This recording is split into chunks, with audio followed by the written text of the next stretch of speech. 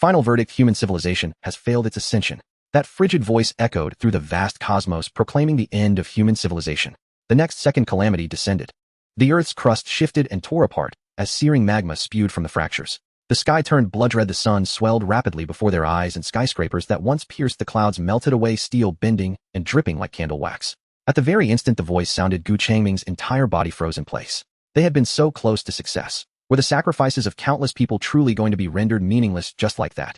A scorching wave slammed into him, the hem of his clothes caught fire, and his skin felt the bite of burning pain. Yet he remained standing, gazing upon the final scene of human civilization's annihilation. In the last instant before his consciousness dispersed, he forced out a single sentence between his lips. It shouldn't end like this. A wash of white light swept over him, and when Changming opened his eyes again, a classroom, both familiar and vaguely alien, appeared before him. Sunlight streamed through the windows as classmates clustered in small groups, chatting and laughing amid the noisy din. He felt dazed.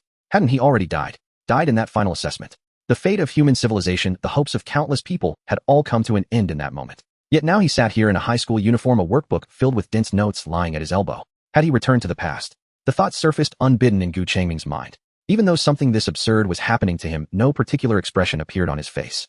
After everything he had gone through during the previous assessments, no matter how turbulent his inner world became, his emotions no longer showed on his features. Once he realized this was not an illusion, but reality, Changming lifted his gaze toward the clock at the front of the classroom. 11:59. If his memory served him right, there was still 1 minute.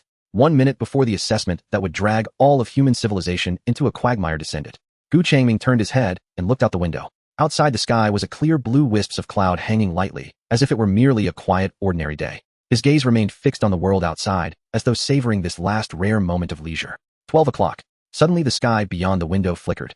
Like a malfunctioning screen, blue and white were instantly stripped away and replaced by a blinding blood red. A girl let out a short scream. The laughter in the classroom cut off at once. Everyone twisted around to look outside. Confusion and astonishment filled their faces. The blood-red sky hung motionless, radiating an ominous strangeness. Immediately after, a cold, genderless voice sounded in every person's ears, as if it came from beyond the heavens and simultaneously from the depths of their own minds.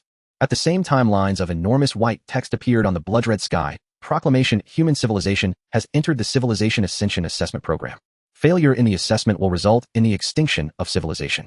The classroom fell dead silent for a heartbeat, then erupted into chaos. What? What is that? It has to be a prank, right? Some kind of projection. Some still believe this was merely a stunt for a variety show and that they had been selected as subjects to be observed. However, someone quickly refuted, no way. There's absolutely no way current technology could achieve something like that. Those words snapped everyone back to their senses. Indeed, the terrifying spectacle outside was something far beyond what human technology could accomplish. Panic and doubt spread like smoke, and the air grew increasingly oppressive. Changming still sat quietly in his seat. Staring at that familiar blood-red hue outside, he felt a tightness in his chest, yet he forced his emotions down. Next would be the first assessment. As if to confirm his thoughts, the text in the sky refreshed in an instant, and the mechanical voice resounded again. First assessment: day of silence. Rule: maintain silence. Duration: 72 hours. Punishment for failure: death. Changming's breathing halted for a brief moment, then returned to normal. It matched his memories exactly. The first assessment: the day of silence. It targeted all of humanity, and the rules were exactly as stated. Remain quiet, make no sound. Any violation resulted in immediate death. Changming remembered that this very first assessment alone had instantly reduced Earth's population by nearly 1 billion. After the rule was announced, the classroom fell utterly silent. Everyone was stunned, as though frozen where they sat. Some stood with mouths half open, others with eyes wide, yet not a single sound emerged. After a few seconds, a girl's trembling voice broke the stillness. Death. This can't be real, right? Her voice was soft, yet it was like a stone dropped into dead water. Everyone jerked their heads toward her, terror in their eyes. But when she finished speaking, she remained standing there, breathing steadily, her face nearly blank with confusion. Soon she realized what she had done, belated horror dawning as she clamped a hand over her mouth. Yet seconds passed, and still nothing happened to her. In that moment, a flicker of hope rose in many hearts. Maybe it was fake. She had spoken and yet hadn't died. Some people even exhaled in relief, thinking this might really be some elaborate prank. But the next second, that icy voice rang out again: the assessment will officially begin in 10 seconds. Hope shattered in an instant. Everyone's hearts sank. So it hadn't even started yet. Some fixed their gaze on the blood-red sky outside, watching as the enormous white numerals began to count down. 10, 9, 8. Those 10 seconds had never felt so long. 3, 2, 1. The instant the numbers hit 0, the sky flashed sharply, the blood-red hue washed away, returning to its former clear blue as though nothing had ever happened. The classroom remained quiet. People looked at one another, no one dared move, and no one dared speak. Many still clutched their mouths, eyes brimming with doubt and fear. Someone wanted to ask, has it started, but swallowed the words at the last moment. They simply stared at each other, terror filling. Achoo! A loud sneeze burst from the back row of the classroom. Everyone snapped their heads around. The sound had come from a short-haired girl in the class. She had been battling a cold for days, everyone knew that. But of all times it had to be now. After sneezing, she herself froze, the color draining from her face as she stared at those around her in horror. "Help me," she rasped. The plea wasn't even finished. With a dull bang, her body was struck as if by an invisible colossal fist and exploded abruptly. Blood mist billowed and fragments flew. The classroom froze for a heartbeat. Even Gu Changming's eyes changed for once. He remembered now. Back then, the first student in their class to die had also been this girl. Too much time had passed. He had nearly forgotten all of these classmates. Immediately afterwards, several students with weaker mental fortitude let out uncontrollable screams. Off. Bang. Bang. Bang.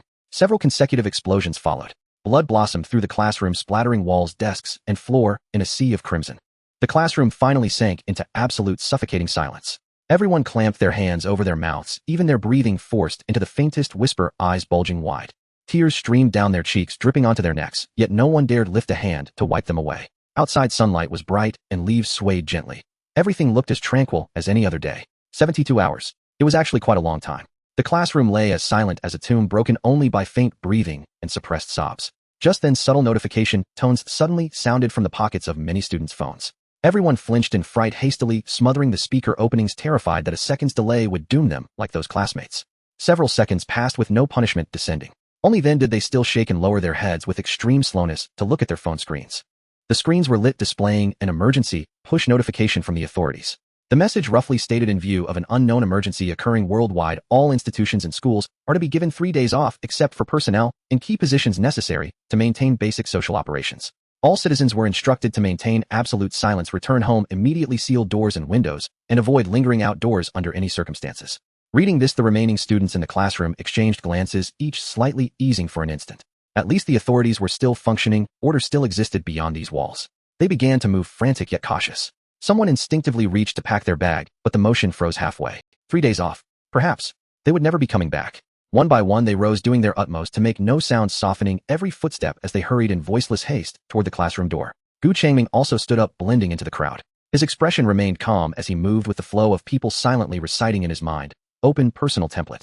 It was an ability possessed by everyone, though at this early stage most likely hadn't yet thought to use it. As the thought fell into place, a half-transparent, faintly glowing blue panel quietly unfolded before his eyes. Name: Gu Changming, age 18, affiliated civilization, human civilization, current assessment, day of silence in progress. His gaze skimmed past these basic details and fell to the section marked assessment rules, intending to confirm the rules once more. The assessments did not completely cut off all avenues of survival. They followed certain standards of judgment. Those standards would gradually become visible as their level increased. But at the moment, all humans were at level 0, so naturally no detailed standards could be seen. Gu Changming wanted to attempt a deduction, yet as his gaze continued downward, he suddenly froze. Rule: maintain silence. Rule: supplement sounds not originating from the main body may not exceed 60 decibels. Sounds caused by factors unrelated to the individual are not included in the tally. Sounds originating from the main body that travel beyond 5 meters from the individual are not included in the tally. Seeing this, Gu Changming's expression faltered. It was not that he was unfamiliar with these supplementary clauses. On the contrary, he was far too familiar.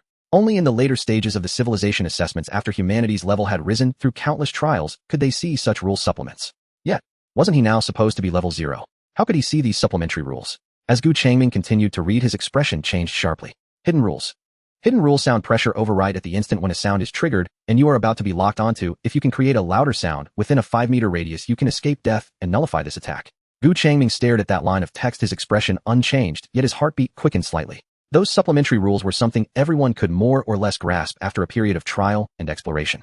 For instance, the phone notification sound just now conformed to the second supplementary rule. Because it was not produced by the person himself, it did not cause the student holding the phone to be wiped out.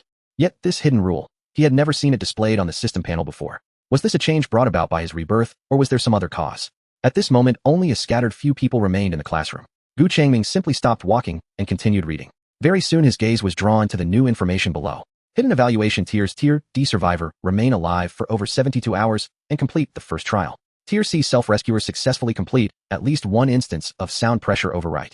Tier B observer, successfully complete at least 3 instances of sound pressure overwrite. Tier A game breaker, successfully complete at least 5 instances of sound pressure overwrite. Tier S fortunate one, successfully complete at least 10 instances of sound pressure overwrite. At this, Gu Changming's eyes flickered slightly. He recalled that in his previous life his choice, like that of most people, had been to hide quietly at home and endure the 72 hours. The evaluation tier he received seemed to be precisely this survivor, earning him 100 points. Later he had heard someone mention that there were people who obtained 200 points in the first trial, seizing an early advantage from the outset. Now it seemed highly likely that someone had inadvertently triggered the hidden rule and thus secured a higher evaluation.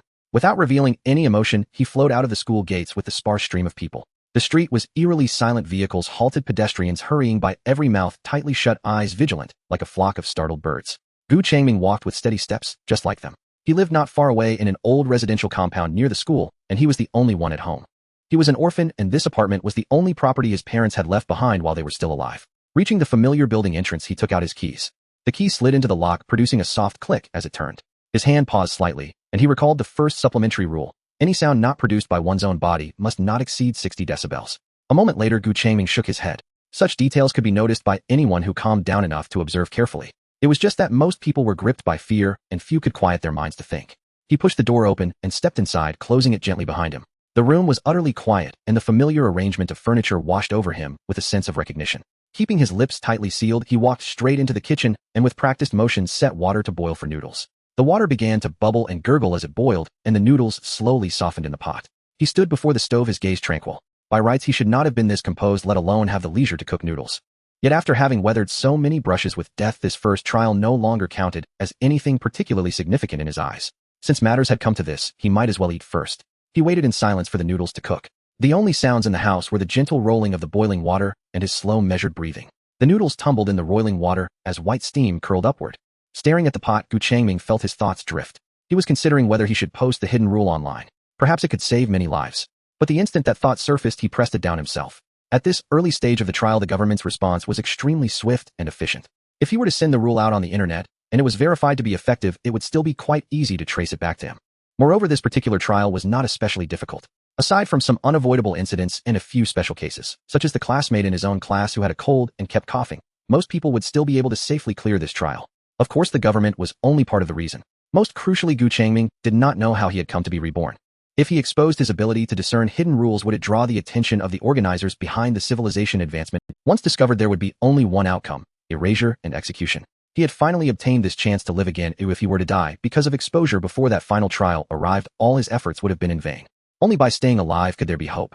As his thoughts churned, the noodles in the pot were boiled a little too long. The boiling water suddenly splashed with a soft pop, a few drops landing on the back of his hand.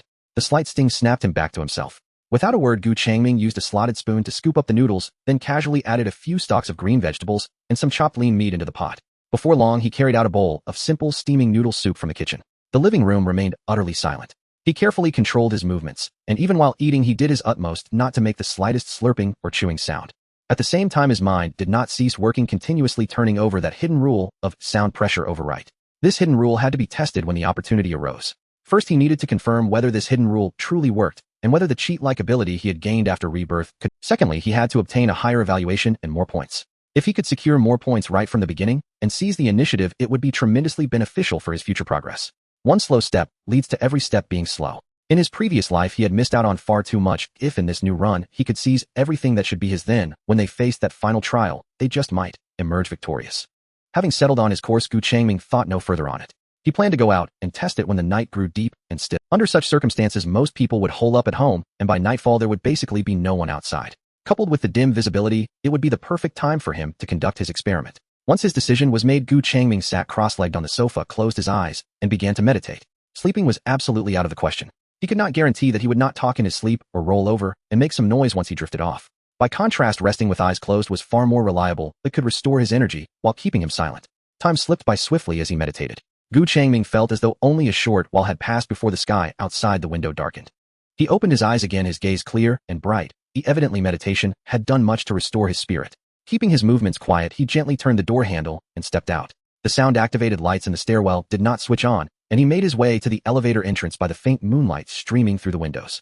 The compound was devoid of human figures. Even the security booth that was usually manned stood empty. He did not pause, heading straight out of the residential compound's main gate. If he created a commotion within the compound, it would inevitably draw attention, so he would need to go farther out, as far from residential areas as possible. The street lay vast and deathly still, with only the streetlights casting pools of dim yellow glow.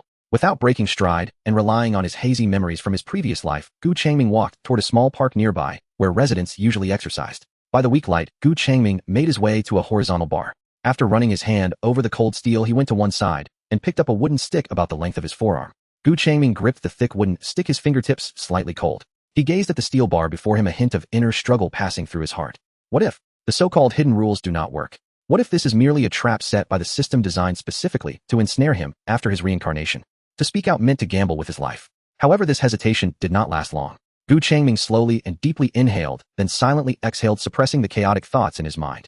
This chance to start anew was the only opportunity he had to change the outcome of humanity. If he lacked the courage to even verify it, how could he speak of altering the final result?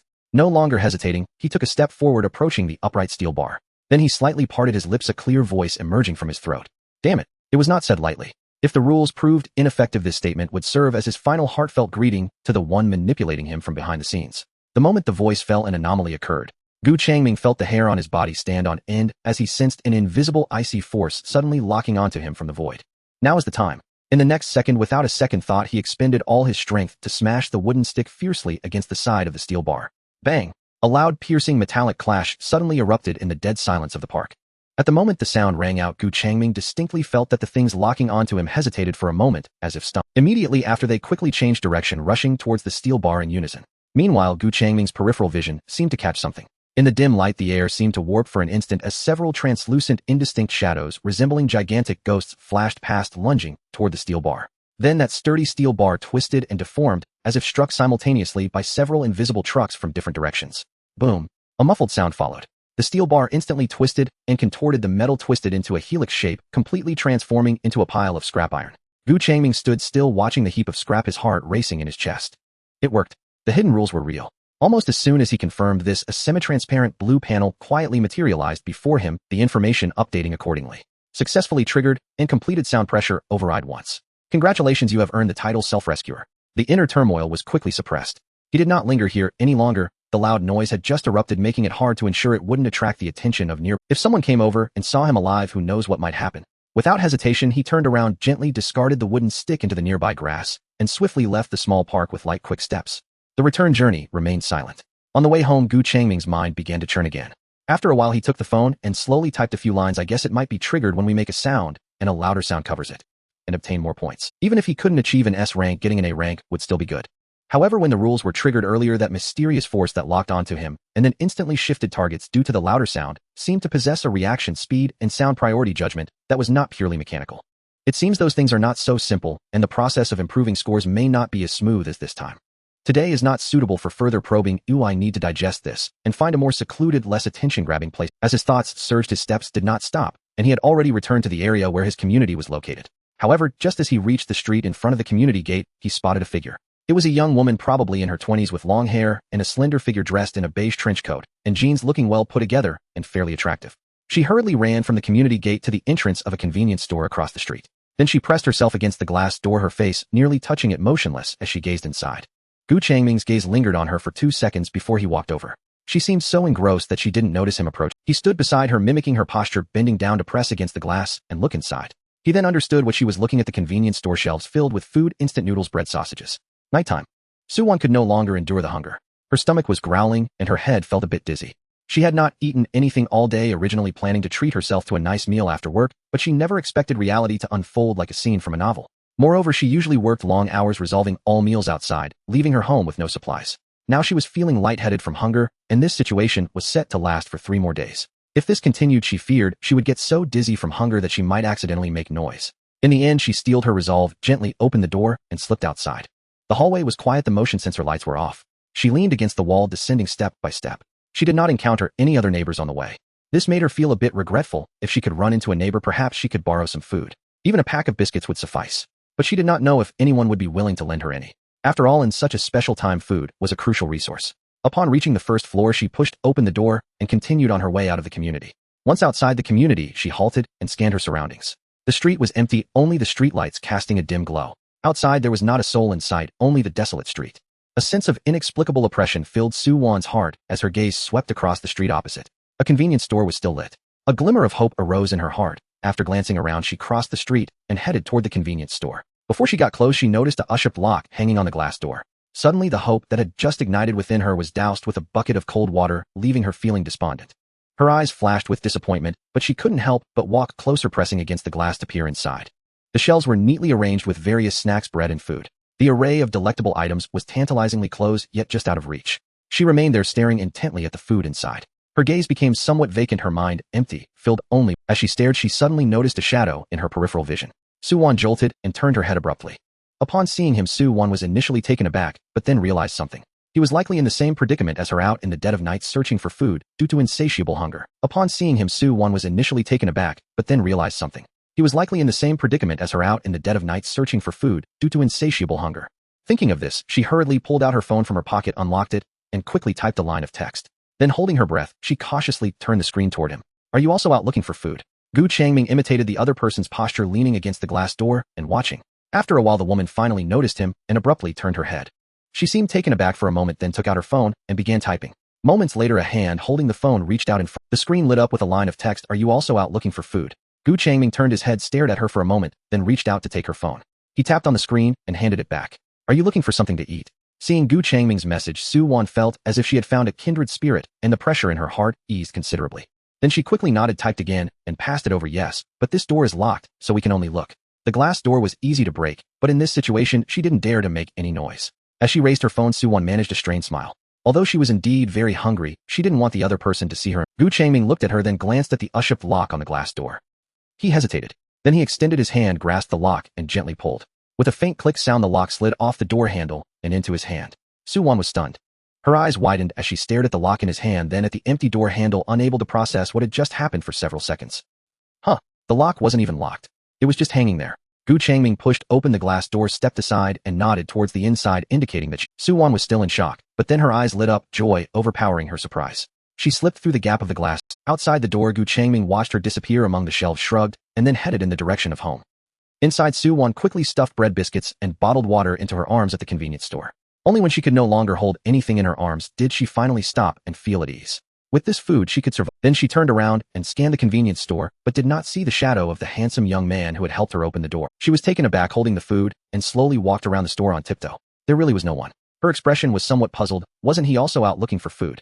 Why didn't he come in? She walked to the door, pushed the glass door open with her body, and squeezed out. Outside, the street was empty. Where was Changming's figure? She stood at the store entrance, holding the food, a little dazed. Just then, the street light above her suddenly flickered with a zzz sound. Then, without warning, the lights on the entire street went out. Darkness fell like thick ink, instantly engulfing the street, and her. Su-won panicked, unconsciously tightening her arms around the food as anxiety set in. She quickly hugged the food tightly and ran towards the direction of her neighborhood. The next morning, Changming woke from a half-asleep state. He dared not fall asleep, merely maintaining the meditation he had from the previous day. Upon waking again, he instinctively reached for his phone beside the pillow. The screen lit up and messages from the class group had already piled up like mountains. Most people were still discussing the sudden changes. There were even teachers in the class reminding and comforting everyone. Naturally, a few boys were especially excited, as if after this incident they would become the protagonists of a novel. Besides these social media messages, there were also official emergency notifications. These likely introduced some supplementary rules they had discovered or reported. For example, sounds made by non-body entities should not exceed 60 decibels. Of course, the rules they had figured out were not perfect. For instance, Changming had tried yesterday, and sounds made beyond 5 meters would not lead to his death, which they had not mentioned. It was simply due to the short amount of time. However, those supplementary rules were enough to ease most people's minds. They knew that they wouldn't die from just moving slightly. Subsequently, Changming did not reply to any messages in the class group. After scanning a few messages with no expression, he turned off his phone. According to his memory, after the first assessment ended, the entire social order would start to shake, schools would naturally suspend, and everyone would struggle to survive. Later, he had almost no further interaction with these classmates, so upon his rebirth, he had little impression of the vague faces. Changming put away his phone, picked up the cup of leftover cold water from last night on the bedside, and carefully took a couple of sips to moisten his dry throat. He did not go to wash up. Given the current situation, making any noise would be troublesome. After tidying up briefly, he walked to the door, planning to go to a further, more remote place today to continue trying that hidden rule. Yesterday was just an experiment to verify whether that hidden rule was real. Now that it had been confirmed, he certainly needed to accumulate the number of sound pressure coverage. He aimed to raise his score as much as possible to earn enough rewards. With this thought in mind, Changming gently turned the doorknob, opened the door, and stepped outside. This time he wanted to conduct more tests, so he needed to stay as far away from crowded areas as possible. Like last night, even though it was daytime now, there were still few people outside. The streets were empty, and occasionally, he could see 1 or 2 figures, all hurriedly moving without daring to make a sound. Because he couldn't make noise, Changming also moved slowly, spending almost 1 or 2 hours. Finally, he arrived near a bridge crossing a river at the edge of the city. Changming looked down at the bridge, where there was an archway, and both sides were half covered with weeds, showing no signs of. Changming stopped, glancing around. It was very quiet nearby with no signs of anyone. After confirming the experimental site, he did not go down immediately. Instead, he walked a few circles around the area, finding several glass bottles in the weeds and piles of discarded materials, as well as a half-section of a rusty metal bucket. Once he had collected the items, Gu Changming carefully slid down to the underside of the bridge. It was the dry season, so the area under the bridge was quite open. Next, Gu Changming began to set up. He inserted the metal bucket or some glass bottles into the sand or mud. Then, after stepping back a few paces from the items that could make noise, he confirmed that he would not exceed the 5-meter range. Once everything was ready, Gu Changming crouched down and picked up several pebbles. Holding the pebbles in his hand, Gu Changming focused his gaze on the metal bucket and glass bottles in front of him. Let's start the test. As soon as the words left his lips, that familiar ice-cold sensation of being locked onto by an invisible force enveloped him once more. Without hesitation, he hurled a stone forcefully at the nearby metal bucket. The feeling of being locked onto vanished again. Clang! The harsh sound of impact echoed in the bridge tunnel as the metal bucket was struck by an invisible force flying several meters away. Fortunately, Gu Changming had not secured the bucket too firmly, otherwise it might have been crushed by that force. After retrieving the thrown bucket and placing it back, Gu Changming's expression remained unchanged as he continued his attempts. The third attempt was successfully completed. A prompt appeared on the panel. Successfully triggered and completed sound pressure override 3 times. Congratulations, you have earned the title Observer. Seeing this line of text, a rare flicker of faint joy appeared in Gu Changming. He received a level rating. Compared to his past life, he was already far ahead now. Of course, he did not mention this. Instead, he immediately started his 4th attempt. As before, he first let out a short sound with his mouth, then, with a burst of strength in his arm, he smashed a larger stone towards a glass bottle placed exactly 5 meters away. Boom! A deafening sound resonated. However, at the moment the sound exploded, Gu Changming's heart tightened. Something was the lock-on from those things did not completely and swiftly detach from him as it did in the previous 3 attempts. Instead, some remnants lingered on his body. Almost instinctually honed through life and death experiences, he acted without thinking, lunging forward and rolling on them. Just as he jumped and rolled out, a violent commotion erupted behind him. Boom! After stabilizing his posture from the roll, Gu Changming immediately turned to look at where he had originally stood. The ground where he had just been seemed to have been struck by an invisible giant hammer erupting with mud and debris, leaving a horrifying pit. Gu Changming gazed at the pit, his eyes flickering. Had those things become smarter? Or was it that the mechanism was designed this way, making it increasingly difficult with more attempts? It must be so, otherwise if someone discovered the scoring rules they would undoubtedly keep trying. Achieving 10 instances of sound pressure override would be far too easy. But if the difficulty increased with the number of attempts, then what would be the purpose of the scoring levels? With this thought, Gu Changming's gaze fell on the task rating, particularly this level title. Lucky one. It seemed he understood. With the rising difficulty, only those who could evade 10 attempts deserved the title of Lucky One, right? Meanwhile, in the same apartment complex on a higher floor of the same building, a slightly plump man in a wrinkled t-shirt slouched on the sofa, fingers flying over the screen of his phone. His hair was greasy, as if it hadn't been washed in days, and stubble sprouted on his chin. After a while, he caught a glimpse of a figure emerging from the bedroom, stopping beside the sofa motionless. He ignored it and continued scrolling through his phone. Although he couldn't watch short videos, there were still texts and images to look at. However, that figure stood there like a pillar, fixated on him. Finally, he grew impatient and lifted his head, frowning at the other person. She wore a faded home outfit, an apron tied around her waist, her figure thin, and her expression was devoid of emotion. Seeing him look over, she pursed her lips in disdain, revealing an unmistakable look of disgust, then turned and walked away. Li Jianbin's throat moved. He wanted to curse, but held it back, letting out a huff through his nose. He had no idea what had possessed him to marry such a woman back then. Now he felt even more stifled. During such a time, he couldn't even insult her, leaving him to suffocate in silence. Wang Shuhua ignored him, going straight to the kitchen and quietly boiling a pot of water. Once the water boiled, she carefully took out a packet of instant noodles from the cupboard, tore open the packaging, sprinkled in the seasoning, then poured in the hot water, gently pressing down the paper lid with a fork before bringing it back to the living room. A few minutes later, Li Jianbin's nose twitched as the aroma of the noodles wafted over. He looked up at Wang Shuhua, who was sitting not far away. Wang Shuhua was holding the noodle bowl, eating slowly with small bites, making extremely faint slurping sounds. Noticing his gaze, she paused, then turned around, facing away from him, completely blocking the view of the noodles, as if to say, he shouldn't even think about it. Li Jianbin's expression darkened, then he grabbed his phone and furiously typed out a message, hitting send. Wang Shuhua's phone, placed aside, lit up. Are you only making this for yourself?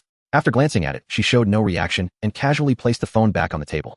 She acted as if she had seen it, but had no intention of acknowledging it. Seeing her like this, anger flared in Li Jianbin's eyes as he forcefully jabbed at the screen, sending a new message, make me a bowl too. Wang Shuhua glanced at it, simply turned the phone screen down on the table, and continued to eat her noodles. Li Jianbin felt a mix of humiliation from being ignored and irritation from hunger surge to his head. He suddenly stood up from the sofa, instinctively opening his mouth. Are you rebelling against me?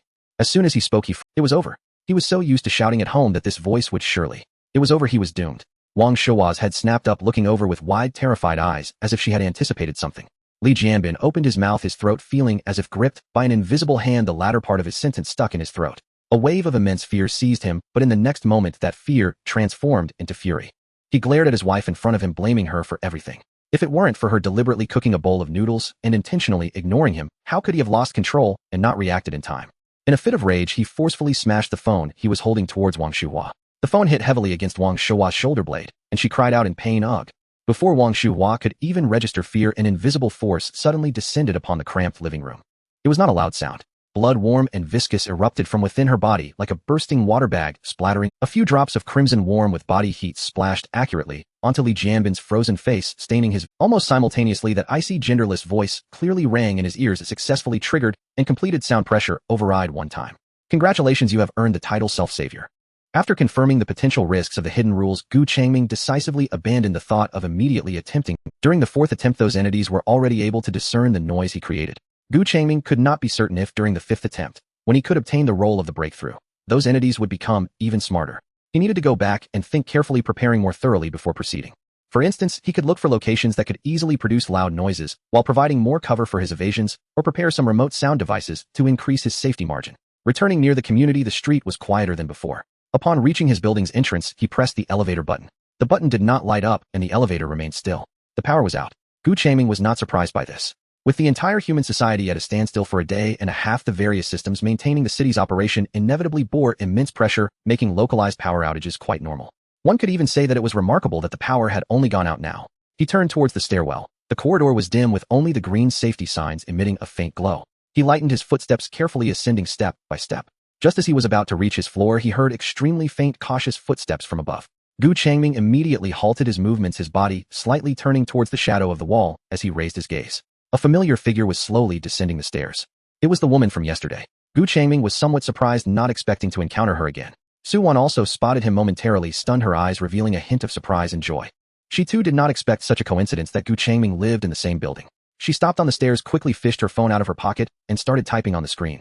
After a moment, she turned the lit screen towards Gu Changming. What a coincidence, you're living here too. Gu Changming nodded in response, and then stepped aside, indicating for her to go first. Su Wan shook her head and did not move, instead typing again. By the way, when I came out yesterday, you had vanished. I brought back some food for you. Should I give it to you now? To be honest, she was very grateful to Gu Changming. Had it not been for him, she might have starved during this assessment. Gu Changming looked at her in surprise and naturally reached out to take her phone. No need, I still have food at home, you can keep it. Su Wan took back her phone, lowered her head to type, and soon raised the screen. Are you really? Having some extra is also good. Oh, we don't know when this situation will pass. A hint of worry appeared on her face, as their previous lives had been abruptly interrupted, and they were uncertain of what kind of days awaited them. You should keep it. All right. Seeing that she was about to head down, Gu Changming looked at her somewhat puzzled and gestured, where are you going? Su Wan paused for a moment, and then explained, we took some items from the convenience store yesterday, without paying, and we are just going back now to return the money. This way it won't be considered stealing. Gu Changming regarded her serious expression, pursed his lips, and for a moment did not know. Since this assessment began, money had essentially become worthless. Moreover, the key point was, Gu Changming took her phone and typed a few lines. There's no electricity or internet now. Are you sure you can transfer money to the store owner? Su Wan was taken aback, as if she had just realized this point. Gu Changming typed again, looking on the bright side, perhaps the convenience store owner has already died, and this money doesn't need to be returned. Su Wan stared blankly at Gu Changming, her eyes filled with confusion and helplessness. Gu Changming bit his lips, surprised that his attempt at humor had gone over her head. With no reason to go out anymore, Su Wan followed Gu Changming as they continued up. Upon reaching the fifth floor, Gu Changming paused, intending to head into the corridor towards his home. However, at that moment, Su Wan lightly tugged at his sleeve. Gu Changming turned back in confusion. What are you pulling me for? Su Wan raised her phone again. Thank you for helping me yesterday. I made some food with what I brought back from the convenience store. Oh, would you like to eat some together? Alright, she actually hadn't made it yet, but she could do it right away. Being grateful to Gu Changming was one aspect, another was. In such an environment, people would instinctively rely on others, or rather seek warmth together. Gu Changming waved his hand, indicating he did not need it, and then said nothing further as he walked towards his home. Su Wan stared blankly at Gu Changming's back. She felt somewhat unable to see through him. Was there really someone who could maintain such composure and autonomy in such a... She did not understand. Not far outside the community, in a secluded alley, Li Jianbin crouched in the shadow of a wall, his greasy hair hanging down while his eyes darted around like a rat. However, there were no figures outside at that moment. Just as his legs began to ache from crouching and he felt a bit impatient, a figure finally entered his line of sight. It was a middle-aged man in his 30s, wearing an ordinary jacket, hurriedly walking with his head down. Li Jianbin's eyes brightened and his breathing quickened. He immediately emerged from the shadows, lightening his footsteps, and quickly approached the man from behind. When he was about 3 to 4 meters away, Li Jianbin suddenly spoke, his voice not loud, but clear enough. Hey. The middle-aged man froze at once, clearly startled by the sudden voice, instinctively turning his head to look towards. In that instant, he turned back. Li Jianbin lunged forward, taking a quick step, raising his foot, and with all his strength kicked hard at the man's abdomen. Ugh! The middle-aged man had not anticipated an attack. The excruciating pain engulfed him, and he let out a brief cry of anguish, his body uncontrollably bending like a shrimp as he staggered backward. Having landed a hit, a sly smile flashed across Li Jianbin's eyes. Without hesitation, he quickly jumped back, creating distance, as if avoiding something terrifying. Almost the very next second, a dull sound echoed. The man on the ground suddenly exploded, blood mist filling the air, debris scattering everywhere. Simultaneously, the cold notification sound rang in Li Jianbin's ear, successfully triggered and completed sound pressure coverage 3 times. Congratulations, you have received the title Observer. Hearing the notification, a wave of ecstasy surged on Li Jianbin's face as he clenched his fist tightly. Sure enough, just as he had guessed, this title of self-rescuer or observer was the scoring system for this ghostly assessment, and that sound pressure coverage was a rule that could be utilized. He had also figured out the rule. When another person spoke nearby at the moment of his birth and their voice was louder than his, he would be judged as the target of the attack. And he could survive. Speaking of which, he had to thank that unfortunate woman at home. After her reminder, he tried on another unfortunate person and found he too had not died. After resting at home for a while, Changming made a decision. Although the 4th attempt had unexpected dangers. Having completed 4 attempts, there was no reason not to strive for the 5th breaker. Even if he couldn't achieve an S rating, getting an A. As for the rating of the lucky one, that required 10 attempts, that would depend on the increasing difficulty in the future. If the challenges became so perilous that they could cost him his life, he wouldn't force himself to take the risk. For now, his physical condition was that of an ordinary high school student, far inferior to his previous self before his rebirth. As the sky outside gradually darkened, Changming stood up again and gently opened the door. He walked downstairs. Just as he was about to step out of the building, a man suddenly walked in from outside. The man was slightly overweight and dressed somewhat sloppily. It was unclear what he was doing out at this hour. Moreover, Changming felt uneasy just from a glance at him. At the same time, he noticed that the man was also watching him. The man's gaze was unsettling, as if he was calculating something. Changming paused his steps, standing still to let the man enter first. After the man entered the corridor, Changming moved his feet and stepped out of the building. He exited the community and headed towards the outskirts of the city. Unable to make any noise, he could only walk. The road was long, and he walked for over an hour. During his walk, the sky gradually darkened. Finally, he found a relatively open area. It was far from residential buildings, and the surroundings were quiet. He did not start immediately, but looked for some items nearby like bottles or cans to create noise. This time, Changming prepared more carefully. He arranged the noise-producing items in a circle around himself. Each item was placed at the extreme limit of 5 meters apart. He wanted to test it out. If these sound sources were at the furthest effective distance, then when those things were attracted over, would he have a bit more reaction time to dodge the attacks. Changming did not rush to begin, but waited until nightfall completely descended. Bang! Successfully triggered and completed sound pressure coverage 5 times. Congratulations, you have earned the title breaker. Changming suddenly threw himself to the side onto the sandy ground, and quick, at the spot where he had stood moments ago, a huge pit had formed with the edges of the sand, showing unnatural distortions. If he had hesitated even a moment longer, his life would have been forfeit.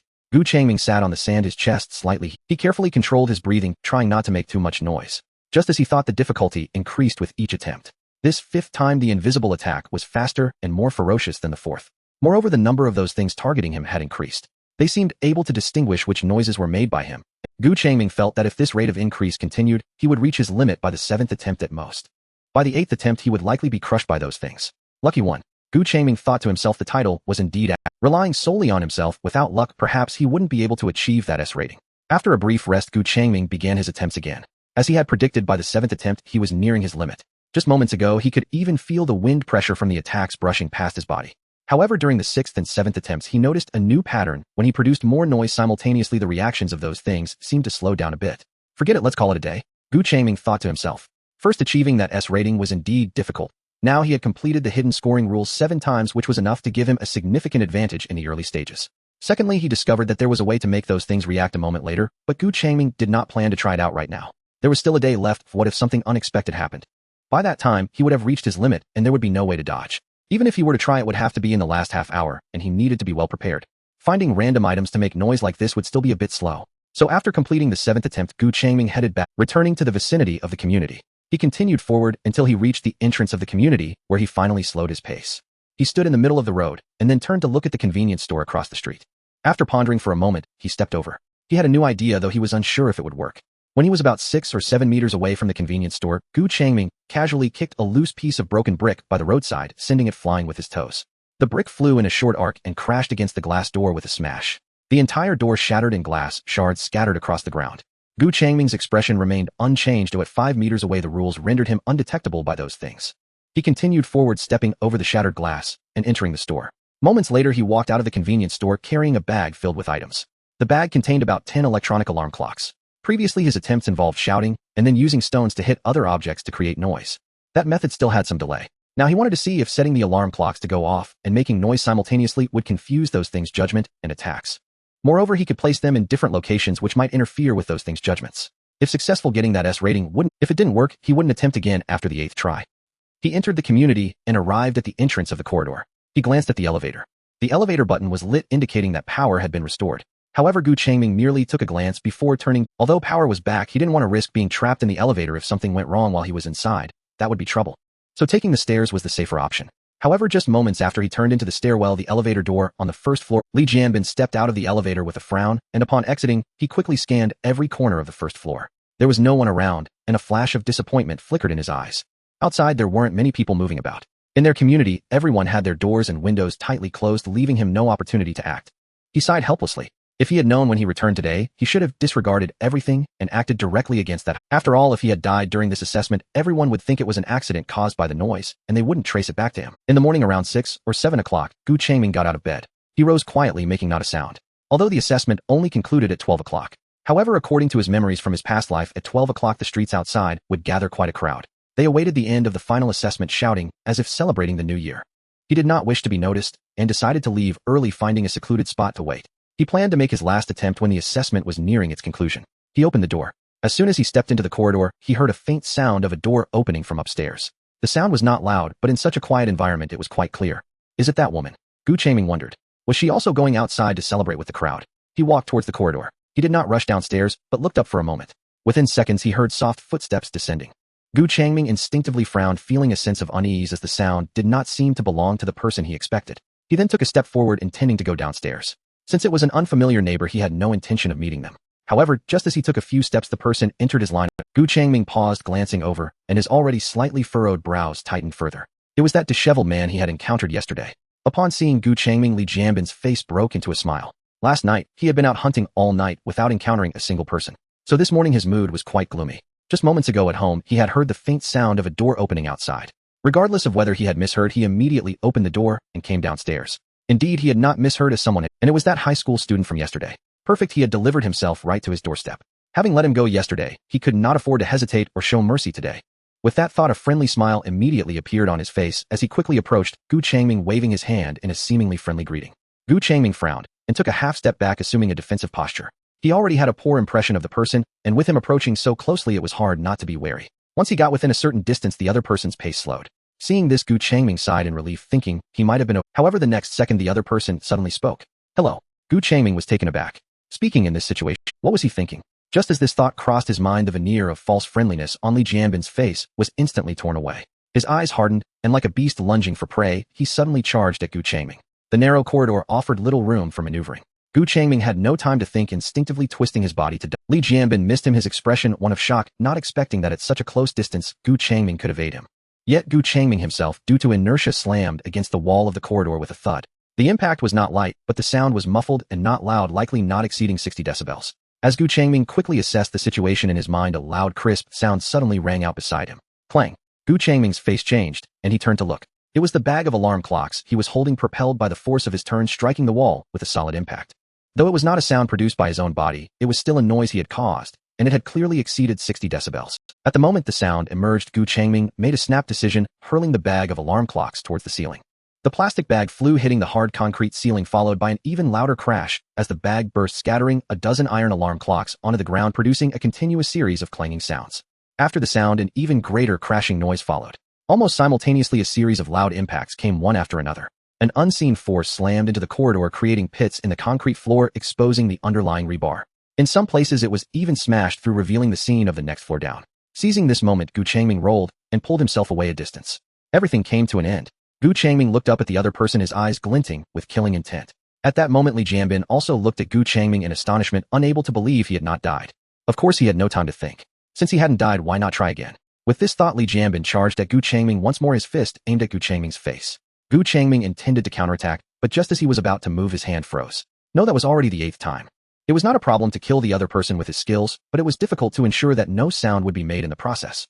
As the other person lunged at him, Changming could only hurriedly dodge aside, and then run toward the stairwell behind the other person. Changming could only hurriedly dodge aside, and then run toward the stairwell behind the other person. He needed to find a handy weapon to quickly eliminate the threat, or find something that could create a noise letting the rules deal with him.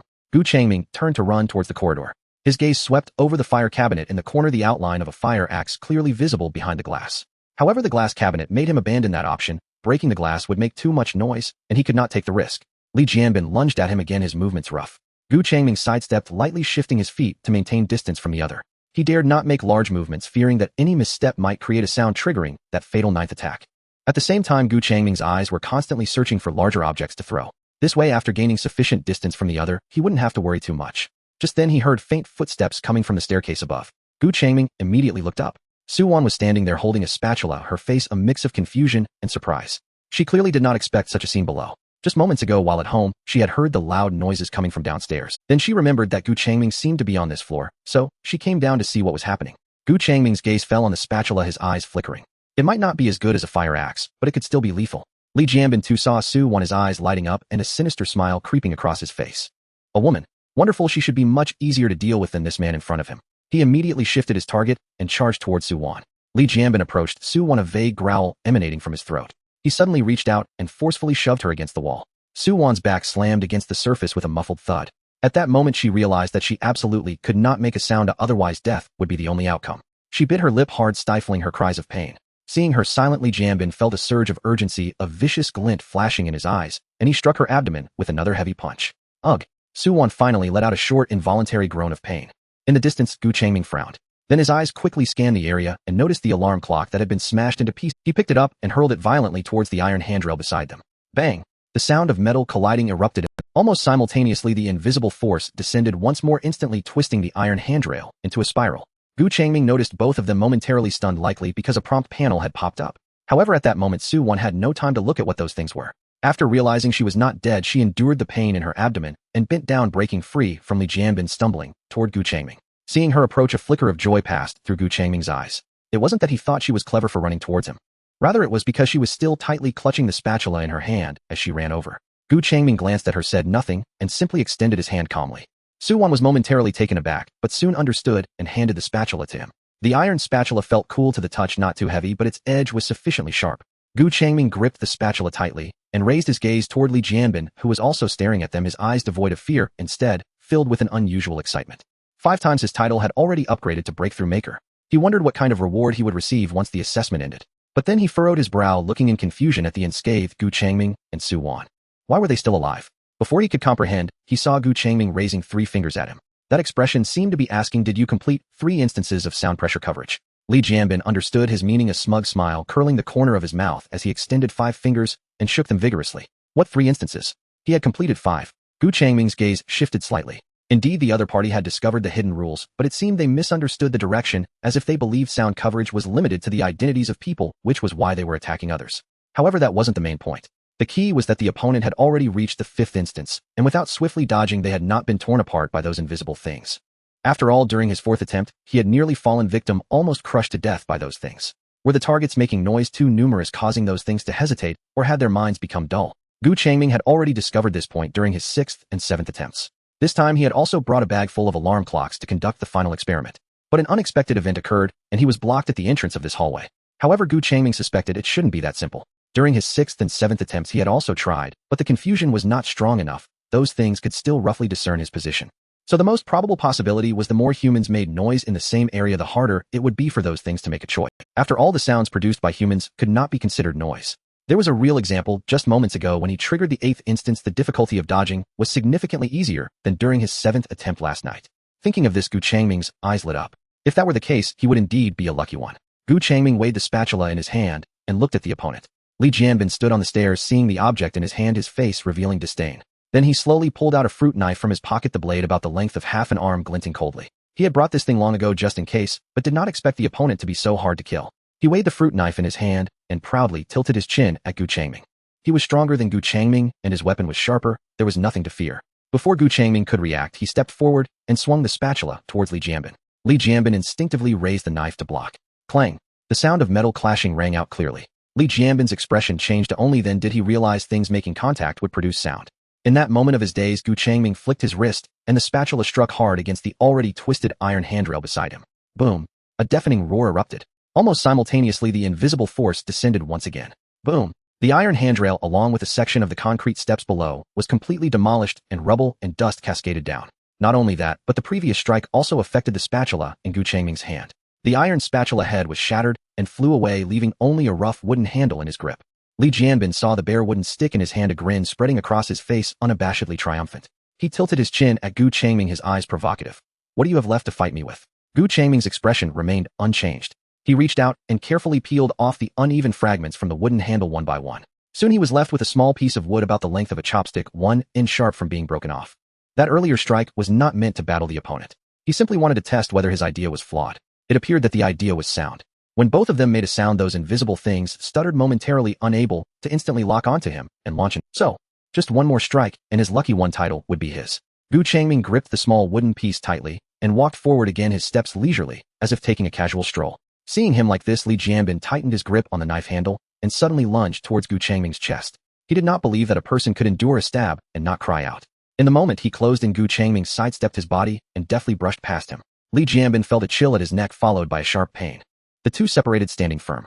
Li Jianbin's eyes widened in anger, ready to turn around for another attack, but suddenly felt the world spin. He instinctively covered his neck, warm liquid pouring out between his fingers. Looking at his hand, it was covered in crimson.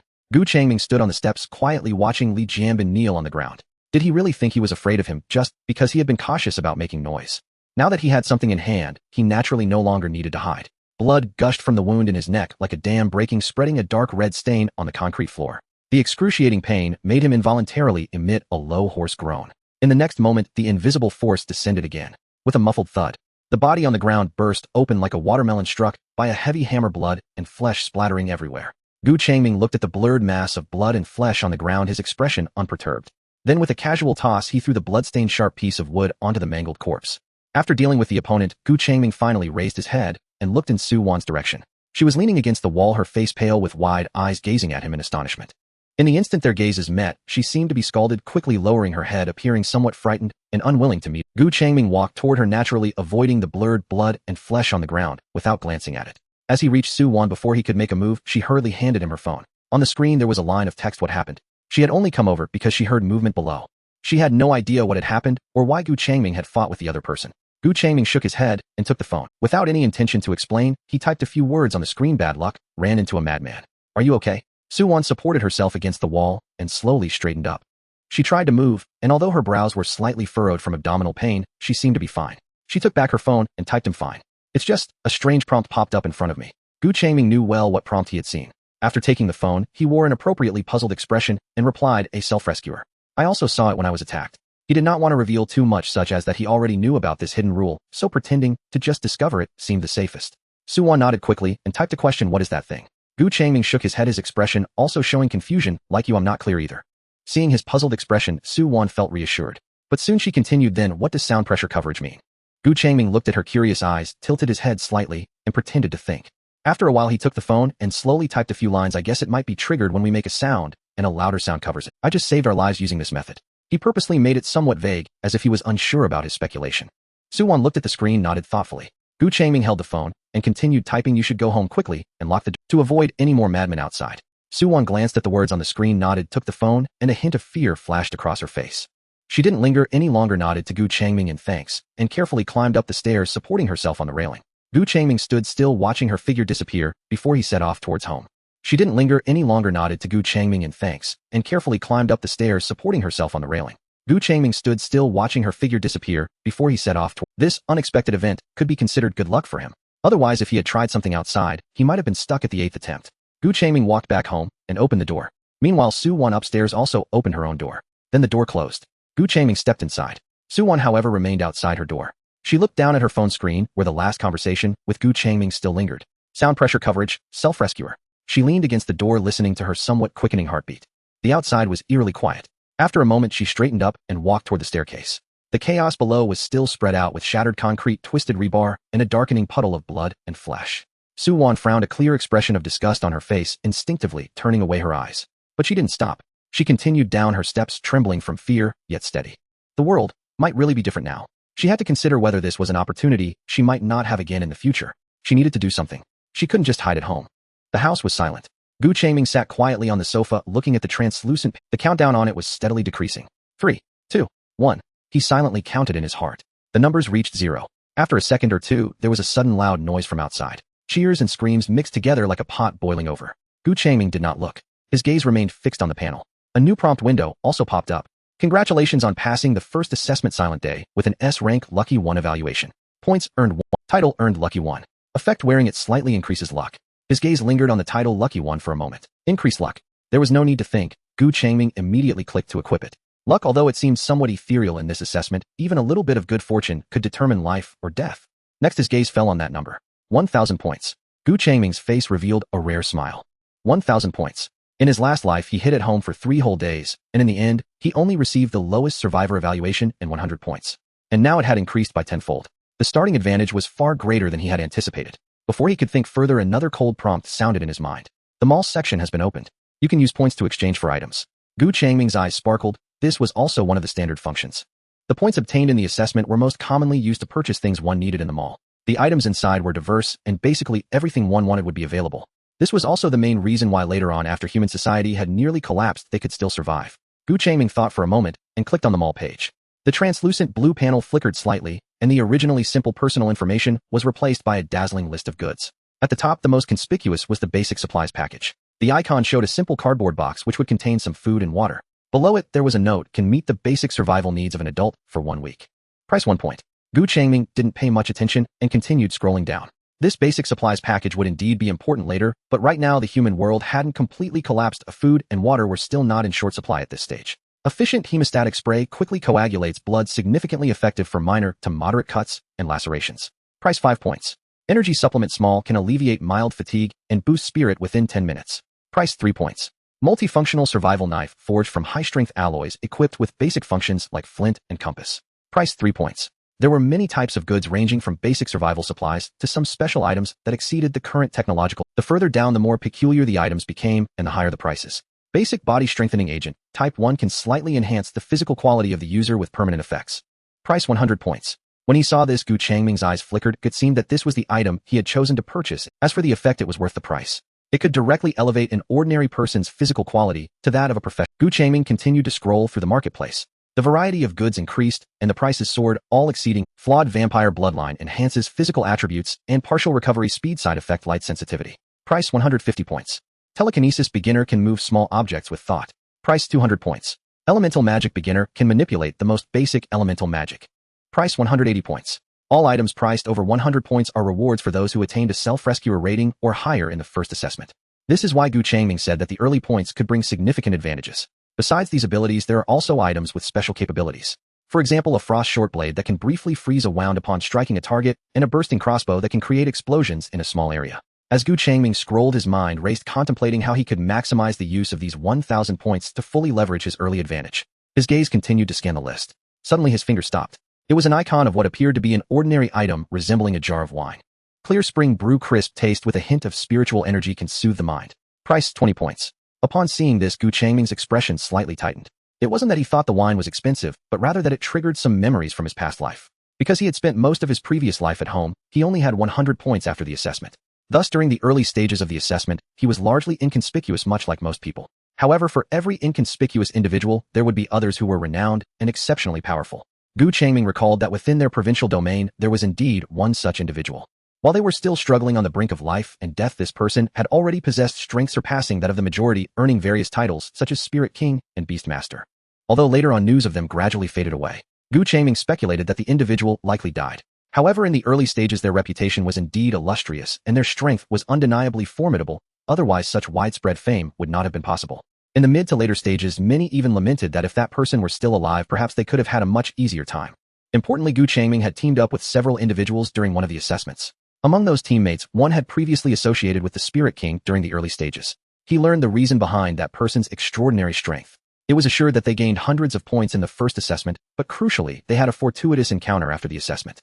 They encountered a special assessment alone and obtained an item that was nearly divine. It was thanks to that item that they amassed such a great advantage and far surpassed all their contemporaries. However, as time progressed, their strength gradually fell behind, leading to their failure and demise in one of the assessments. Gu Changming had been idle at the time, which piqued his curiosity, prompting him to ask a few questions. He learned that the individual had apparently possessed this clear spring brew, which was why they entered the assessment. Hence, upon seeing it, Gu Changming's actions came to a halt. After staring for a moment, Gu Changming licked his lips and reached out to click on the clear spring brew. Spending 20 points on a bottle of wine surely seemed extravagant. However, compared to that special item, it was indeed worth it. Gu Changming clicked to purchase. After deducting 20 points, a palm-sized bottle of wine appeared on the table. The bottle was carved from a semi-transparent jade-like stone, its surface shimmering with a faint glow, and the body was entwined with intricate vine-like patterns. Holding the bottle, it felt smooth to the touch, and one could faintly smell a refreshing aroma. That location? Gu Changming murmured to himself, recalling fragmented information from his past life. In the suburbs of another city, seemingly in an abandoned park. He placed the bottle into the sleeve of his robe and immediately stood up, heading outside. There was no time to waste. That place was not nearby, and he needed to hurry over. The location information was vague, and if he delayed, he might end up with nothing. Descending the stairs, as soon as he stepped out of the community, the noise hit him like a wave. The street outside was now packed with people, all cheering and shouting, venting the fear and pressure that had accumulated for 3 whole days. Gu Changming squinted, watching the bustling crowd. After glancing at the time on his phone, he slowly lifted his gaze to the recently restored azure sky, his lips moving silently as he counted. About time. No sooner had he spoken than the sky suddenly darkened. It was as if someone had abruptly pulled the plug on the world, and the bright daylight was instantly replaced by a blinding crimson hue. The cheers on the street came to an abrupt halt. The blood-red sky reappeared, and enormous white letters hung coldly visible to everyone in this world. The second civilizational advancement assessment will take place in 15 days. Please ensure all assessors are prepared. The text lasted less than 10 seconds before vanishing, as if wiped away. The sky brightened again, sunlight flooding the streets. However, a deathly silence enveloped the road. Faces that had just been alight with joy now bore only confusion and fear. The festive atmosphere evaporated, pulling them back into the harsh reality. Gu Changming calmly withdrew his gaze, feeling little fluctuation within. The days of yore were gone forever. Henceforth, this would be the norm of human life. Adapt or perish. Those who cannot adapt will die. Gu Changming tightened his clothing, expressionless as he walked through the dazed crowd toward the parking lot. He wondered if the owner of the car he had stolen was still alive, and if so, how furious they might be. Upon discovering that their car was stolen, they would likely curse. Moments after Gu Changming left home, a gentle knock echoed. Suwon hesitated slightly as she knocked a few times, straining to listen. Yet the inside remained silent, offering no response. She tilted her head and murmured, "Could he have gone out?" It displayed a clear line of numbers, points 500. In the hallway, after seeing the prompt, Gu Changming had given her, she immediately went out to try. Having obtained 500 points, she came over this time to express her gratitude in person. However, it seemed that Lin City. Gu Changming rode a motorcycle, slowly cruising along the road. Knowing how to drive is a fundamental skill in the apocalypse, of course lockpicking is too. This is the motorcycle he recently acquired. The original owner is still alive. Gu Changming took the bike, while the other was away eating. As he drove, he occasionally turned his head to observe the surroundings. He only knew the general location of the special assessment, which was in an abandoned park on the outskirts. However, there are several abandoned parks in this city, making it difficult to find. This is the second park he is searching for. Just as he was looking around, his phone's navigation alerted him that he had arrived at his destination. He raised his head and saw an abandoned garden ahead. The trees inside had clearly not been tended to for a long time, growing wildly and appearing somewhat chaotic from the outside. Gu Changming parked the motorcycle by the roadside and walked over. As he approached the park entrance, Gu Changming's steps halted. He had found the right place. It wasn't marked by any obvious signs, but rather a sense. Having gone through numerous assessments, his body naturally developed a sensitivity to this special assessment atmosphere. Just moments ago, when he stepped outside the park, he distinctly felt this atmosphere. Gu Changming glanced into the depths of the park and stepped inside. The inside of the park was as chaotic as the outside, with tall trees casting shadows and the ground covered in thick, uncleaned fallen leaves. Gu Changming cautiously walked a short distance in. Soon a gigantic figure appeared on the path ahead. Gu Changming immediately stopped and looked up. The figure was not human. It had a robust form resembling a bear, yet stood upright like a human. Upon closer inspection, he could see the armor it wore exuding a blend of nature and wildness. In that instant of seeing the creature, Gu Changming's heart stirred. Druid. At that moment, the creature also noticed him, its pair of eyes emitting a faint glow locking onto Gu Changming. Gu Changming's body tensed slightly, and he silently recited, opening the shop interface. As long as it showed any signs of aggression, he would immediately purchase items that could enhance his strength. Otherwise, his current small frame wouldn't withstand even a single slap from it. However, Gu Changming looked at the creature and showed no signs of retreating. If this assessment was merely a fight with it, there was no need to buy that 20-point spirit drink. While he pondered, the towering creature suddenly raised its strong arm and waved at him. "Come here." Its voice was surprisingly steady and not gruff. Feeling that the creature seemed to have no intention of attacking, Gu Changming relaxed slightly. He complied and slowly walked over, stopping just a few steps away from it. The druid-like creature looked down at him and asked, "My name is Willie. What brings you to my forest?" Hearing its words, Gu Changming blinked and stared at it for a while. Then, instead of answering, Gu Changming pondered for a moment, reached into his chest pocket, and pulled out a jar of clear spring brew contained in a translucent jade bottle, presenting it to the creature and opening the lid. As soon as the clear spring brew appeared, the creature's glowing eyes suddenly lit up. It took a deep breath, as if savoring the faint aroma of the liquor in the air. Clear spring brew. It's been a long time since I smelled the scent of home. Gu Changming gestured to offer the drink to it.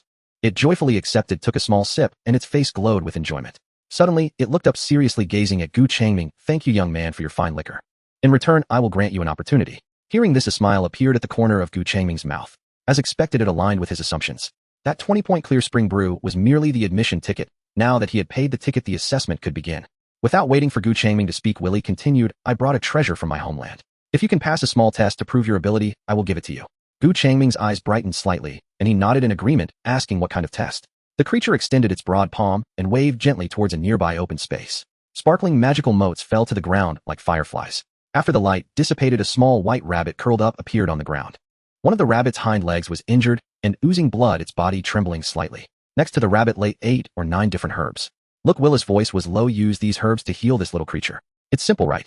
If you can do it, the treasure is yours. Gu Changming nodded, gently, his gaze sweeping over the rabbit and the herbs.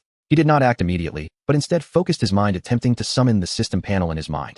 He wanted to see if there were any hidden rules in this special test. However, unfortunately, this was not an assessment, but merely a test of ability, so naturally there were no rules or hidden rules to be seen.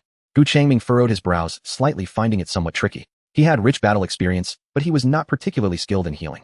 However, it was okay. With slow attempts, he should be able to figure something out. Just as Gu Changming was about to crouch down to carefully examine the herbs, he suddenly heard extremely faint footsteps behind him. Gu Changming's movement paused, and he immediately turned around cautiously. A young man in his early 20s walked out from. He wore a clean white shirt and jeans with soft hair and a neat appearance, looking like a college student who had yet to graduate. Upon seeing Gu Changming and Willie, a hint of embarrassment appeared on his face. I hope I'm not interrupting you. He had just been passing outside when he suddenly felt something inside, which prompted him to come in and take a look. To his surprise, as soon as he walked in, he encountered a non-human being and a youth who looked like a high school student. Remembering the assessment he had just experienced, he managed to steady his feet and did not immediately turn and run. As soon as he saw the newcomer, Gu Changming's eyes flashed, knowing that the main character had arrived. Before Gu Changming could respond, Willie had already introduced, my name is Willie, and this young man here is attempting to pass my test to heal this rabbit and earn my treasure. Upon hearing this, Jiang Shu's eyes brightened slightly. Looking at Willie, he tentatively asked, can I also participate? Gu Changming tightened his lips beside him. Although he was reluctant in his heart, he also understood the rules of this assessment. He likely had no authority to make decisions. Sure enough, Willie let out a hearty laugh. This young man brought me fine wine from my hometown, so I gave him a chance.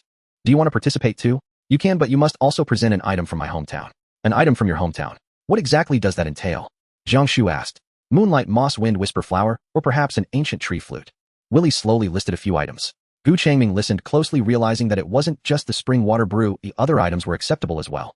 However, the nature of the items was the same, serving as a form of entry fee. Jiang Shu's face displayed a thoughtful expression after hearing this. But soon his eyes brightened, and he began to quickly point at the empty space in front of him. A faint light flashed, and a flute carved from dark wood adorned with intricate patterns and topped with a tiny emerald gem appeared in his hand. Jiang Shu handed over the flute. Is this the ancient tree flute you mentioned? Willie accepted the flute and nodded in satisfaction. Exactly, now you can join this test. With that, Willie waved his hand again, and sparkling starlight scattered in another area. As the light faded, an injured little rabbit and several herbs of various shapes appeared. Seeing this, Jiang Shu nodded at Gu Changming and then crouched down in front of the herbs, starting to carefully identify them. Gu Changming understood that it was time for him to compete. He could not afford to be negligent, and quickly opened the shop panel in his mind, browsing rapidly, hoping to find knowledge scrolls like Herb Encyclopedia or Introduction to Basic Healing. However, after searching through the array of weapons and items in the shop, he found no products that directly imparted knowledge. Clearly, such items had yet to appear in the shop at the early stage of the assessment. Gu Changming's brows furrowed slightly. He tilted his head to look at Jiang Shu, who was already sniffing a pale, purple herb curiously. Seeing this, Gu Changming couldn't help but feel a bit anxious. In his past life, Jiang Shu had managed to obtain those herbs, so according to the script, he would certainly pass. On the other hand, he didn't recognize any of the herbs in front of him and saw little hope for success. Gu Changming shifted his gaze back to the shop list, and after scanning it again, his eyes landed on the efficient hemostatic spray. Should I give it a try? Gu Changming pondered for a moment, then immediately spent 5 points to purchase it. In the next second, a small metal canister appeared in his hand. He squatted down, aimed at the rabbit's injured hind leg, and was about to press the nozzle. At that moment, the hemostatic spray in his hand suddenly glimmered slightly, and then vanished from his palm. Gu Changming was taken aback and looked up at Willie with some realization. The hemostatic spray was indeed now in Willie's hand. Please use these herbs for treatment according to the requirements of the assessment. Using external items, even if you succeed, does not count as passing the test, Willie said slowly. Gu Changming sighed in resignation, retrieving his hemostatic spray from Willie's hand, and steeled himself to observe the unfamiliar herbs, closely emulating Jiang Shu's approach. However, after a while, he still found himself at a loss. Unable to resist, Gu Changming turned to Jiang Shu again, seeing him still focused, sometimes examining the herbs, and sometimes leaning in to sniff them. After hesitating for a moment, Gu Changming lowered his voice to ask, do you have experience in this area? Is someone in your family a doctor? You look very professional. Jiang Shu turned his head upon hearing this, revealing a sincere smile. Not at all, I don't recognize any of these herbs. He shook the green herb with dew in his hand. I'm just randomly picking based on my feelings. Gu Changming was momentarily, having lived 2 lives and experienced countless deceptions, he could naturally tell whether the other was lying.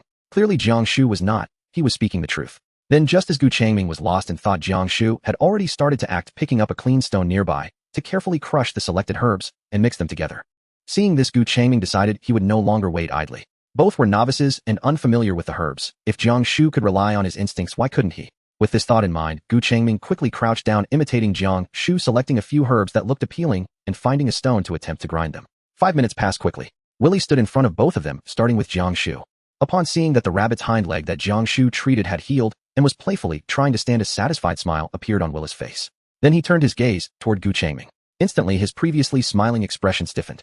After Gu Changming's careful treatment, the rabbit that had only suffered a hind leg injury now lay stiffly on the ground, clearly having lost its life.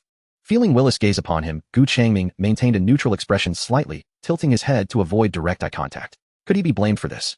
He had just been overly confident, sneaking a glance at Jiang Shu, who had used exactly the same herbs. Why had Jiang Shu healed one while he had killed another?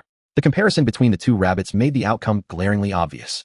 Willie silently waved his hand, causing the rabbit and the remaining herbs before them to dissolve into light. Then he approached Jiang Shu. You have passed the assessment. According to our agreement, this treasure from my hometown now belongs to Willie said, taking out a small wooden whistle from his pocket, its surface smooth with natural wood grain. He looked at Jiang Shu and continued, of course obtaining it is not without cost. You need to pay 500 points to true. Hearing the number, 500 points, the dimming light in Gu Changming's eyes flickered back to life. 500 points was certainly not a small amount. In the first assessment, the vast majority of participants would likely only earn a baseline of 100 points. Those who could reach 200 were a mere handful. And 500, only a rare few among all humanity would possess that number. Thinking this, Gu Changming turned his gaze to Jiang Shu.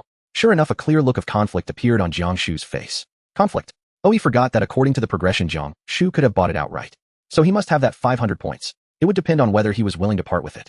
Gu Changming watched on, remaining silent and standing quietly to the side. Jiang Shu looked at the inconspicuous wooden whistle in Willis' hand, his brow slightly furrowed, his expression caught in a dilemma. 500 points earned at the risk of nearly being killed by those invisible things. Is it too risky to exchange it for such an unknown item? Gu Changming, standing nearby, noticed his hesitation and felt a stir of emotions within. After a few seconds, seeing Jiang Shu still struggling, Gu Changming slowly spoke in his usual tone, giving him a gentle push. 500 points. With that, you could almost buy one of each of the basic professions and skills in the shop. His words were skillfully phrased. He neither directly stated that the whistle was too expensive or not worth it, but merely presented an objective fact to prompt a re-evaluation of its value. However, to Gu Changming's surprise, after he finished speaking, the struggle in Jiang Shu's eyes was replaced by a look of determination. You're right. Jiang Shu seemed to come to a realization, his tone excited. If it costs as much as 2 items, then it must be. Cheap goods are never good and expensive things have their reasons. Saying this, without waiting for Gu Changming to react, Jiang Shu swiftly operated in the air, transferring 500 points with ease. Gu Changming. Tisk, is there really such a way of thinking? After Jiang Shu completed the transaction, Gu Changming quietly watched as Willie handed over the wooden whistle. Meanwhile, Willie spoke to himself, delivering the final words.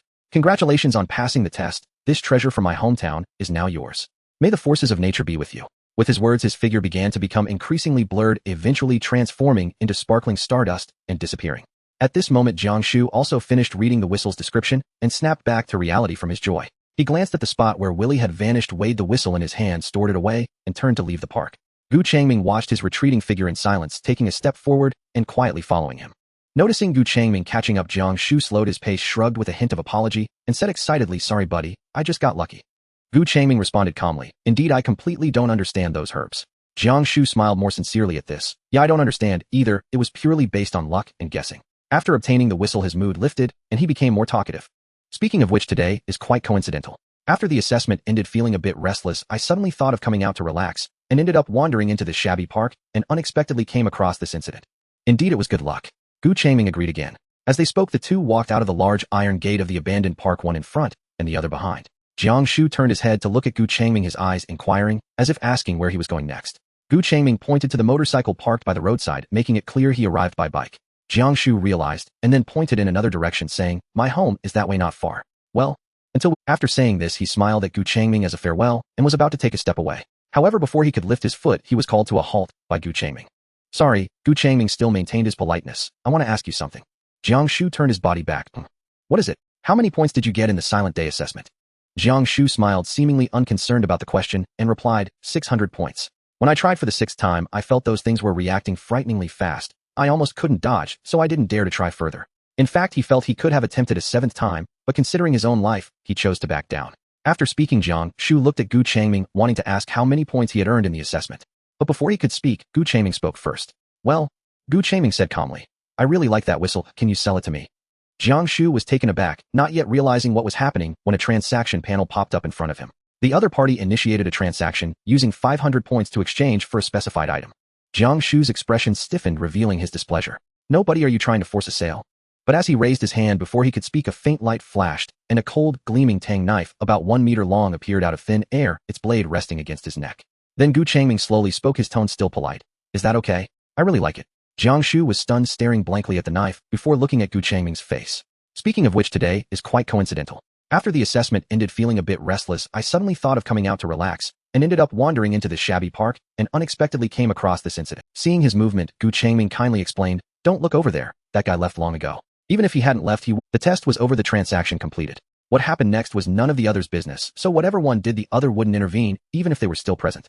Hearing Gu Changming's ruthless words, Jiang Shu's face drained of color, and his throat moved with difficulty. He was still hesitating. Seeing this, Gu Changming pressed the blade slightly forward, leaving a small cut on Jiang Shu's neck. Feeling the thick blood trickling down his chest, Jiang Shu immediately resigned to his fate. He'll give it to you. Saying this, he slowly extended the wooden whistle that he had tightly grasped in his hand. Gu Changming's gaze swept over it, then quickly reached out to take it from Jiang Shu's palm. Thanks. You're welcome. After handing over the item, Jiang Shu finally relaxed, even wanting to retort with a remark, you earned this yourself, no need to thank me. With the whistle in hand, Gu Changming slowly spoke. This counts as a transaction, right? Jiang Shu opened his mouth. Seeing the other party's acquiescence, Gu Changming nodded in satisfaction. To be honest, in this situation, robbing someone and killing them would be the best option, resolving everything in one go. However, for other reasons, Gu Changming didn't take that step. Instead, he spent an additional 500 points to exchange. As Gu Changming turned to walk toward the motorcycle, he also reminded, oh right, since you're so good with herbs, why not choose a healing or support profession or skill with those 500 points? He had heard from his teammate that the other party seemed not good at combat. Otherwise, they wouldn't have died before even reaching midstage. Since that's the case, it would be better to choose a different direction, allowing for longer survival. Perhaps in the end, he would die while the other would become the one to save human civilization. Jiang Shu wasn't sure if he was listening, as he was currently staring blankly at his point balance. Looking at the 500 additional points, Jiang Shu couldn't help but ponder, should he take this opportunity to exchange for some powerful skills to get his things back. However, before he could make up his mind, Gu Changming's voice came through again. You were about to ask me how many points I got in the assessment. Jiang Shu looked up at him. 1,000 points. Gu Changming sat on the motorcycle, looking over, waiting for the other's reaction. Jiang Shu was stunned for a moment, then pursed his lips. Fine, he had given Jiang Shu 500, and he still had over 400 plus the natural way Gu Changming had displayed that knife against his neck. Jiang Shu felt that even if he exchanged for some powerful ability, he wouldn't be able to take anything back. Forget it, at least. He didn't lose out. Watching Jiang Shu's figure leave, Gu Changming finally withdrew his gaze, finding him quite clever, knowing he was hinting at him, not thinking about using points to exchange for abilities to take things back. Next, Gu Changming focused his attention on the wooden whistle in his hand. After staring at it for a while, information about this item began to clearly manifest before his eyes like a system panel. The contract horn, capable of signing soul contracts with various creatures, allowing the user to command them once successfully bound. Upon reading the introduction of this wooden horn, Gu Changming's eyes suddenly sparkled with light, and a rare expression of emotion appeared on his face. The contract horn. So that's why they were referred to as the Spirit King or Beast King. It turns out that this wooden horn he obtained is related to contracts. After seeing this introduction, Gu Changming's lips curled upwards. Is this a special item with the same function as a druid or spirit master? It's important to note that these two professions only appear gradually in the later stages of the assessment, and they are not only powerful, but also rare, belonging to special occupations. Gu Changming hadn't even had time to rejoice when he saw the description below the wooden horn. Core feature, no level. Other features, sharing can establish perception with contracted creatures, sharing mental states and abilities. After reading this, Gu Changming was completely stunned. His gaze was firmly locked onto the introduction of the core feature below. A profession that can sign contracts with other creatures is rare, even if it is a special occupation. But this core feature is something Gu Changming has never seen before. No level restrictions. This means that regardless of how strong the contracted target is, a contract can be formed without worrying about backlash, right? It's crucial to understand that professions like spirit masters that can form contracts with creatures have their success rates dependent on their mental strength. The stronger the mental strength, the easier it is to contract powerful beings. Otherwise, even if an elemental dragon actively signed a contract with you, the resulting mental energy could overwhelm you and turn you into a fool. Such a core feature that ignores level restrictions is enough to crush all those professions into dust. A divine artifact. Gu Changming murmured as he looked at the wooden horn in his hand. It is definitely an artifact-level item. Perhaps it was found so cheaply because it was during the initial stages of the assessment. Later on it would be impossible to buy with any amount of points. Fortunately, he had just put a knife to Jiang Shu's neck to take it. Otherwise, if such an item were lost during the assessment, it would likely never be seen again. Gu Changming suppressed his excitement. Huff! He took a deep breath to calm himself. After tightly gripping the wooden horn, Gu Changming turned to look in a certain direction. Now that I have the item, it's time to find suitable creatures to contract. However, according to his memory, it would still take some time. After obtaining the contract horn, Gu Changming did not return to the city where his home was located. Once the assessment began, everyone became displaced. His original home was just a dwelling, so it was unnecessary to go back. Gu Changming found an uninhabited empty house here, casually took some food and water from an empty supermarket, and settled down temporarily. He was waiting for the right moment. In the next 2 or 3 days, the outside remained chaotic. There were signs of disorder, but under the government's strict control, nothing too severe occurred. During these days, Gu Changming spent part of his time in the temporary residence familiarizing himself with the newly acquired contract horn, while also using his remaining points to exchange for basic body enhancement agent, type 1, thus improving his physical fitness. On the 4th day in the afternoon, his phone suddenly vibrated continuously. Gu Changming wasn't surprised and picked up his phone to take a look. It was a government-wide push notification and the message was long filled with information. But summarizing it, there were just 2 main points. First, the day after the assessment ended, numerous special spatial nodes, known as secret realms, appeared globally. Secondly, within those secret realms, there were various resources which presented a rare opportunity for the surviving humans. The push notification also included electronic maps indicating the locations of those secret realms. This was to prevent them from being unable to increase their strength and failing in the ongoing assessments leading to the civilization's extinction. As for the origins of those secret realms, the current government had not figured it out. This was to prevent them from being unable to increase their strength and failing in the ongoing assessments leading to the civilization's extinction. As for the origins of those secret realms, the current government had not figured it out. However, Gu Changming was clear. Those secret realms led to worlds that were also undergoing civilization upgrades. If one were to ask how Gu Changming knew this, it was because later in a global assessment, Earth itself became a secret realm for other worlds and races to enter and gather resources. The impact was significant, with nearly half of the national regimes around the world collapsing, while those who survived were mostly just scraping by. Of course, now was not the time to think about such distant matters.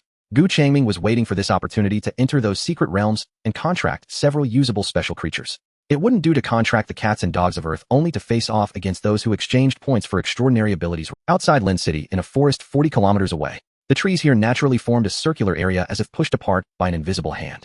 In the center of the clearing stood a massive mirror towering at several dozen meters high, wide enough for a dozen people to pass. The edges were smooth without any frame. The mirror did not reflect, instead its surface rippled, as if alive. At that moment, near the secret realm, most of the adventurers willing to take risks had gathered from within a few hundred kilometers. Under the secret realm, the queue wanting to enter extended over 40 or 50 meters. The surface of the secret realm shimmered, and then 4 figures stepped out in succession. The first was a middle-aged man who appeared to be nearly 40 with dark skin, a sturdy build, and a somewhat fatigued face, yet his eyes remained calm. He was followed by a man and a woman. The woman in her mid-20s was youthful and beautiful, though her hair was a bit disheveled and her complexion slightly pale.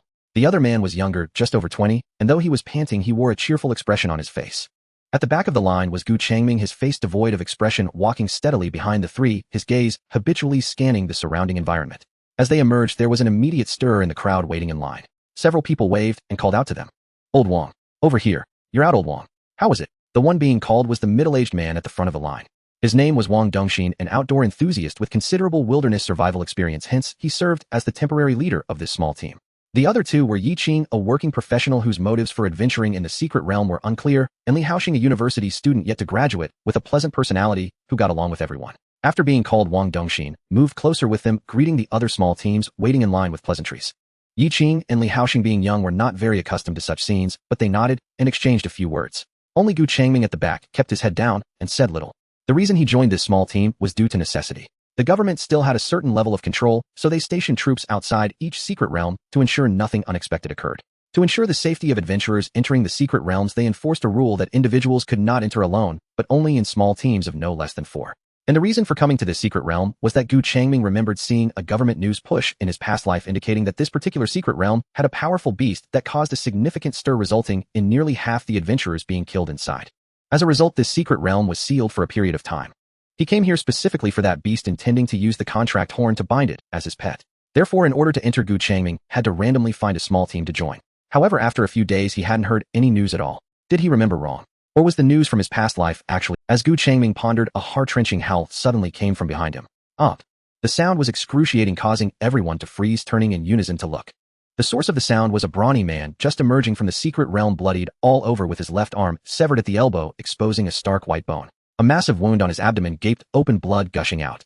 He had barely taken 2 steps before collapsing to the ground. What the hell? What's going on? Isn't this Zhang Yuhong? How did only he come out? The scene suddenly erupted into chaos. The queuing crowd stepped back several paces, some shouting, while others tried to get closer to see the commotion. Several soldiers rushed forward, pushing the onlookers back. Make way. Everyone step back. Go call for the camp, get a healer with treatment capabilities over here, quickly. The brawny man lay on the ground, his face pale and his body convulsing. The bystanders dared not touch him, only waiting. Gu Changming stood in place, his eyes fixed on the wound, his pupils slightly contracting. It wasn't fear. It was excitement. It seemed the news was accurate. The first assessment had just concluded, and while the beasts in the secret realm were formidable, they were not overwhelmingly strong. Just as he intended to step closer to inquire about the situation, the soldiers began to disperse the crowd. Stop looking, step back. Seeing this, Wang Dongxin quickly pulled Yi Qing and Li Haoxing back, while shouting towards the approaching Gu Changming. Let's go, stop looking, Xiao Gu. Gu Changming's gaze lingered on the injured brawny man until he saw the soldiers truly starting to move people away, then he moved his feet, following Wang Dongxin and the others. However, judging by his expression, his thoughts were still on that brawny man. Soon Gu Changming followed Wang Dongxin and the others away from the entrance of the secret realm along the beaten dirt path, arriving at an area outside the entrance. This area was roughly enclosed by makeshift barriers and ropes, forming a spontaneously created gathering place. Inside, tents and small stalls were haphazardly crammed together, creating a bustling scene. Wang Dongxin walked ahead and glanced back at Gu Changming. Gu Changming trailed at the end of the line, his head lowered, his pace neither fast nor slow. Xiao Gu. Wang Dongxin called out. Gu Changming raised his head. Were you scared? Wang Dongxin joked. Gu Changming paused for a moment, then smiled and shook his head no. Wang Dongxin stared at him for 2 seconds, then said no more, that's good. The 4 continued forward, and upon reaching the entrance of the temporary camp, Wang Dongxin stopped and turned to the 3. Li Haoxing understood his meaning and immediately replied, Wang Gu'll go drink with you. Yi Qing shook her head, pointing towards the tent area, and said, I'm a bit tired, I'll go rest. Wang Dongxin nodded, recognizing that it wasn't suitable for the girl to join them for drinks, especially in such a crowded and noisy place. Then his gaze settled on Gu Changming. Come drink with us. Li Haoxing patted Gu Changming's shoulder, inviting him. Gu Changming shook his head, declining. No thanks, saying that he raised his hand with the backpack. I'm going to the stall area to sell some things. Alright, he was still concerned about the earlier scene and wanted to gather information in the trading area. Who knows what he was waiting for might arrive. Hearing this, the 3 exchanged glances. Finally, it was Wang Dongxin who spoke up. Alright, just be careful on your own. Gu Changming nodded, then shouldered his backpack and walked toward the direction of the stall area. After he left, the 3 did not disperse, but exchanged another glance. Xiao Gu is still quite unfamiliar. We've been together for a few days, and he still acts this way. Wang Dongxin laughed, watching Gu Changming's retreating figure. The 3 were originally a team. They had invited Gu Changming to join after their previous teammate had accidentally died. So in terms of relationships, they were somewhat closer. Otherwise, they wouldn't be whispering about Gu Changming behind his back now. Yeah, Li Haoxing nodded in agreement. He didn't hunt beasts in the secret realm, but squatted down to look for herbs or materials. I wonder how many points he can earn with that whole backpack of stuff. Yi Qing glanced at the 2 of them and said, Isn't it better to be steady? It's definitely better than recklessly getting killed. Wang Dongxin turned to look at Gu Changming's departing figure, pursed his lips, thought for a moment, and then said, But regardless, he is still a teammate. Next time we enter the secret realm, we should help him out. Yi Qing nodded in agreement. Wang Dongxin immediately gestured towards the stall area. Qing, you go along and talk. Me. Yi Qing was surprised for a moment, but then nodded, all right.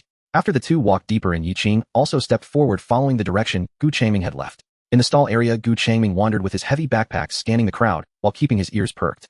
The stalls were filled with various herbs and special materials obtained from the secret realm. While these items were not particularly useful in the early stages, they would become valuable once professions like blacksmiths and alchemists appeared. Just as he thought. The incident at the entrance of the secret realm quickly spread through the trading area. Gu Changming did not. He stood at the edge of the crowd, scanned around, and chose an inconspicuous stall to approach. Typically, these vendors had more reliable information. The stall owner was a man in his 40s, sitting on a small stool with a piece of plastic cloth spread in front of him, displaying some herbs and unknown materials. Seeing someone approach, he looked up. Gu Changming set his backpack down and asked, Do you buy things? The stall owner glanced at the weight of the backpack and nodded. Yes, of course. Most of these vendors are unwilling to risk entering the secret realm, but to not miss out on the opportunities within they set up their Gu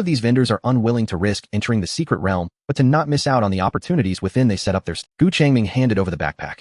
The stall owner took it, unzipped it, and began pulling out items, several herbs, 2 pieces of unknown ore, and some scraps of fur. Watching his movements, Gu Changming nodded towards the lively direction nearby. What are they all talking about? He asked casually. Did something happen in the secret realm?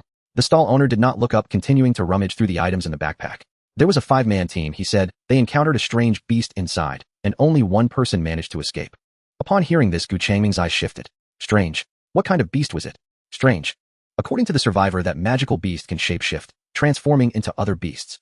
As he spoke, the vendor laid out his remaining wares, glanced briefly at the pile of materials spread across the plastic sheet, then lifted his gaze. 3 points, he said. Interested? Changming nodded. Yes. His real purpose in coming here had been to gather intelligence. Selling materials was merely incidental. A point or two made little difference to him. That piece of information, far more valuable than 3 points, had stunned him, a shape-shifting magical beast. Yet, just as he nodded, a slender pale hand suddenly extended from beside him and lightly rested upon his backpack. 5 points. A crisp voice rang out. Otherwise we'll take our business elsewhere. Changming followed the line of the hand and saw Yiqing gave him a gentle, crinkling-eyed smile before turning to the vendor. The vendor hesitated, glancing once more at the heavy backpack, then made up his mind. Fine.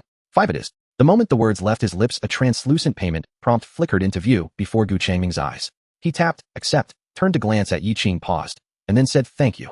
Yiqing clasped her hands behind her back and smiled softly. No need. After all, we're teammates. But why don't you haggle when selling things? Changming pressed his lips together. Never learned how. Truth be told, 1 or 2 points meant nothing to him. Earning points hadn't been his objective at all. Yiqing took 2 light steps forward, then turned back.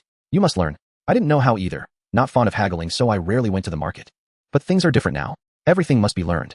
Changming nodded in quiet agreement. They walked side by side for a stretch before he suddenly recalled something. Didn't you say you were returning to your tent? Why are you here instead? Yiqing pointed to her own backpack and explained, it's quite heavy. I wanted to offload some of it. Changming nodded again. They walked on in silence for a while. Having known each other only a few days, they weren't yet close, and the quiet soon grew faintly awkward. Finally, Yiqing broke the silence. Why did you choose to enter the secret realm? She asked softly. When Changming looked at her with mild confusion, she gestured toward his nearly empty backpack and clarified, inside you only gather herbs and raw materials, barely 4 or 5 points per trip. Not that she disdained him as a teammate. She was simply curious. Entering the secret realm carried inherent risk. Their former teammate had died within it. Yet, Changming consistently earned only a handful of points, clearly disproportionate to the effort and danger involved. After all, she routinely earned 10 or more points per expedition. And he, a man, earned even less than she did. Seeing Changming press his lips shut and remain silent for several seconds, Yiqing quickly shifted topics. No worries. Next time try hunting steelquill hares or similar beasts. The steelquill hare was among the weakest magical beasts inhabiting the outermost fringes of the secret realm, a rabbit-like creature whose fur hardened into steel-sharp bristles. Its combat prowess was negligible. Even an unenhanced adult man could defeat it with a simple wooden club. Its bristles, meat, and uniquely shaped incisors fetched considerable points on the market. A single hare would easily surpass the value of Changming's entire backpack of gathered materials. He looked at Yiqing with genuine surprise, and meeting her sincere open gaze, he offered a faint quiet smile before nodding. All right, I'll give it a try next time. Yiqing exhaled as if relieved, her tone brightening. Don't worry, we're a team. We'll all support you. I should manage fine on my own, Changming replied. Yiqing didn't argue. No need to dampen his initiative, and smoothly changed the subject. After the trial, everyone receives 100 points. What did you spend yours on? Changming answered, the bodily enhancement serum. Exactly 100 points. He wasn't lying. Of his total 380 points, he had indeed spent precisely 100 on that serum. To fortify his... Without such enhancement, he truly couldn't keep pace with humanity's current baseline capabilities. Most people choose that option. Yiqing nodded in agreement. So did I. They continued walking, and Yiqing brought up the recently annihilated squad. But Changming wasn't naturally adept at conversation, so he responded tersely, one answer per question. Once her questions ended, the dialogue lapsed.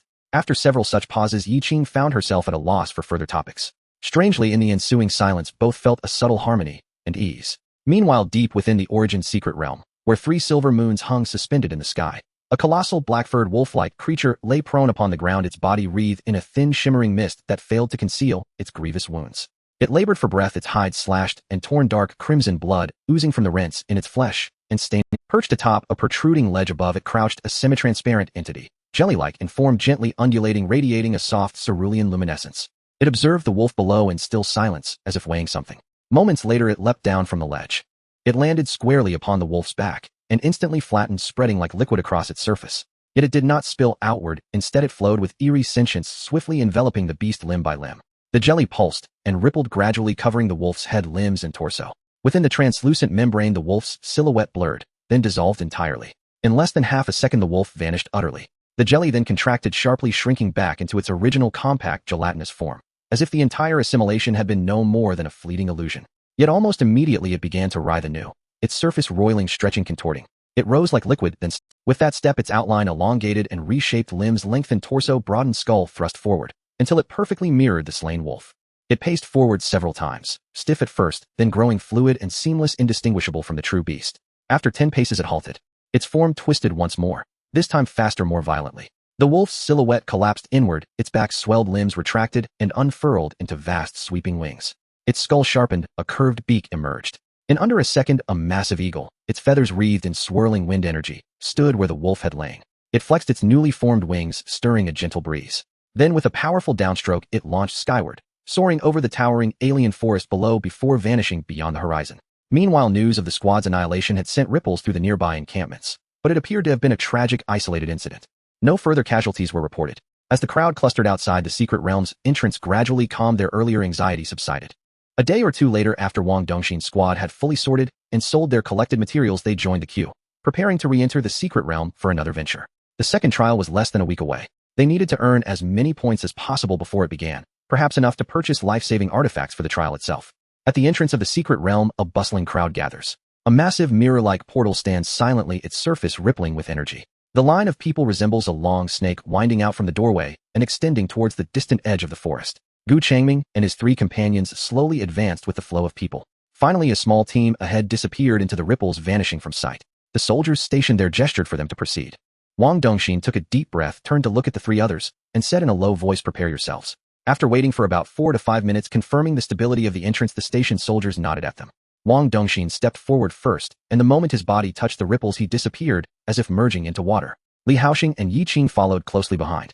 Changming was the last to enter, and at the moment he made contact with the ripples, he felt a slight dizziness and a sensation of weightlessness. In the next second, the feeling of solid ground returned, and the scene before him opened up brightly. They found themselves standing in a vast forest. Towering ancient trees rose from the ground, their canopies blocking out the sky, while the air was moist and fresh, carrying a faint sweetness as they breathed it in. Above the sky hung 3 bright moons, clearly indicating that this was not Earth. "Every time I come here, I find it incredible." Li Haoxing spoke in a hushed tone. The small team ahead had not been seen. Each time they entered the teleportation point was unpredictable. This was why they had to wait for those 4 or 5 minutes before entering. Once they landed, the 4 quickly adjusted their states, checking their gear and weapons. While Li Haoxing adjusted his backpack strap, he looked at Changming with a grin and said, "Little Gu sister, you said before we set off that our primary mission this time is to help you accomplish your first time and let you personally take down a magical beast." Yi Qing, crouching down to tighten her shoelaces, immediately looked up at the remark, shooting a glare at Li Haoxing. Some people have a way of twisting words that come from their mouths. At this moment, Wang Dongxin also looked at Changming and said, "Don't worry. We've dealt with plenty of those steel bristle rabbits on the outskirts. They look intimidating, but their offensive capability is not strong. They're just tough-skinned and meaty. We'll create a distraction for you, and you can focus on the main attack in the middle. You'll get the hang of it and nothing will happen." Seeing everyone looking at him, and with the conversation reaching this point, Changming fell silent for a moment and then nodded. Understood. Once they were prepared, they cautiously made their way towards the area marked on the map, where the steel bristle rabbits. The map had been marked by various teams after their explorations, and it did not require points to purchase, serving as a mutual benefit among them. Of course, this was only in the early stages. Later on, such practices would largely disappear, and each map would cost a significant amount of points to acquire. Wang Dongxin and the others were also cautious, avoiding risky shortcuts through dangerous inner areas, and instead choosing a safer, longer route. Noticing an increase in gnawing marks and scattered hard bristles on the ground, Wang Dongxin and the others realized they were approaching the target area. The group instinctively lightened their footsteps, even their breathing becoming subdued, and they scarcely spoke. Yi Qing glanced at Changming's empty hands, hesitated for a moment, and then handed him the short blade in her hand, signaling him. Although the steel bristle rabbits were not particularly powerful, it was still difficult to deal with them without weapons. Changming's gaze swept over the short blade, and he gently shook his head, indicating that he did not need it. Yi Qing's lips moved slightly, seemingly wanting to persuade him further, but the current environment did not allow for more words, so she had to retract the short blade. After stealthily approaching a cluster of unusually dense bushes that could conceal their figures, Wang Dongxin signaled, and the group immediately crouched down. Wang Dongxin began to lay out the tactics. "Li Haoxing and I will go out first, create some noise, and ideally lure out 2 or 3. Then we'll lead those rabbits away, and at that point, well, let little Gu handle them." After finishing, Wang Dongxin glanced at everyone and asked, "Okay." The 3 nodded, indicating there were no issues. Their usual strategy was to attract a few rabbits and then deal with them one by one. Thus Wang Dongxin signaled to Li Haoxing, and the 2 of them quietly rose, trying not to make any sound, and stealthily approached the area where the steel bristle rabbits were active. Yi Qing and Changming remained crouched behind the bushes, holding their breath in concentration. However, several seconds passed, and the expected sounds of the startled rabbit herd did not come. A hint of confusion crossed Yi Qing's face as her brows slightly furrowed. Before she could ponder what had happened, Wang Dongxin's voice came from the direction of the woods ahead. "You guys, come take a look." Yi Qing and Changming exchanged glances, then stopped hiding and quickly got up, moving a few steps forward to push aside the branches obstructing their view. The sight before them made both of them freeze in their tracks. Their eyes fell upon dozens of steel bristle rabbit corpses lying haphazardly, their tough bristles torn apart and their bodies riddled with horrific wounds. In the center of this small clearing, the small pond where the steel bristle rabbits usually drank was now stained with blood. Yi Qing instinctively took a step forward, staring at the scene before her. What happened here? After a pause, she speculated, could it be that another team came beforehand and cleared out all the steel bristle rabbits here? No. Wang Dongxin shook his head gravely. He crouched down and carefully poked at a nearby steel bristle rabbit corpse with the tip of his knife, speaking solemnly, it doesn't seem like it. Look at these wounds. They are severely torn, unlike injuries caused by our usual weapons. Moreover, he added, the most valuable steel bristles and fangs of these rabbits are still intact. If it were another team, they wouldn't leave these things behind. Hearing Wang Dongxin's analysis, both Yi Qing and Li Haoxing immediately recognized the issue, their expressions turning somewhat grim. Yi Qing seemed to suddenly remember something, her tone laced with unease as she whispered, Brother Wang, do you remember the news we heard at the market a day or two ago? The team that was almost wiped out on the outskirts. Could they be the ones who caused that incident by coming out from the inner areas? Is this also their doing? Li Haoxing instinctively looked at Wang Dongxin, waiting for their leader to make a decision. Wang Dongxin's brow furrowed tightly. He hesitated for less than 2 seconds before decisively stating, forget about that for now. Move quickly, collect the valuable materials from these dead rabbits, and we'll leave here immediately for the evacuation point. These steel bristle rabbits had clearly died not long ago. That magical beast might still be lurking nearby. Therefore, the best choice was to quickly scrape together what they could and evacuate. Besides, the materials from so many steel bristle rabbits would be enough for them to earn a significant profit. Leaving directly was not a loss. Upon hearing this, Yi Qing and Li Haoxing nodded, immediately expressing no objection. The two quickly crouched down, pulling out their extraction tools to begin slicing off the hard bristles and large fangs. Wang Dongxin and the other two were crouched on the ground, swiftly cutting the valuable bristles and fangs from the steel bristle rabbits. Meanwhile, Changming remained still, standing upright. He turned slightly, looking towards a certain direction in the dense forest. Xiaogu, don't just stand there. Wang Dongxin urged in a low voice. Hurry and gather what you can, otherwise this trip will have been for nothing. Though the scene before them was eerie, the ground was strewn with the corpses of steel-bristled hares, free spoils not to be left behind. Yet Changming seemed not to hear. He remained rooted in place, utterly still. Tilting his body slightly, he cast his gaze toward the deeper, darker thicket at the edge of the clearing, his eyes sharp focused, as if deciphering something unseen.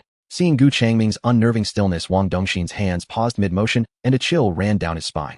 He understood, slowly straightening up, one hand slipping silently toward the heavy cleaver sheathed at his waist, his posture shifting forward into a ready stance, prepared to meet an imminent threat. In that instant, the clearing fell into utter silence, broken only by the soft rustle of wind through leaves. A few seconds passed, their weapon firm. In that instant, the clearing fell into utter silence, broken only by the soft rustle of wind through leaves. A few seconds passed. Rustle, rustle. A distinct, deliberate crunching of dry leaves echoed from the direction Changming had been watching, growing steadily louder, drawing nearer. Something was approaching. Every heart leapt into throats. Wang Dongxin tightened his grip on the hilt and signaled sharply, ready to strike at a moment's notice. Yet in the next breath, the shadowed underbrush trembled. Several figures parted the branches and stepped clearly into view before the four. Not the monstrous beast they'd feared, but another human team just like themselves. The newcomers too had not expected to emerge into the glare of four hostile stares and gleaming weapons. Their faces froze in unison, stunned, bewildered. Relief softened half of Wang Dongxin's tension at the sight of fellow humans. He immediately waved them over, voice hushed, but urgent, quick. Don't hesitate. These steel-bristled hares were slain by something unknown, but their materials are intact. Take all you can, then leave at once. So many hares lay dead, the four of them couldn't carry it all. Better to let the others share the haul. The other team's leader was a scarred man. As he gestured for his members to advance, he turned to Wang Dongxin, curious. Brother, what's going on here? We just arrived, Wang Dongxin replied swiftly, his eyes scanning the perimeter. Found it like this. Something powerful must be nearby. At those words, the scarred leader's expression darkened. He exchanged a swift, silent glance with his comrades. His team hurriedly crouched, not dissecting the carcasses with precision like Wang Dongxin's group, but seizing whole, relatively intact bodies of the steel-bristled hares and stuffing them hastily into their large backpacks. They'd arrived late, time was scarce, efficiency outweighed finesse. Wang Dongxin, seeing this, wasted no more words. Turning back, he opened his mouth to urge Changming to act. But the moment he glanced around, Changming remained frozen in the same stance, gaze still locked on that distant point. Wang Dongxin frowned, before he could even speak. It's coming. Changming's voice cut through the air. The instant his words settled, another rustling erupted from the woods. Deeper, denser, surging rapidly closer. That sound was heavier, more relentless, rushing toward them without pause. In the clearing's center, both teams froze, mid-harvest tools suspended in trembling hands. Next, stiff, they turned as one toward the sound. And deep within the gloom of the forest, two eerie green lamps flared into view. With low, guttural breaths, a massive silhouette emerged from the shadows. In the next second, a colossal wolf strode forth. Shoulders towering over 1.5 meters, for a stormy, gray-black muscles coiled like iron springs, thick saliva dripping from its fangs. Shadow Wolf. Yi Qing cried out its name. Every pupil contracted sharply. This was no unfamiliar beast. They'd traversed this secret realm many times. Every known monster here was etched into their memory. The Shadow Wolf. a master of stealth blindingly swift, nearly invincible to ordinary teams. Yet, it dwelled almost exclusively in the innermost depths of the realm. What brought it so far outward? Wang Dongxin had no time for such thoughts. With a sharp draw, he wrenched his heavy cleaver free and raised it across his chest, roaring at Yi Qing and the others, "Beware. Prepare for battle." The other team reacted just as swiftly. The scarred leader and his members abandoned their loot, weapons raised, backs pressed together in a tight defensive formation, facing the beast heathen. Yet the shadow wolf did not rush. Its emerald gaze swept slowly across the tense armed figures, and its jaws curled upward, revealing a grotesquely human-like grin, cruel, knowing, merciless. Wang Dongxin locked eyes with the beast, drew a deep breath, and shouted to his comrades, "Stay calm. There are 8 of us, and only one of it. The advantage is ours." He spoke not from certainty, but to anchor the crumbling composure of his team. If panic took hold now, survival would be impossible. The scarred leader echoed him instantly. "Exactly. 6-member teams with solid coordination have slain shadow wolves before. 8 of us. Why should we fear?" To further ignite resolve, he added, voice ringing, "And think of it. Every part of this beast is priceless. Slay it, and each of us walks away with a fortune in merit points." At those words, hands clenched tighter around weapons. Fear still flickered in their eyes, but now beneath it burned a fierce, hungry glint. The shadow wolf paid no heed. Its hind legs coiled, and then exploded off the earth. Its gray-black form blurred into a streak of motion, vanishing from sight before the eye could track it. It did not target Wang Dongxin's scattered team, but shot like a phantom straight toward the other foreman squad. The scarred leader's pupils contracted violently. Hold the line. All 4 braced, throwing weight and will into their defense. But the beast's strength dwarfed their expectations. With a single brutal swipe of its claw, tearing air like thunder, the blow landed. A dull, sickening thud echoed, followed by cries of pain. Their carefully formed defense shattered like parchment, dissolving in an instant. 2 of their weapons flew from their hands. The other 2 staggered backward, collapsing hard onto the ground. Having routed the foreman team in one strike, the shadow wolf didn't pause. Not for breath, not for triumph. Its emerald gaze snapped instantly to Yi Qing, the nearest prey. Powerful hindquarters coiled and released, propelling the beast forward in a gust of foul metallic wind. "Yi Qing, watch out!" Wang Dongxin screamed. She barely managed to raise her dagger across her chest before the wolf's massive frame crashed into her with crushing force. Boom! She was hurled backward, tumbling wildly across the earth, rolling end over end before finally skidding to a stop. Her dagger lay discarded. Her face drained of color. She strained to rise, but her limbs refused to obey, trembling helplessly beneath her. Wang Dongxin watched, heart hammering, too far to intervene. Desperate, he turned and bellowed toward Changming, who had stood motionless all along. "Xiao Gu. Shield Yi Qing now." Wang Dongxin's new shout echoed in the open space, yet Changming stood still, seemingly oblivious to it all. At this critical moment, a sharp whistle resonated as an arrow shot through the air, precisely aimed at the neck of the shadow. The shadow wolf reacted swiftly, abruptly twisting its body to evade the arrow, barely grazing its fur. Although it did not sustain serious injury, it successfully interrupted its attack. The arrow had originated from Li Haoxing, who stood not far away, his bowstring still vibrating, his face devoid of its usual playful demeanor, now tense and serious. Seizing the opportunity, Yi Qing swiftly rolled and stood up, her movements somewhat awkward but sufficiently rapid. She panted heavily, her gaze instinctively sweeping over the still motionless Changming, her eyes filled with a mixture of lingering fear and a hint of despondency. Wang Dongxin observed this scene, casting a glance at Changming, his brows furrowed, lips pressed into a straight line. Usually it could be overlooked, but at this moment, he quickly suppressed his emotions and refocused on the threat at hand. Furious from the arrow, the shadow wolf growled lowly, its attention momentarily diverted from Yi Qing. Meanwhile, the small team of 4 had reorganized, the scar-faced leader's expression fierce as he shouted, "Slay this beast." Brandishing their weapons, they were the first to launch an attack on the shadow wolf. "Charge!" Wang Dongxin yelled, rushing forward with his machete, aiming to flank with the small team. Yi Qing tightly gripped her dagger, maneuvering around the outskirts, searching for openings to attack, providing distractions and support. Li Haoxing once again, knocking an arrow half through the bowstring, his gaze locked onto the constantly moving shadow wolf, ready to shoot a lethal arrow at any moment. In the open space, cries, the whoosh of weapons cutting through the air, and the howls of wolves intertwined. Only Changming remained quietly standing. He still showed no intention of taking action. Under the joint assault of the 7, the battle began to stabilize. Initially, their coordination was somewhat awkward, attacks often missing or being dodged and blocked by the agile shadow wolf. But as time passed, their teamwork improved. Slash! Yi Qing seized an opening, her dagger cutting a wound on the shadow. Almost simultaneously, Wang Dongxin's machete struck heavily against the shadow wolf's forepaw, attempting to swat at it. Although it did not sever, it elicited a pained howl and caused its movement to falter. New wounds continued to appear on the shadow wolf, its gray-black, fur soaked in blood clumping together. Its panting grew heavier, its speed seemed to slow down, and though its fierce green eyes remained filled with menace, a faint trace of fatigue and weakness began to show. "It's nearing its end. Push harder," the scar-faced leader shouted excitedly. The group became invigorated, their attacks becoming more intense, pressing closer. After about 5 more minutes of entanglement, the shadow wolf let out a roar filled with unwillingness, its massive body staggering suddenly. Dongxin seized the opportunity, shouting fiercely as he brought his sword down with all his might. Another team member's spear simultaneously thrust powerfully into the side of its neck.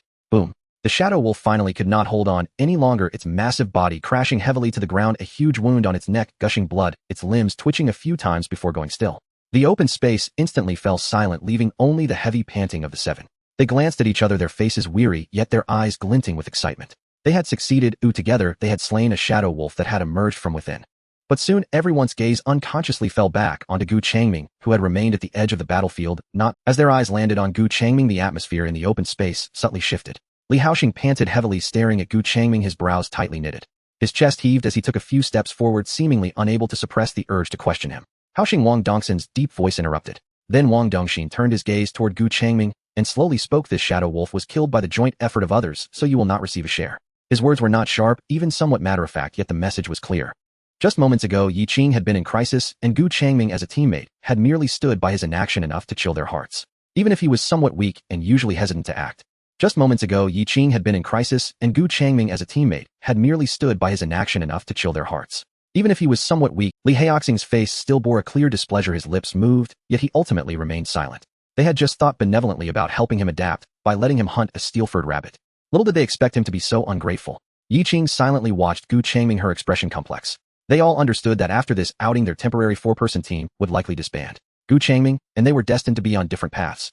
However, under their collective gaze, Gu Changming finally moved. His right hand slowly reached behind him, resting on a long object that had been wrapped in black cloth. The black cloth fell away. A long, narrow Tang Dao revealed itself. Wang Dongxin and the others were taken aback, not understanding the purpose of his action at that moment. In the next second, Gu Changming suddenly exerted force with his legs, his figure shooting forward like an arrow released from its bow. Almost simultaneously, a fierce gust of wind swept through the dense trees' branches and leaves dancing wildly. Woo! A deep, chilling roar drowned out the sound of the wind. A massive shadow shot out like a specter from the side shadows of the forest. Its target was clear, aimed directly at Yi Qing, who was closest to the trees and unprepared due to the battle's conclusion. The speed was beyond imagination, causing Wang Dongxin and the others' pupils to contract, their bodies frozen in place. Yi Qing didn't even have time to react. The shadow completely enveloped her. In a moment of crisis. Clang! A sharp, piercing sound of metal clashing exploded. Gu Changming had charged in front of Yi Qing, his Tang Dao unsheathing fiercely, the bright blade colliding violently with a massive claw. The enormous force clashed, causing Gu Changming to sink slightly, sliding back half a step. The black shadow that had lunged was also halted by the rebound force, performing a midair flip, landing steadily on the ground and briefly facing off against Gu Changming. As the wind subsided, the crowd was finally able to see the full form of the shadow that had launched the attack. It was a wolf-like creature, but far larger than the previous shadow wolf, standing nearly 2 meters at the shoulder and over 3 meters in length, resembling a moving small hill. Its fur was darker, nearly pitch black, surrounded by an almost imperceptible faint black mist. Just standing there, a pressure far stronger than that of the previous shadow wolf enveloped the area, making it difficult for everyone present to breathe. Hearing the words of the scar-faced Captain Wang Dongxin and the others felt their hearts sink in an instant. Ghost Wolf. They had only heard this name in casual conversations among seasoned teams who dared to enter the inner circle and earned over 200 points in the first assessment. This is the evolved form of the Shadow Wolf, usually active only in the core area of the secret realm, and is the leader of the Shadow Wolf clan. Not only does it possess greater strength and speed, but the most terrifying aspect is its signature ability, body phasing. It can immunize itself against most physical attacks at critical moments, making it hard to defend against. If the previous Shadow Wolf was something they could barely overcome with all their efforts, then facing the Ghost Wolf, let alone defeating it, escaping, would be a blessing from the heavens. In the face of such an absolute gap in strength, the advantage in numbers is of no use. They looked at the enormous wolf surrounded by ominous black mist. The slight excitement they had from defeating the Shadow Wolf had long since dissipated. Their faces turned pale, and their hands gripping their weapons became stiff and trembling. The scene fell into a deadly silence, with only the sound of the wind passing through the woods. Unlike the terrified expressions of the others, Gu Changming remained calm, holding his Tang Dao firmly, his gaze locked onto the Ghost Wolf ahead. He had already sensed the presence hiding nearby, otherwise a single Shadow Wolf wouldn't have been enough to seal off this area of the secret realm. The intention of the hidden opponent was likely to let the Shadow Wolf attract attention and then take the chance to launch a sneak attack, which is why Gu Changming had not acted, staying on guard. He had not expected that the opponent would remain so patient, perhaps realizing that he was watching it. It waited until the Shadow Wolf was killed before making a move. As Gu Changming fixed his gaze on it, the Ghost Wolf stared back at him unblinkingly, seemingly sensing him, as a tense standoff formed between one man and one wolf. Just then a sudden change occurred. "Run!" Someone shouted, and the remaining 3 members of the Scarface team instantly panicked, like startled birds. Unable to bear the terrifying sense of oppression any longer, they turned and fled in different directions without hesitation. "Bastards, don't run." Wang Dongxin, seeing this, was both surprised and angry, shouting hoarsely, "We still have a chance if we work together. fleeing separately will only lead to being picked off one by one. It's a dead end. However, the other team completely ignored him at this moment, their speed increasing as they ran. Damn it. Wang Dongxin. At this moment, they were already lagging behind, and there was no way to catch up. Wang Dongxin looked at Gu Changming, who was confronting the ghost wolf, his eyes urgent, while signaling to Yi Qing and Li Haoxing to prepare to assist. Xiao Gu. Before he could finish his sentence, Gu Changming raised his left hand without looking back, making a stopping gesture. I can handle this alone. Wang Dongxin and the others were momentarily stunned. Before they could react, Gu Changming shot forward like an arrow, launching the attack first. The Tang Dao sliced through the air, creating a chilling arc aimed directly at the ghost wolf's head. Clang. Another piercing clash rang out.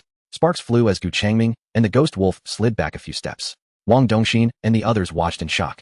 Just moments ago, the 7 of them had struggled against a single shadow wolf, yet Gu Changming was able to stand his ground against the obviously stronger ghost wolf. The ghost wolf steadied itself, its pupils filled with fierce light. It let out a low growl, its black mist swirling around as its massive body lunged forward again, moving so fast it created afterimages. Yi Qing, who was beside him, saw this clearly and immediately shouted, "Be careful. It might phase." However, perhaps due to the late warning, Gu Changming did not hear her. His Tang Dao continued its relentless strike towards the... In the next second, the blade passed through the ghost wolf's body without any hindrance. The ghost wolf's true form appeared behind Gu Changming, leaving his defenses wide open as the ghost wolf's maw opened wide, its sharp fangs aimed directly at his waist. Seeing this, everyone's expression changed drastically. Li Haoxing immediately drew his bowstring, aiming an arrow at the wolf's head to intercept the blow meant for Gu Changming. But as he pulled back the bow, he hesitated. With their bodies crossing at this moment, he was unsure if he could hit the ghost wolf without harming Gu Changming. However, in that fleeting moment, Gu Changming used the momentum from his charge, forcefully twisting his waist as his body spun like a top. His Tang Dao traced a perfect silver arc in the air, cutting from below to above, backhandedly slicing towards the wide-open maw of the ghost wolf behind him. This sudden change was as swift as lightning, flowing like water, as if it had been calculated beforehand. The blade swept through, leaving a trail of blood. The ghost wolf let out a pained howl, and Gu Changming's lips curved slightly. However, the ghost wolf's reaction to being wounded exceeded everyone's expectations. Its massive body did not halt due to the injury, rather it twisted and contorted in the air like a churned puddle of muddy water. The murky water surged and coalesced, and in the blink of an eye, the original giant wolf form vanished, replaced by a massive eagle with a wingspan exceeding 4 meters, its feathers a deep dark blue. The creature hovered in midair, glaring fiercely at Gu Changming below, emitting an angry shriek. "Storm Eagle!" Wang Dongxin exclaimed in shock, his eyes nearly popping out. Gu Changming's brows furrowed slightly, a hint of surprise flashing in his eyes, clearly not expecting such a turn of events. Yet this surprise was quickly Gu Changming's brows furrowed slightly, a hint of surprise flashing in his eyes, clearly not expecting such a turn of events. Yet this surprise was quickly replaced by a barely perceptible joy. The stranger it is, the stronger it becomes, the better.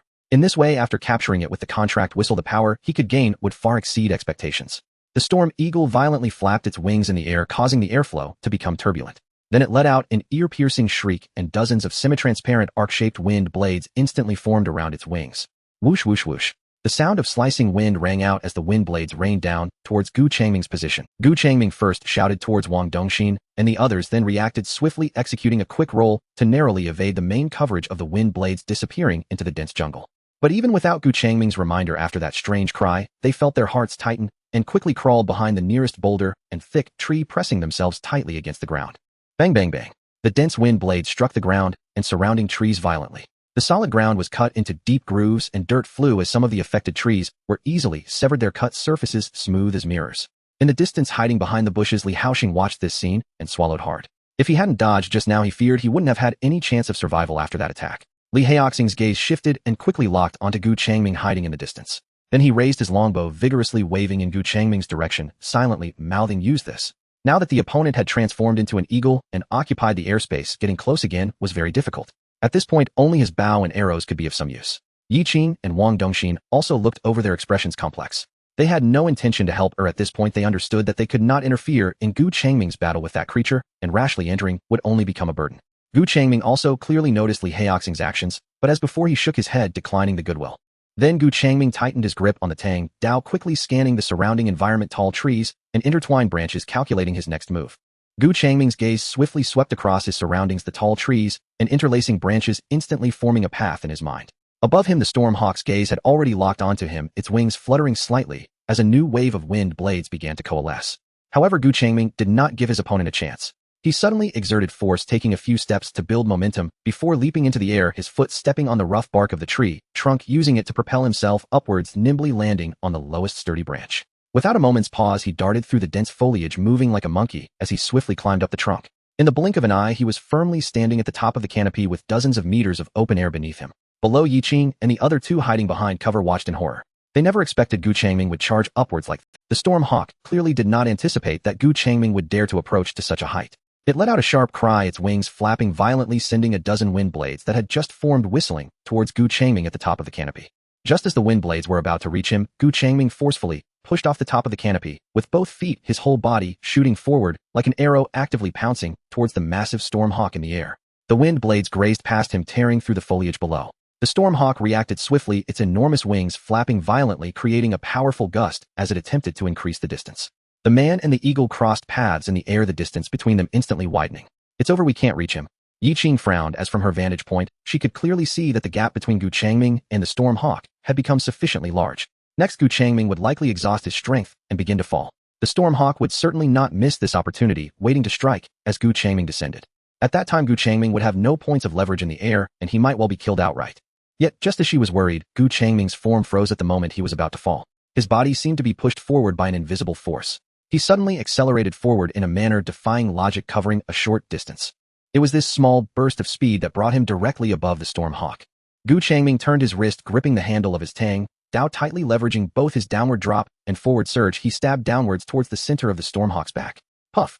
The blade precisely pierced through feathers and flesh.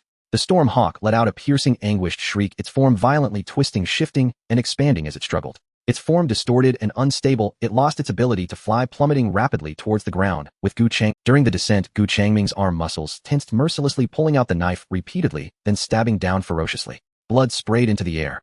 Bang! A heavy thud sounded as a massive figure crashed to the ground.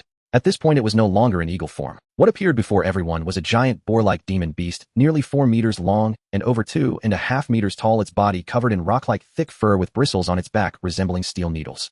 But at this moment, the giant beast appeared to be in a sorry state, its thick fur riddled with deep and shallow cuts, blood seeping out continuously. At this moment, Gu Changming was entangled with it, the Tang Dao in his hand, seeming as if it had gained sentience, relentlessly stabbing at its relatively vulnerable neck and the area connecting to its abdomen. Puff! The blade sank in. The creature let out a pained roar and thrashed wildly, trying to shake Gu Changming off. But Gu Changming clung to it like a parasite. Blood quickly stained a large area of the ground. The painful roars of the demon beast mixed with the dull thuds of the blade piercing flesh clearly reached the nearby thicket. Wang Dongxin and the other two watched in astonishment, not daring to breathe. Their eyes reflected both fear at the creature's ability to change forms and shock at Gu Changming's tenacious struggle. Feeling that Gu Changming's attacks showed no sign of stopping, the creature let out another roar, and its form began to change once more.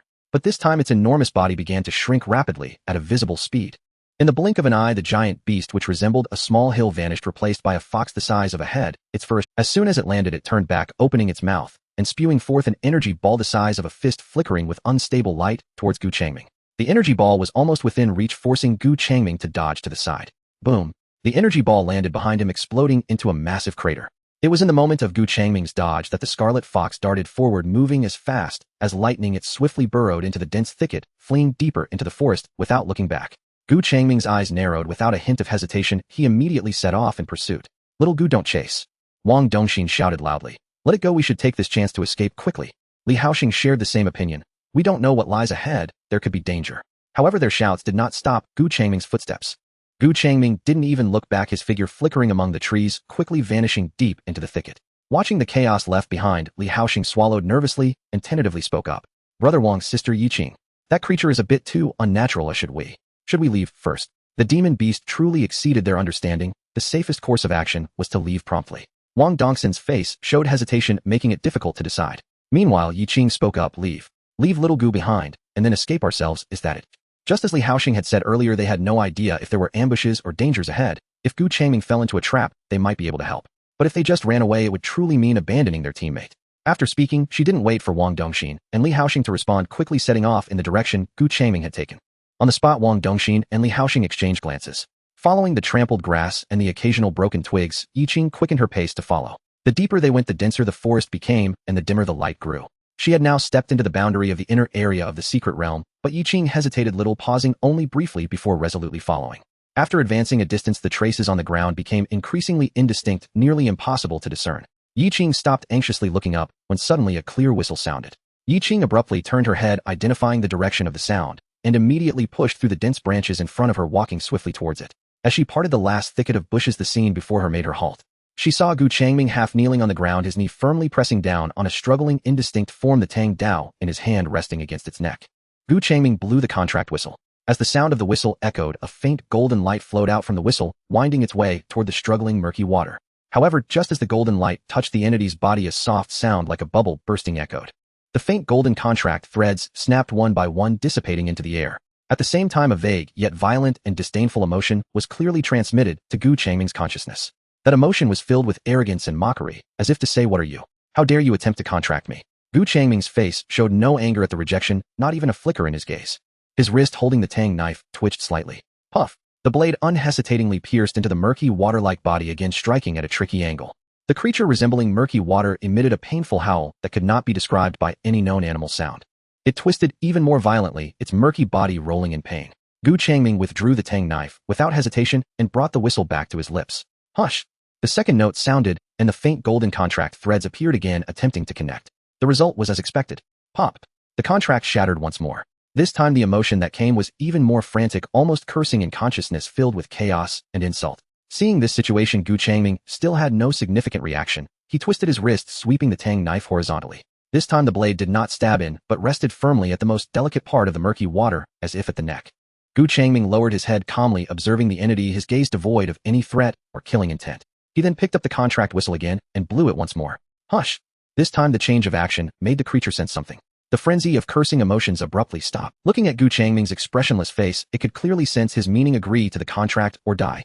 Gu Changming maintained his posture with the knife pressed down, waiting for the entity's choice. He was not bluffing. If the entity refused the contract this time, he would promptly send it off. He was not like those spiritual masters who had reliable mental suppression methods to reach a contract, or the patience to wait for the attitudes of spiritual pets to change. His method was simple: either obey me and become my servant or die. If the entity chose the latter, Gu Changming then he would simply send it off on its final journey. Though this entity looked strange and promising, if it truly could not follow his commands, Gu Changming would still kill it, and then casually contract 1 or 2 shadow wolves as his pet. The atmosphere fell into a stagnant silence. The murky water no longer struggled, nor did it convey any emotions. Time stretched for several seconds. Gu Changming's brows slightly furrowed, as if exhausting his last bit of patience. Then he applied more pressure with his wrist, and the blade seemed poised to pierce down. In that instant, a low, resonant sound different from before emanated from the core of the murky water. The previously shattered faint golden contract threads reappeared, but this time, they did not break. Rather, they seemed to have found their place, rapidly and steadily merging into the twisted form. The golden light flowed, tracing a complex and ancient symbol on the surface of the murky water, flickering a few times before finally disappearing completely. The contract was fulfilled. Almost simultaneously, a translucent system panel automatically popped up in front of Gu Changming. Contract established. Contract creature, primal saliva. Description: a bizarre entity, formed from ancient magic and the remnants of countless beings, with no fixed form and possessing strong mimicking and adaptability abilities. Core skill: mimetic symbiosis, can mimic the forms of other magical beasts through contact and analysis, and acquire. Seeing the introduction on the panel, Gu Changming's eyes suddenly brightened. He looked down at the primal saliva that was gradually stopping its twisting and becoming more docile, and his lips curled slightly. This ability seemed quite promising. Moreover, Gu Changming understood why it could endure so much during the previous battle, even watching that shadow wolf being killed. It turned out that it had no actual connection to the shadow wolf clan. It merely mimicked the shape of a phantom wolf and let that shadow wolf go to its death. With the contract completed, Gu Changming finally turned his gaze towards Yi Qing, who was standing by the bushes. He had noticed her presence earlier, but had been too busy with the contract to acknowledge her. Yi Qing was still immersed in the somewhat strange scene of subjugation. When she saw Gu Changming looking over, she instinctively opened her mouth, but found herself momentarily speechless. She had come over out of concern for Gu Changming, hoping to see if she could help, completely unprepared for such a scene. Gu Changming glanced at the primal saliva still twisting at his feet, his mind racing. The entity quickly grasped his intention, and its murky body swiftly contracted and reshaped, darkening in color as the details of its feathers were quickly outlined. In the blink of an eye, it transformed into a completely black crow with lively eyes. It then gently flapped its wings and landed on Gu Changming's shoulder, quietly folding its wings. Gu Changming raised his hand lightly, placing his index finger on his lips, making a very clear gesture towards Yi Qing. Yi Qing's eyes flickered, and she began to understand. Everything that had just happened, what should be said, and what should not be said, she should be clear about. Just as Gu Changming's finger was about to lower, rustling sounds and gradually clearer footsteps echoed from the nearby woods. Wang Dongxin and Li Haoxing hurriedly pushed through the dense foliage. As soon as they appeared, they saw Gu Changming and Yi Qing standing face to face, and the atmosphere seemed somewhat subtle, causing them to freeze for a moment. Wang Dongxin quickly scanned the surroundings. Apart from the slight mess left by the battle, he did not see the expected large figure of the strange creature. Suppressing his doubts, he looked at Gu Changming with concern and asked, "Little Gu, are you all right?" What about that thing just now? As soon as he finished speaking, Gu Changming slightly turned to the side, revealing his previously concealed right shoulder. The black-winged crow instantly came into their view. In an instant, both of their pupils constricted, and they understood. The magical creature's form was ever-changing, and now a crow had appeared on Gu Changming's shoulder. The answer was self-evident. Gu Changming maintained his usual expression and replied in a flat tone, "It ran away." Wang Dongxin and Li Haoxing exchanged a glance, subtly pressing their lips together in understanding. It was Wang Dongxin who first reacted following Gu Changming's words, "It ran away." How unfortunate. Li Haoxing immediately nodded in agreement. Yes, such a pity. I thought. His words trailed off, but the meaning was, some truths are better left unsaid. Maintaining a necessary tacit understanding is a skill every adult must learn. Gu Changming nodded, choosing not to dwell on the topic. He turned to look at the previously chaotic open space, his tone lightening slightly. Let's go. This time we can properly collect those steel bristle rabbits without worrying about any disturbances. Wang Dongxin, Li Haoxing, and Yi Qing all nodded in agreement. Yes, the main task is important, Wang Dongxin responded, turning to lead the way. The four of them spoke, no more, silently retracing their steps to the open area littered with the bodies of steel bristle rabbits. Once back in the clearing, Yi Qing and the others crouched down to begin harvesting valuable materials from the rabbit corpses. This time Gu Changming also did not just stand by. He crouched down, drew out a dagger, and skillfully began to cut the tough bristles and large fangs from the steel bristle rabbits. After neatly packing all the spoils, Wang Dongxin consulted the map to determine the direction before leading the group toward the evacuation point. Along the way, the atmosphere was heavy, filled only with the sound of footsteps and the group's breaths. Gu Changming felt like an invisible barrier separating him from them. Only when they stepped through the teleportation portal of the secret realm and breathed in the familiar air of Earth, feeling the cacophony of voices from the camp, did the oppressive atmosphere begin to dissipate. Their group, especially the sizable corpse of the Shadow Wolf being carried by Wang Dongxin and Li Haoxing, immediately attracted the attention of other teams outside. Seizing the opportunity of the commotion, Gu Changming lowered his body, planning to quietly blend into the crowd and leave. Gu Changming, Yi Qing's voice called from behind. Faces gathered, their expressions filled with envy. Seizing the opportunity of the commotion, Gu Changming lowered his body, planning to quietly blend into the crowd and leave. Gu Changming, Yi Qing's voice called from behind.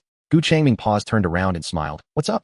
Yi Qing stood before him, her lips moving as if she wanted to say something, but she hesitated. She pointed at the Shadow Wolf corpse being surrounded by the crowd and asked, trying to sound casual, "Aren't we going to sell the loot and split the points?" Gu Changming glanced in the direction she pointed at the Shadow Wolf, then chuckled, his tone slightly teasing. "That Shadow Wolf was killed by you all. Oh, I didn't contribute, so you can keep the points." Yi Qing smiled in response, recognizing that Gu Changming was alluding to what Wang Dongxin had said when he first saw him not taking action. At the same time, she understood that he did not truly mind, it was merely a jest. The atmosphere fell silent for a moment, as if the surrounding noise had been cut off. Yi Qing looked at Gu Changming, her tone deliberately casual. "Will we meet again?" Gu Changming smiled. "If we're both alive, we should be able to." Yi Qing smiled as well, nodded, and said nothing more. She stood there watching Gu Changming turn decisively and blend into the flowing crowd, his figure quickly becoming indistinct. Not long after he left, Wang Dongxin and Li Haoxing approached, standing on either side of Yi Qing. "Did he leave?" Yes, Yi Qing nodded. For a moment no one spoke, and the atmosphere turned slightly, awkwardly silent. After witnessing Gu Changming's actions, they all understood that once they left the secret realm, he would part ways with their small team. Gu Changming, and they were ultimately not on the same path. The other's strength, along with that almost cold determination, destined him to walk a path entirely different from theirs. Shanghai. In a high-end apartment complex, all the lights in the room were turned on, illuminating every corner. Gu Changming sat on the sofa, slightly sinking into the soft cushions, his expression calm. In the direction of the balcony, the mimic beast maintained its crow form, quietly standing on the railing, its crimson eyes occasionally scanning the area of the complex below. Indeed, Gu Changming had given it a new name, Mimic Beast. Although primordial saliva sounded impressive, it was too abstract, so Gu Changming opted for a name that better suited its nature. Gu Changming's hand rested naturally on the sofa, his fingers holding 4 or 5 iron nails, each about 5 centimeters long and exceptionally sharp, floating in a manner defying gravity, skillfully moving between his fingers like living creatures. This was the telekinesis ability Gu Changming had previously exchanged for with points. Otherwise he wouldn't have been able to dash forward in midair during the secret realm, pulling the storm hawk transformed by the mimic beast down to the ground. At this moment, Gu Changming was familiarizing himself with this power. Whether it was telekinesis or other abilities exchanged, one could enhance their strength through continuous practice. Gu Changming had even heard of someone who, without using points to upgrade their skills, managed to enhance their abilities solely through their... While practicing, Gu Changming's gaze remained fixed on the clock hanging in the room. The clock read a little past 11:50. At this moment, several days had passed since he left the secret realm. Today marked the day of the second assessment. Gu Changming continued to watch as the minute hand gradually approached 11:59. Gu Changming stood up from the sofa, his fingers moving slightly, causing the floating sharp iron nails to glide silently into his sleeve. He stepped toward the balcony. The crow formed by the mimic beast tilted its head slightly to look at him as he approached, but it made no... Gu Changming reached the edge of the balcony, casually resting his hands on the cold metal railing, raising his head to gaze at the seemingly serene sky. At precisely 12 o'clock, in an instant, as if an invisible giant hand had splashed thick, blood-red liquid across the sky, the entire expanse darkened, abruptly transforming into a suffocating crimson. Following this, massive and cold white text identical to that during the first assessment once again materialized out of thin air, stretching across the blood-red sky. The second assessment for civilization advancement now begins. Although already aware of the content of this assessment and mentally prepared, Changming still felt a tightening in his chest upon seeing it. Instinctively, holding his breath, his gaze fixed firmly on the sky. Immediately after, new text appeared. Second assessment: light dread phase assessment rules. Second assessment: light phobia phase. Rules: avoid being hunted by the shadow devourer. Additional rule: dim light sources will attract the shadow devourer. Duration: 120 hours. Penalty for failure: death. Upon seeing this new assessment content and the additional rules, Fang Yingying dared not think too much and immediately sprang into action. She rushed into the living room and pulled the heavy curtains shut with a whoosh, instantly dimming the light in the room by half. Then she ran back to the bedroom and firmly closed the curtains there as well. Next, she looked around, targeting anything that could emit light. She yanked the small bedside lamp's plug out and smashed it. Mirrors that could reflect light were also smashed, and even the electronic clock had its batteries removed. After doing all this, she thought for a moment and pulled down the main power switch of the room. The entire house was plunged into darkness with only a sliver of faint daylight seeping through the curtain seams. Once everything was done, she finally chose to hide in the large wardrobe in the bedroom. Curling up behind the hanging clothes, she tightly hugged her knees. Fang Yingying breathed lightly, just like during the last silent day, afraid of making even the slightest sound. It would be fine as long as she stayed quiet at home for 5 days like last time. Everything would be alright. The faint light would attract those shadow devourers, but now her room had no light at all, so she should be safe, right?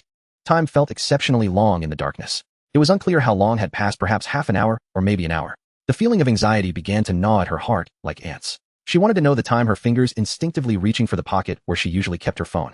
But her hand stopped in midair. Right, she couldn't emit any light, or it would attract those ghostly things. Thinking this, she forced herself to retract her hand and clenched it into a fist. She must not move or look. Closing her eyes, she tried hard to recall a mantra she had seen online a few days ago, repeating it silently in her mind. Whether it was psychological or truly effective, that inexplicable anxiety seemed to be slightly suppressed. But just as her heart began to calm, suddenly, a dull thud echoed from downstairs, accompanied by a vague sensation of vibration. The wardrobe shook slightly. Fang Yingying's silent chanting abruptly stopped, and her heart contracted sharply. Immediately after, a man's scream, sharp to the point of distortion, tore through the silence outside. Oh! The voice was filled with extreme terror, lasting only a brief moment, as if cut off abruptly by something. The house fell silent once more. Fang Yingying held her breath, covering her mouth, tightly trembling, uncontrollably, tears streaming silently. It was over. Someone was in trouble, and they were very close to her. Would those ghostly things come looking for her? She shook her head vigorously, trying to shake off these terrifying thoughts. It wouldn't happen, it wouldn't happen. She had done while the curtains were tightly drawn and all sources of light had been dealt with. She was safe as long as she remained quiet, just like last time. She desperately encouraged herself, but her curled body could not stop trembling lightly. At that moment, tap, tap, tap, a strange sound faintly came from the hallway. It was not the crisp sound of shoes hitting the ground, but a rather eerie footstep sound, slow and with an unsettling rhythm. Fang Yingying instantly held her breath, her ears straining to catch the sounds from outside. That sound was moving. It stopped at bang. Fang Yingying's heart stopped for a moment, then began to race frantically, almost threatening to burst from her chest. Fang Yingying's heart stopped for a moment, then began to race frantically, almost threatening to burst from her chest. The eerie footsteps sounded again, this time crystal clear. It was right in her living room. Tap, tap. The sound was slow, yet it carried an undeniable directionality. It did not linger in the living room, but headed straight towards the bedroom. Fang Yingying bit down hard on her hand, her teeth sinking into her flesh, tasting the faint metallic tang of blood. The footsteps stopped at the bedroom door. What made her scalp tingle was that she seemed to sense an invisible cold gaze piercing through the thin wardrobe door. It entered. Fang Yingying held her breath, pressing her ears tightly against the wardrobe wall. She could clearly hear that thing moving slowly in the bedroom. The footsteps paused by the bed as if checking something. Then it moved towards the desk, producing faint scratching sounds. Fang Yingying's heart nearly leaped out of her chest, but she still clung to a glimmer of hope. Under her frantic prayers, the thing circled the bedroom once and began to head toward the door. Tap, tap, tap. The sound gradually faded, seemingly passing through the living room and finally disappearing outside the door. It left. It really left. Her tense body went limp, almost collapsing. She breathed heavily in silence, cold sweat soaking her back. Indeed, as long as she followed the rules, everything would be fine. However, this relief lasted for less than 3 seconds. An unusual sensation quietly emerged. The space within the wardrobe seemed to have become cramped, not in a physical sense, but a feeling of invisible filling, making the air thick and icy. A wave of indescribable chill shot up from her tailbone to the top of her head, making Fang Yingying's scalp instantly numb. Almost instinctively, she abruptly pulled out her phone from her pocket, trembling as she turned on the screen. The pale light instantly illuminated the cramped wardrobe. Right before her eyes, less than 10 centimeters away, a twisted, blurry face, resembling a melting shadow, was silently staring at her. The thing seemed to have been there all along watching her. Oh. Extreme fear shattered her rationality, and Fong Yingying let out a piercing scream. She violently pushed open the wardrobe door and scrambled out of the bedroom, frantically rushing into the hallway. The hallway outside was also pitch black like a gaping maw ready to devour her. After running for several meters, her overwhelming instinct to survive compelled her to glance back. Just as she turned her head, that shadowy ghost face was almost pressed against her nose. No sound, no warning, as if it had always been there. Ugh! Her scream was cut off midway. The shadow devourer had a spherical object protruding from its arm, as if carrying some kind of trophy, slowly turning toward the other side of the hallway. There, another family's security door was tightly locked, and behind the door, it was equally dark. Balcony. Just a few minutes after the assessment was announced, Gu Changming's phone received a push notification from the authorities, and he couldn't help but raise an eyebrow at the content on the screen. Stay away from all light sources. Create a relatively dark environment at home. Stay indoors, and do not go out. After speaking, Gu Changming turned back to glance at the room fully illuminated with lights, shaking his head. Due to humanity passing the first assessment, their levels increased, revealing additional rules that were not visible in the additional rule. Weak light sources will attract shadow devourers. However, this very additional rule nearly caused the demise of billions of humans. Based on this additional rule and their experiences from the first assessment, they naturally began to think of applicable method. If the silent day cannot produce sound, then can the light phobia period produce brightness? As long as no light is emitted, they can safely pass this assessment. If the silent day cannot produce sound, then can the light phobia period produce brightness? As second assessment, light phobia period. Rule: avoid being hunted by shadow devourers. Additional rules: weak light sources will attract shadow devourers. There is only one shadow devourer in a specified area. Shadow devourers are nocturnal and more active at night. They are averse to stable light sources, as shadow devourers will enter a brief rest after killing one person. Duration: 120 hours. Failure to pass the assessment results in death. Hidden rule: light prison. When the shadow devourer is completely covered by bright light, it will fall into a brief paralysis. Indeed, it is not humanity that fears the light, but the hunters that chase them. These shadow devourers prefer to operate in the dark, being extremely sensitive to bright light. Even a weak light would attract them, while stronger light would cause them to feel aversion. Due to their low levels, humans could only see the first additional rule, leading to a misunderstanding of the entire assessment. As a result, a prompt was sent to everyone suggesting hiding in the dark. However, if they hid according to the prompt, it would instead lead the shadow devourers into a comfort zone.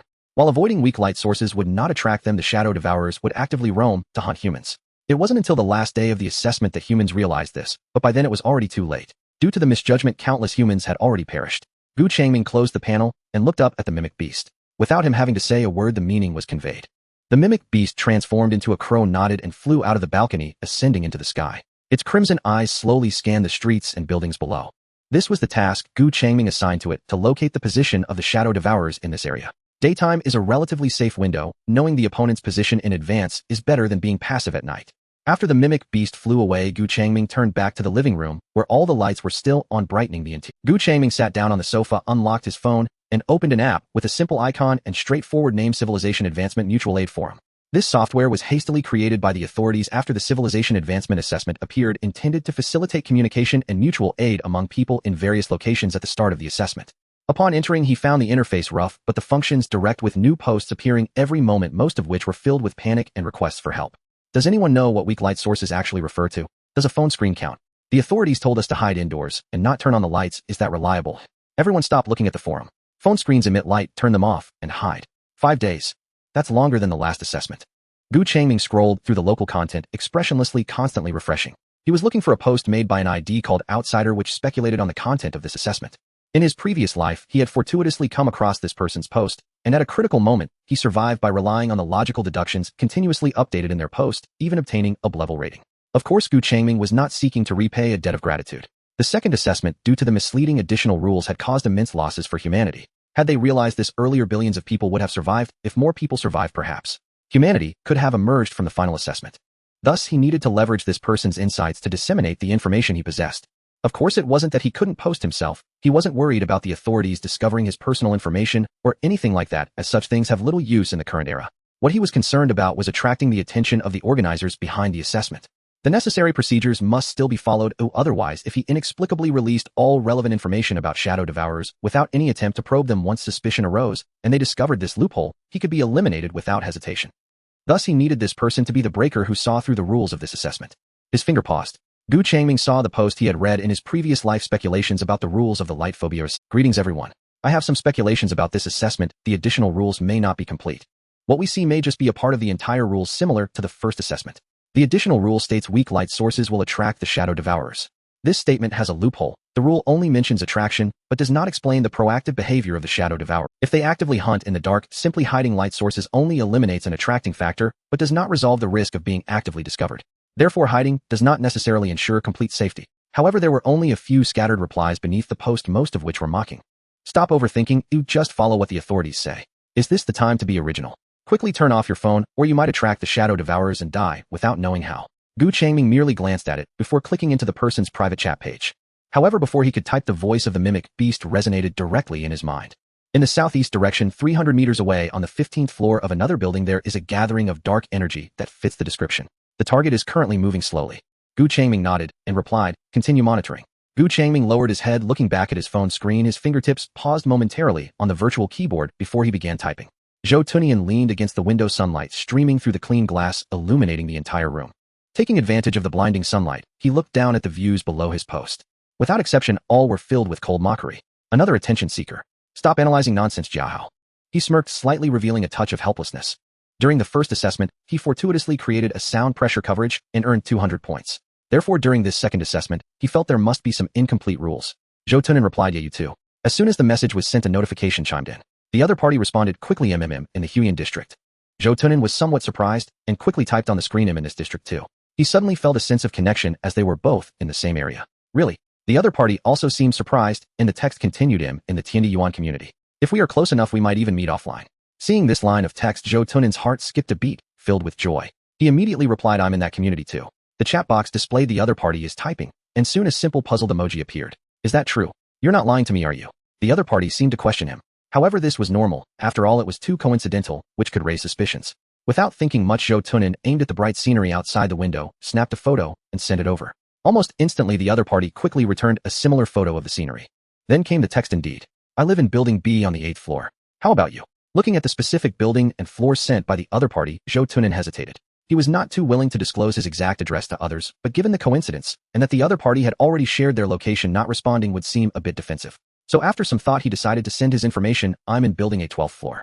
On the other end of the phone, Changming looked at the specific location Tunin sent, and a faint, barely noticeable smile crept onto his lips.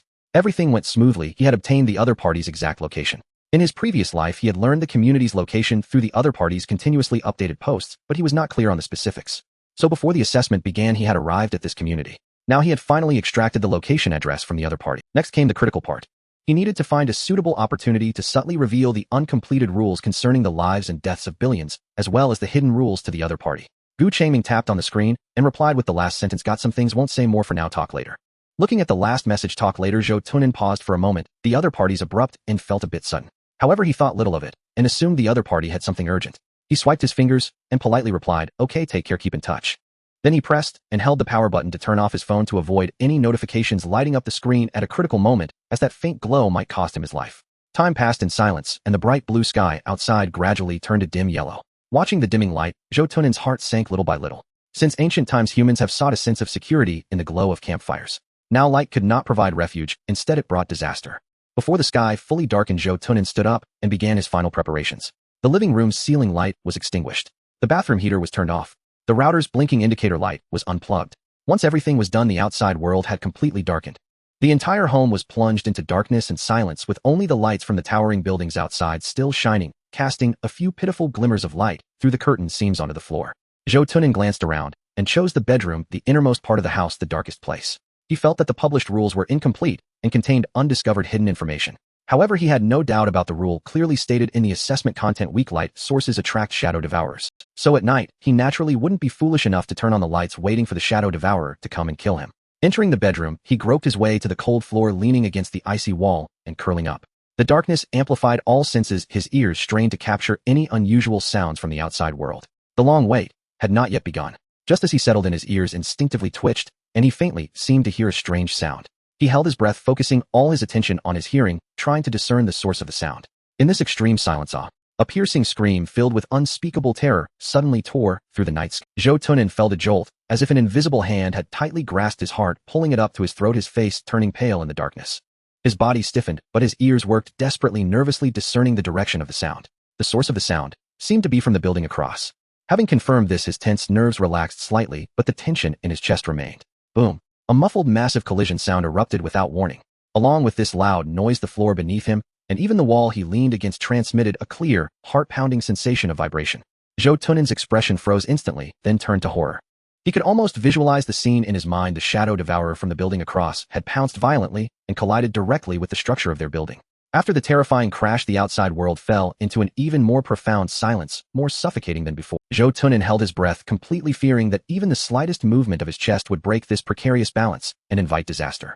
He strained his ears, trying to catch any signs of movement. After about a minute or two, a strange wet dragging sound began to faintly echo. He frowned tightly, carefully tracking this eerie footstep, judging its distance and direction.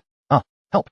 Downstairs, probably around the 7th or 8th floor, two female voices shrieked in terror, their tones distorted with fear. But this sound was like a chicken with its neck cut off, lasting only a brief moment before abruptly stopping. The building once again returned to the all-consuming silence. However, this abrupt silence felt even more terrifying in the quiet night. Zhou Tunnen's mind went blank, fear rendering him unable to think. He did his best to control his trembling body, focusing all his senses on his ears, carefully listening for any possible sound. At that moment, tap, tap, a strange footstep sound emerged. This time the source of the sound was so clear that his trembling body dared not move. It was on his floor, right in the hallway outside the door. Zhou Tunnen instinctively held his breath, every muscle in his body tense, trying not to make a sound. But the next second, bang! A loud noise erupted as his home's security door was completely smashed open, crashing heavily against the wall. Footsteps approached, slow and deliberate, heading towards his bedroom. Zhou Tunnen's heart stopped, his eyes darting in the darkness, his mind racing. If his guess was correct, these shadow devourers did not need dim light to hunt. Darkness was instead their comfort zone. If he continued to hide here, he was merely waiting for death. The footsteps stopped outside the bedroom door. Knock, knock. The sound of banging on the door was abrupt, as if done intentionally. Yet the moment the sound echoed, Zhou Tunnen made his choice. He clenched his right hand tightly. Bang! In the living room, a lighter that he had placed on the coffee table suddenly exploded, sending a burst of brief flames into the air. Almost simultaneously, Zhou Tunnen pushed open the bedroom door and dashed out. He was going to escape while his opponent was distracted by the firelight. As he opened the door, he caught a glimpse of the shadow humanoid, yet with a vague outline looking like a ghost. With no time to spare, Zhou Tunnen bent low and slid through the figure's legs. He moved quickly, his back grazing the cold floor, twisting to stand up without looking back as he rushed towards the hallway. Zhou Tunnen dared not turn back, running desperately forward. The hallway was pitch black, with only the distant green sign of the emergency exit emitting a faint glow. The footsteps behind him grew louder, and Zhou Tunnen gritted his teeth, charging towards the stairwell in the darkness. He could not afford to slow down. With a heavy shoulder, he crashed through the solid iron door of the emergency exit, stumbling. A tremendous crashing sound echoed, and the motion sensor lights above flickered on. But at that moment, he could not care less. Having been discovered, why would he concern himself with the light source? Instead of fleeing immediately, Zhou Tunnen turned around, pressing his back against the iron door. However, as soon as he leaned, a pitch-black scythe-like arm, as if condensed from shadows, suddenly pierced through the thin steel plate of the door, its sharp tip only a few centimeters from his side. Zhou Tunnen nearly died of fright. If he got hit by that, he would definitely be finished. Realizing he could not continue leaning there, he was about to flee when the force outside suddenly vanished. Immediately, the light beneath his feet dimmed. The opponent seemed to melt away, transforming into a flat shadow that flowed in through the gap under the door. At the same time, the motion sensor light went out. The stairwell fell back into darkness. This flickering light extinguished Zhou Tunnen's courage, and without thinking, he turned and sprinted up the stairs. He took 2 or 3 steps at a time, the sound of his footsteps echoing urgently in the enclosed stairwell. However, just as he reached the corner of the stairs, a loud boom resounded behind him as the iron door was completely shattered. Zhou Tunnen dared not look back, his mind was blank, driven only by the instinct to survive as his legs continued to move. Zhou Tunnen rushed up the stairs, reaching the next level, and without hesitation kicked open the iron door of the emergency exit, creating a loud noise before turning to continue his frantic ascent. He hoped that the open door would slightly confuse the pursuing shadow devourers. When he reached the next floor, he repeated the action, kicking open the iron door again. However, this time he did not go further up, but instead he took out another backup lighter he had on him, tossed it upward, and then concentrated to squeeze it with his mind. Snap! A faint explosion sound and a fleeting spark came from above. After doing all this, Zhou Tunnen finally slipped into the hallway of the current floor. Upon entering the hallway, he immediately lightened his footsteps, even taking off his shoes, then tiptoed quickly, swiftly, finding a corner piled with clutter to hide. He then held his breath, turned his head, and cautiously peered through the gaps in the clutter towards the direction he had come from. However, contrary to his expectations, the opponent did not seem distracted by the noise from above. After a moment, the shadow appeared at the entrance of the hallway, its head slowly turning, looking towards him. Seeing this, Zhou Tunnen's heart sank. He knew he could not escape. Then, gritting his teeth, he reached for his waist, gripping the hilt of the short knife he carried. Since he could not run away, he might as well fight. Perhaps there was a chance of survival. However, at that moment, a hand unexpectedly reached from behind him and suddenly covered his mouth. Zhou Tunnen stiffened, his eyes widening instinctively as he struggled. "Don't move, don't make a sound," a low voice urgently whispered in his ear. Sensing that the person did not seem to have malicious intent, Zhou Tunnen suppressed his instinctive resistance and ceased his movements.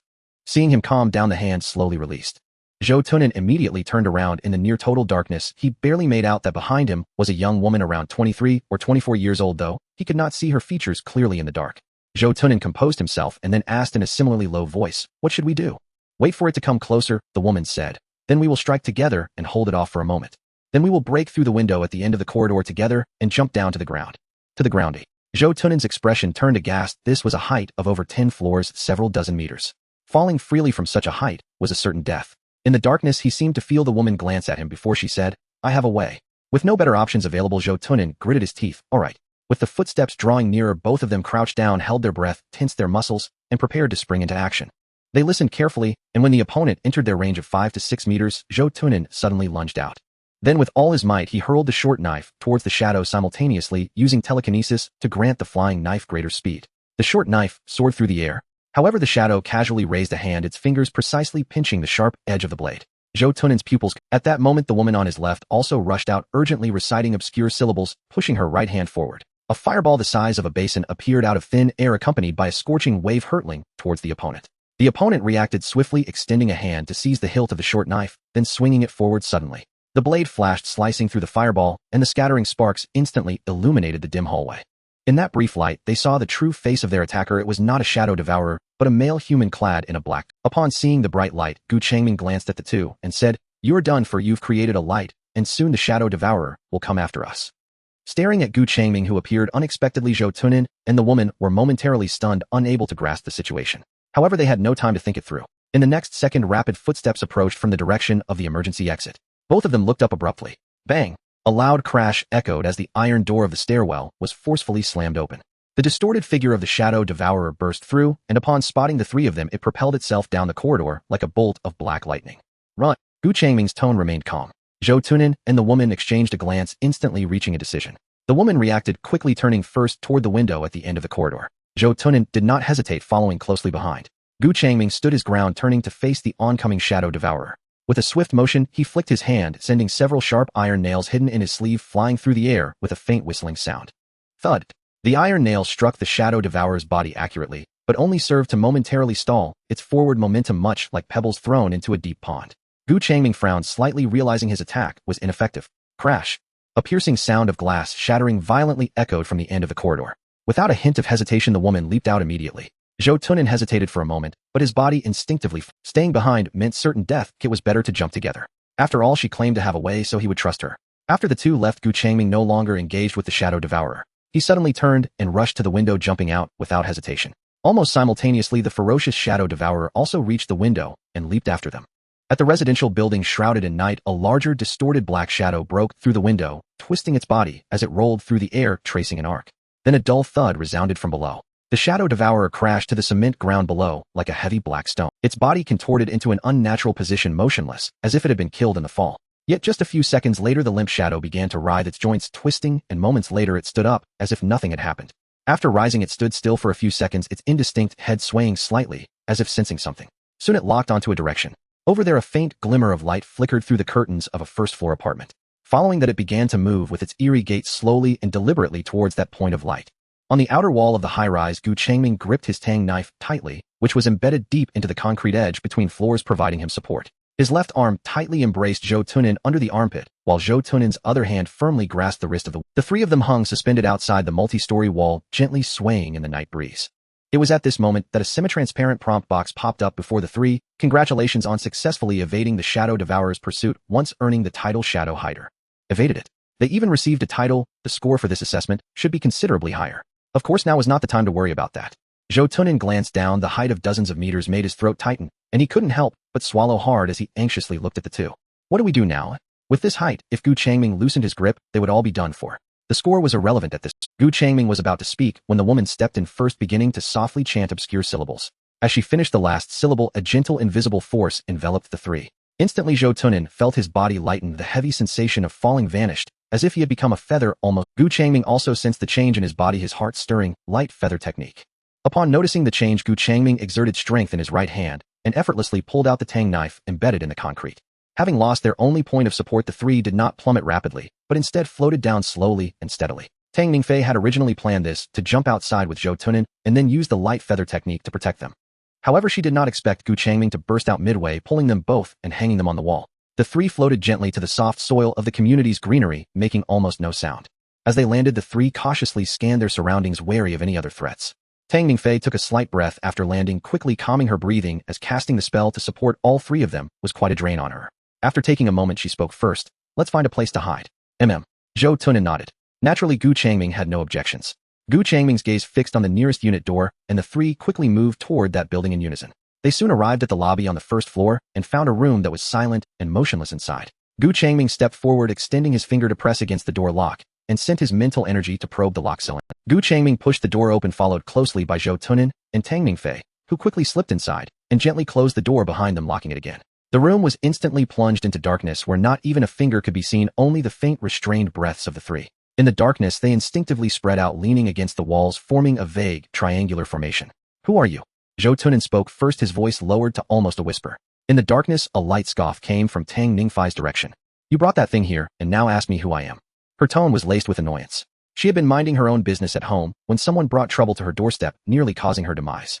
Zhou Tunan was momentarily at a loss for words, feeling somewhat embarrassed as he bit his lip. Then he instinctively turned his head towards Gu Changming. The woman was somewhat understandable as she was a neighbor, but this suddenly appearing man was someone he genuinely could not make sense. As if noticing his gaze, Gu Changming slowly spoke from the darkness, his voice steady. We know each other. Have you forgotten? Zhou Tunan was taken aback, trying hard to search his memory, but he could not recall who the person was. Do you know him? Zhou Tunan asked, his tone uncertain. Encountering someone familiar, yet unnamed, was the most awkward of situations. Gu Changming had anticipated precisely this reaction, and continued calmly. We spoke just today. Zhou Tunan paused, straining to recall. Aside from enduring the forum's barbed mockery, he had exchanged words with only one person that day. With hesitant uncertainty, he ventured softly. Is it the one living in Building B? Gu Changming affirmed, then introduced himself. Gu Changming. And you? In his previous life, the other man's ever-updating forum posts had mentioned that he would be attacked that very night. Having thus learned his residence, Gu Changming had already prepared, concealing himself in the stairwell on the same floor where his plan was to emerge at the moment of pursuit, intervene to save his life, and thereby forge an alliance. He had not anticipated the presence of a third person.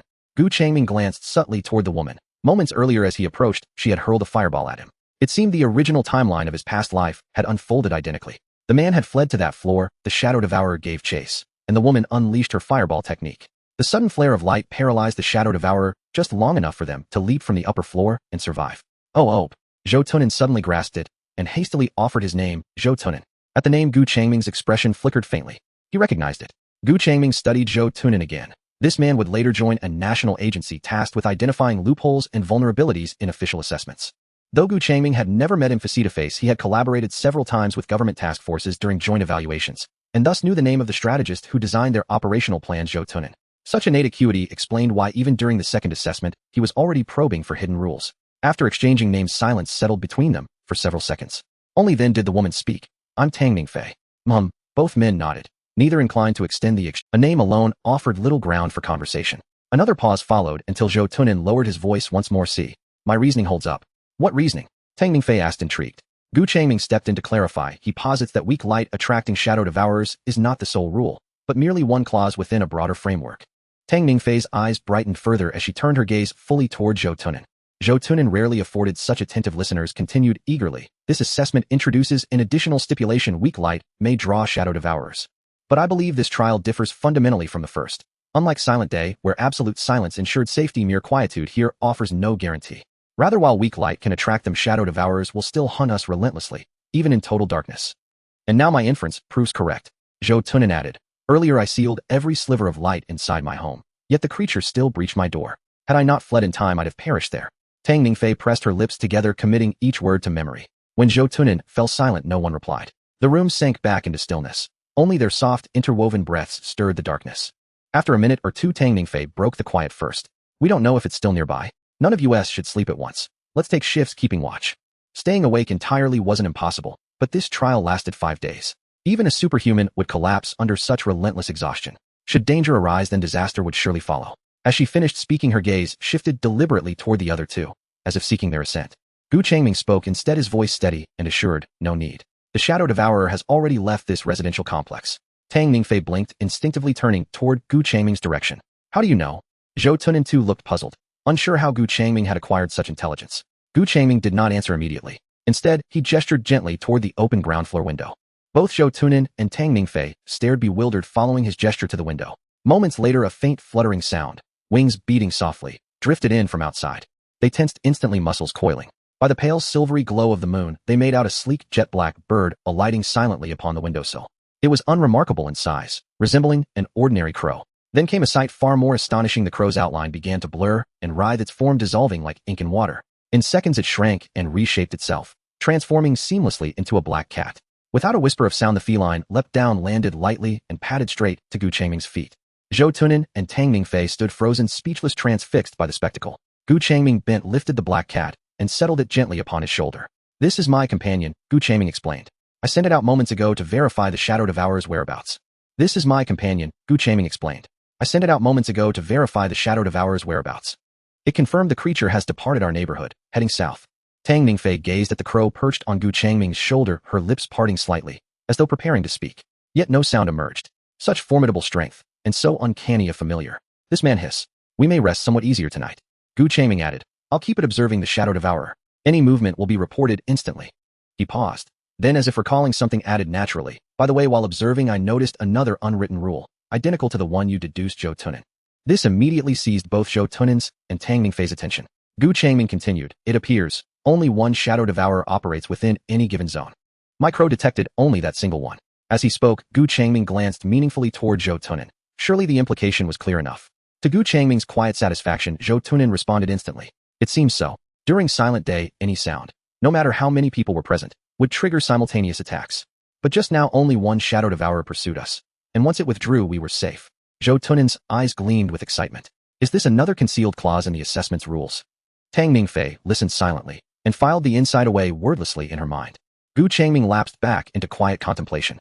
That one additional rule could plausibly be attributed to his shape-shifting familiar, but further elaboration would invite dangerous questions about how he knew so much. "Ah, what a pity," Zhou Tunan sighed. "It's nighttime now. We can't turn on our phones. Otherwise I'd post this discovery on the forum, perhaps saving countless lives."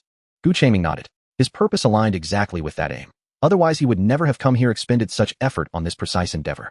They fell silent once more, then without further exchange settled to rest and conserve their strength. Beyond the occasional distant scream piercing the night, nothing else disturbed them. Dawn advanced. The darkness receded like a withdrawing tide. When the first steady beam of white light pierced the gap between the curtains and spilled across the floor, their nerves, taut for nearly 10 hours, finally relaxed, if only for a moment.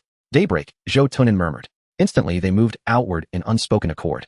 If their hypothesis held true, daylight promised far greater safety than confinement indoors. Stepping outside, Gu Changming watched as Tang Ningfei drew her phone from her pocket and held down the power button. Its screen flared to life, and her fingers flew across it, her expression intensely focused. Gu Changming and Zhou Tunan exchanged a glance. "Curious. Posting to the forum?" Zhou Tunan asked, intrigued. "No," Tang Ningfei said without lifting her head. Her fingers continued to tap rapidly on the screen, and as if sensing the puzzled gazes from the two, she added in a low voice, "I am communicating with people from the government department." Zhou Tunan became even more curious at her words, unable to resist leaning in a half-step. Gu Changming also stepped forward 2 paces, his gaze falling on her phone screen.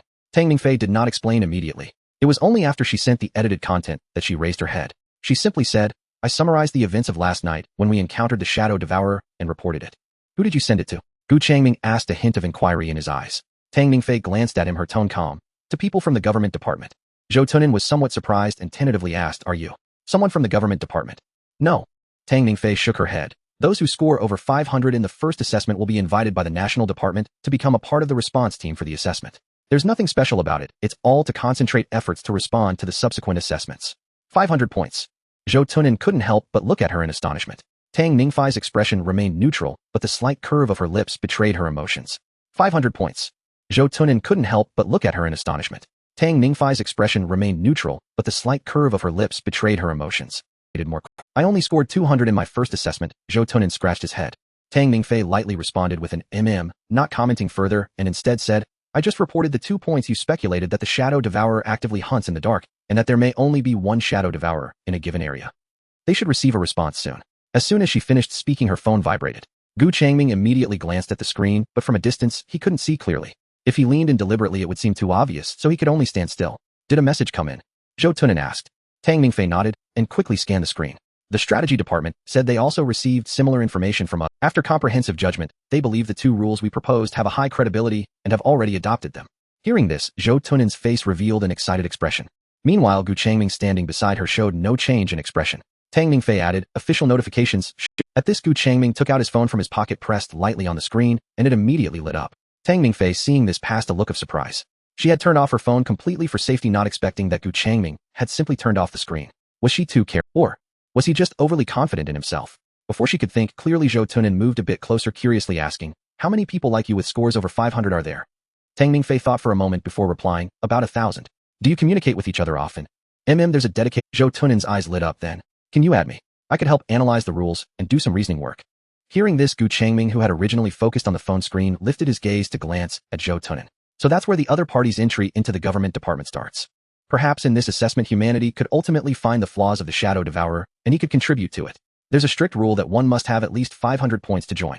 Tang Ningfei shook her head. Zhou Tunan's expression of expectation immediately dimmed. Seeing him like this, Tang Ningfei softened her tone a bit and added, however, the information you provided this time is very valuable, though after the assessment the officials may invite you as an exception. Zhou Tunan's eyes immediately brightened again. He then turned to Gu Changming beside him, curiously asking, what about you? How many points did you score in the last assessment? Gu Changming's eyes moved slightly, and he answered calmly, like you, 200. Upon hearing this number, Tang Ningfei's lips curled slightly upwards, almost unnoticeably. It seemed that he was still somewhat lacking compared to her. Gu Changming's gaze returned to the phone screen. Not long after, as Tang Ningfei had said, a new official notification appeared on the screen. In the notification, in addition to the 2 points they had raised about the Shadow Devourer actively hunting in the dark and single entity existence in an area, there were also 2 new pieces of information. First, after successfully hunting the Shadow Devourer, would enter a silent period for several seconds, suggesting that survivors could gather and keep an eye on each other. Second, it mentioned that in areas with higher brightness, weak light sources would not attract the Shadow Devourer, meaning that daytime is safer. Gu Changming felt a slight stir in his heart. This was somewhat different from the situation in his previous life. He remembered that after the first night, the official notification only had a simple tip about daytime being safer, far less detailed than this time. Was it a change brought about by his rebirth? He temporarily suppressed his thoughts and refocused on the notification content, quietly evaluating it. Suggesting to gather, indeed, could increase survival chances, but having many people could also lead to chaos. Moreover, the most brutal point of this content was not mentioned. The basis of your survival must be built on the sacrifices of others. Gu Changming was sure the officials were aware of this, but the reason for releasing it might be that there was truly no other way. If some could survive, that was already good enough. As for that light source coverage theory, it was obviously referencing the sound pressure coverage concept from the first assessment, its greatest role being to prove the safety of daytime. The direction of the research was fundamentally wrong. At night, daring to expose oneself under a light source would only lead. The correct approach was to use strong light to cover the entire body of the Shadow Devourer, rendering it immobile and gaining an opportunity to escape. It was still essential to guide them to discover the true hidden rules as soon as possible. With this thought, Gu Changming raised his head to look at the other 2. At this moment, they were also looking at the official notification. Zhou Tunan muttered softly to himself, the information is much more detailed, this time it should save more people, right? Tang Ningfei, however, was focused, silently reciting, seemingly trying to memorize everything. Seeing that they had both finished reading, Gu Changming snapped his fingers, producing a sound. The 2 looked over in confusion. What's up? Zhou Tunan asked curiously. Tang Ningfei also frowned. Gu Changming paused and said, should we take the initiative to find the Shadow Devourer? Perhaps we can gather more supplementary rules.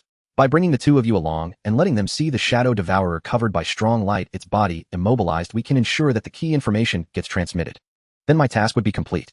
After Gu Changming finished speaking, he noticed the expressions of the other 2 were somewhat unexpected. Zhou Tunan slightly opened his mouth, while Tang Ningfei furrowed her brows. The way they looked at him was as if they were staring at a mentally unstable person. There's no need for that. Zhou Tunan was the... Tang Ningfei immediately nodded in agreement. Indeed, there's no need for it. Actively seeking that thing. What's the difference from courting death? While acquiring more unspoken rules of the assessment could help more people compared to this, one's own life was clearly more important. At most, they could summarize the patterns of the Shadow Devourer when being chased, but taking such a proactive approach to courting death was out of the question. Seeing their reactions, Gu Changming immediately realized he had been hasty. He had returned to this world, and his mindset towards the assessment was completely different from theirs, allowing him to view it with a calm perspective. Having only undergone the second assessment, they understood the rules only partially and were mostly panicked. Forcing them to approach the Shadow Devourer was akin to pushing them towards death. Gu Changming raised his hand and gently tapped his forehead, a slightly regretful and awkward expression appearing on his face. I was inconsiderate, he said, his tone softening. I was only thinking about gathering more intelligence without weighing the consequences. So, what should we do next? Seeing his quick change in attitude, Tang Ningfei and the others also breathed a sigh. They exchanged glances, and then Tang Ningfei said, first, let's find a safe place. We need a location that's more concealed, better for defense, and easier for escape. Zhou Tunan nodded as well. Right, and we need to find a few more teammates. Gu Changming nodded, no longer voicing any. All right, I'll follow your lead. After a brief discussion among the 3, they ultimately decided to return to Zhou Tunan's home. After all, it was on an upper floor offering a better view, and they had prior experience escaping from there. If they encountered the Shadow Devourer again, jumping through the window might allow them to evade it. They didn't even need to open the door as it had already been kicked in by the Shadow Devourer. Upon entering, Zhou Tunin and Tang Ningfei instinctively quieted their movements, fearing that the Shadow Devourer might be inside. Gu Changming followed, last walking straight to the wall after entering. Click! He pressed the switch and the living room lights instantly illuminated. This sudden brightness made Zhou Tunin and Tang Ningfei momentarily stiffen before they finally realized that it was safer in the daylight. Tang Ningfei adapted first. After taking a deep breath, she looked at the other two. I'll step outside for a moment to check if there are any other survivors on this floor, or above and below. Gu Changming then walked to the balcony, releasing the mimic beast he had on his shoulder. He sent it to explore the exact location of the Shadow Devourer to avoid being caught off guard if it suddenly appeared near them. Zhou Tunin stood in the living room, still feeling somewhat out of place, unsure of what to do. After a moment, he turned and walked towards the kitchen, beginning to rummage through the cabinets to prepare food, busying himself to ease the awkwardness. After about an hour, footsteps and faint voices came from the entrance. Gu Changming turned from the balcony, looking towards the door. Tang Ningfei entered first, and upon seeing Gu Changming looking at her, she directly asked, "So did you find any traces of the Shadow Devourer?" Gu Changming shook his head. "There hasn't been any activity nearby. I didn't find its exact location." Tang Ningfei nodded, stepping aside to let her companions in. "I found two people. Following her were a man and a woman. The woman was petite, her complexion somewhat pale, appearing timid and shy. Upon seeing Gu Changming, she kept bowing and nodding her head.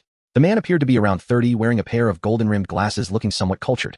After entering, he quickly but politely scanned the environment before looking at Gu Changming. Gu Changming's gaze lingered on the two for a moment before shifting to Tang Ningfei, without asking any questions. Tang Ningfei explained, "The content of the update mentioned that the chances of survival are higher when more people gather together." Hearing this, a smirk of intrigue appeared at the corner of Gu Changming's mouth as he glanced between Tang Ningfei and the two newcomers. Higher chances of survival with more people? That wasn't entirely incorrect, but those survival chances were predicated on someone acting as bait, sacrificing teammates to gain a few extra seconds to escape. By deliberately bringing two more people along, who exactly did you plan to use as a shield? Moreover, Gu Changming's gaze subtly swept over the man with glasses. Having lived 2 lives, he had encountered all sorts of people. His instincts and experience allowed him to make a rough judgment about whether someone was suitable to be a teammate upon their first meeting. This guy had a gentle smile on his face, yet his eyes reflected a calm that was skilled in calculation. Such a person was definitely not an ideal teammate. In critical moments, he might betray others for his own benefit. Bringing back a ticking time bomb, you really have good judgment. Seemingly sensing Gu Changming's scrutiny, the bespectacled man stepped forward, his smile widening as he extended his hand towards Gu Changming. "Zhao Chenghan, I live downstairs. I heard some noise from upstairs yesterday and intended to see if I could help, but the noise quickly ceased so." Gu Changming glanced at his outstretched hand, not bothering to shake it or even nod in acknowledgement. Zhao Chenghan's hand hung in the air. After a moment of awkwardness, he calmly withdrew it, maintaining his smile, as if behind him the petite girl standing next to Tang Ningfei timidly spoke. "I am Lu Shiyao. Sorry for disturbing you." Gu Changming lightly responded with an acknowledging her. At that moment, Zhou Tunin, who was busy in the kitchen, peeked out. Seeing the newcomers, he smiled, wiping his hands as he walked out. "Newcomers have arrived. Welcome, welcome. I'm still preparing food, didn't expect someone would come, so I'll make more." Gu Changming only glanced at the two newcomers before turning back to the balcony to continue observing outside. Zhao Chenghan adjusted his glasses and asked Tang Ningfei, "Is this friend observing the situation outside?" Gu Changming's ears perked up, but fortunately Tang Ningfei was not entirely foolish. She merely mentioned being cautious and did not disclose any information about his mimic beast. Zhao Chenghan chuckled, not pressing further, and instead engaged Zhou Tunin in casual conversation. After having lunchtime passed slowly in anticipation. Several hours passed, and the sky outside gradually shifted from bright blue to a dim yellow. As the light waned, the atmosphere in the room grew increasingly tense. "Let's go to the hallway," Gu Changming said. The hallway connected the upper and lower floors. The space was relatively open, making it suitable to evade upwards or retreat downwards in any situation. Staying inside the room would mean being caught if the Shadow Devourer entered, turning it into a scenario of an eagle catching a chick. Everyone understood this and didn't oppose. They began to gather their weapons or equipment, and then the 5 of them stepped out.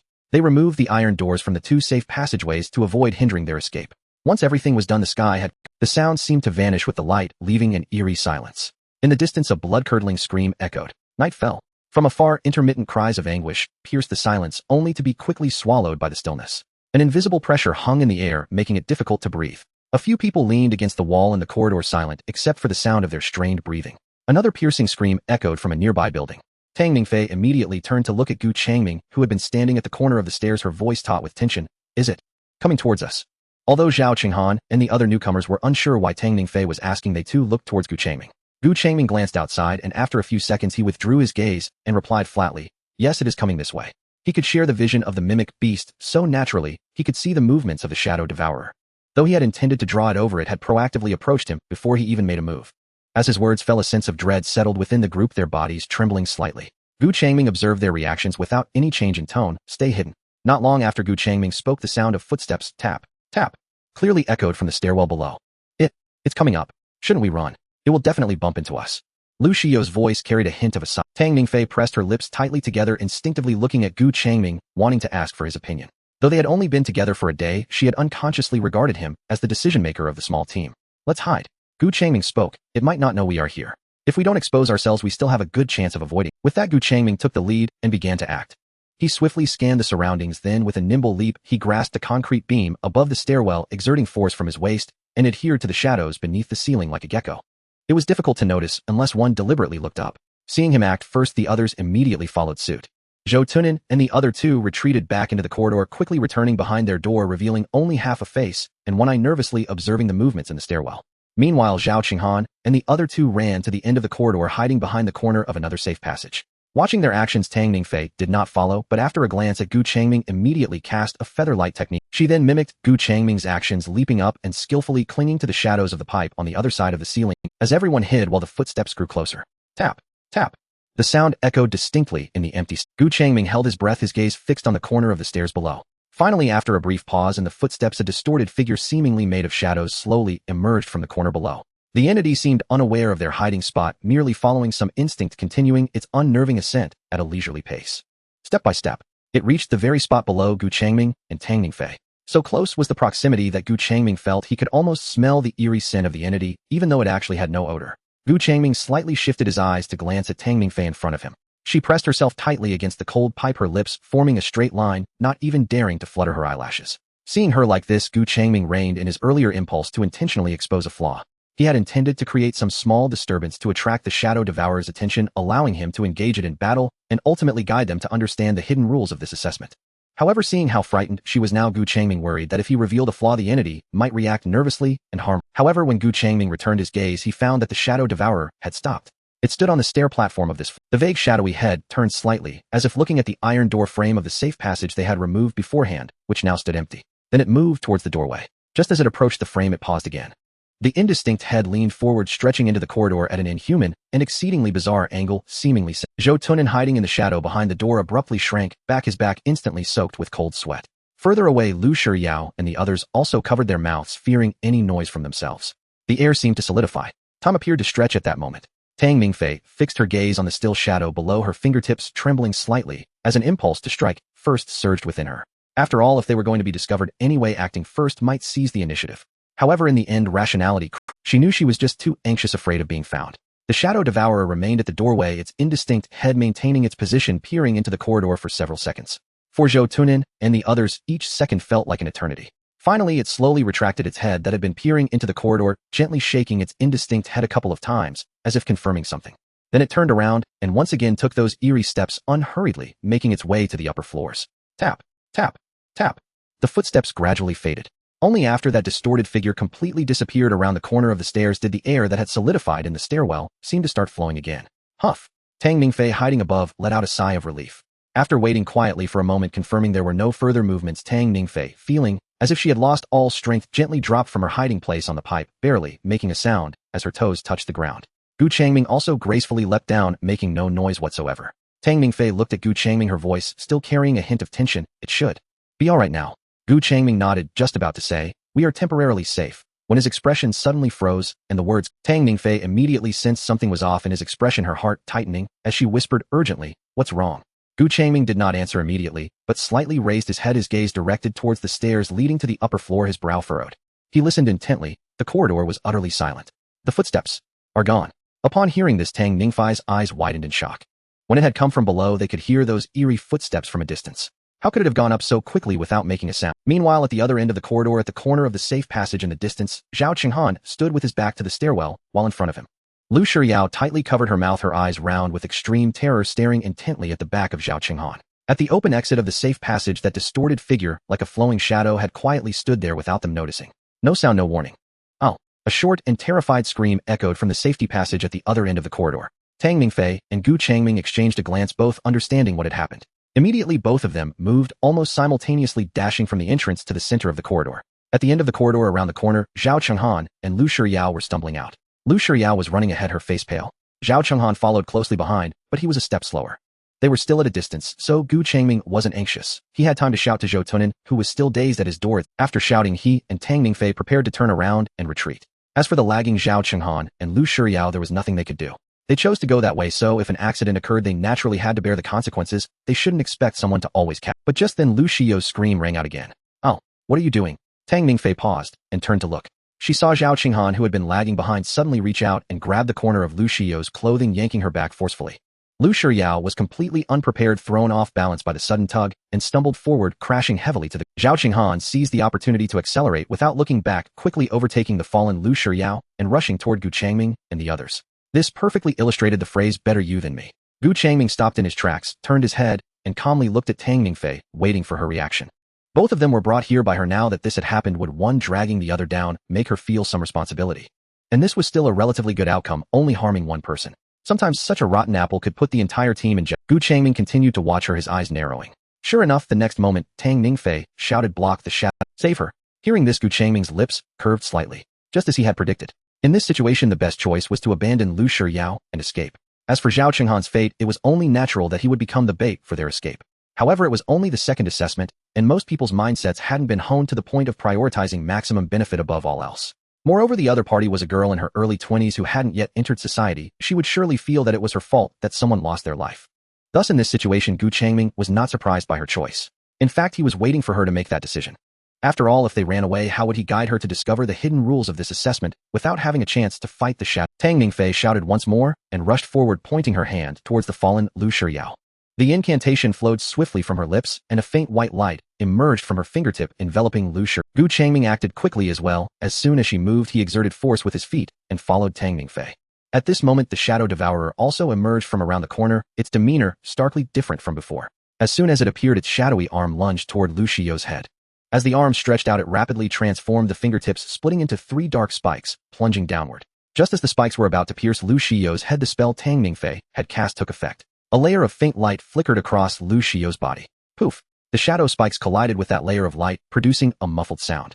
Gu Changming, seizing this opportunity, cold light suddenly glimmered from his sleeve, and several sharp steel nails shot toward the indistinct head of the Shadow Devourer with a whoosh. The steel nails hit their mark, embedding themselves in the shadow. However, this lethal attack only caused a momentary pause in the Shadow Devourer's movement. Gu Changming clicked his tongue. He had expected the spikes to have a different effect.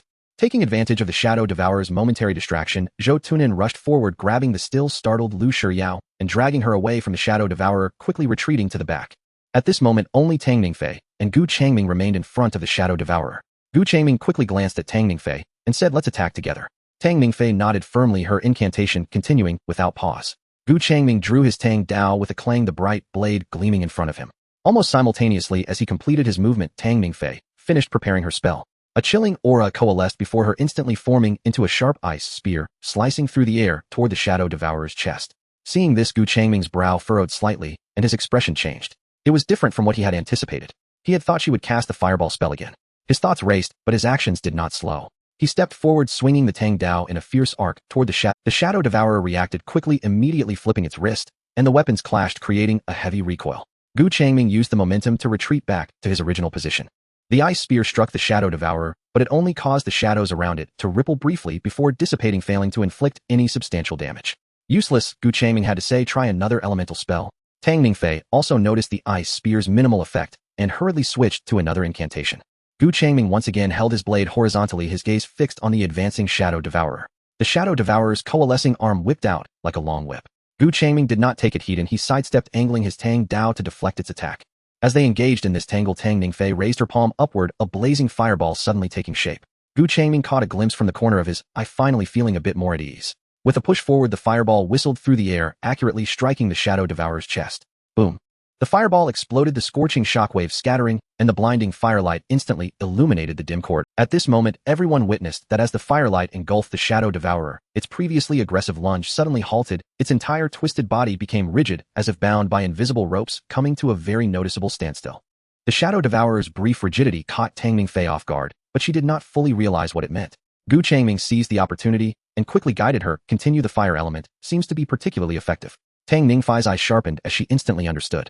She then began to chant again, a new fireball quickly forming in. However, just as she was about to hurl the fireball at the Shadow Devourer, The rigid shadow suddenly trembled violently, unexpectedly collapsing into a flat shadow sticking close to the ground and walls racing toward Tang Ningfei at an unprecedented speed.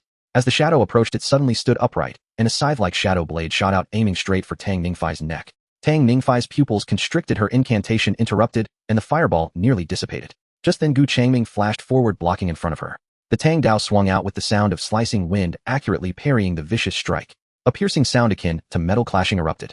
Gu Changming took a half-step back, grabbing hold of the still-dazed Tang Ningfei, and shouted, "Get out of here." With the information gathered, there was no need to continue entangled with the Shadow Devourer any longer.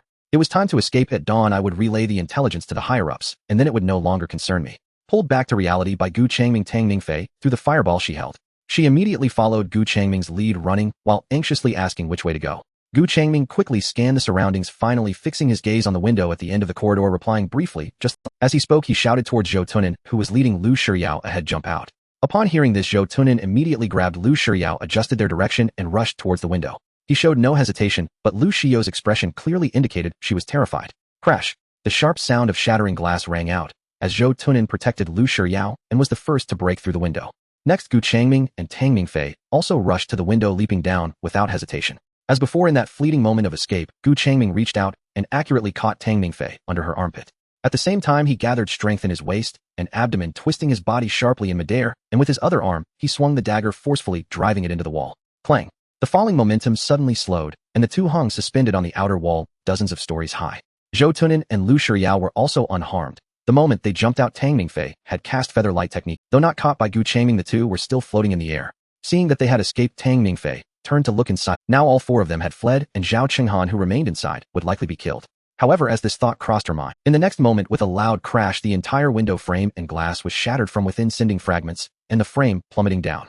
Immediately after, the distorted figure of the Shadow Devourer crawled out through the broken opening. Its limbs bent unnaturally, with jet-black spikes extending from its palms and soles, deeply embedding into the outer wall, like a massive spider firmly anchored to the wall.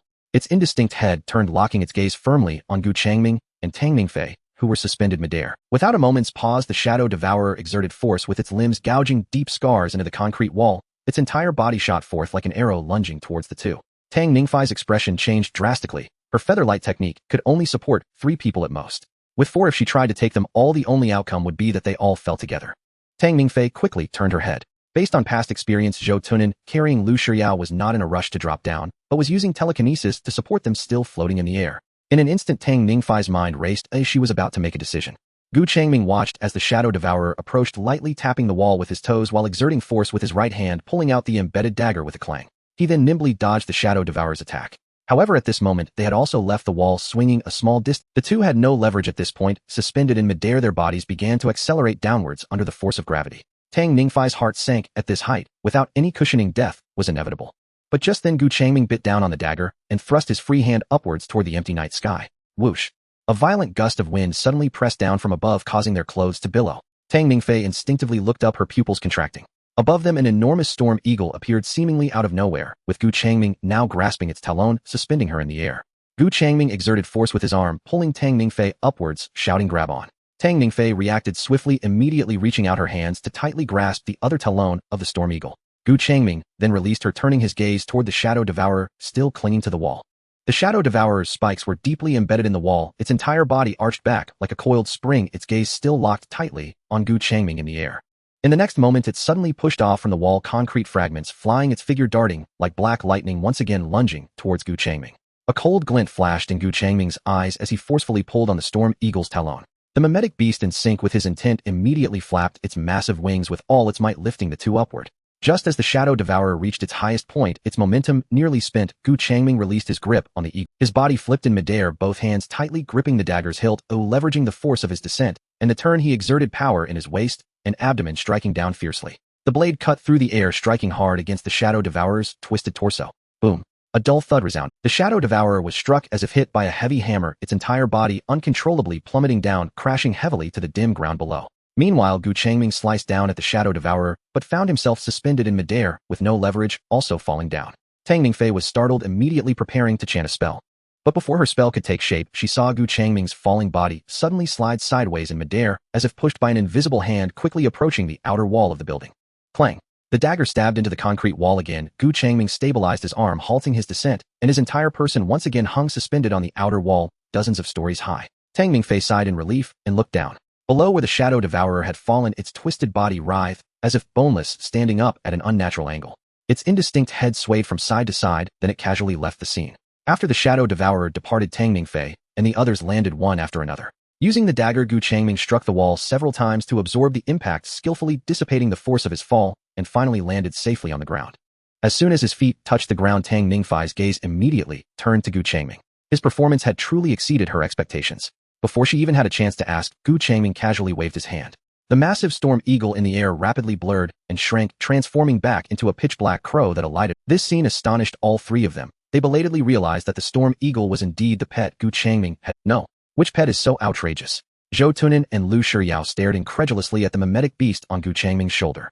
Changming Fei's gaze flickered. After hesitating for a moment, she couldn't help but ask, did you really only earn 200 points in your first assessment? Gu Changming glanced at her and then nodded indeed. She did not finish her sentence, but her meaning was clear, pointing at Gu Changming's use of telekinesis. Gu Changming showed no signs of being flustered, calmly stating, yes, I used 200 points to exchange for telekinesis. Changming Fei continued to probe, what about your physical fitness?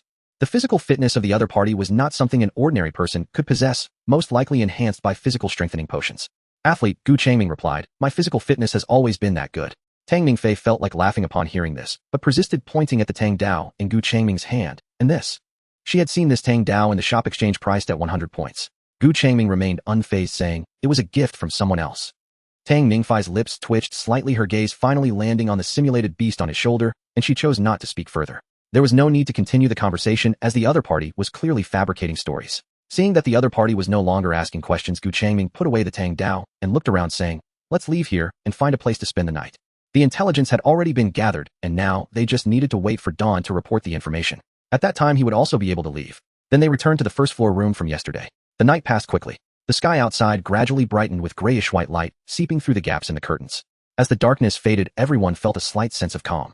They stepped out of the room and into the community outside. Changming Fei took out her phone again and pressed the power button. Zhou Tunan and the others stretched their stiff bodies, while Gu Changming moved to the most open space, his gaze still scanning the surroundings. At that moment, a sound of footsteps came from the direction of the main entrance. Everyone turned to look, and their expressions changed slightly upon seeing the person walking out. Zhao Qinghan. The atmosphere suddenly became subtle when he appeared. Gu Changming raised an eyebrow, surprised that he was still alive. Lu Shiryao stared at him intently, her chest rising and falling as they locked eyes. After a few seconds, Lu Shiryao pointed at him and questioned, you did it on purpose yesterday, didn't you? You pulled me. Zhao Qinghan adjusted his glasses, but did not deny it. I just wanted to survive. He added, I'm sorry for what happened yesterday, but I had no choice. His words left everyone momentarily speechless. Survival is instinctual, and in such an environment, choosing to harm others to live would gradually become something most. As Zhao Qinghan spoke, he slightly turned to leave, saying, I know I did wrong, so I don't have the face to stay here any longer. He tried to walk past everyone towards the exit of the community. At this moment, Gu Changming suddenly spoke up. Are we just letting him go like this? Zhao Qinghan's expression stiffened as he turned to look at Gu Changming. Gu Changming said flatly, aren't we going to kill him? Keeping him around is a disaster. It's better to eliminate him to prevent future harm. As soon as Gu Changming's words came out, everyone's expression changed slightly. Changming Fei looked hesitant, while Zhao Qinghan took 2 steps back, his eyes filled with horror as he looked at Gu Changming. After Gu Changming finished speaking, the air froze for a few seconds, and no one responded. Zhou Tunan seemed to want to say something, but ultimately averted his gaze.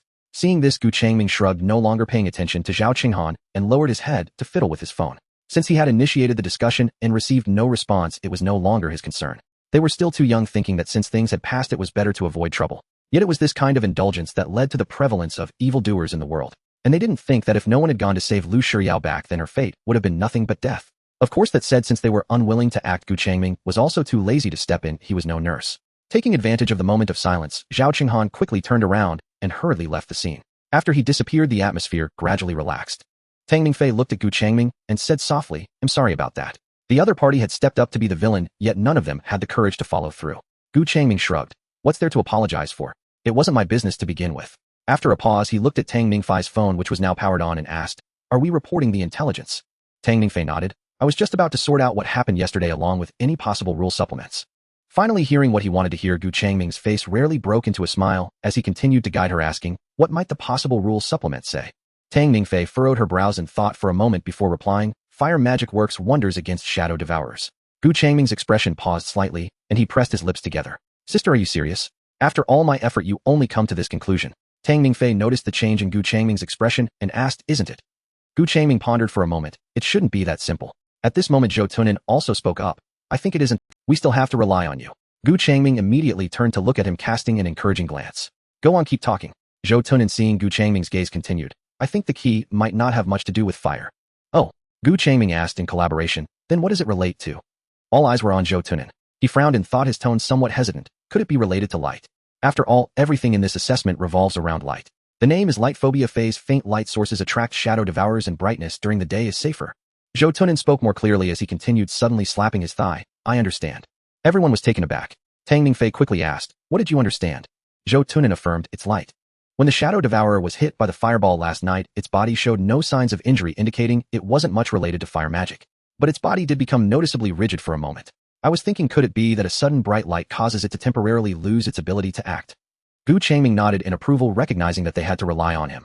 Tang Mingfei still seemed hesitant, but Zhou Tunin continued to elaborate on his hypothesis. It should be like this. The last assessment was related to sound, and this time it's related to light sources. If you don't believe me, you can check the description of the assessment. Zhou Tunin became increasingly excited as he spoke, his eyes shining brighter. Tang Mingfei listened, her thoughts gradually shifting, starting to believe Zhou Tunin's hypothesis. So, should I report it like this? Tang Mingfei asked the others. Gu Changming nodded slightly, his gaze calm. Lu Shiryao stood beside him, a hint of confusion on her face, but after glancing at the expressions of those around her, she ultimately did not ask, and remained quietly standing. Tang Mingfei then shifted her focus back to the phone screen, her fingers swiftly tapping on the virtual keyboard as she succinctly organized Zhou Tunin's analysis along with last night's experiences into text. Gu Changming walked over to stand beside her, his gaze fixed on the screen, watching her input each word carefully. He confirmed that she would not act recklessly and began to write down his own speculations. After a while she paused her actions, her fingertips hovering above the send button as she glanced around at everyone. Go ahead and send it, Gu Changming prompted her. Tang Mingfei nodded and pressed the send button. It's sent. At that moment Gu Changming also took out his phone, unlocked the screen, and focused on the empty notification bar, waiting for the official update. Once the matter was settled, he had no reason to stay here any longer.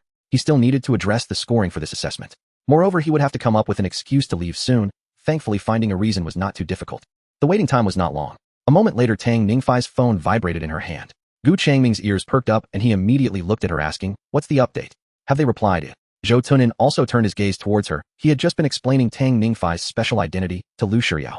Tang Mingfei opened the new message and quickly skimmed through the reply. Her expression slightly tightened, her lips unconsciously pressing together, and then she raised her head to look at Gu Changming and Zhou Tunin. They said. They know. Hearing this, Gu Changming's expression froze for a moment. They know. What does that mean? It was akin to calling the police to report a bomb planted somewhere, and instead of reacting, they merely replied with I know. Beside him, Zhou Tunin's expression also shifted slightly. He stepped forward and asked, what exactly did they say? Tang Mingfei lowered her head to look at her phone screen again, and explained, they said they received the message and will conduct research and testing on this matter and will notify me of the results. Gu Changming's lips curled into a faint, inexplicable smile. He had taken such great risks to uncover the hidden rules on the second day of the assessment, only to find it completely disregarded. At this moment, Gu Changming began to suspect that in his previous life, Zhou Tunin and the others had long discovered and speculated on the possible hidden rules. However, after reporting it, the response they received was just as dismissive as this. Research? Where would they find so much time for that? 5 days. 2 days had already passed. If they researched for another 2 days, how many more billions of lives would be lost? So had all his efforts over these 2 days been in vain? Zhou Tunin seemed to vaguely sense Gu Changming's change in mood. He turned his head, attempting to ease the atmosphere, explaining, after all, our speculations conflict somewhat with the apparent rules. It's normal for them to be cautious and conduct more verifications. In truth, both Zhou Tunin and Tang Mingfei understood. After all, there was only one apparent rule: a weak light source attracts shadow devourers. However, their submitted conclusion stated that strong light can control the shadow devourers. Such contradictory conclusions would surely make those in decision-making positions exceedingly cautious. Otherwise, one mistake could lead to the death of millions, or even billions. Moreover, since only they had submitted related descriptions, it was naturally impossible for it to be adopted directly and broadcasted. Gu Changming nodded, as if conceding. Meanwhile, once Zhou Tunin finished speaking, the atmosphere, which had lightened slightly with the dawn, inevitably became somber, a thread of gloom permeating the air. Initially, they had been excited about discovering a new rule, but now it seemed like their findings were being overlooked. However, the next moment, Gu Changming turned his head, fixing his gaze directly on Zhou Tunin, and asked, are you confident in your own speculations? Zhou Tunin, though unsure why he suddenly asked this, still nodded affirmatively. Yes, I believe in my judgment. He was certain that this assessment was related to light, not some fire-type magic, so the rigidity displayed by the shadow devourers was also linked to light. Thus, the only explanation was that strong light would affect the shadow devourers. Hearing Gu Changming's question, Tang Mingfei suddenly felt a bad premonition in her heart. She looked over and asked, what do you intend to do? Gu Changming turned his head, smiled, and said, let's give it a try. Since they don't believe us, we should find more substantial evidence to prove it to them. That way they won't have to spend another 2 days verifying it.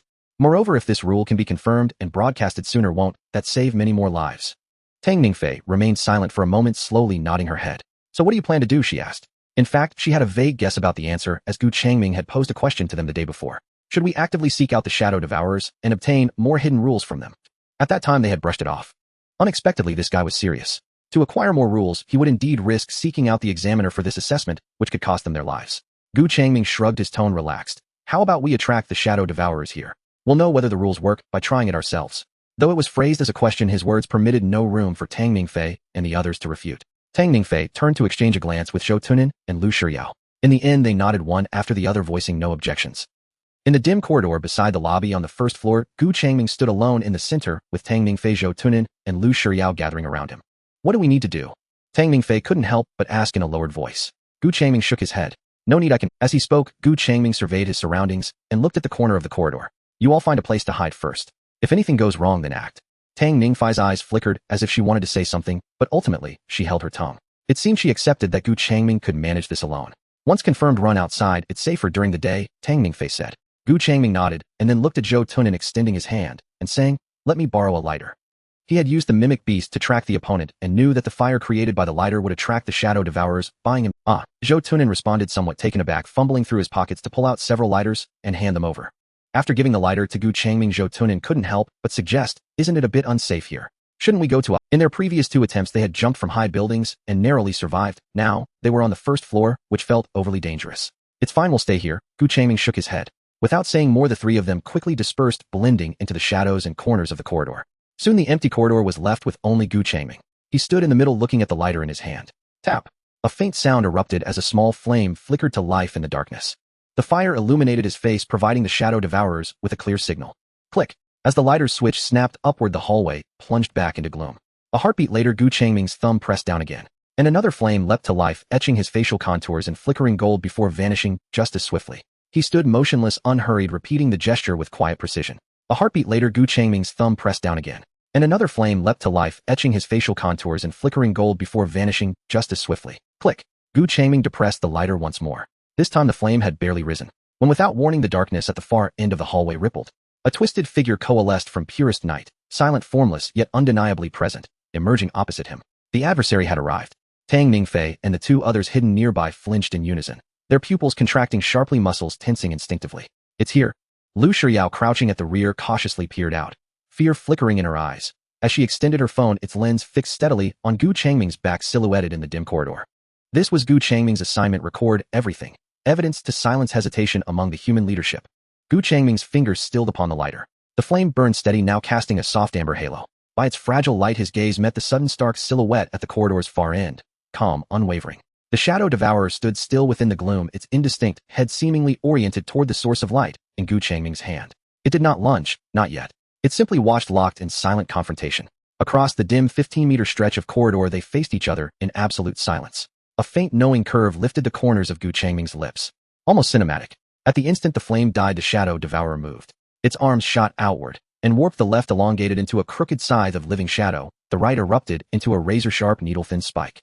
In the next breath, it launched itself forward, a black arrow loosed from darkness. Gu Changming did not retreat. Instead, his smile sharpened, almost feverish. He drew his Tang sword in one fluid motion, shing, a sliver of silver flashing as he stepped to meet the onrushing void. Tang Ningfei's heart hammered against her throat. She nearly bolted forward. She'd never imagined he'd charge headlong like this. She'd assumed he'd merely test the rules they'd painstakingly deduced. Hole! Zhou Tunin's voice was low, steady. No need to intervene. Tang Ningfei froze, then turned back. Hole! Zhou Tunin's voice was low, steady. No need to intervene. Tang Ningfei froze, then turned back, eyes widening at the scene unfolding in the corridor. Bathed in fractured light, Gu Changming wielded his Tang sword with lethal grace, dodging, parrying, countering, his blade weaving a seamless lattice of steel. A shadow scythe slashed downward. He pivoted, deflecting it cleanly, then swept the blade upward toward the creature's amorphous torso. The sharp ring of metal on shadow, the shriek of steel cleaving air. Each clash reverberated sharply in the confined space. And astonishingly, Gu Changming held his ground, neither yielding nor faltering, trading blow for blow with terrifying parity. She'd known he was strong, but not this strong. Not with only a Tang sword standing defiant against a creature born of trial and dread. A sudden thought struck her over the past 2 days when he'd followed them.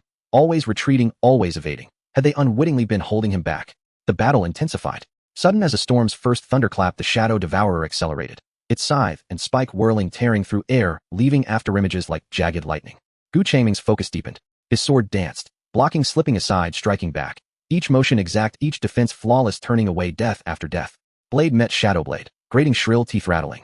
Frustrated by stalemate, the Devourer recoiled inward, collapsing into a flat, two-dimensional smear of black, then dissolved seamlessly into the surrounding gloom. In the next instant, assault erupted from every angle, lashing from wall corners, dropping from ceiling shadows, even surging up from Gu Changming's own feet, scythes and spikes stabbing in from impossible vectors. Gu Changming abandoned offense, now wholly defensive, dodging and blocking with blinding speed. Yet his breath grew shallow, and each impact sent jarring tremors up his arms. One scythe sliced past his temple, so closely it sheared off several strands of hair. His eyes narrowed, no longer willing to spar. He hurled the lighter forward into empty air, then clenched his fist hard, as if gripping thin air itself. Boom. The lighter detonated midair, a searing, incandescent fireball erupting instantly, flooding the immediate space in blinding white light. Hidden in the periphery, Zhou Tunin's eyelid twitched. Wait, that's the same technique I used. Why did mine produce such a feeble spark? Yet Gu Changming's blast rivaled the intensity of Tang Ningfei's own fireball. And at that very instant, light blazing, the Shadow Devourer half flattened into the wall's shadow, froze mid-lunge. Its indistinct outline sharpened momentarily under the glare, as though bound by invisible chains, locked in abrupt, total stillness. Gu Changming reversed his wrist. His Tang sword sang through the air, aimed without mercy at the Devourer's exposed neck. But milliseconds before impact, the creature shuddered, shaking free of paralysis. In desperate reflex, it raised its scythe arm, just in time to catch the killing stroke. Clang! A deafening, grating resonance tore through the corridor. The Devourer recoiled violently, retreating deeper into the hallway, putting 10 paces between itself and Gu Changming, its movements uncharacteristically ragged. Its blurred form rose and fell faintly in the gloom. Where once there had been only ravenous hunger, now lingered something new, unmistakable wariness. Gu Changming shook his Tang sword lightly, the blade humming softly in the air, then flicked his fingers toward the Devourer in a silent, mocking invitation. Come. The Devourer did not move. It remained rooted in shadow, its featureless head tilting slightly, as if recalibrating the threat level of this unervingly capable prey. Gu Changming waited 2 seconds, then let his lips curl into a wry, almost insolent grin. Fine. If you won't come. He dragged the sword's tip slowly across the floor, sparking faintly. Then I'll come to you. Around the corner, Tang Ningfei whipped her head toward Lu Shiyao.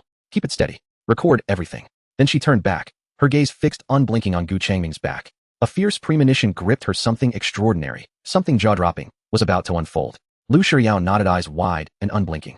At that moment, even Zhou Tunin felt it too. Clear, undeniable, electric. Something staggering, something beyond comprehension, was about to happen. In the empty corridor, a faint sound echoed. The head of the Shadow Devourer fell to the ground, rolling a half circle. Then, under the watchful eyes of Tang Ningfei and the others, its twisted body disintegrated like collapsing black mist, swiftly merging into the air without leaving a trace. Almost simultaneously, a translucent prompt appeared before the three of them. Successfully evaded the Shadow Devourer's pursuit 3 times, earned the title Trickster. They were all stunned for a moment. After hunting them for 2 whole nights, the Shadow Devourer was defeated just like that, and it was Gu Changming who delivered the blow. When they received the prompt, Gu Changming also received a notification. However, his notification was slightly different from that of Tang Ningfei and the others. His title read Shadow Hunter. Gu Changming did not look at the prompt. His gaze fell on the spot where the Shadow Devourer had vanished. There lay a black crystal the size of a fingernail, opaque and still. He crouched down and picked up the crystal. It felt icy to the touch and was hard in texture. At this moment, Tang Ningfei, Zhou Tunin, and Lu Shiyao stepped out from their hiding spot, their faces a mix of lingering shock and fear. Yet it was difficult to discern how much of that fear was directed at the Shadow Devourer and how much was towards Gu Changming. Their lips parted slightly, but for a moment they did not know what to say. Gu Changming raised his eyes calmly, sweeping his gaze over the three, finally resting on Lu Shiyao. Is the recording complete? Gu Changming asked, his tone as usual. Lu Shiyao jolted hurriedly, raising her phone. It's all recorded from the beginning to the end. Gu Changming nodded casually, putting the black crystal into his pocket. Then submit this, they should not have any issues. The corridor fell silent for a moment, only the slightly hurried breaths of the few could be heard. Gu Changming glanced at them again, shoved his hands into his pockets, and turned to leave. Tang Ningfei and the others instinctively followed, stepping out of the corridor and onto the pavement inside the community. However, Gu Changming's footsteps did not linger as he walked straight towards the community's main gate, his pace unwavering. Zhou Tunin opened his mouth while Lu Shiyao turned to look at Tang Ningfei with a questioning gaze, but in the end no one called. They stood there watching Gu Changming walk out the gate, turn the corner, and completely vanish from sight. He just left like this. Lu Shiyao withdrew her gaze, looking somewhat bewildered at the two beside her. Tang Ningfei stared in the direction where Gu Changming had disappeared, gently nodding. It seemed she did not feel surprised by Gu Changming's departure. No, she thought she should feel surprised, yet subconsciously it seemed she didn't. It was as if he had come specifically to show them something, and once it was over he naturally had to leave. After a moment, everyone snapped back to reality. Zhou Tunin spoke up, pulling the attention of the two back. Next, as long as we submit this video, it should prove our hypothesis. Although the shooting light was insufficient and the image somewhat dimmed, the recording could still prove their speculation. The shadow devourer was clearly stiffened in the bright light of the ignited lighter. Yes, the matter at hand is urgent. Tang Mingfei collected her thoughts and turned to Lu Shiyao, send me the video. In the city center within a heavily guarded silver gray building, a massive screen occupying an entire wall displayed various reports of encounters with shadow devourers from all over the country. The heavy blast-proof door opened silently, and inside researchers dressed in white coats hurriedly walked by, their faces devoid of casual conversation. They had to seize the time to find more rules that would allow humanity to survive while the activity of the shadow devourers was low. On the second floor, the meeting floor, Shen Jianping stood in the corridor, his back pressed against the cold wall. He kept glancing at the closed conference room door, his fingers unconsciously squeezing the thin document in his hand, the edges slightly crumpled. Time seemed to pass slowly. Finally, a soft sound came from the lock, and the door was pulled open from the inside. A dozen people filed out, the first being a middle-aged man in his 40s looking quite authoritative. His brow furrowed, and he walked quickly towards the other end of the corridor. Shen Jianping immediately straightened up and took a few. Director Chen Yitao did not stop his pace, only glancing at him. Shen Jianping hurriedly handed over the document in his hand. Director, I believe this could really be an unwritten rule. Could you take another look? He had reviewed the entire description and the reasoning process and found it to be very reliable, which was why he came to try and. Chen Yitao glanced at the content, then stopped, his expression unreadable, only his brow furrowing deeper. I've seen it. Chen Yitao said, bright light may cause the shadow devourer to become immobilized. It's not just you. It was mentioned in the earlier meeting as well. Shen Jianping was taken aback and immediately pressed on, since other researchers also acknowledge it, why don't we give it a try? Chen Yitao raised his hand to interrupt him, his tone serious. Jianping, do you have any idea how many reports come in from various places every day? Thousands. There are all sorts of claims. Some say turning your back to the shadow devourer prevents attacks. Others say holding your breath can make you invisible in front of it. How do we handle this? I know you want to say that the activity of the shadow devourers decreases during the day due to the influence of light, but in the videos submitted below there are many instances of shadow devourers committing murder in the sunlight. They just don't like bright light. It doesn't mean light can control them. Isolated evidence. Currently, the only report suggesting that bright light can temporarily hard control the shadow devourers is yours. Shen Jianping opened his mouth, but could not make a sound. Previously, what they had submitted were numerous pieces of information that had been repeatedly verified, and only after confirming their effectiveness would they dare to push them out. Chen Yitao continued, every piece of information must be thoroughly verified, looking for patterns confirming effectiveness before considering the next steps. What we send out is for the entire nation. If the information is wrong, do you know how many lives could be lost? Shen Jianping lowered his head, looking at the paper in his hand, his voice softer. At the very least, we can let those with high scores know, giving them a chance to try it themselves. If it succeeds, we can also send it out. Chen Yitao silently stared at him for several seconds, that gaze making Shen Jianping feel the pressure. Look at what it says here. Chen Yitao pointed at the document. Bright light can cause the shadow devourer to become immobilized. But the assessment rules clearly state that weak light sources attract shadow devourers. He took a breath, his tone even heavier. What if this speculation is wrong and we release it? If those with high scores believe it, and then those people turn on their flashlights, resulting in the shadow devourer being drawn to their faces, who will bear that responsibility? Have you thought about that? Of course, this was only the surface of the matter.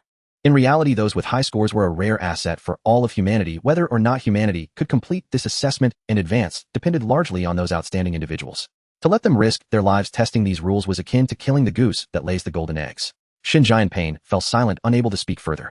Chen Yitao watched Shen Jianping's closed mouth, and the silence stretched between the two for several seconds. Director Shen Jianping's voice was not loud, but it carried weight. What if it's true? Chen Yitao did not answer immediately.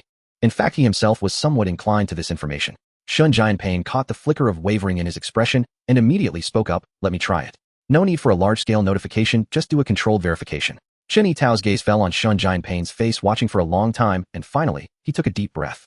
All right, I will grant you my authority to mobilize the necessary resources in the Institute, but it will only be once, and you must also bear the consequences. Shen Jianping held the newly obtained access card, passing through two airtight doors that required identity verification, and entered a laboratory outside the research institute.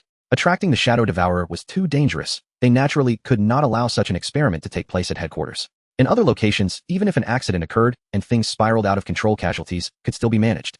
The interior of the laboratory was simple, yet austere, surrounded by metallic walls with a massive enclosed glass chamber standing at its center. The glass chamber occupied most of the laboratory space, its walls made of thick special glass, and it was completely empty inside save for several adjustable high-intensity lighting fixtures hanging from the ceiling. Several researchers in white lab coats were stationed at the control console, making final adjustments. When Shen Jianping entered, all eyes turned toward him. His gaze passed over the researchers and landed on a young man next to the glass chamber who was moving his arms and legs. The man appeared to be just over 20, dressed in a simple black short-sleeve shirt with muscular arms carved like marble. he held a completely black tang knife, moving his body. Noticing Shun Jianping's entrance, the researcher standing next to the young man gestured to him and immediately brought him over. The other party reached Shun Jianping's front, extended his hand proactively, and introduced himself with a serious expression. Jiang Chun, I've been sent to assist you with your work. The researcher beside them timely added to Shun Jianping. Supervisor Shun, he earned 800 points in the first civilization promotion assessment and is currently specially recruited into our institute, mainly responsible for some practical testing tasks. Hearing the introduction, Jiang Chun politely nodded at Shun Jianping again. Shun Jianping shook Jiang Chen's hand and introduced himself. Shun Jianping, temporarily in charge of this verification experiment. I will be relying on you from here on. Shun Jianping continued forward while briefly explaining the purpose and content of this experiment to Jiang Chun. Jiang Chun nodded, continuously absorbing everything he heard. Shun Jianping quickly and clearly laid out the experimental process and potential risks. Finally, he looked at Jiang Chun. Is there anything unclear? Jiang Chun shook his head, all clear. Shun Jianping said no more, turning to the researchers beside him, nodding. The atmosphere in the laboratory tensed instantly. The researchers quickly returned to their posts, and the faint sounds of keystrokes and whispered confirmation commands filled the control console. At this moment, another airtight door slid open, and two fully armed guards escorted a person inside. The person wore a black hood over their head, hands cuffed behind their back, stumbling slightly. The individual was brought directly into the center of the glass chamber and unceremoniously tossed inside. Shun Jianping stepped closer to Jiang Chun, instructing, in case the situation gets out of control, let him take your place, and then escape while the Shadow Devourer is unable to act. This was a rule they had verified. After a Shadow Devourer killed a human, it would remain still for a brief period. As Jiang Chun had earned 800 points in the first assessment and was specially recruited, he ideally should not lose his life in this experiment. Jiang Chun glanced at the bewildered figure standing in the glass chamber and replied briefly, understood. Shun Jianping took a deep breath, scanning the entire room, raising his voice. I will emphasize once again, if any unforeseen circumstances arise, do not hesitate, immediately evacuate according to the emergency route, get outside into the sunlight. Everyone nodded, fully prepared. Jiang Chun also entered the glass chamber, while Shun Jianping followed the researchers to the control console above, observing the movements inside the glass chamber, slowly stating, let's begin. As Shun Jianping's words fell, all the lights in the laboratory went out, and the entire space was suddenly engulfed in absolute darkness. At the same time, a dim light with intentionally reduced power illuminated the glass chamber, where Jiang Chun stood, casting a warm glow that barely lit up the central area. Jiang Chun stood at the edge of the light, gripping the hilt of the tang knife firmly, his breathing slowing, his gaze quickly scanning the darkness. Suddenly, from the corner of his eye, he noticed the shadow in the corner of the glass chamber seemed to move unnaturally. His body tensed instantly as he whipped his head toward that direction, shouting, "It's coming." At the moment he spoke, several strong lights preset in the ceiling of the glass chamber suddenly illuminated the blinding white light, filling the entire glass chamber, as bright as day. However, under the bright light, the glass chamber contained nothing but the death row inmate trembling violently out of fear. The anticipated Shadow Devourer did not appear. Everyone froze. Shun Jianping immediately leaned toward the microphone at the control console, concerned. It's all right, everyone is too tense, let's try again. Jiang Chun furrowed his brows tightly. He was not tense, he had seen it clearly. Jiang Chun turned and shouted, no, it definitely came earlier. But it seemed to have sensed our intentions. As the bright lights came on, it vanished. Everyone was stunned again. Just as Jiang Chun had said, if those Shadow Devourers possessed intelligence, the difficulty of this experiment was far greater than they had imagined. The scene fell into silence, the bright lights still shining, casting a ghastly white glow in the empty glass chamber. Turn off all the strong lights in the glass chamber. Jiang Chen's voice came through the internal communication. Then give me a strong flashlight. The researchers behind the control console did not move, their gazes collectively fixed on Shun Jianping. Shun Jianping frowned tightly, staring at Jiang Chun, standing with the knife inside the glass chamber. His expression was one of hesitation. The other party had been recruited as a special talent, and its strategic value might far exceed his as a supervisor. What if this rule did not work, and he perished inside? Shun Jianping could not bear that responsibility. In fact, the absence of the Shadow Devourer under the bright lights could also serve as evidence. However, relying solely on that would likely not convince others back at headquarters. They still needed to capture the moment when the Shadow Devourer's body stiffened under the bright light. Just as Shun Jianping weighed the pros and cons, Jiang Chun inside the glass chamber suddenly moved. He quickly pulled off several metallic buttons from his shirt and flicked his wrist. Pop, pop, pop.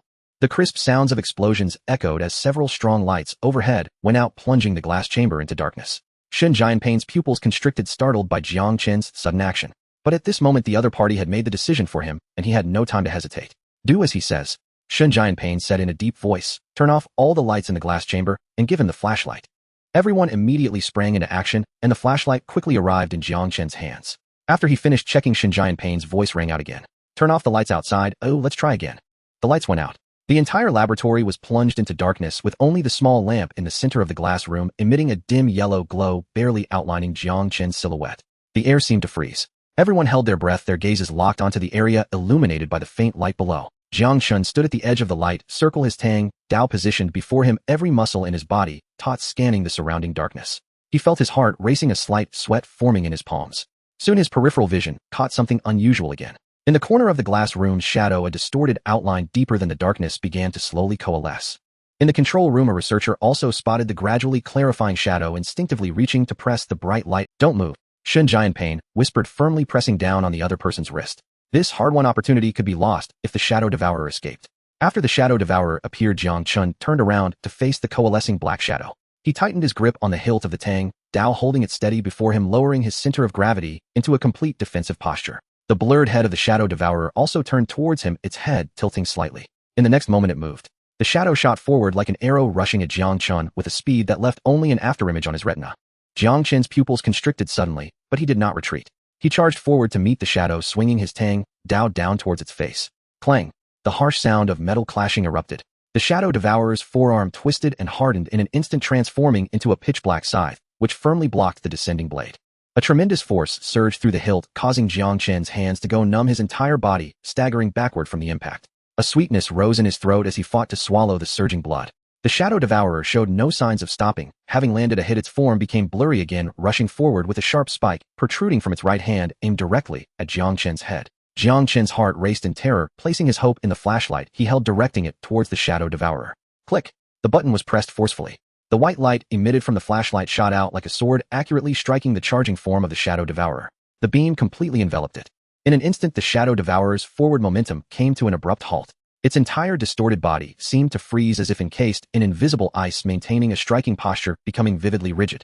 Above, Shun Jianpain and the others watching this scene nearly erupted in excited cheers. Jiang Chun below had no time to celebrate. He suddenly rolled sideways, quickly escaping the Shadow Devourer's attack range.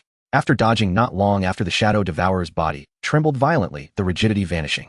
Its blurred head twisted left and right, finally locking onto Jiang Chun, who had retreated several meters and was crouched awkwardly on the ground.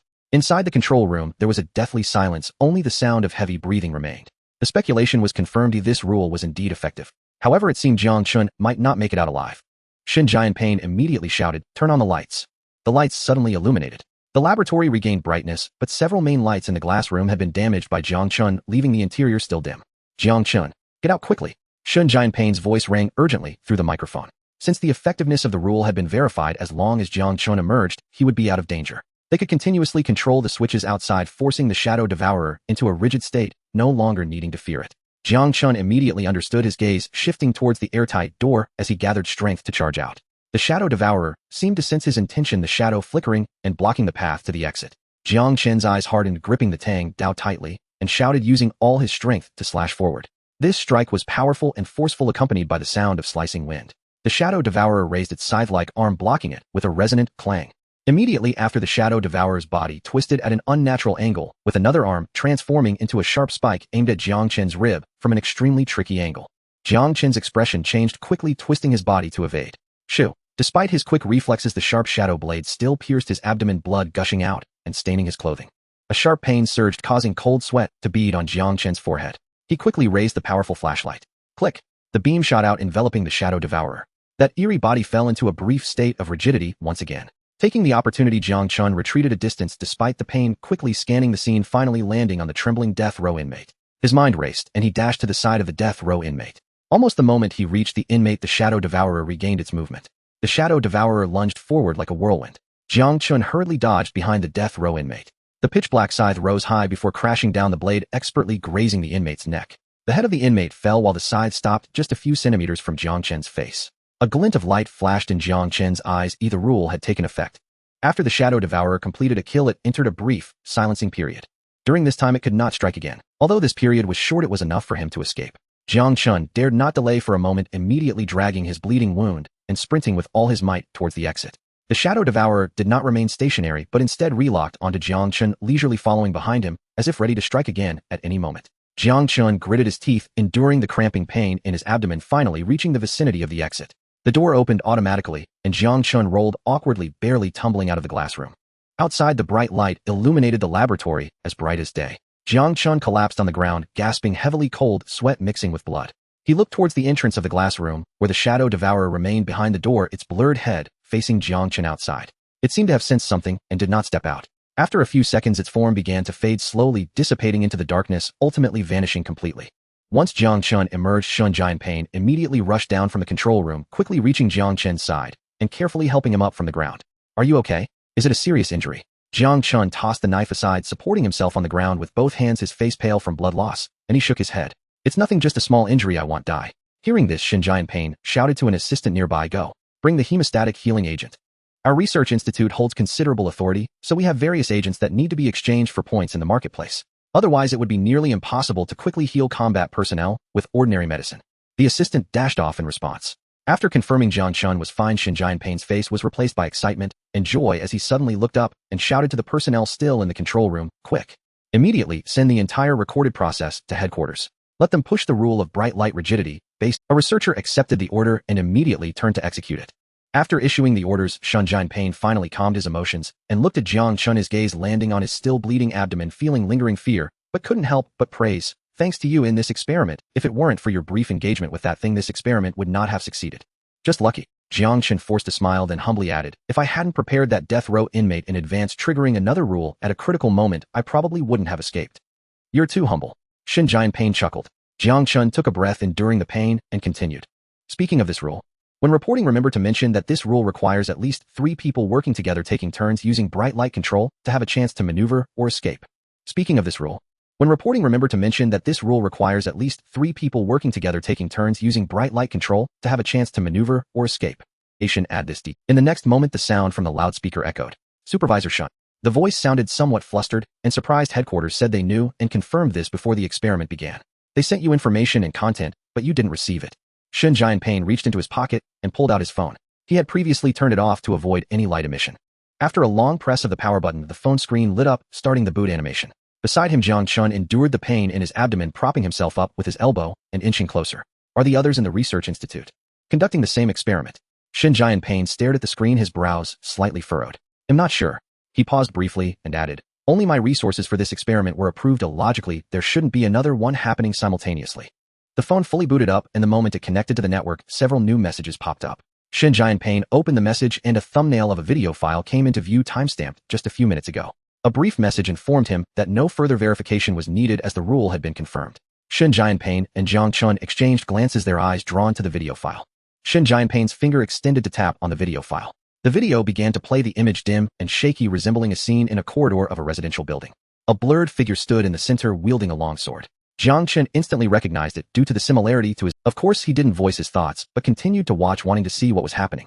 The two continued to watch as a twisted black shadow pounced from the corner of the dim corridor, moving so fast, it left only an afterimage. The figure did not retreat, but advanced, meeting the shadow with its weapon in a fierce struggle, then they both fell back, evenly matched. Upon witnessing this, Jiang Chun and Sun Jianping were momentarily stunned. Sun Jianping even turned to glance at Jiang Chun, remembering how Jiang Chun had been thrown back by a single strike from the Shadow Devourer in the glass room. The opponent surprisingly held their ground. Although he noticed Sun Jianping's gaze, Jiang Chun could only pretend not to see. In the footage, the figure engaged once more with the Shadow Devourer. The Tang Dao in his hand danced effortlessly, weaving a dense web of sword light, striking back and forth with the Shadow Devourer, not losing ground at all. Jiang Chun stared at the screen, unconsciously pressing his lips together, his face seemingly paler than before, unsure if it was due to blood loss or something else. In the video, the figure and the Shadow Devourer clashed hard, producing a piercing sound of impact, both withdrawing and creating distance between them. The Shadow Devourer's form flickered, suddenly collapsing into a flat shadow, swiftly approaching the ground and walls at a strange angle. Jiang Chun instinctively held his breath, leaning slightly forward. He watched as the figure calmly tossed a lighter, followed by a grasping motion in the air. Bang! The lighter exploded in midair. In the burst of light, the Shadow Devourer's advance came to an abrupt halt. The figure flicked his wrist, swinging the Tang Dao toward the Shadow Devourer's neck. Clang! Just in time, it blocked the deadly strike, then created distance. After the battle ended, Sun Jianping sighed in relief, shifting his gaze from the screen to Jiang Chun beside him, speaking as naturally as possible. "It must have been the light from the lighter that helped verify the rule." He tried to ease the tense atmosphere that had settled momentarily. Jiang Chun forced a smile, one that hardly conveyed relief, and interjected, "If I had known it had already been verified, we wouldn't have needed to take the risk with this experiment. I almost didn't make it out alive." Jiang Chun pointed at his still bleeding abdomen, trying to downplay his concern. After all, the performance of the figure in the video was far superior to his own. Hearing his relatively calm words, Sun Jianping felt a bit relieved, extending a finger to point at the screen to close. However, the moment his fingertip touched the screen, the playback progress bar appeared. Only half of the video had been played. Sun Jianping's finger froze. Jiang Chen's gaze also sharpened. In the first half, the figure had already demonstrated the ability to confront the Shadow Devourer, heat-in, even nearly counterattacking it through the rule. What could possibly happen in the remaining half? Shun Jianping's finger hovered above the screen, his expression hesitant. He glanced at Jiang Qin's pale face, pondering whether he should pretend not to see and immediately turn off the phone. Let's continue playing. Jiang Qin's gaze remained fixed on the remaining half of the progress bar. You want to see it too, right? Shun Jianping pressed his lips together and ultimately abandoned the thought of turning it off. He steadied the phone again, and both of them redirected their focus to the flickering dim image. The battle on screen was growing increasingly intense. Jiang Qin's breathing had unknowingly become nearly inaudible, his eyes fixed and unblinking. Finally, in a fleeting moment of light and shadow, the Shadow Devourer detached from its body, rolling onto the ground. The video ended here, and the screen went dark. As the screen darkened, Shun Jianping and Jiang Qin remained frozen in place, as if their heads had been severed. It wasn't until the hurried footsteps of an assistant carrying a healing potion echoed at the door that they snapped back to reality. The assistant cautiously helped Jiang Qin up, but Jiang Qin seemed to no longer feel the pain in his abdomen. He stared blankly at Shun Jianping in front of him, his lips moving. Did he kill the Shadow Devourer? Jiang Qin's voice was hoarse, almost as if he was asking Shun Jianping. Shun Jianping couldn't answer, for they both had just witnessed it with their own eyes. Jiang Qin's pupils trembled violently, a swirl of complex emotions reflected in his gaze. Shock, bewilderment, and a hint of helplessness. Was there really such a vast difference? He had managed to score 800 points in his first assessment. How much had this guy scored? Could it be a perfect score? Yet even with a perfect score and stronger abilities, it couldn't be possible to confront and slay the Shadow Devourer solely by oneself. He had just experienced firsthand that the power and speed of the Shadow Devourer were beyond the ordinary, unattainable by any human. Otherwise, he wouldn't have said that teamwork is crucial and that it's basically impossible to survive alone. But now that very statement felt like a slap, reddening his face. Jiang Qin was utterly dazed, standing there in a stupor, unable to utter a single word. Shun Jianping too had emerged from his shock, noticing Jiang Qin's strangeness, hurriedly offering comfort. Perhaps there are differences in strength among Shadow Devourers. Jiang Qin looked over, licking his lips, and replied, Yeah, I feel like the one in this video is stronger. If I encountered it, I might not even be able to escape. Seeing that the other party had somewhat given up on themselves, Shun Jianping found himself at a loss for words. Had he known earlier, he wouldn't have continued watching. And Jiang Qin spoke again. Shun Jianping looked over. The other party is also wielding a Tang Dao, Jiang Qin said slowly, feeling somewhat embarrassed, as if the other was a mirror reflecting his own shortcomings. On the rooftop of an abandoned skyscraper in a city, Changming flicked his wrist, and at that moment a Shadow Devourer, which had just lunged at him with ferocity, transformed into a wisp of dissipating black smoke, swiftly merging into the air. He crouched down and picked up a black crystal the size of a fingernail from the ground. He casually stuffed the crystal into the pocket of his coat, where the faint sound of clinking echoed, as a considerable pile had already accumulated there. After completing his mission in the city of Hu, Changming began to wander through various cities. Resolving Shadow Devourers and collecting their crystals was one aspect of his task. The other aspect was that in a certain area there could only be one Shadow Devourer. If he killed it, no new Shadow Devourer would respawn in that area, allowing the humans there to survive. After stowing away his belongings, he straightened up, squinting as he gazed at the sky. The midday sunlight was somewhat blinding. After staring for a few seconds, suddenly, without warning, the sky darkened. It was not clouds obscuring the sun, but the entire sky appeared to have been drenched in a thick layer of blood-red color. Massive cold white text reemerged out of thin air spanning across the blood-colored sky. The second civilization advancement assessment is about to conclude. Changming stood at the edge of the rooftop, motionless, quietly watching the countdown decrease second by second. At the moment the countdown reached 0, the blood-red sky faded like a worn-out curtain and quickly returned to normal. A semi-transparent prompt box appeared before Changming. The assessment was over and the scores were being calculated. Almost simultaneously with the appearance of the prompt box, the previously silent urban district erupted into a cacophony of hoarse cheers. Changming withdrew his gaze from the distance and looked down at the prompt box before him. Assessment score S. Obtained title Shadow Hunter permanent. Points earned 2,000. He glanced at it with little expression on his face. He had known this score since the assessment began. The condition to achieve it was to successfully kill a Shadow Devourer to receive. He casually closed the prompt box and instinctively touched the pocket of his coat. The bulging sensation indicated that during these 3 days, he had slain over 100 Shadow Devourers. Having killed so many, why was there no S rating? Changming curled his lips in dissatisfaction. Then he raised his head and waved his hand casually toward the sky. He then reached into his coat pocket, and when he pulled his hand out, it was filled with a dozen heavy black crystals. A sudden and fierce gust of wind rushed down, causing his coat to flap wildly. The storm eagle transformed from a mimetic beast circled above him, its massive wings casting a shadow over a small patch of sunlight. Changming looked up, flicked his finger, and a black crystal shot upward into the sky. The storm eagle in the air rapidly blurred and shrank, diving down like a bird into the forest, accurately catching the crystal in its beak and swallowing it. It landed gracefully, and the moment it touched the ground, it completely transformed into a pitch-black cat. Owl. After swallowing the black crystal, it looked up at Changming and called out. Changming sensed its clear demand and flicked his fingers, tossing the black crystals one after another toward it. The black cat moved agilely, easily leaping each time to catch the crystals. As it swallowed more and more crystals, a faint smoky black aura began to seep from its dark fur, slowly swirling around it. Changming watched the changes in its body, without stopping, continuing to toss out black crystals. After feeding it nearly 20, the black cat no longer leaped up to catch them. It returned to the ground, rolling contentedly and purring.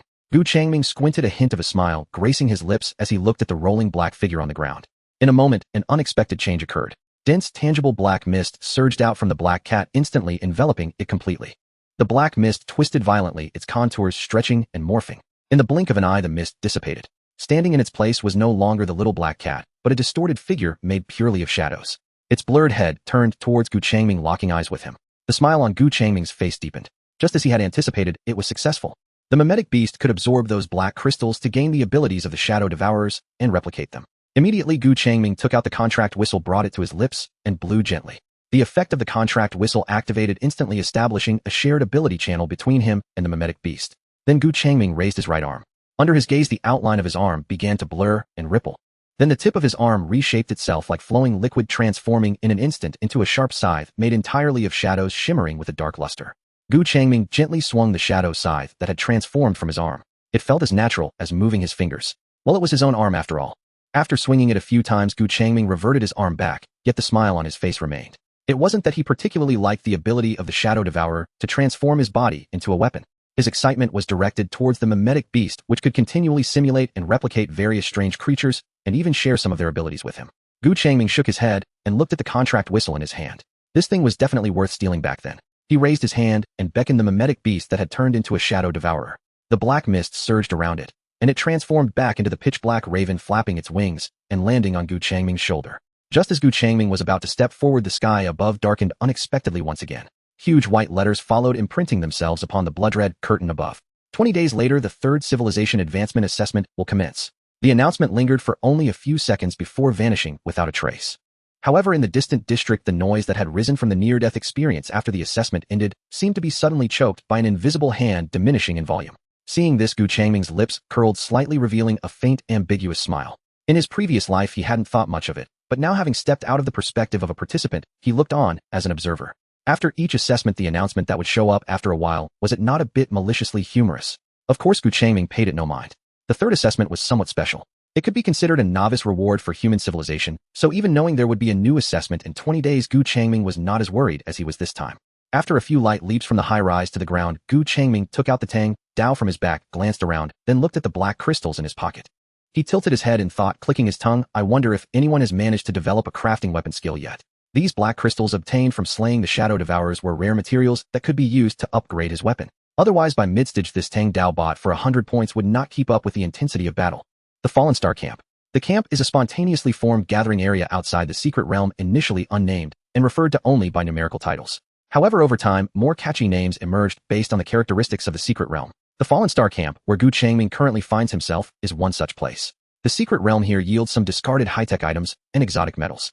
Changming came here with the thought that the probability of encountering someone with forging skills in such a camp should be considerable, and indeed, as he expected, there were craftsmen here who had learned forging techniques. However, they were merely occasional practitioners or had exchanged for skills to forge a few weapons, meaning they could only create one or two types of items. Thus, they did not meet the criteria Changming was looking for in a forger. He needed someone who could help him refine the crystals dropped by the Shadow Eater into his Tang Dao rather than these half-hearted craftsmen. At a stall within the camp, Changming's fingers lightly tapped on a rusted metal piece, his expression hesitant. The stall owner was a scruffy, middle-aged man, arms crossed, exuding an air of indifference. 200 points, not a penny left. The stall owner repeated, his eyes fixed on Changming. Changming remained silent, continuing to tap the metal piece. When he touched it, a prompt for Omega Alloy popped up, disappearing once he moved away. This material, Omega Alloy, can absorb the vibrations from attacks, making it an excellent material for crafting armor. Its true value is actually worth more than 200 points, and during special circumstances, it could be worth several times that. However, Changming wasn't specifically looking to buy this item. He merely spotted it while passing by and thought he might find a bargain. Yet while the owner might not know the true value of Omega Alloy, he could sense that it wasn't cheap. He stubbornly insisted on 200 points.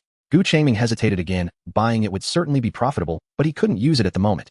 This material would only gain forging value once humanity's system was more established, as most people were still using weapons bought from the shop. There were hardly any secondary occupations. Otherwise, Changming wouldn't have been searching for a forger for so long. Just as Changming was pondering, a voice suddenly called out from a distance behind him. Does anyone have shadow crystals for sale? I want to buy. Gu Changming turned to look. Shadow crystals are the crystals dropped after defeating the Shadow Eater. Upon touching them, a prompt appears displaying the name Shadow Crystal. After Changming Fei and the others reported the video, the government quickly confirmed the validity of the rules and broadcasted them. Subsequently, some strong or bold individuals began to form teams to hunt Shadow Eaters. Thus, while Shadow Crystals remained rare, they were not entirely unknown. The person calling out was a young man, wearing a sleeveless shirt, his muscular lines distinctly visible, with a darker complexion radiating a sunny aura. After shouting, Qin Lai stood still for a moment. It really is a bit difficult. Qin Lai shook his head and turned to leave, heading towards his shop. His shop was located in another part of the camp, not in a prime location, being, it really is a bit difficult. Qin Lai shook his head and turned to leave, heading towards his shop. His shop was located in another part of the camp, not in a prime location, being near the edge. This area is where the processed metal pieces from forging are taken out. After their materials are processed, the quality improves significantly, allowing them to be sold for more points. Alternatively, they could be further forged into weapons or armor and sold to those teams, thus earning even more money, although this method is less stable. Qin Lai's shop was a small shack made of old metal sheets and waterproof cloth, quite simple. Inside, the space was small, with a few simple tools hanging on the walls and piles of metal pieces and semi-finished products on the floor. A simple forging furnace was placed in the corner alongside an anvil and several hammers, and at the back stood a blacksmith forge that was still lit. After returning, Qin Lai walked to the anvil, absently picking up an unfinished small knife and idly playing with it. While he was looking down at the knife, a figure stopped in front of his shop. Qin Lai looked up to see a person in a black coat with a hood, their features not very clear, but exuding a uniquely peculiar aura that was difficult to describe. Do you need to see some weapons? Qin Lai put down what he was working on, stood up, and greeted. All my weapons are self-made, good quality at reasonable prices. If you want customization, we can discuss it as well. In this area, all the weapons were crafted by those with forging skills. The quality, while not comparable to the fine products in shops, was favored for its lower price. Moreover, because different materials were used, the hardness and strength were far superior to those mundane iron weapons from Earth. Therefore, most adventuring teams entering the secret realm would choose these weapons they crafted. As for how they learned to forge, that involves the aspect of inherited vocational skills. For instance, individuals like Gu Changming and Changming Fei can learn telekinesis and elemental magic after exchanging. Naturally, someone like Qin Lai could also learn skills related to forging, and these skills encompassed both knowledge and special abilities. Otherwise, they wouldn't even be able to process and refine metals. Moreover, the special abilities associated with skills are unique to each profession. For example, as part of their forging path, Qin Lai and his peers could purify and enhance the performance of metals by striking them. However, if someone like Gu Changming, who hasn't learned, were to try, even with all the knowledge acquired, it would be useless. No matter how many times he struck, it wouldn't yield results. Gu Changming nodded and stepped inside, scanning the row of finished weapons placed deliberately on a wooden table against the wall. He casually picked up a uniquely shaped clawed curved sword, gripping it lightly and inspecting it closely. The blade was evenly forged, sharp at the edge, and the handle was tightly wrapped, indicating a steady hand and an orderly forging technique, unlike the several half-hearted attempts he had seen before. Qin Lai stood by, saying little, but carefully observing the other person's reaction. Can you integrate new materials into the Gu Changming turned to ask. In fact, this is the most fundamental skill of a forger, with various enchanting runes to follow. However, it is indeed quite difficult to find someone who can forge weapons by merging materials at this early stage. Qin Lai was somewhat surprised, but nodded. Yes, I can do that as well. Gu Changming nodded, looking at him. But what materials do you want to merge? Qin Lai glanced at the Tang Dao behind Gu Changming, knowing that the weapon he wanted to refine was likely this one. He was still contemplating what suggestions to offer Gu Changming regarding the metal pieces produced in this secret realm when Gu Changming suddenly asked, I just heard you say you were looking for shadow crystals. Qin Lai unexpectedly glanced over. Gu Changming pointed in the direction where he had previously set up his stall. I just heard something over there. Qin Lai came to a realization, and then his eyes lit up as he asked, do you have it? Gu Changming did not directly answer yes or no. Instead, he countered with a question, what do you want that thing for?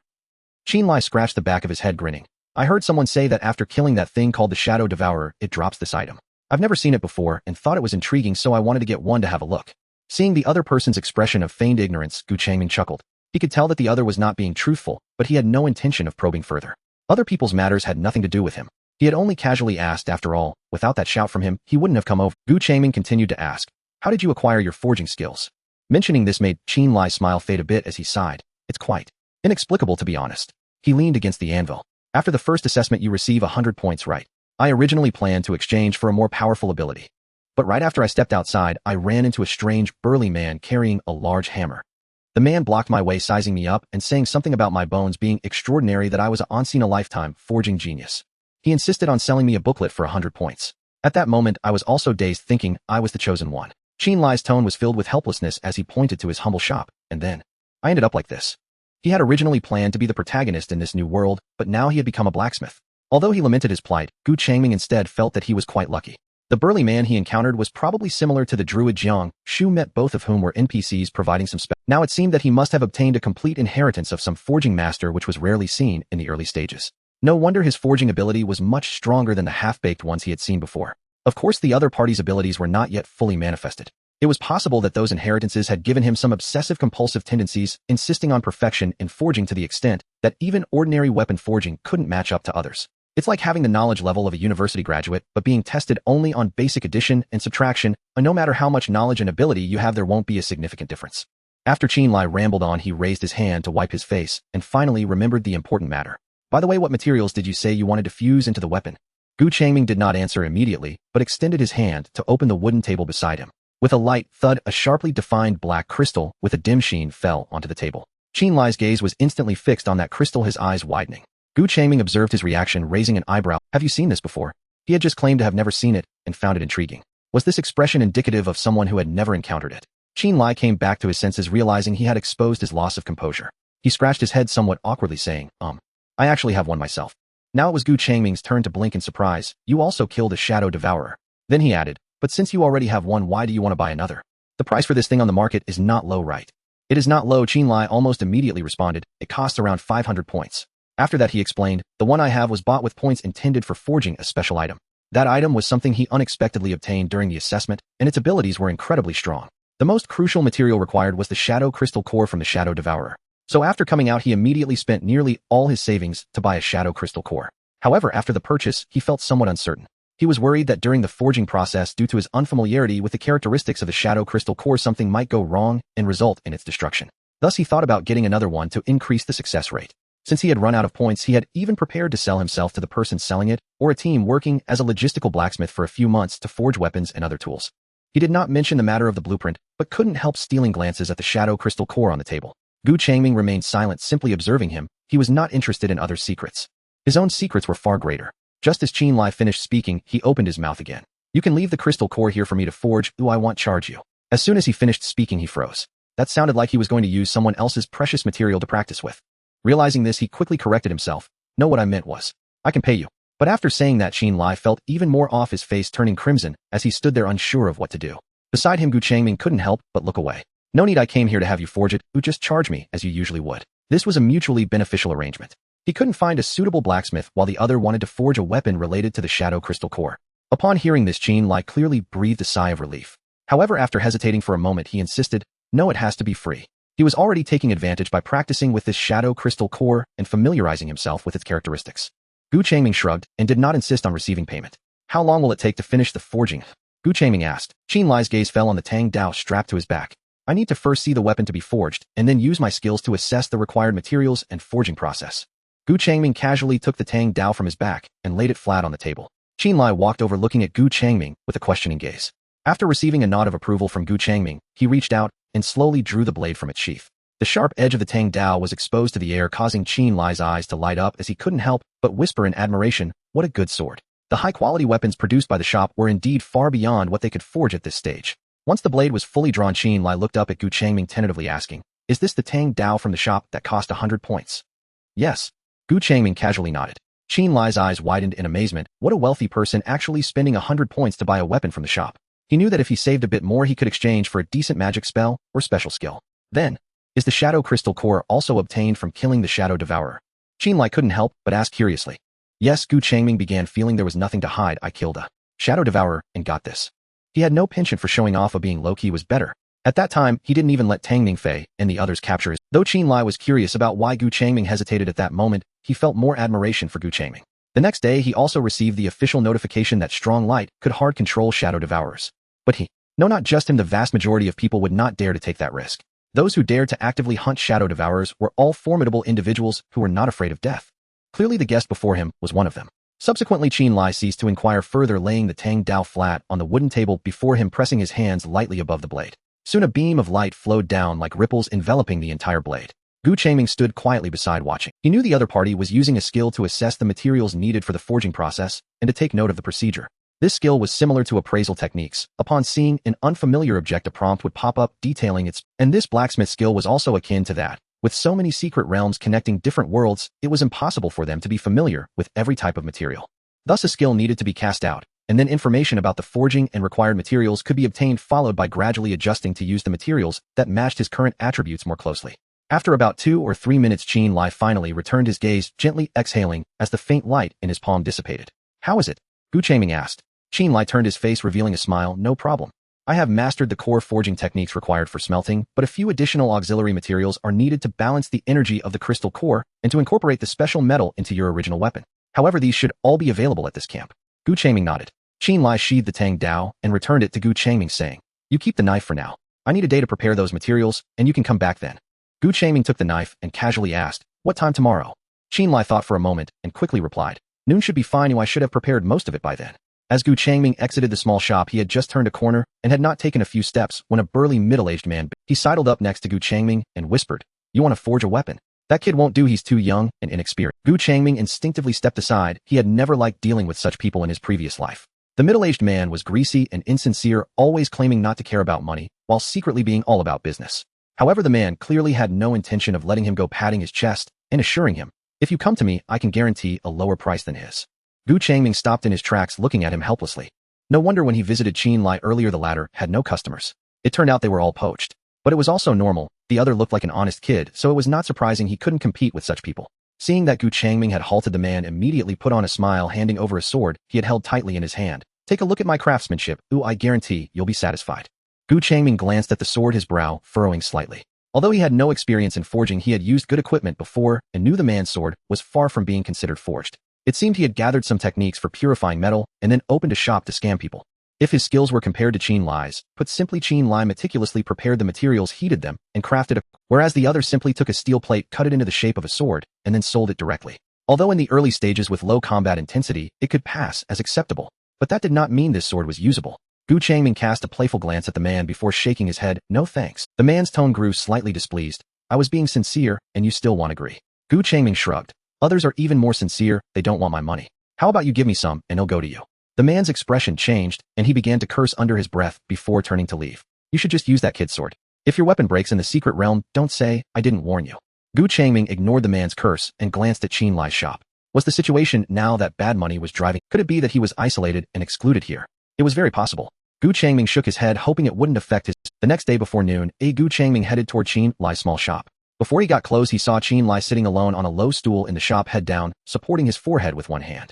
The excitement from yesterday had vanished, and he exuded an air of defeated pressure. Gu Changming did not stop walking and went straight to the front of the shop. Hearing the noise, Qin Lai immediately looked up. Upon seeing Gu Changming, he stood up right away, forcing a smile to mask his previous emotions. "You are here so early." Qin Lai stepped forward a couple of steps, rubbing his hands somewhat awkwardly. "But that's good. If you came at noon, or it might not be possible to forge." There was a small issue with the material preparation." Gu Changming did not speak, continuing to watch him. Qin Lai averted his gaze, lowering his voice. "It might just need a..." Gu Changming pursed his lips, nodded, and did not press the apparent awkwardness. Although he hadn't seen it, he could roughly understand what had happened to the other party. It was one thing to be robbed of business before, but now he couldn't even buy the materials for forging. "What are you missing?" Qin Lai seemed to breathe a sigh of relief, a bit embarrassed, and answered honestly, "A material called inverse element steel. This material is special for integrating into your Tang Dao, allowing it to accept the shadow crystal core. This thing is relatively rare. I searched all around the camp for stalls selling materials yesterday, but couldn't find it." Qin Lai took the initiative to reassure him. "After a while, when the squads in the secret realm come out, as soon as it hits the market, I'll buy it back immediately, no matter the cost. Is that okay?" Qin Lai looked up to inquire. Gu Changming nodded, pondering for a moment before speaking. "I'm a bit pressed." Qin Lai's heart sank for a moment, and the next second, he saw Gu Changming say, "There are secret realms here, right? Why don't we go in and look for it?" Upon hearing Gu Changming's words, Qin Lai was momentarily taken aback, then a look of delight spread across his face. "Indeed, the materials are within the secret realm, and since those people won't sell them to us, we can simply go in and retrieve them ourselves." "That's possible," Qin Lai immediately agreed. "This is the fastest way. We won't have to wait for others to bring them out." Of course, there was something he didn't say. Even if those smaller teams came out with materials containing reverse yuan steel, under the pressure from those people, they might not sell them. Thus, entering the secret realm to gather materials ourselves would be quicker and more convenient. Gu Changming nodded. His suggestion wasn't solely for the sake of the other party. On one hand, it was to ensure his weapon upgrade wouldn't encounter any issues, and on the other hand, it was also an opportunity to enter this secret realm and see what was happening. Perhaps there would be some fortuitous encounters. However, we need to prepare before entering the secret realm. The environment inside is quite different. Qin Lai spoke, noting that the danger level inside the secret realm was significant. Rushing in without any preparation could very well lead to dire consequences. "I don't need any preparation," Gu Changming replied. Qinlai looked at him in surprise, but recalling that the shadow crystal core in Gus' hand was one he had personally slain, he soon understood. Indeed, with such strength, there was no need for excessive preparation. Or rather, one could say he was always ready for battle. Qinlai nodded and continued. Also, there needs to be personnel preparation, and entering this secret realm requires forming a team with a minimum of 4 members. We only have 2 now, so we definitely cannot enter. Gu Changming acknowledged with an "oh," indicating he understood. After all, when searching for the mimetic beast contract, it was the same. He had to join a small team to enter the secret realm. Qinlai picked up a backpack and said, "Give me some time to find other candidates. If all goes smoothly, we can enter this afternoon, gather the materials, and be out quickly without delaying too long." Gu Changming didn't ask further, simply responding, "All right." After closing the shop, Qinlai left first. After he departed, Gu Changming glanced around before his figure quickly faded into the chaotic campsite. In the afternoon, at the gathering point outside the secret realm entrance, as Gu Changming approached, he quickly spotted Qinlai. He was standing with 5 fully armed men seemingly discussing something. The 5 wore heavy metal armor carrying broadswords or warhammers, indicating they were likely a team accustomed to frequenting the secret realm. However, the quality of their armor and weapons left much to be desired. As Gu Changming drew closer, Qinlai noticed him and hurried over. "You're here?" Qinlai greeted. Gu Changming nodded, asked no further questions, and followed Qinlai back to the 5 men. "Everyone's here, the last person has arrived," Qinlai said as he stepped aside to introduce Gu Changming to the 5 men. The man at the front lifted his eyelids to scrutinize Gu Changming. He appeared to be in his late 30s with a crew-cut, a square face, a shallow scar on his left brow, and a robust build, making him the captain of this small team. Qinlai turned to Gu Changming, introducing a bit faster. "This is the escort team I arranged, and this is Captain Zhang Zhenhai." Gu Changming looked at Qinlai with some surprise after hearing this. He had thought Qinlai was merely finding 2 random people to meet the minimum requirement of a 4-person team, but he hadn't expected him to directly request an entire team for escort. Noticing Gu Changming's surprise, Qinlai explained, "The location of the reverse yuan steel is relatively deep, and relying solely on the 2 of us might not be very stable. Having them escort us will be much safer." Gu Changming nodded in understanding, not saying much more. Naturally, he had no objections, as it wasn't his money being spent. Suddenly, Zhang Zhenhai spoke, his tone indistinguishable as either curious or probing. "I heard you killed a shadow devourer." Gu Changming turned his head to glance at Qinlai. "You still tell everything to others?" Qinlai's face showed a hint of embarrassment as he lowered his voice to explain. "I said you were strong, so the escort points would be much cheaper." Gu Changming withdrew his gaze and looked at Zhang Zhenhai, replying simply, "Just lucky." "Just lucky," Zhang Zhenhai repeated with a smile, then turned to exchange glances with his team members. It was hard to tell what that smile meant. However, Gu Changming felt a noticeable discomfort. Zhang Zhenhai seemed unfazed by Gu Changming's reaction, patting his heavy chest armor. "All right, now that everyone is here, let's set off." The group fell in line behind the front team, queuing outside the secret realm entrance. There weren't too many people at the entrance, but it wasn't sparse either. They waited for about half an hour before finally moving closer. The entrance to the secret realm was not grand, about the size of a small house, displaying a slightly blue-green, gently undulating mirror-like light screen. After quietly waiting for another 3 to 4 minutes, a soldier beside the entrance nodded at Zhang Zhenhai, signaling that they could enter. "Stay close," Zhang Zhenhai said, quietly stepping in first. Gu Changming lagged at the back of the group, only stepping inside after the familiar brief feeling of dizziness hit him. Immediately afterward, his vision blurred, and before it could clear, a strong sense of suffocation suddenly grasped him.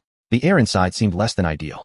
Gu Changming quickly held his breath and waited. The dizziness and blurriness rapidly faded, and the scenery before him became clear. Gu Changming quickly glanced around. This was yet another world entirely different from Earth. The sky was a suffocating lead gray, devoid of sun or moon.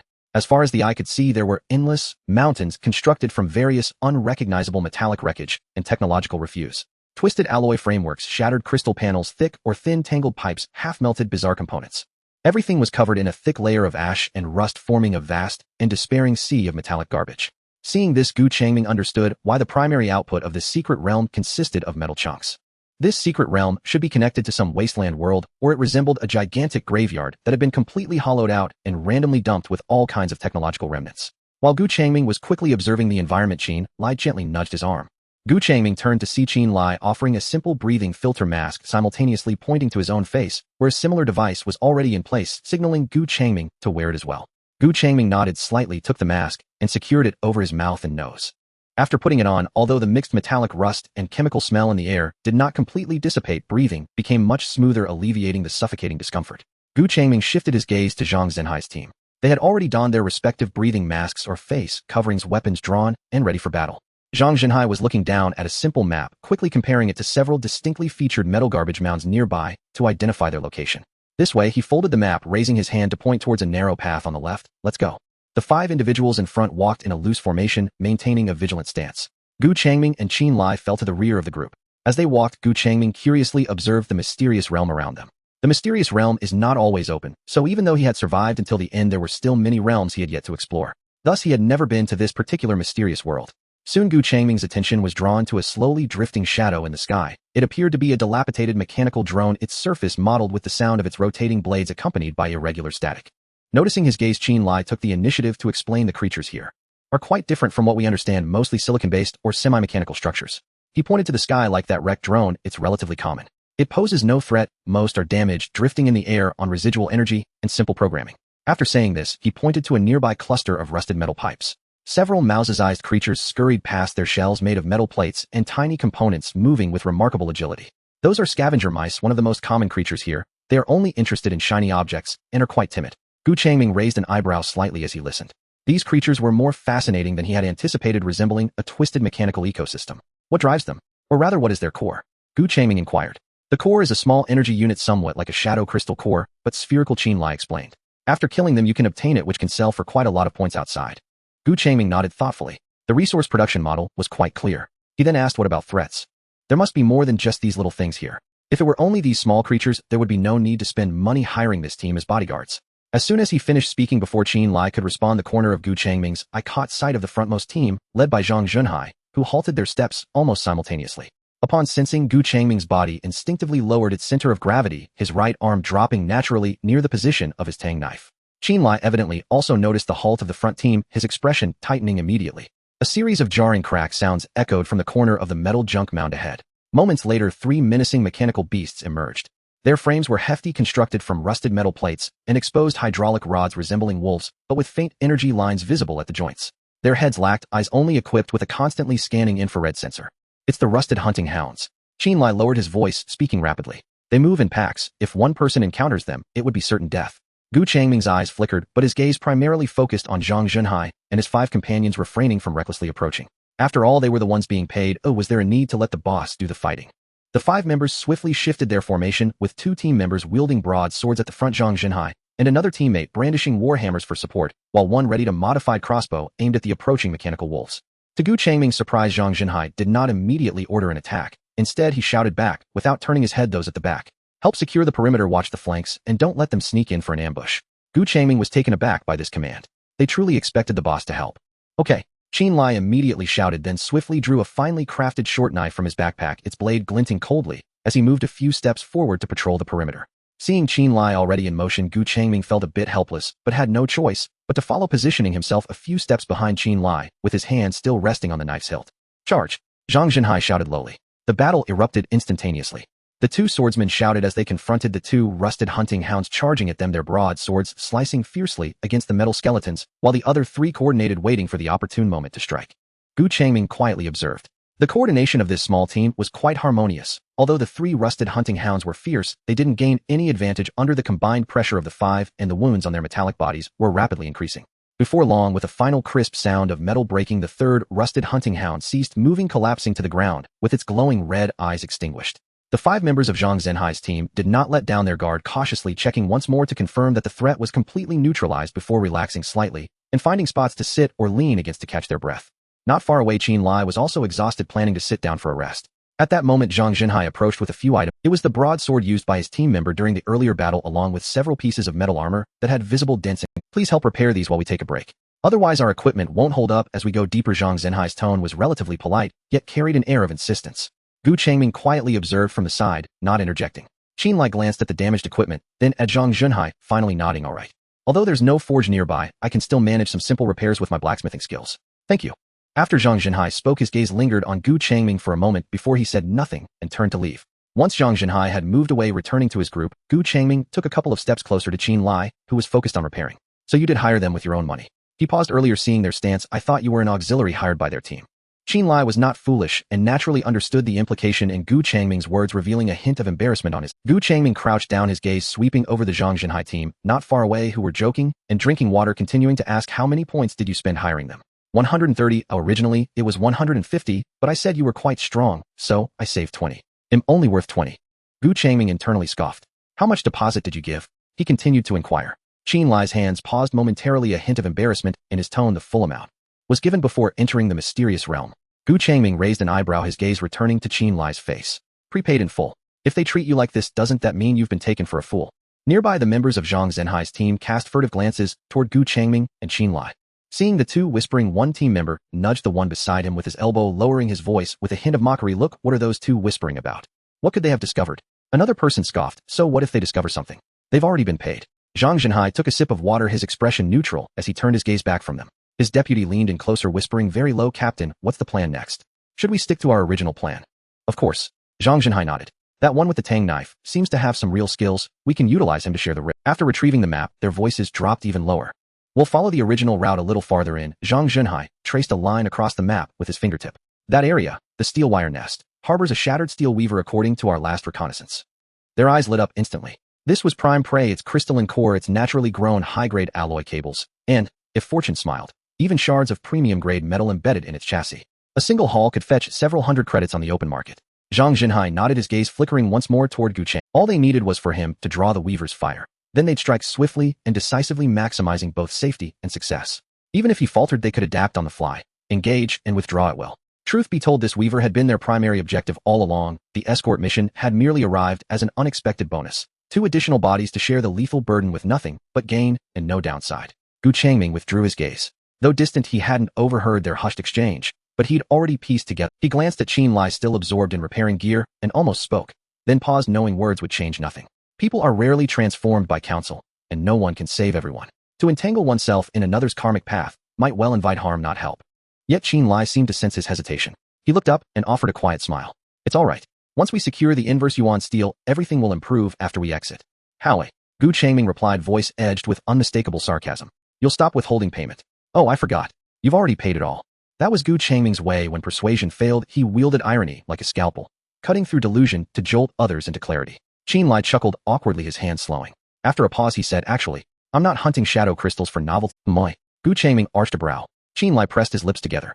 During the second trial, I was fortunate enough to acquire a schematic, a crafting blueprint.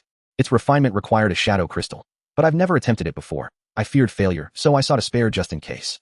Gu Changming nodded, now understanding why Qin Lai had insisted on forging his gear without charge. Qin Lai continued, once I successfully craft that item and demonstrate my skill before the camp's artisans, no further doubts will remain. Gu Changming listened, offering only a silent nod.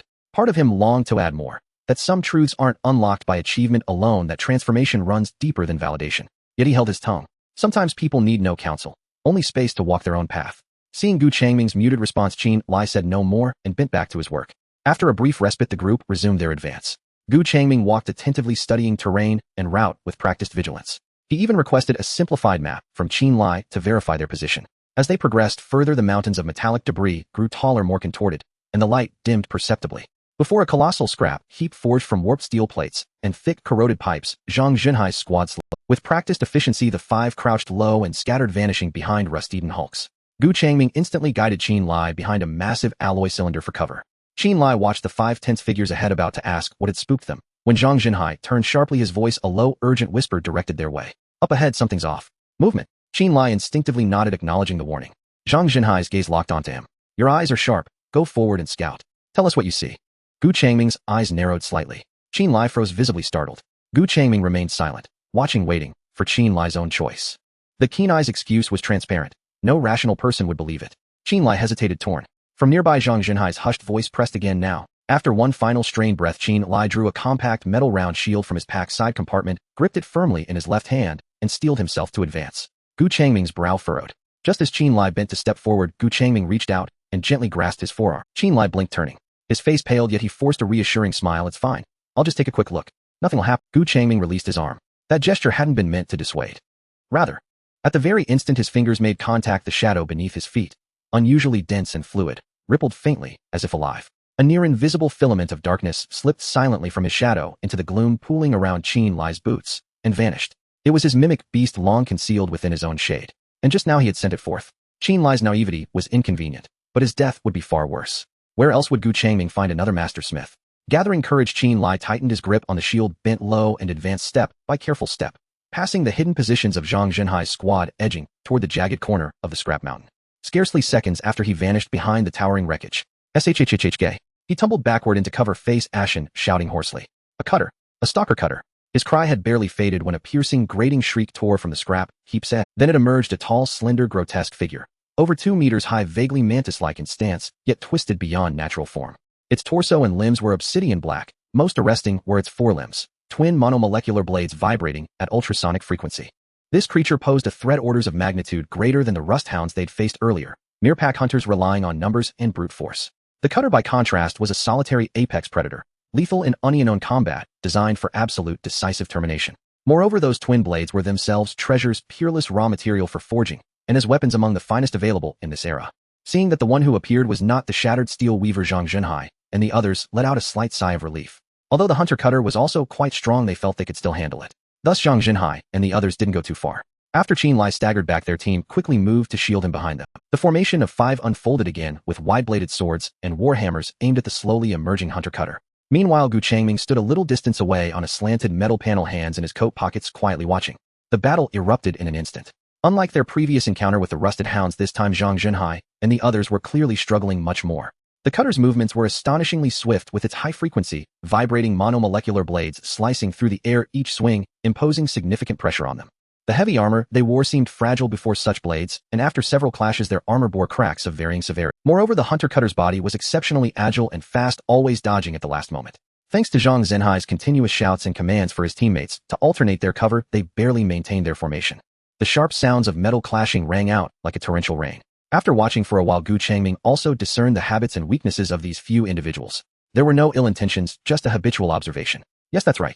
Not long after Gu Changming noticed the battle circle began to subtly shift towards his direction. In the moment Zhang Junhai blocked a diagonal strike, he suddenly turned his head and shouted towards Gu Changming, "Friend, lend a hand. This thing is too difficult to deal with." Gu Changming heard clearly, but he did not move. Still with his hands in his pockets, he didn't even change his stance, merely raising his eyelids slightly to glance at Zhang Junhai. Zhang Junhai was taken aback, a hint of anger flaring in his eyes. He expected the other party to at least engage, however Gu Changming couldn't even be bothered to pretend. He just stood there watching. Noticing the fury in Zhang Zhenhai's eyes, Gu Changming smirked slightly. How could they be angry at him for not falling into their trap? Under different circumstances, he would surely not mind lending a hand. But given the current situation, they clearly viewed him as a fool. In this case, if he were to help them, he would truly be a fool. Seeing this, Zhang Junhai did not give up, exchanging a glance with several teammates, silently understanding each other. In the next few exchanges, they fought, while retreating the formation, intentionally or unintentionally leaning towards Gu Changming's direction. Subsequently, a teammate wielding a wide-bladed sword seemed to slow down for a moment while blocking his strength weakening. This deliberately exposed flaw gave the cutter an opportunity. The high-frequency vibrating monomolecular blade traced a dazzling arc and struck hard against that wide-bladed sword. The immense force directly knocked the sword aside, and that teammate let out a muffled grunt, being cleaved backward.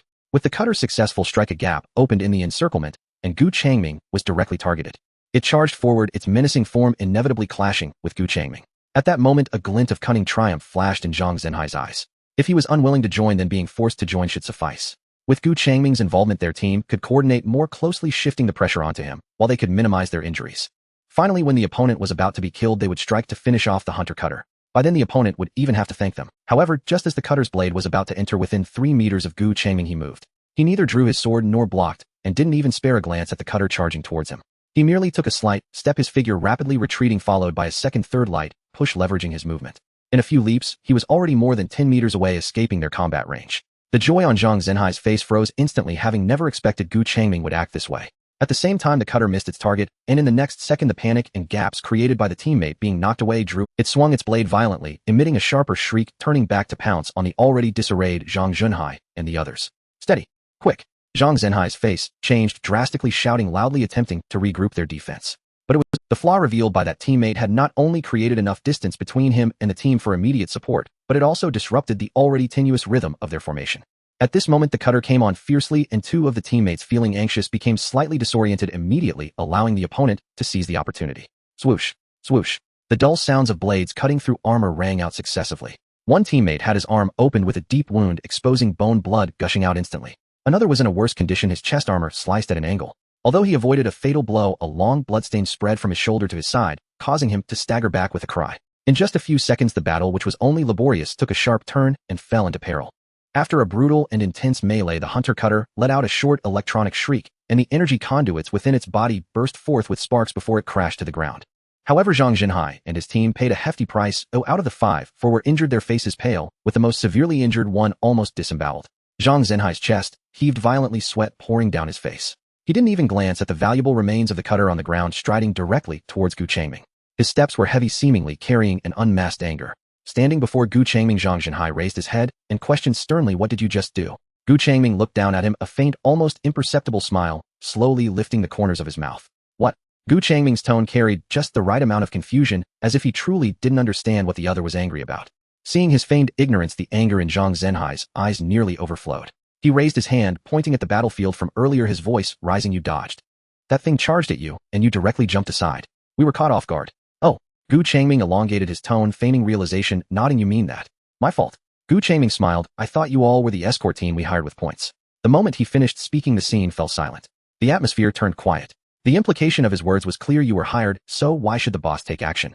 Zhang Zhenhai's muscles twitched, the earlier questioning choking in his throat, unable to utter a word. This was the situation, and their little actions were one thing. But if it were to be made explicit, that would be something else entirely. The atmosphere turned tense. Zhang Zhenhai stared fixedly at Gu Changming, who did not flinch and calmly met his gaze, showing little expression on his face. The air between them felt frozen.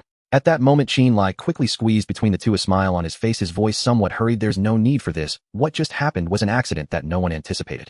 Now that the cutter has been dealt with, considering all the rewards ahead, we need to move forward together. Internal strife benefit. Gu Changming glanced at him.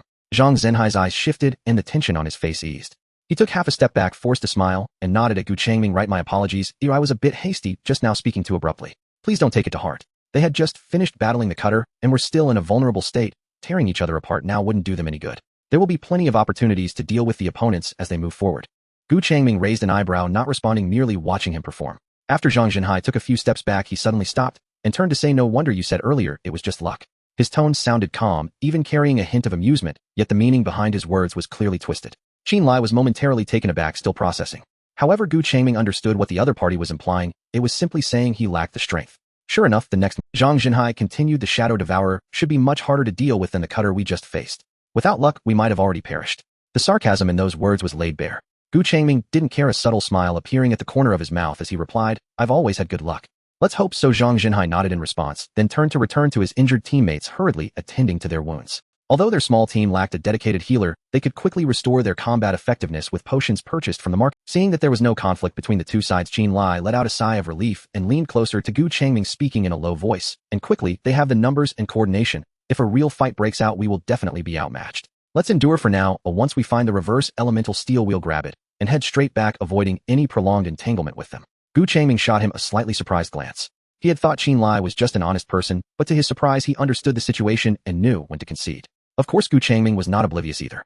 However, they five did not currently possess the ability to weigh their options. Gu Changming nodded, not saying more. Meanwhile, on Zhang Zhenhai's side, a few of them gathered together using the guise of bandaging wounds to discuss quietly. Zhang Zhenhai tightly wrapped a bandage around a shallow wound on his arm, his eyes not looking in Gu Changming's direction, but staring at the ground with a cold tone. Once we enter, let him die. In his original plan, when they reached the Shattered Steel Weaver, he intended for Gu Changming to draw fire and share the risk while they seized the opportunity. If Gu Changming could survive, that would be best. After all, they were on an escort mission, and having the employer survive would also benefit their team's reputation. But now, since the other party was being so ungrateful, there was no need to keep him alive.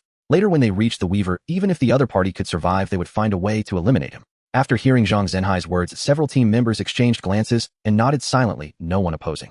In this secret realm, it was not uncommon for a few outsiders to die. After a brief rest, the team set off again. Zhang Zhenhai continued to lead the way, following the previously agreed upon, navigating around a few rusted metal hills and through a narrow passage formed by broken pipes. The scenery ahead gradually opened up. It was a relatively flat area scattered with twisted steel plates and thick alloy cables. In the center of the area was a giant nest woven from countless silver-gray metal threads. Zhang Zhenhai raised his hand to signal the team to halt. The team members understood and immediately organized themselves, checking their weapons and armor. Zhang Zhenhai turned around and shouted towards the lagging Qin Lai, it's just ahead, oh, we'll reach it after a bit more walking. His tone was as usual, as if the earlier friction had never occurred. Zhang Zhenhai's eyes flickered in irritation for this loquacious Gu Changming. Gu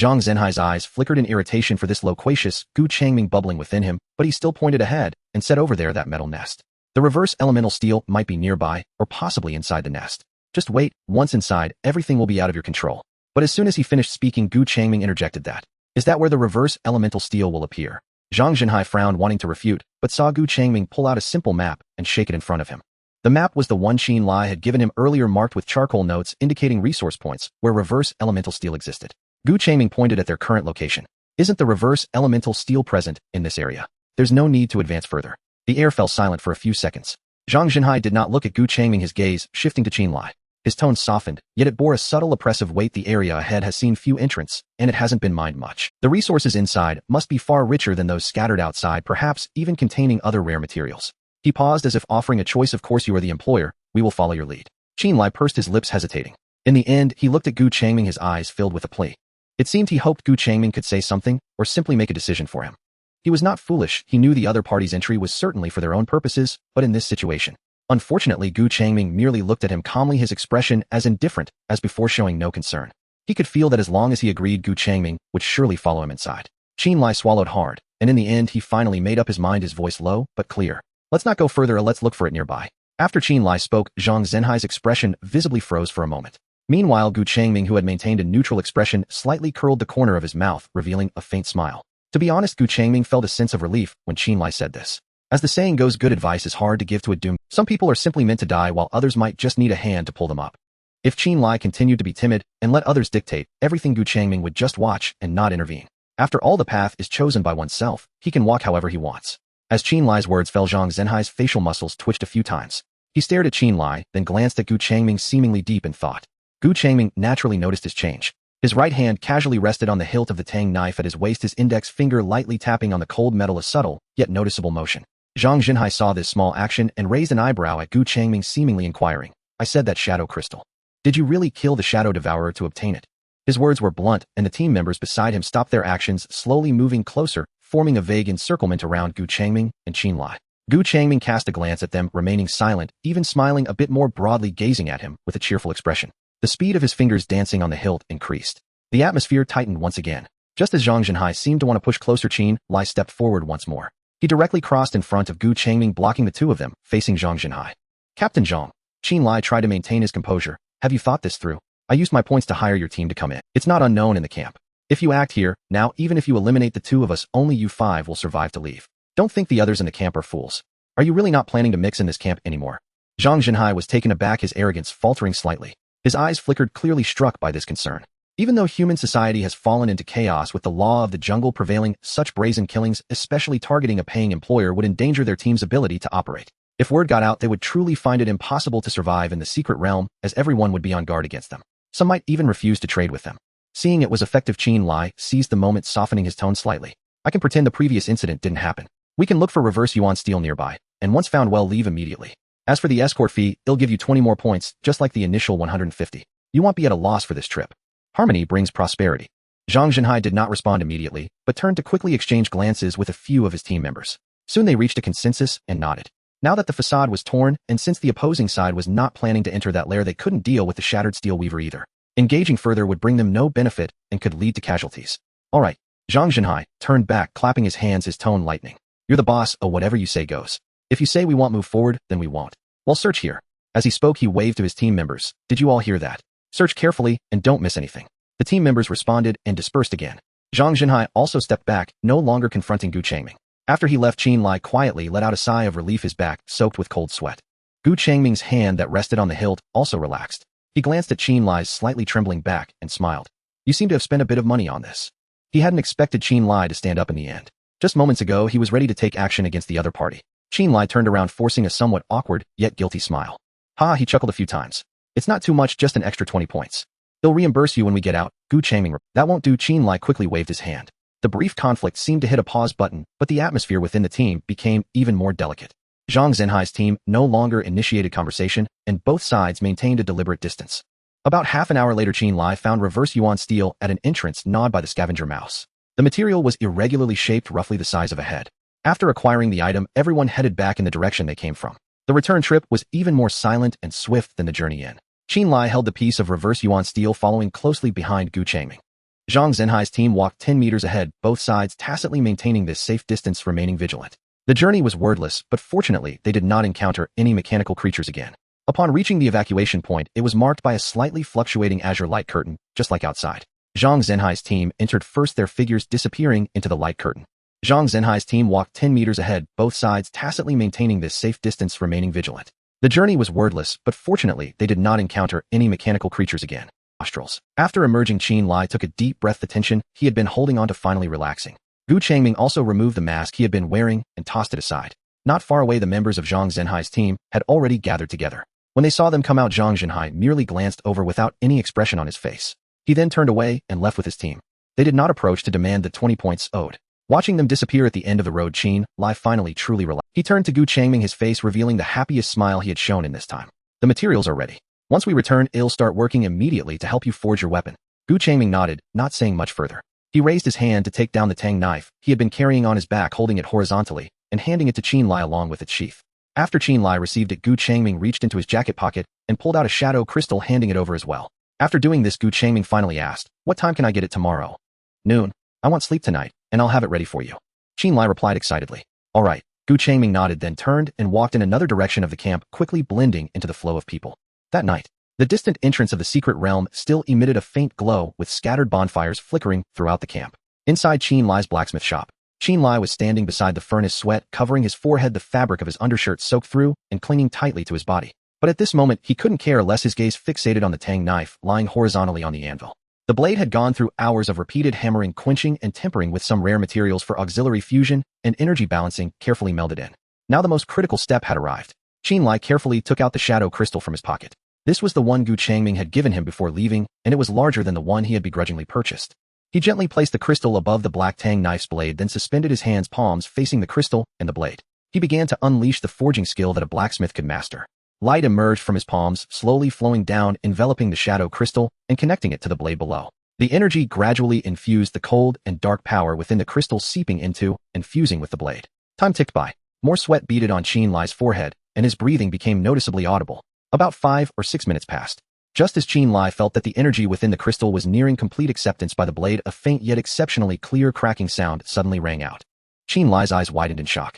Before him, the shadow crystal suddenly shattered, immediately turning into a small pile of black powder that slipped off the blade. It failed. Qin Lai stood there in a daze, staring at the tang knife before him, his mind blank. He had failed before, and he could accept his failures, otherwise he wouldn't have considered preparing an extra shadow crystal. But he did not want to fail in forging Gu Changming's tang knife, nor was he willing to. They had only known each other for less than 2 days and had not established any friendship. Moreover, in the secret realm, the other party often used words to mock and provoke him. Yet he could feel that the other party meant well for him, unlike the others in the camp. So, how could he fail? After several minutes of being lost in thought, Qin Lai finally took action. He reached into his pocket and quickly retrieved the shadow crystal he had wrapped tightly in tissue paper. Qin Lai looked at the shadow crystal that he had bought for 500 points, meant to create a special item in the stamped diagram, then glanced at the black tang knife before him. Finally, gritting his teeth, he placed the crystal back on top of the tang knife, palms facing it once more. The next day around noon, Gu Changming stepped out of the temporary inn and headed towards the camp where Qin Lai was located. Before reaching the site, he heard a commotion of bustling voices ahead. The noise was chaotic, as if many people were gathered to discuss something. Gu Changming instinctively frowned, thinking this feels ominous. He continued forward and soon spotted Qin Lai's small shop, made of old metal sheets and waterproof cloth. The shop was surrounded by a crowd with people packed in layers. Gu Changming hesitated for a moment, but still walked over. Just as he approached the crowd, a figure came over from the side. Gu Changming turned to look. It was the middle-aged vendor who had approached him to solicit business after he left Qin Lai's shop. Upon seeing the vendor, Gu Changming's disdain was evident in his eyes. The vendor wore a smug expression, as if he had expected this. He sneered, "See, what did I tell you? That kid has no experience and doesn't handle things reliably. You insisted on giving the materials to him, and now look what's happened." He continued, "If you had come to me earlier, you could have gotten your weapons much sooner, instead of waiting so long. You have to find the materials yourself in the secret realm." Gu Changming glanced at him, but did not respond. However, the disturbance had attracted the attention of the crowd. Upon hearing their conversation, the onlookers somewhat understood Gu Changming's true identity and voluntarily made way, creating a narrow path. Gu Changming looked through the opening. Inside the shop, Qin Lai was sitting on a low stool with his head down, hands resting on his knees. His hair was disheveled, and his eyes were sunken, making him appear as if he hadn't slept all night. Perhaps hearing the commotion, Qin Lai slowly lifted his head. When he saw Gu Changming, he froze for a moment, then quickly stood up, as if scalded. He took a small step forward, forcing a strained smile. His lips moved slightly. "I'm sorry. I failed in the refinement." Not only the shadow crystal core given to him by Gu Changming, but also the core he had purchased with his points had shattered. Despite this, Gu Changming's Tang Dao still hadn't been successfully refined. Gu Changming said nothing, stepped into the shop, and walked directly to the wooden table, reaching for the Tang Dao. The blade felt heavier than before, and its texture was somewhat different. It seemed to be just short of the final step. Upon seeing this, Qin Lai hurriedly explained, "The blade is fine. It was just during the final fusion that I lost control, causing the core to break. If you give me more time, once I gather enough points to buy a new crystal core, I can definitely." Gu Changming placed the Tang Dao back on the table and then looked at Qin Lai. It must be said that at this stage, the status of craftsman in these auxiliary roles was truly low. In his previous life, once he had developed, he recalled that it was when all of humanity had fully adapted to this assessment phase. Apothecaries, blacksmiths, and the like were all revered figures. If you wanted someone to customize a weapon for you, you had to wait in line, and sometimes even spending a large sum of money didn't guarantee. Moreover, even if you did get in line, any material loss during the refinement process had to be borne by yourself. If you prepared 3 sets and they all got ruined, that was just your bad luck. At most, they wouldn't charge you. How could it be like now where not only did the refinement fail, but Qinlai also had to spend his own money to refine it again? With your skills, you still want to try again. The middle-aged vendor scoffed, interrupting Qinlai, then turned to Gu Changming. I told you to come to me. Even if you didn't want to, finding someone else here would be far better than this kid. Gu Changming ignored the vendor, focusing on Qinlai and directly asking, how many points do you have now? Qinlai hesitated for a moment and instinctively replied, 43. 43. How long will that take to save up? Gu Changming said. Qinlai felt a bit embarrassed and was about to speak when a voice chimed in teasingly, more like 23. Gu Changming turned to look.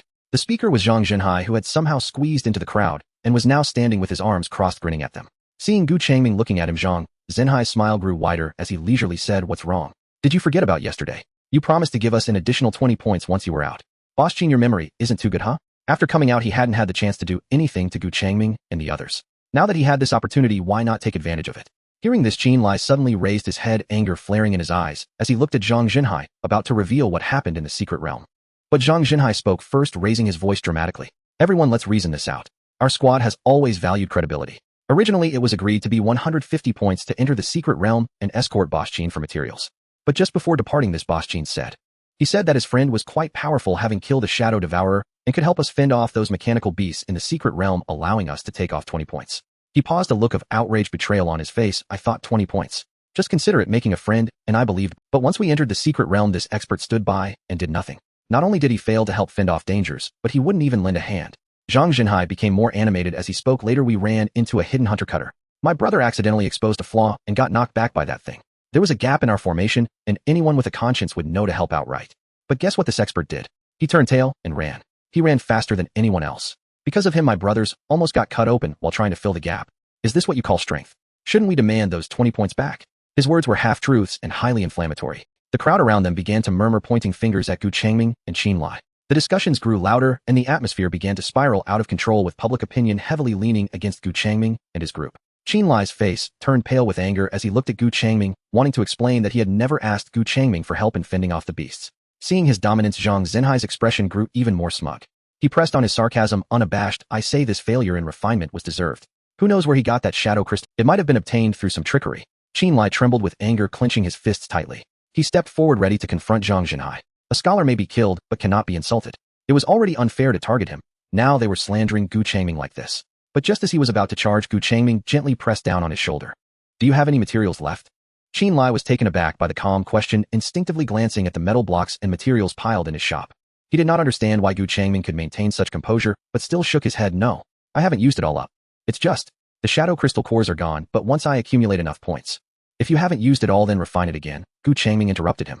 Qinlai was momentarily stunned, thinking the other party hadn't heard clearly. He opened his mouth to explain that he needed to wait a while until he accumulated enough points to purchase the shadow crystal cores before he could start the forging.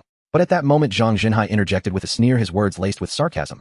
Yeah, just refine it again. After all, shadow crystal cores are only 500 or 600 each. He might even have one left. Gu Changming glanced at him and said coolly, how do you know? With a soft sound, a shadow crystal core, sharp-edged and glowing with a dim light, was placed on the table. Everyone's gaze converged on that shadow crystal core. Then whispers spread as the crowd's attention began to shift. Their eyes slowly moved away from the crystal core to Zhang Zhenhai, whose face had stiffened, his smile frozen at the corner of his mouth.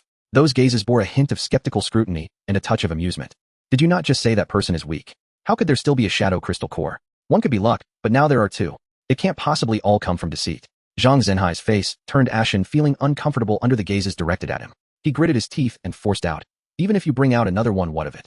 You know what you did in the secret realm, avoiding the slicer that almost got us killed.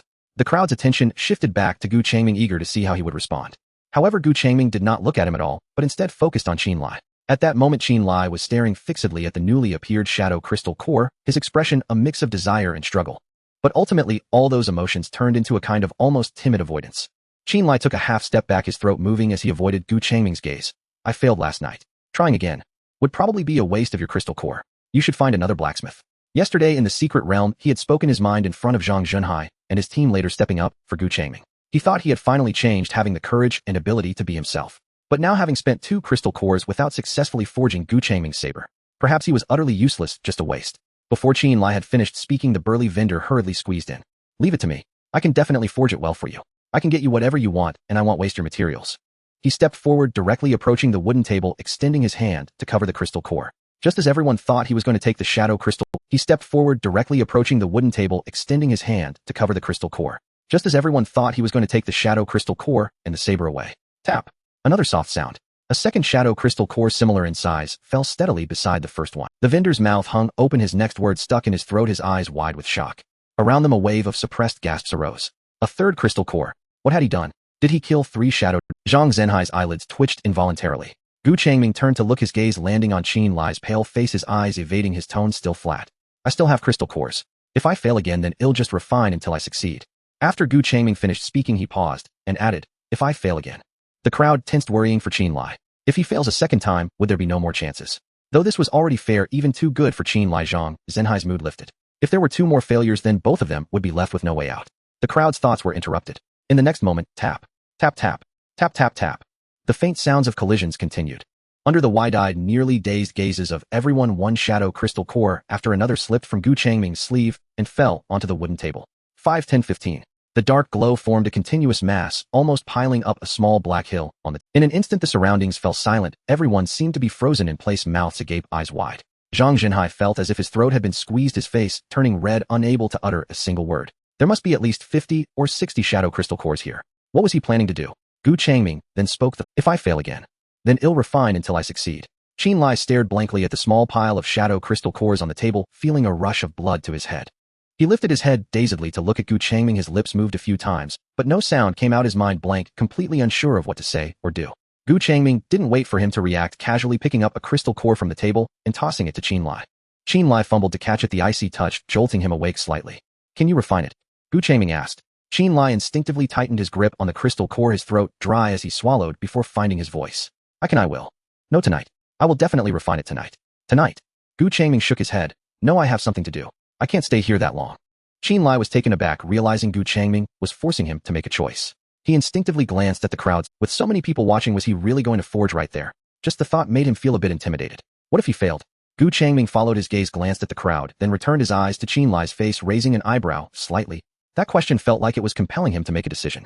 Under such pressure, the pent-up frustration in Qin Lai's chest mixed with the unwillingness and the pressure from Gu Changming's almost unreasonable trust surged forth. The daze and evasion in his eyes quickly faded, replaced by a near-desperate resolution. I can. Qin Lai grabbed the saber and looked at Gu Changming, speaking firmly. I can refine it right now. Qin Lai picked up the Tang Dao and placed it back on the anvil. The blade had already cooled down, he needed to reforge it, restoring its metallic properties to a state that could absorb the shadow crystal core. As he busied himself, the surroundings fell into silence, with only the crackling of flames and the dull sound of metal being struck remaining. In the next moment, all eyes quietly turned towards Zhang Zhenhai. The meaning behind those gazes was entirely different from before, as if they were watching a play that had taken an unexpected. Did you not just vehemently accuse the other side of being weak, claiming that in the secret realm they would only evade and dodge, putting your team in danger? Now they suddenly produced dozens of crystal cores. What do you have to say now? Surely you cannot say that all those crystal cores were obtained through trickery. Even if they were to possess so many, implies a strength beyond ordinary reach. At this moment, the words Zhang Zhenhai had said earlier seemed to turn into mere jokes. Meanwhile, the muscles on Zhang Zhenhai's face stiffened. He could clearly feel those gazes piercing into him like needles. He tried to straighten his back to maintain his dignity, but the slight twitch of his lips and his flickering gaze betrayed him. Just then Gu Changming turned his head, his gaze landing on him. He is busy right now, Gu Changming said. We'll transfer those 20 points to you. This statement was light and devoid of anger, yet to Zhang Zhenhai's ears it sounded like an invisible slap, striking him hard on the face. His entire face instantly turned red and his lips moved a few times, but he couldn't utter a single word. This was intentional. This guy was definitely doing it on purpose. Don't want it? Gu Changming asked again. At this moment, Zhang Zhenhai didn't even dare to meet Gu Changming's gaze. He knew that staying any longer would only make him an even bigger laughingstock. Zhang Zhenhai suddenly lowered his head, nearly bumping into 2 onlookers beside him, and hurriedly squeezed into the crowd, his steps frantic and disordered, quickly leaving the place. As he left, a few suppressed snickers arose from the crowd, filling the air with a lively atmosphere. After Zhang Zhenhai departed, everyone's attention returned to the flickering flames and Qin Lai's silhouette. The furnace blazed brightly as Qin Lai picked up the hammer. Each strike was not a brute force hit, but rather executed with a unique rhythm. With every blow on the red-hot blade, a circle of faint light radiated out. The onlookers watched with curiosity. They had only ever purchased finished products, and this forging process was something they were witnessing for the first time.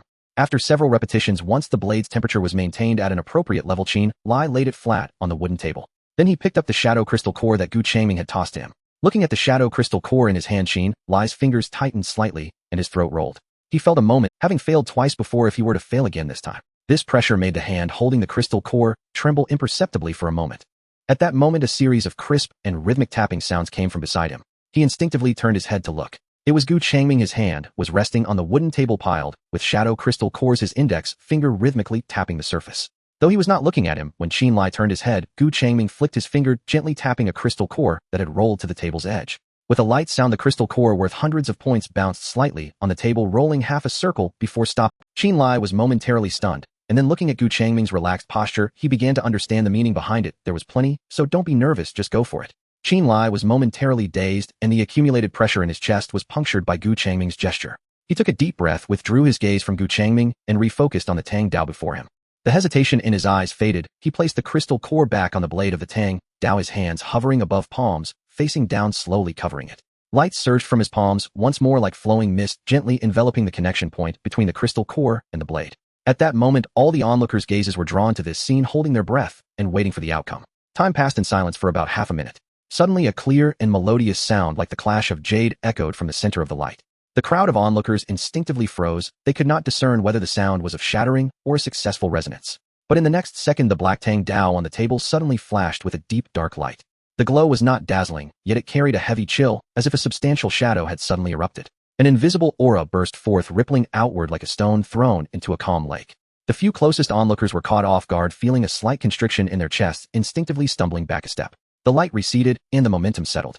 On the table, the Tang Dao lay quietly, but its blade seemed to have taken on a darker and more subdued hue. Upon closer inspection, there appeared to be faint black light flowing along the blade's edge, flickering in and out. It worked. This thought simultaneously surfaced in everyone's minds. Qinlai stood dazed for 2 seconds, and then joy and excitement surged across his face. He immediately lifted the Tang Dao from the table and looked at Gu Changming with exhilaration. He moved his lips, his eyes slightly moist, unable to speak for a moment out of excitement. He had not let down Gu Changming's trust and had not wasted a single crystal core. I forged it.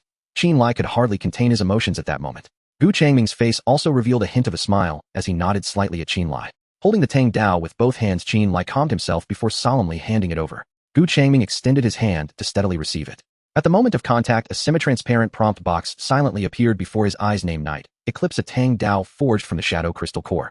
Attributes: sharpening significantly increased, basic armor-piercing ability enhanced. Trait 1: Shadow Attachment, can transform into a 2-dimensional shadow tattoo affixed to the user, manifesting into a physical blade with thought. Trait 2: For each enemy killed, the blade will absorb their vitality, permanently enhancing its sharpness. Gu Changming's gaze quickly scanned the prompt box, pausing for a moment on those 2 traits. Subsequently, the usual calm expression on his face revealed a hint of delighted surprise. It surpassed his expectations. This reforged Tang Dao was better than he had imagined, especially with those 2 traits. One for 2-dimensional transformation and one for growth. Even in the current situation where everyone was not affluent, it could still be worth several thousand points. Gu Changming admired the Night Eclipse in his hand, giving his wrist a gentle flick, performing a flourish with the blade. The edge cut through the air, leaving behind a dark arc of light. Then, with a thought, Gu Changming immediately attempted the first feature mentioned in the prompt. The skill activated. The Tang Dao in his hand seemed to suddenly lose its thickness, instantly flattening, and then transformed into a flowing black shadow. Like a slender black snake, it wound around the back of his right hand. The shadow did not linger, swiftly moving upward and disappearing beneath the cuff of his forearm. To see it more clearly, Gu Changming directly pulled up his cuff. On the outer side of his forearm, a Tang Dao tattoo appeared distinctly, its lines sharp and clean, entirely black, as if meticulously drawn with an ink pen. With another thought, the tattoo on his arm suddenly came to life, sliding across his skin, like water crossing from his right arm to his chest, silently flowing to his left arm. With a faint flicker of black light, the Tang Dao appeared in his left hand out of thin air. This series of changes flowed seamlessly, happening in the blink of an eye. The surrounding crowd, which had been whispering in low voices, fell silent at this moment. Eyes widened in astonishment, their faces filled with disbelief. Gu Changming had anticipated their reaction. At this early stage, most people were using weapons that lacked special functions, at most slightly sharper than their previous ones. They had never seen a weapon with special functions like this, so their reaction was quite normal. As for this feature, Gu Changming was quite satisfied. Firstly, he no longer had to carry a blade around, and secondly, hiding it within his body could indeed prove effective in certain situations. After transforming the Tang Dao back into a tattoo hidden beneath his skin, Gu Changming turned to Qinlai, a hint of a smile on his face. Not bad, this knife. Qinlai opened his mouth, a mix of gratitude, relief, and the joy of finally not failing again flooding his expression, leaving him momentarily speechless. In the end, he merely nodded vigorously, squeezing out a short sound from his throat. Gu Changming said no more and turned to the wooden table in Qinlai's shop, where finished weapons were displayed. His gaze swept over several weapons, then he casually spoke, "Can you give me another knife?" Qinlai was taken aback for a moment. Although he didn't understand what he was up to, he immediately nodded. Sure, take whichever you like. You can take them all if you want. Gu Changming's help was worth more than just a few knives. With the recent display and his change in mindset, he would no longer be the one will do. Gu Changming said, picking out the most ordinary-looking dagger from the row of weapons, one only the length of a palm. The dagger's lines were simple, without any unnecessary decorations, only wrapped in a non-slip cloth at the grip. He held the dagger and turned back. The remaining crowd, still not dispersing, curiously watched him, unsure of what he was about to do.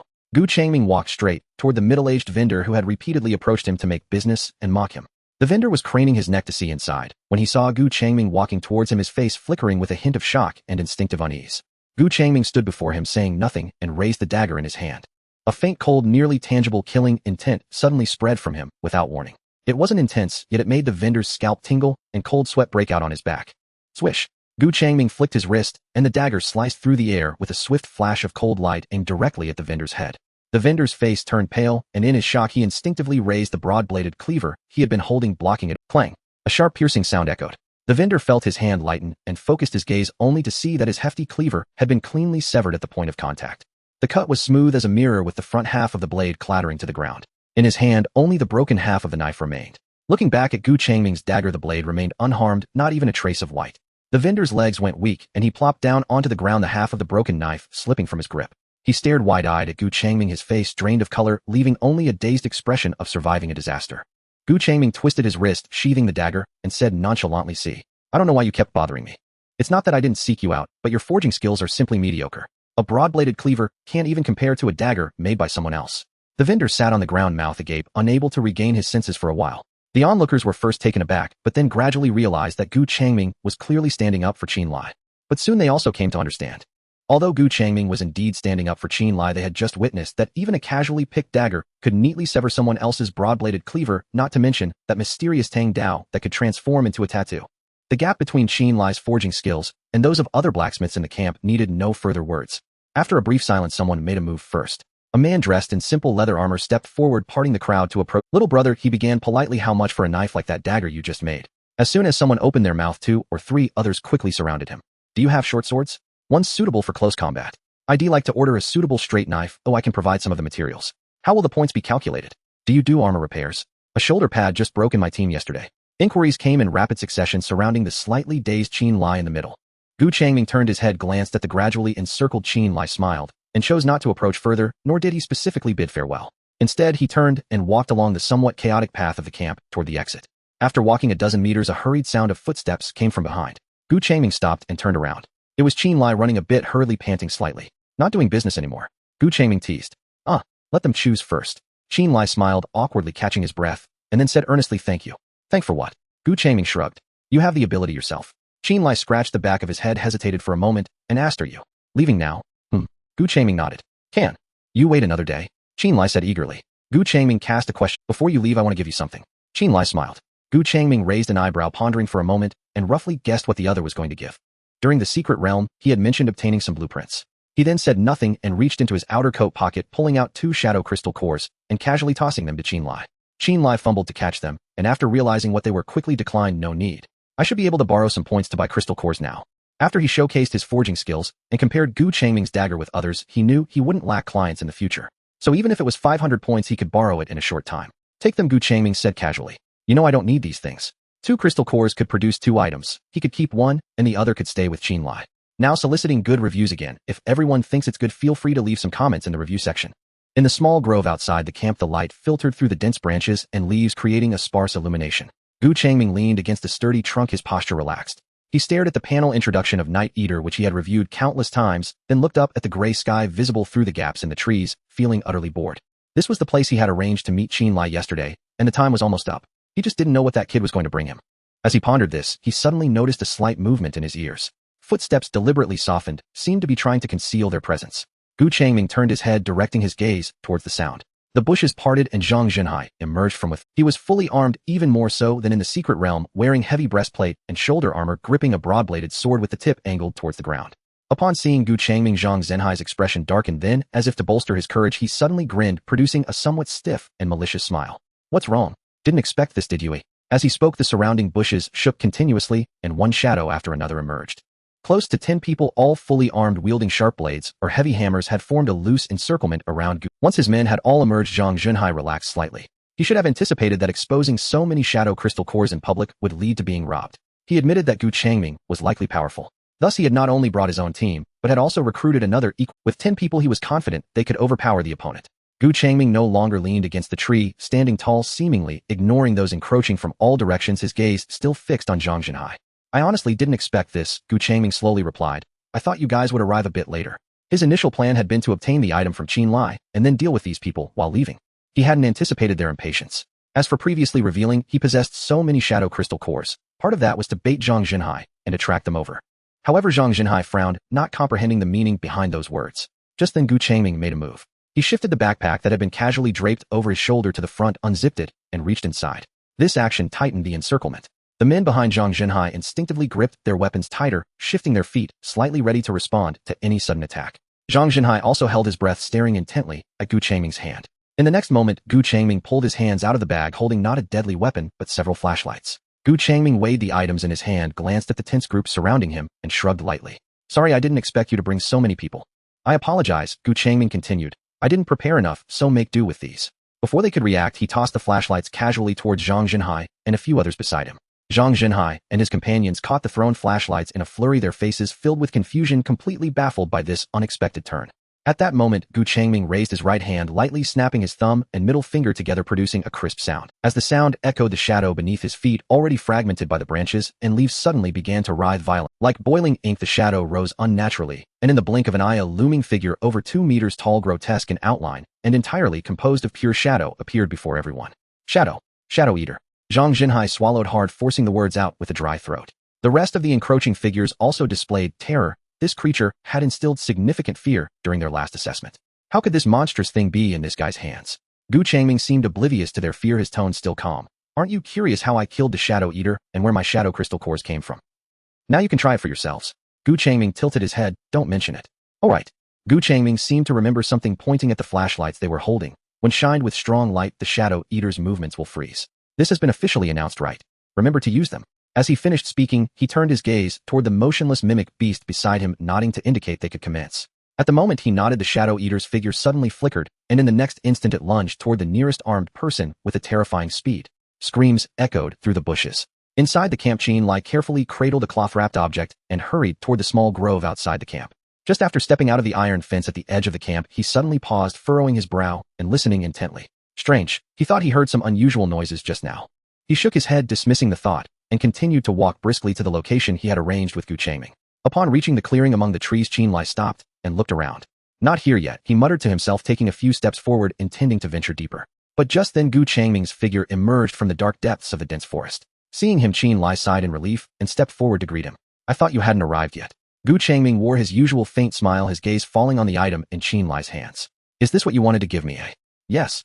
Qin Lai nodded, handing over the item while unwrapping the cloth on the outside, revealing a pair of pitch-black gloves made of a material that seemed both leather and not leather, with a matte finish. This is a special item I created based on the drawings I received. Changming took the gloves, and at the same time a semi-transparent prompt box silently appeared before his eyes. Name Night Walker gloves. Attributes: in dark or shadow-covered environments, the wearer's form can briefly resonate with the shadows, gaining the ability to silently traverse short distances between continuous shadow areas. Seeing the description, Changming's eyes brightened. This description was similar to the capabilities of the Shadow Eater. One could traverse freely in dark environments, ignoring obstacles. Though this ability had some environmental limitations, it could be considered almost a bug-level advantage in the early stages. Changming looked at Qin Lai. No wonder he was so adamant about refining it. Not bad, right? Qin Lai asked with a hint of pride in his tone. It's indeed quite impressive, Changming replied with a smile, then asked, did you only refine one? In the next moment, Qin Lai immediately pulled out his own Night Walker gloves from his pocket, smiling broadly. No failure succeeded on the first try. I made 2 pairs. Great, Changming smiled. Then, see you later. Qin Lai's expression softened, and he nodded. Just as he was about to say goodbye, his gaze caught the bloodstains on Changming's clothes. Are you hurt? Qin Lai asked, staring intently at the crimson-stained fabric of Changming's clothes.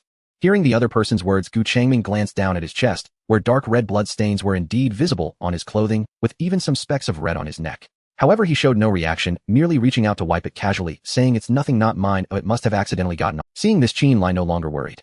Changming put away the Night Walker gloves and was about to leave. I'm leaving. After taking a few steps, he paused, turning back to look at Qin Lai. By the way, Changming reminded, don't take too many orders. Those renowned blacksmiths only do a few fixed orders each month. This way they can build their reputation and earn more. Changming was not lying. The future famous blacksmiths were all people who came asking him to refine for them. If Qin Lai maintains his skills and attitude, and continues to cultivate in this direction, he will surely become a remarkable. Qin Lai was taken aback for a moment, then nodded thoughtfully. Gu Changming said no more, turning and walking away from the camp. After Gu Changming left, Qin Lai also turned to prepare to return to the camp. Just as he took 2 steps, his nose twitched suddenly. A faint, almost imperceptible smell of rust wafted over. Qin Lai frowned in confusion and stopped. He turned around, looking in the direction Gu Changming had just come from. The smell seemed to become clearer. Qin Lai hesitated for a moment. In the end, curiosity drove him forward as he walked. Qin Lai ventured deeper, pushing aside the bushes in front of him. In the next moment, he froze in place, his eyes widening. In the clearing among the trees, 10 bodies lay scattered haphazardly. Some had large holes in their chests, blood soaking the ground. Others were twisted in strange angles with bulging eyes, and some had their arms and legs neatly severed. Blood splattered everywhere, on the leaves, on the trunks, and the mud. A dark red scene connected to another. The overwhelming smell of blood rushed into Qin Lai's nostrils, causing his stomach to churn. Qin Lai's gaze swept over the carnage, quickly settling on a corpse not far away. Zhang Zhenhai. The other was currently lying on his back, eyes wide open with a look of terror and disbelief frozen on his face. Qin Lai swallowed hard, his gaze then shifting to the other nearby corpses, where he also recognized a few members of Zhang Zhen. He stared blankly for a while, continuing to observe. Soon he noticed a detail. Each of these people had a very fine, deep cut. The wounds precisely severed vital points, almost instantaneously causing death. The technique was clean and swift, and the cut seemed familiar. Seeing this, Qin Lai couldn't help but recall that Gu Changming had just walked out from this very spot, and the small amount of blood on. Also, the characteristics of the night eclipse, killing enemies, can permanently enhance sharpness. Suddenly, Qin Lai's spirit lifted. He turned to look in the direction Gu Changming had left. At this moment, he felt a mix of shock and confusion. This somewhat overturned the image he had of Gu Changming. Previously, he had thought of him as merely a simple good person, perhaps with some strength. He never expected there to be such a brute. The kindness he had shown toward himself contrasted starkly with the bloody scene before him. Qin Lai stared for a while before coming back to his senses, mumbling, "There must be 10 people here. And just a little blood on his clothes. I should get to work," he said, immediately taking action, starting with dragging Zhang Zhenhai's body. He pulled the corpse into the deeper part of the bushes to a place with softer soil, and with the short knife he struggled to. Since there was no rush to return, he might as well help bury some bodies. Otherwise, if someone discovered it and reported it, Gu Changming could end up being wanted, which would be problematic. Minghai City. Outside an old residential area, Gu Changming returned to the location of his home. The reason for his return was also due to the upcoming 3rd assessment, which would involve a division of areas, so he was unaware of the assessment content in other locations. Of course, that was not the most important thing. What mattered was that his rise also began with the rewards from this assessment. His previous performance was not very good, so he wanted to give himself another chance. Outside the residential area, the convenience store, where he had smashed the glass with bricks, was still open. Gu Changming guessed that the owner must have really passed away. He paused outside for a moment, then stepped inside. Inside, the shelves were in disarray, half empty, with some packaging and broken glass scattered on the floor. Gu Changming walked to the hardware section, scanning the area, and with a flick of his hand, several boxes of heavy iron nails floated up from the shelf, swaying as they flew to his side and hovered in midair. Gu Changming did not put them in his pocket, but let the boxes of nails orbit around him like satellites before turning and walking out of the convenience store. After that, Gu Changming headed toward the building where he lived. Upon entering the corridor, he glanced at the elevator, the display screen completely dark, long out of power. He turned toward the stairwell and began to walk up. Soon he reached his floor. The scene in the corridor was similar to when he left, with several holes in the floor exposing dark steel bars, and a corner of the room below, debris and dust scattered everywhere. As he reached the center of the corridor, Gu Changming paused for a moment. He looked up briefly. What was the name of that woman who had asked? Now there was no noise from above either. Could she have died during the 2nd assessment? This thought flashed through his mind. Gu Changming did not dwell on it, retracting his gaze and continuing toward his door. The key turned and the door opened. Inside was just as it was when he left, with no changes. He closed the door behind him, casually placing the floating boxes of nails on the table before sitting down on the sofa. After a brief rest, Gu Changming opened his eyes. Leaning back on the sofa, he focused his mind, and a semi-transparent shopping interface appeared before him. He began browsing, swiping through the options. Telekinesis beginner can move small mass objects with thought. Price beast sense slightly enhances the perception of danger. Price 150 points. Healing touch can treat minor injuries. Price 180 points. Gu Changming had a clear target, and his finger continued to swipe down in the void. The interface scrolled quickly, eventually stopping at the special enhancement category. Gu Changming watched as 5 iron nails circled slowly around the edge of his palm, resembling swimming fish, and cast a glance at the display board in front of him, showing the beginner's mental power enhancement potion. In the moment of confirming the exchange, a bottle of turquoise potion appeared on the table beside him. He picked up the potion, pulled out the cork, and tilted his head back to drink it. The liquid felt cool, but gradually a warm sensation rose after sliding down his throat, like a gentle stream seeping deep into his mind. Gu Changming closed his eyes, feeling as if his consciousness was being gently cleansed, and he could vaguely sense his spirit extending outward as if it had grown tendrils. He sat quietly, letting the effects of the potion spread within him, with only his eyelids fluttering slightly. After a moment, he reopened his eyes, his gaze falling on the box of nails on the table. His palm opened again, and with a slight movement of his mind 5 iron nails slowly floated up from the box, joining the previous ones. The 10 nails intertwined and circled around his hand, their trajectories steady, and controlling them felt even easier than before. Seeing this, Changming did not stop, but looked back at the mall panel. With a gentle tap of his fingertip in the air, another bottle of turquoise potion landed in his palm. Changming drank the second potion in one go, and just like before, a warm current flowed towards his brain, causing a slight swelling in the center of his forehead. Then Changming steadied his mind and shifted his gaze back to the 10 floating iron nails. With a subtle movement of thought, another 10 nails emerged from the box, swaying slightly as they joined the previous group. However, this time the 20 nails formed a silent metallic array. Changming attempted to control their movement. The nails began to rotate and intertwine awkwardly, but their trajectories were noticeably heavier, lacking the initial nimbleness, as if being pulled by invisible threads. Seeing this, Changming was not surprised. He opened them all for the third time, exchanged, and fetched the potion. The third bottle of turquoise potion was quickly downed. The moment the potion entered his stomach, it was as if a taut string in his mind made a soft zing sound, followed by not a warm current, but a crisp and penetrating coolness that swept through him from within. Changming felt his perception boundary being forcefully pushed outward, his spirit flowing and spreading like mercury. What his tightly closed eyes saw was no longer just darkness. The outlines of walls, the cracks in the hallways, even the scattered debris in the distant stairwell. These scenes were not perceived through light, but directly imprinted in his mind in a blurred, yet vivid form of perception. At the same time, the 20 iron nails that had seemed somewhat heavy suddenly became light. Changming's fingers slightly opened, and the 20 nails instantly responded, transforming into streaks of silver light that began to dart and swirl between his fingers at high speed. The speed was so fast that it produced a sharp whistling sound in the air, yet their trajectories were incredibly precise, without a hint of collision or delay. With his palm opened again, the small living room was woven into a dynamic and dangerous net of metallic cold light. Seeing this, Changming finally revealed a hint of satisfaction on his face. He lightly grasped with his right hand and made a beckoning motion. Whoosh! The sound of the wind abruptly stopped. 20 beams of cold light swiftly converged, obediently flying back to his side and entering his sleeves one by one. Changming gently moved his fingers, feeling the clear and abundant sense of control in his mind. After 3 bottles of beginner's mental power enhancement potion, my mental power attribute should be over 50 now. Changming murmured to himself. Over 50 points would barely qualify him as a class ability user. It's just a pity that his personal panel attributes haven't appeared, yet otherwise he could see all his physical values. But there's no rush. After this assessment, many functions will be unlocked. The personal panel attributes are one of them. Changming got up and walked to the window. Outside the window was a clear blue sky with sunlight pouring down unobstructed, falling on the city and on him. Changming squinted slightly. The sunlight on his skin made him feel a bit warm, but it also brought a long-lost, almost luxurious sense of comfort. He raised his wrist to check the time, 11:57. There were 3 minutes left. Changming was not very worried about this. As he had said before, this assessment was a beginner's reward for humanity and would not involve any casualties. The 3 potions he had just consumed were also in preparation for this assessment. In his previous life, he had failed to complete the full assessment and only received part of the rewards. This time he wanted to see just how plentiful the final rewards would be. At noon sharp, the clear blue sky outside suddenly changed color, as if an invisible giant hand had submerged the entire sky into a pool of blood, thick and viscous crimson, spreading instantly. Then in the center of the blood-red sky, immense white characters appeared without warning. Third assessment day of gifts. Rules: complete the chosen assessment content to receive the corresponding rewards. Supplementary rule: this assessment implements regional assessments, so different individuals face different assessments.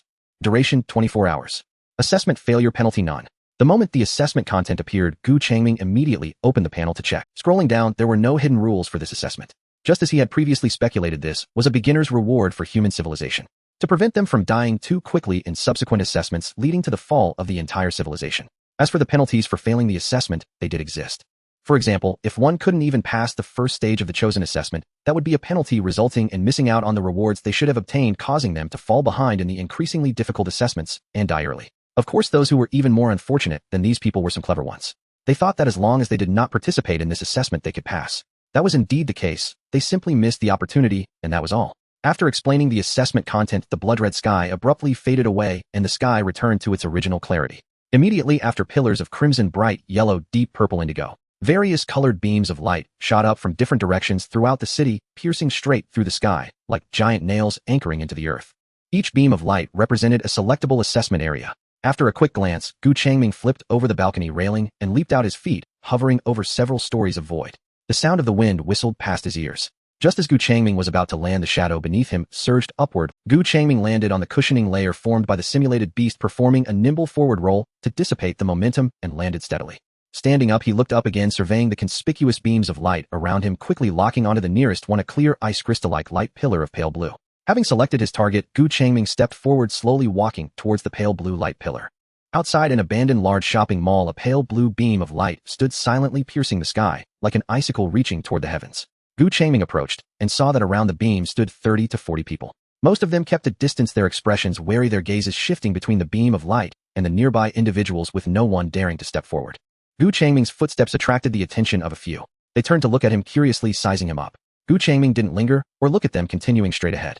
As he stepped into an invisible boundary, a translucent panel silently popped up before him. Mentalist assessment area. Changming glanced at it, his footsteps unhalted.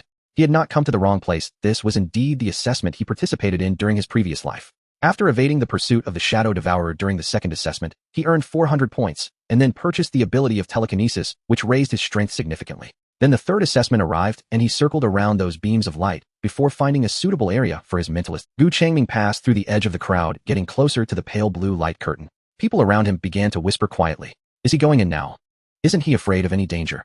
Changming seemed not to hear them. He walked up to the beam, hesitated not at all, and stepped. The pale blue light engulfed his figure, wrapping him like water before returning to its original state. The crowd outside fell. A few people exchanged glances, as if confirming through each other's eyes that the beam posed no danger. After a moment, the silence was broken when a man in an old jacket gritted his teeth and took a second step toward the beam. With someone leading the way, the crowd began to stir. The third, the fourth. More and more people moved forward, converging toward the pale blue beam. The pale blue light faded the moment they stepped in, and the surroundings transformed into a pure white space. There was no direction, no boundary. Above, below, left, and right were all uniform, warm white, as if wrapped in a cocoon of light. The sense of space became vague, making it impossible to discern how large it was, or see any signs of walls or ceilings. Soon people's figures began to materialize in this space. It seems. There's no danger, a voice said hesitantly. There's nothing here. Another voice responded. The tense atmosphere slowly relaxed. People began to look around, but besides each other and this boundless white, they saw nothing else. What exactly will this assessment test? I don't know. Not even a hint. Do we have to wait for everyone to arrive? Or is there some condition to be met? Whispers spread among the crowd. Changming stood at the back of the crowd, silent, with little expression on his face. He knew what the conditions for starting the assessment were. It would begin once all the qualified candidates in the vicinity had arrived. Since he had exchanged for the ability of telekinesis and had run around several times to check other assessment areas, he was almost the last to enter. Once he did, the assessment immediately began. Time slowly passed, and the number of people in the pure white space gradually increased. Figures continued to materialize from the void, filling the spacious white space. Initially, there were some murmurs within, but as the number exceeded 150, the voices began to fade. Though the crowd grew larger, the atmosphere became increasingly subdued. About half an hour later, the arrival of new individuals diminished. Occasionally, one or two figures appeared abruptly at the edges. The number of people in the space had already approached 300. When the last figure completely solidified and stood firm, a low hum echoed, seemingly emanating from the space itself, resonating in everyone's ears. Everyone's movements instantly came to a halt. Nearly 300 people simultaneously looked up, their bodies tense, as if they could feel an invisible gaze descending upon them. The pure white space remained unchanged, but everyone knew that the assessment was about to commence. Above the pure white space, pale blue text silently appeared. First assessment. Stand still for over 3 minutes to pass. The message was concise, with no further explanation. Low murmurs arose from the crowd. First assessment. Does that mean there are several more to come? Just standing. Confusion and speculation spread among the crowd as many looked around, trying to discern hidden traps or tests within this expanse of white. Changming's mind stirred, and before him unfolded a translucent panel visible only to himself. His golden finger proved effective, and he saw a more detailed explanation of the rules. Basic assessment for mentalists. First assessment content. Withstand mental pressure. Explanation. After the assessment begins, increasing mental pressure will be released. The pressure will come in tidal waves, and the assessors must maintain a standing posture without falling or kneeling. Supporting for over 3 minutes will pass this assessment. Note the pressure acts on the mental level and is unrelated to physical strength. Falling down or actively giving up will be considered a failure and will result in removal from the assessment space. There were no hidden rules that merely clarified the content of this assessment. As the text appeared, the surrounding crowd began. Some had started adjusting their stances, appearing tense, while others were unconcerned, believing that standing for 3 minutes. The pale blue text lingered in the air for about 10 seconds before slowly dissipating. Just as the words completely vanished, an invisible pressure surged like cold tides from all directions, silently pressing down on everyone's consciousness. Ugh! A chorus of muffled groans arose from the crowd. Almost everyone changed color, their bodies instinctively tensing up. This was not a physical weight, but a sense of oppression that directly affected the depths of their minds, leaving them breathless and making their scalps tingle. Some who had not prepared mentally nearly stumbled. However, those who had survived the trials of the past month or two were not. Thus the brief disturbance quickly settled. No one actually fell down. The pure white space grew quiet again, leaving only slightly heavy breathing. The previous expressions of ease or confusion on everyone's faces disappeared. Now they all understood that these 3 minutes would not be easy. For Gu Changming, this level of pressure was not particularly felt. He only sensed a faint touch at the center of his brow, followed by a gentle caress akin to early spring mist, bringing him no pressure whatsoever. The tide came suddenly and receded quickly. The pressure ebbed like a retreating tide as several relieved exhalations sounded in the space. But the interval was extremely brief. Almost in the same second that the pressure completely disappeared, the second wave of pressure surged in right after. This time the intensity of the pressure nearly doubled. The cold pressure converged from all directions like an invisible hand slowly gripping, attempting to crush the sand. The second wave of pressure descended. The invisible weight surged again, heavier than before. It hadn't been long before a dull thud echoed through the crowd. Someone collapsed. Gu Changming glanced over. It was a tall, thin young man who fell forward, his face pressed against the pure white ground, his body twitching slightly. With one person falling, several others soon followed. Observing the fallen, Gu Changming's expression remained unchanged. The assessment had just begun, and already they couldn't hold on. These were likely people who had chosen the wrong assessment venue, perhaps exchanging for potions or abilities to enhance their physical attributes, and upon seeing the assessment for spiritual thought masters, they had jumped in without considering their own aptitude in this area. Without a foundation in spiritual force or innate talent, they couldn't persist. After the second wave of pressure ended, there was hardly a pause before the third wave followed closely behind. This time Gu Changming felt a slight throbbing at his brow, as if a fine needle were gently pressing against it. The pressure still held no real threat for him, yet its presence was quite apparent. Meanwhile, the number of those fallen increased. Some were huddled, clutching their heads, while others fainted outright. A quick glance revealed that the number had exceeded 10. The pressure did not relent. Wave after wave surged forth like an ever-rising tide, each more tempestuous than the last. Among those standing, expressions began to twist into grimaces. Some gritted their teeth, veins bulging on their foreheads, while others' eyes turned red, their bodies trembling uncontrollably. The rising spiritual pressure also brought Gu Changming some mental strain. However, he felt relatively fine, and it didn't have any real impact on him, though if a battle were to occur now, his performance would be slightly diminished under such pressure. Time flowed slowly. Each second felt elongated in the eyes of the others. Finally, a clear notification sound rang out in everyone's ears. In an instant, all the figures on the ground flickered and then vanished. Gu Changming glanced around. In this first assessment, 5 or 60 had already been eliminated. Those who hadn't even passed the assessment wouldn't receive any rewards, and their treatment would be the same as those who hadn't come. At the moment the assessment concluded, some who had barely held on to their limits suddenly felt drained of strength, their legs buckling as they stumbled, supporting themselves on the ground while gasping for breath. Above the pure white space, a light blue subtitle reappeared: First assessment passed. Upon seeing this line of text, the crowd, who had just been pale-faced and gasping, suddenly lit up with expressions of delight. This assessment was indeed different from the last. There was no danger, and failure wouldn't result in death. Moreover, the rewards seemed quite generous. The subtitle did not linger long before changing: Please proceed to the next assessment area. As this line appeared, a horizontal light curtain quietly unfolded in front of the white wall. It rippled like water, emitting a soft blue light, obscuring what lay beyond. With the previous experience, no one hesitated or feared this time. Some even felt excited.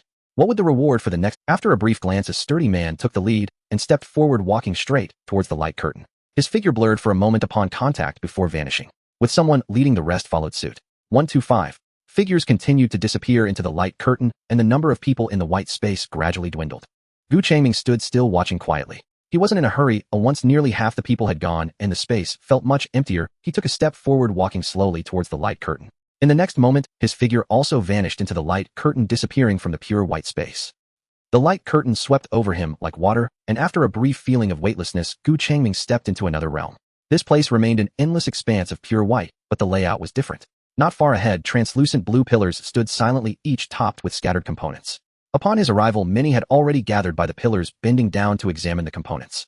Gu Changming calmly surveyed the area before walking towards the nearest unoccupied pillar. Soon the remaining figures emerged from the light curtain, converging in this area.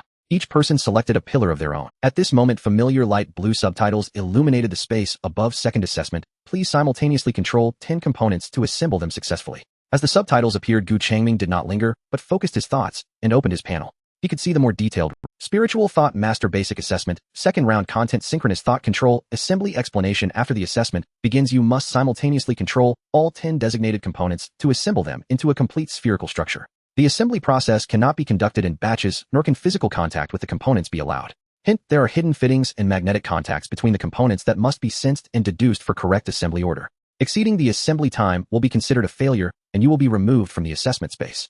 While this detailed rule set wasn't much different, its main purpose was to add word count. The light blue subtitles lingered in the air for about 10 seconds before slowly dissipating. Immediately thereafter, a new countdown timer appeared before them.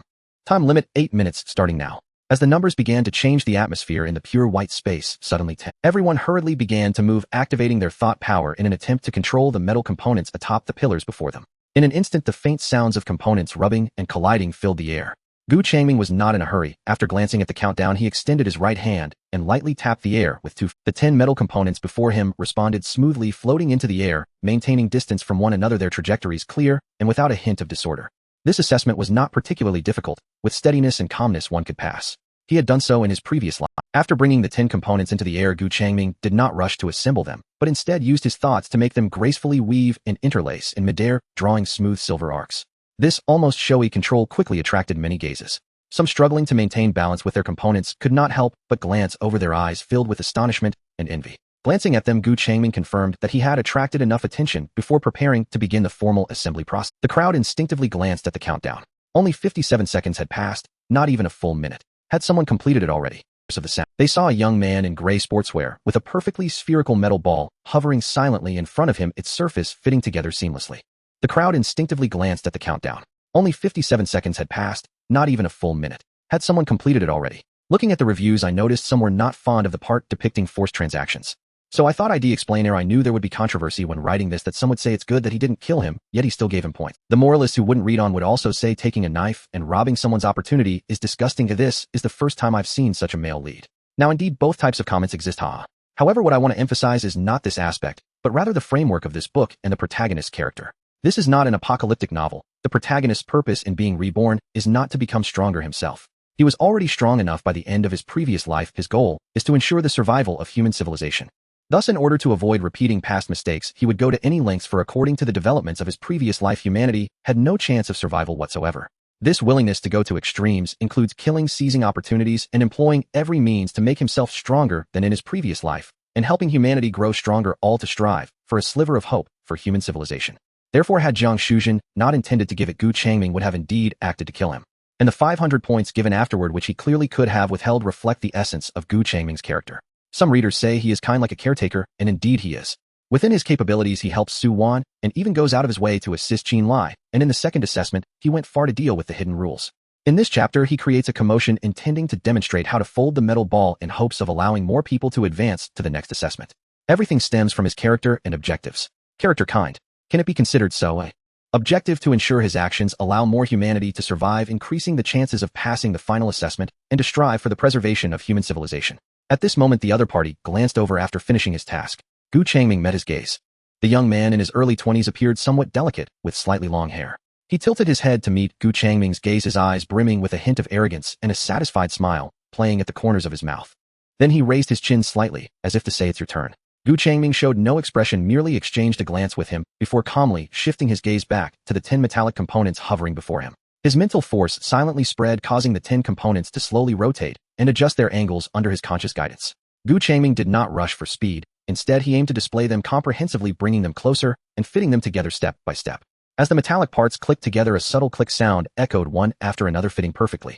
2 minutes, and the last component settled into place. A rounded metallic sphere quietly formed before him, hovering silently. At the same time, a success notification chimed from the pillar beside Gu Changming.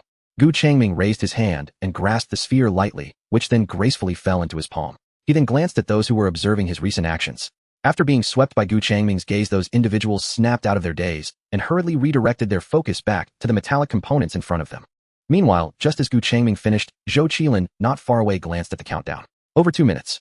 A faint smile crept across his lips. Time continued to pass. 8 minutes is not a long time. Some moved steadily, albeit not quickly, while others sweated profusely, their floating components trembling as if they would scatter at any moment. The time limit approached with each passing second. Finally, the countdown reached 0. Ding. As the notification sound rang out, those who had not completed their tasks seemed to be instantly drained of energy, collapsing to the ground. Immediately after, their figures flickered and vanished from the pure white space. Gu Changming glanced over and noted that the number of eliminated participants was greater this time, roughly estimating at least 100 more had been removed. However, compared to his past life, it seemed that 20 or 30 more had remained. Above in the space, a light blue subtitle flickered back to life. Second assessment passed. Reward: Basic Spiritual Power Enhancement Potion. One. Upon this reward announcement, the crowd immediately began to discuss among themselves. Basic Spiritual Power Enhancement Potion. What is this? A boost to spiritual power. No wonder it's for the Spiritual Mind Master's assessment. I think I've seen it before. Isn't it the one sold for 300 points in the shop? Yes, that's it. I looked at it before, but couldn't bring myself to spend too much. The crowd's faces lit up with excitement. If they were given 300 points directly, they would indeed hesitate to spend it without understanding its specific effects. But if it was a direct item, they wouldn't mind using it. Observing the discussions among the crowd, Changming raised his hand and tapped lightly, extracting his reward from the space. A turquoise potion bottle appeared in his hand out of nowhere. This item also attracted the attention of several onlookers. In the next moment, Changming uncorked the bottle and tilted his head back to drink it. A brief silence enveloped the surroundings. The crowd stared at him in astonishment, seemingly not expecting anyone to use the reward right here. But soon someone began to react. They were currently in an assessment. Drinking this potion would enhance their spiritual power for the next assessment, perhaps even help them complete it again. In the next moment, the crowd stirred. One after another, everyone began to pull out their potion bottles and drink them eagerly. Clear waves of spiritual energy began to emanate subtly. After drinking the potion, they could distinctly perceive that their control over mental force had indeed strengthened, and the previously sluggish manipulation became much smoother. At that moment, a light blue screen reappeared on the pure white wall ahead. The subtitle appeared along with it: "Please proceed to the next assessment area." Looking at the crowd, feeling the changes in their spiritual power, Zhou Qilin felt an inexplicable displeasure, then frowned, and took the lead, walking straight toward the screen. With someone leading the way, the others followed suit. Changming remained unhurried, moving forward with the flow of people. He felt the soft, damp sensation beneath his feet. Everyone looked down to find that they were no longer in the pure white space, but standing on an open plain. The soil was slightly brown, carrying the scent of wild grass, and they could see sparse, low bushes in the distance. The sky was a uniform grayish-white, devoid of the sun, yet bright all around. This tangible sensation left many with expressions of astonishment, as if they had been transported to another world. Without giving them much time to adapt, the faint blue subtitles appeared in the air. Third assessment: "Please endure for 5 minutes under the attacks of the attack unit or counterattack to destroy it." Seeing this, everyone's hearts tightened. Had they finally reached the practical combat phase? And what was this attack unit? Changming's gaze swept over the text, and with a slight mental shift, a more detailed rule panel unfolded before him. Basic assessment for spiritual mind masters, third round content: dynamic defense and counterattack. Description: once the assessment begins, the attack unit will launch indiscriminate attacks on the assessors. This unit will continuously fire high-speed metal fragments. Assessors must use mental force for defense or evasion, sustaining for 5 minutes to pass. Note: death during the assessment will result in immediate transmission out of the assessment area with no additional penalties. Before the crowd could prepare themselves, the air ahead rippled. In the next moment, silver-gray mechanical bodies appeared out of thin air, hovering about a meter above the ground. They were entirely constructed of metal, having irregular shapes, mostly distorted cubes or hexagons with smooth surfaces glimmering in a cold matte finish. There were no distinct heads or limbs. A countdown appeared in the air. Assessment start. Preparation time: 10 seconds. The countdown began to tick down. 10, 9, 8. The crowd instinctively wanted to dodge, but at that moment there was no place on the open plain for them to hide. Realizing there was nowhere to hide, some began to channel their mental force, conjuring a translucent barrier in front of them. A few others, their eyes flashing with determination, summoned their flying needles and short blades from their bodies, preparing to strike at the immobile attack unit. They planned to take the initiative, aiming to destroy those hovering metal beings the moment the assessment began. Time continued. The metal units, with dozens of sharp metal fragments peeling off their silver-gray surfaces, showed no sign of reduction in their. Subsequently, those fragments were hurled as if by an invisible hand, transforming into a deadly silver rain that descended upon the crowd. The sound of air being torn apart shattered the silence. Gasps and muffled groans echoed almost simultaneously. Several individuals, reacting slightly slower, failed to fully manifest their barriers and were struck by the fragments, their bodies instantly becoming blurred before being eliminated. Meanwhile, some gritted their teeth, their psychic barriers fluctuating violently as they barely deflected a few fragments. The faces of those who attempted to take the initiative, however, showed signs of distress. The flying knives or iron nails they controlled indeed struck the floating metal units, but only left shallow white marks on the smooth surfaces, failing to penetrate. At the same time, due to their attacks, they were rewarded with more fragments that surged towards their location like an enraged swoop. As cold light approached him, Changming's eyes narrowed slightly, and he deftly sidestepped, narrowly avoiding 2 fragments that brushed past the edge of his clothing. Almost simultaneously, 3 more fragments formed a triangular formation, sealing off his escape routes to the left and right. He remained calm, raising his right hand slightly as he directed his thoughts. The 3 aggressively approaching fragments collided with an invisible barrier, like they had hit a supple water wall. Their trajectories gently deflected, and with a few whooshes they plunged into the ground beside him, leaving only half of their lengths quivering above the surface. Using this deflection as leverage, Changming moved again, sliding back a couple of steps, momentarily escaping the coverage of his opponents. Once he steadied himself, he looked towards the distant floating metal units, which continued to rotate and spawn more fragments. His mind began to race. In his previous life, he had resorted to continuous dodging and blocking to survive for 5 minutes. However, this time he had grown significantly stronger and should not need to be so frantic. It would be better to take action and destroy one of the remaining units to take a breather for the next few minutes. With that thought, Changming locked his gaze on the attacking hexagonal unit. It was currently rotating at a constant speed, its silver-gray sheen rippling with a new round of fragments about to emerge. In comparison, the fragments shot by his opponents were indeed more powerful. The failure of the earlier attacks made by those who attempted to take the initiative was likely. He did not utilize the 20 iron nails hidden in his sleeve. It was not a matter of holding back, but rather that the properties of Earth's metallic products before the arrival of civilization's advancement were quite ordinary compared to the metal shot forth by these fragments. In comparison, the fragments shot by his opponents were indeed more powerful. The failure of the earlier attacks made by those who attempted to take the initiative was likely due to the weapons themselves not fulfilling their intended purpose. Gu Changming twisted his wrist. The fragments transformed into several blurred gray lines, shooting swiftly towards that unit. Their speed was even greater than when he controlled the iron nails, yet their trajectories remained accurate. Clang, clang. The sharp sounds of impact almost overlapped. The rotation of the metal unit abruptly halted and a fist-sized pit was forcefully gouged into its surface, the edges torn apart, revealing glimpses of the dark interwoven structures within. After absorbing the attack, the unit wobbled slightly, its hovering height dropping a few inches, and its assault experienced a brief pause. Gu Changming glanced at the crack, quickly assessing in his mind. The shell was hard, but not indestructible. The internal structures might hold the key. Continuously attacking the same point or finding a position similar to a joint or energy core. As he pondered, a clear ding signifying success rang out nearby. Gu Changming turned to look. It was Zhou Qilin, the one who had completed the assessment first during the second evaluation. At that moment, Zhou Qilin was slightly panting, beads of sweat visible on his forehead, and in his hand was a metal unit that had completely ceased functioning, its surface marred with cracks and several breaches. Zhou Qilin seemed to sense Gu Changming's gaze and turned to look back. He then casually tossed the inactive metal unit's remains to the ground with a thud, shoved his hands into his pockets, leaning back slightly, appearing relaxed, as if he had already completed the task and was waiting to see Gu Changming's performance. Exchanging glances with him, Gu Changming then tilted his head slightly to the right as a fragment grazed past his ear, brushing his hair. That was a fragment fired by the metal unit that had just resumed its attack after being struck. Knowing the attack was continuing, Gu Changming shifted his focus back to the metal unit in front of him. This guy seemed somewhat familiar. In his previous life, the one who always completed the assessments first was him, showcasing remarkable talent in this regard. Ultimately, he had failed the assessment, while Zhou Qilin easily succeeded and entered the next evaluation. Half a minute later, the metal unit before Gu Changming emitted a series of sharp, piercing sounds before coming to a halt, its levitation lost, crashing to the ground. Ding! A pleasant sound rang out. Gu Changming had also completed the task of eliminating the target. In the following minutes, the conflict on the plane intensified. The frequency and density with which the metal units sprayed fragments visibly increased, creating a web of silver-gray lethal arcs that continuously compressed the space for the survivors. Muffled groans and gasps became the background noise as more individuals were eliminated. This time, Gu Changming had no assistance. The assessment tested individual strength, which was an area where he could not lend aid.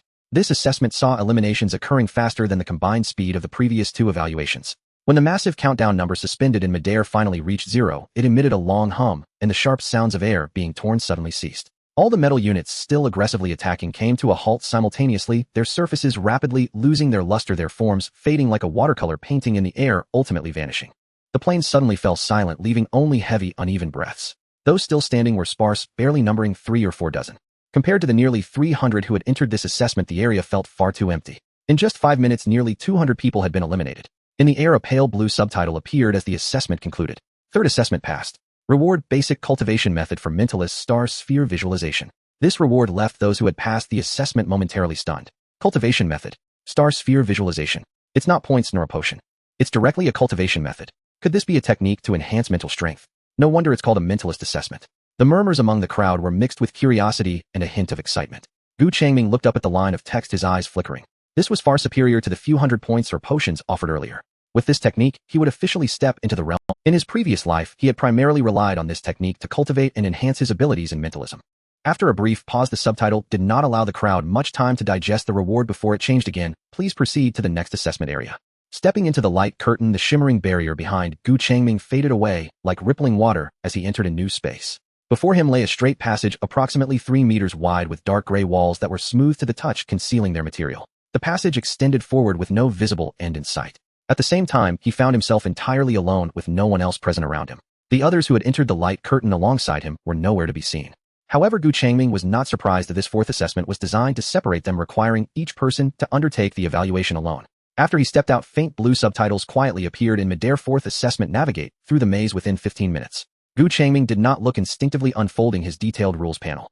Basic assessment for mental energy practitioners. Fourth event. Content: Mental energy perception. Note the maze has a complex structure with multiple branches and dead ends.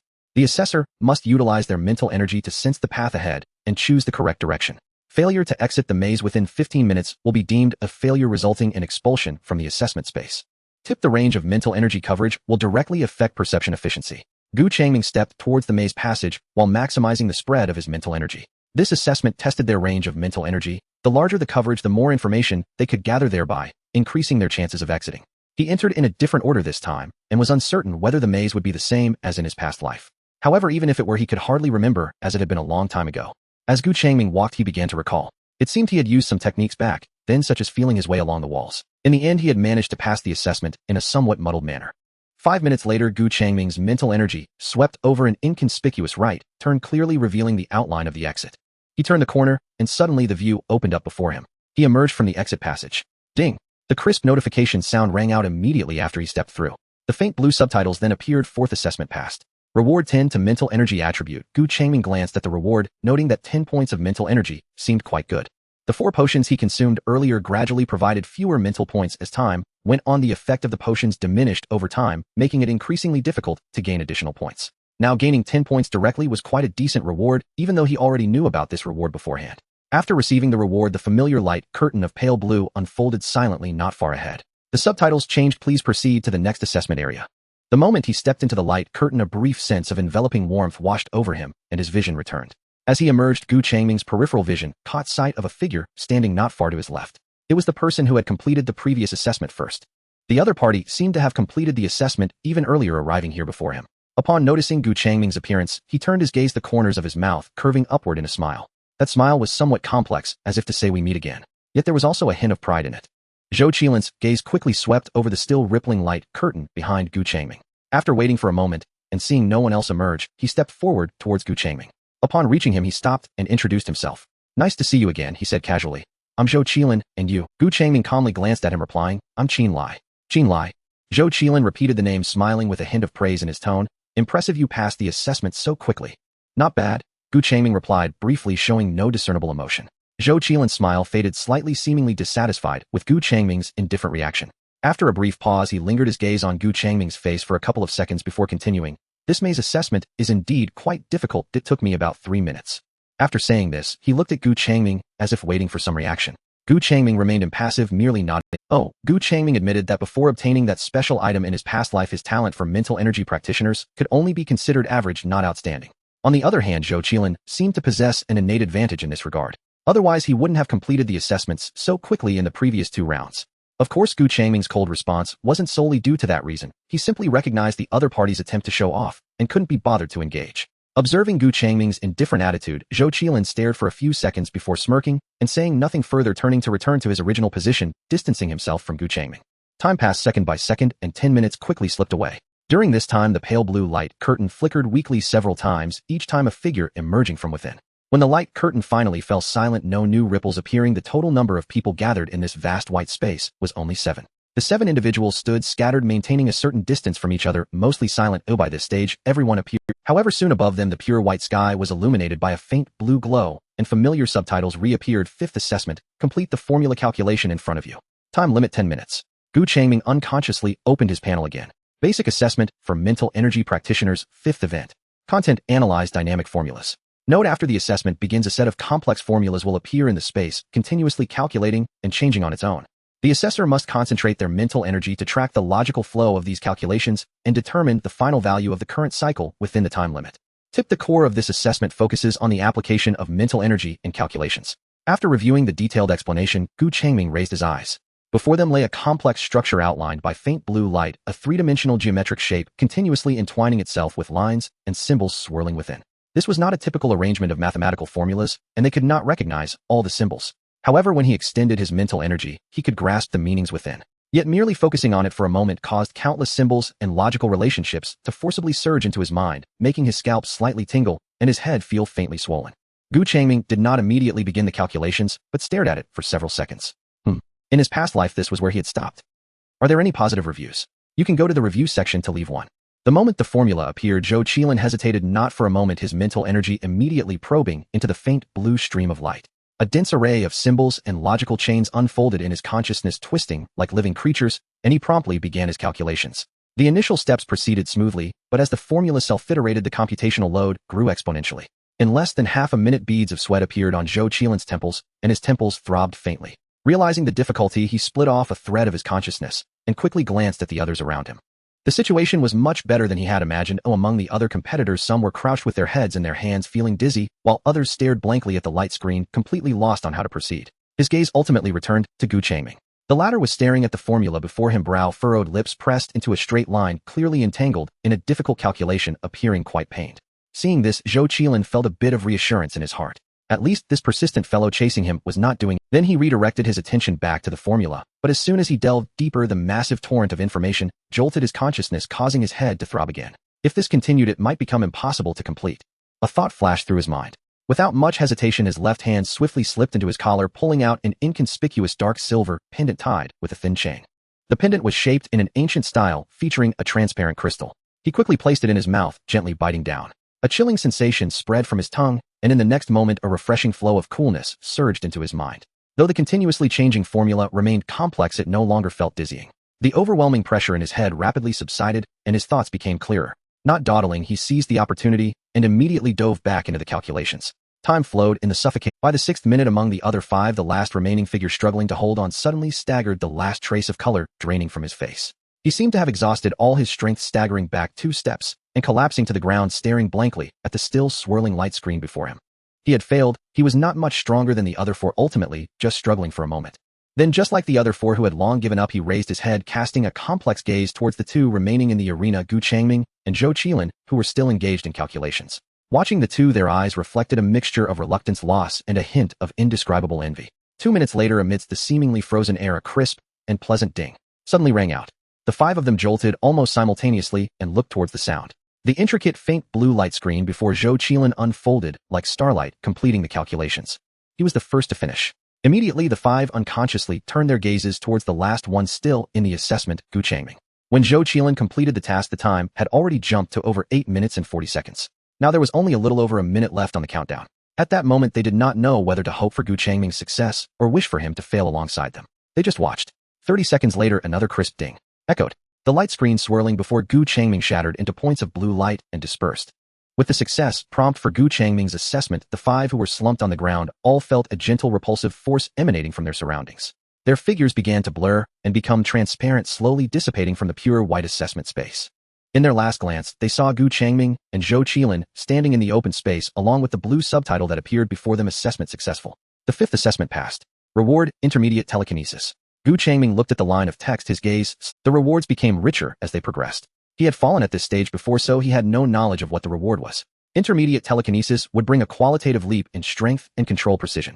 Without waiting long, Gu Changming reached out and gently tapped in the void to accept this reward. In the next moment, an invisible wave of energy surged into his body, and he could clearly feel his sensitivity and control over the surrounding objects becoming stronger. It's just the 2 of us left. Zhou Qilin's voice suddenly sounded. After receiving the reward, Gu Changming turned his head to look at him.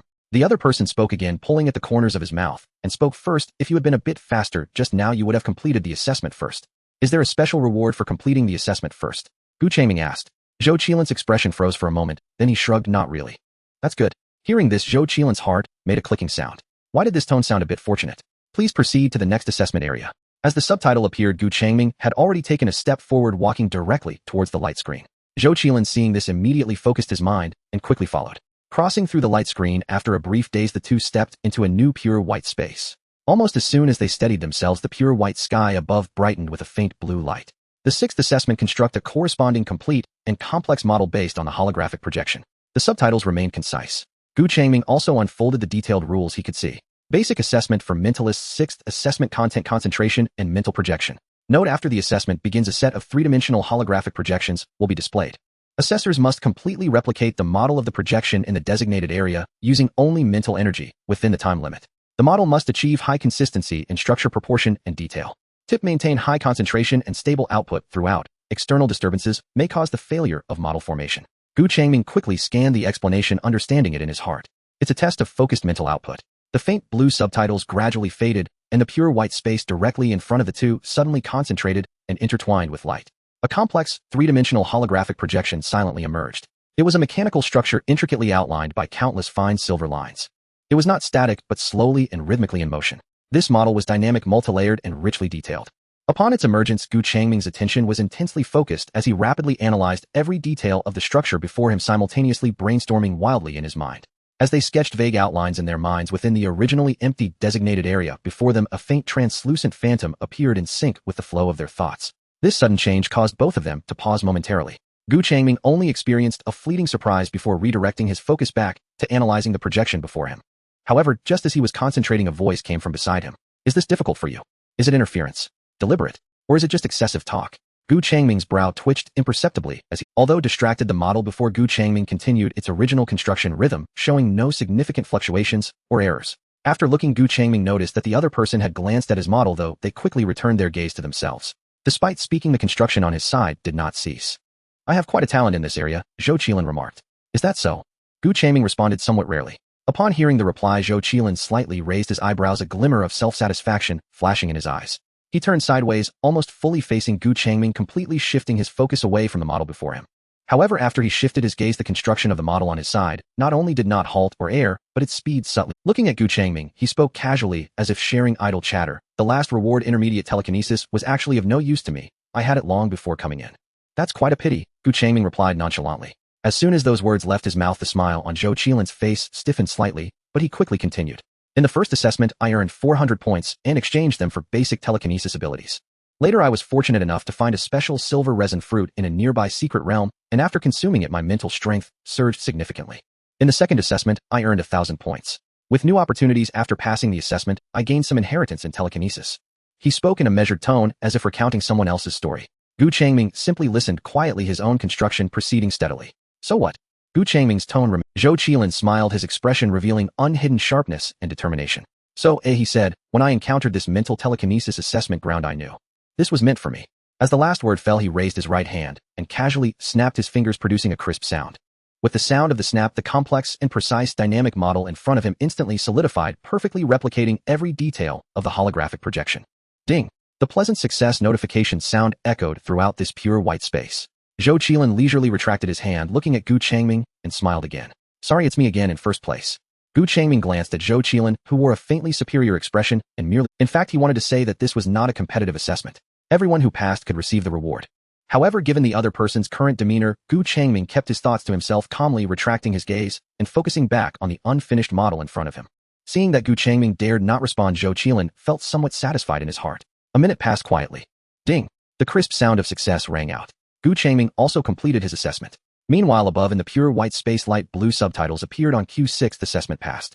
Reward: Telekinesis Shuttle. Telekinesis Shuttle.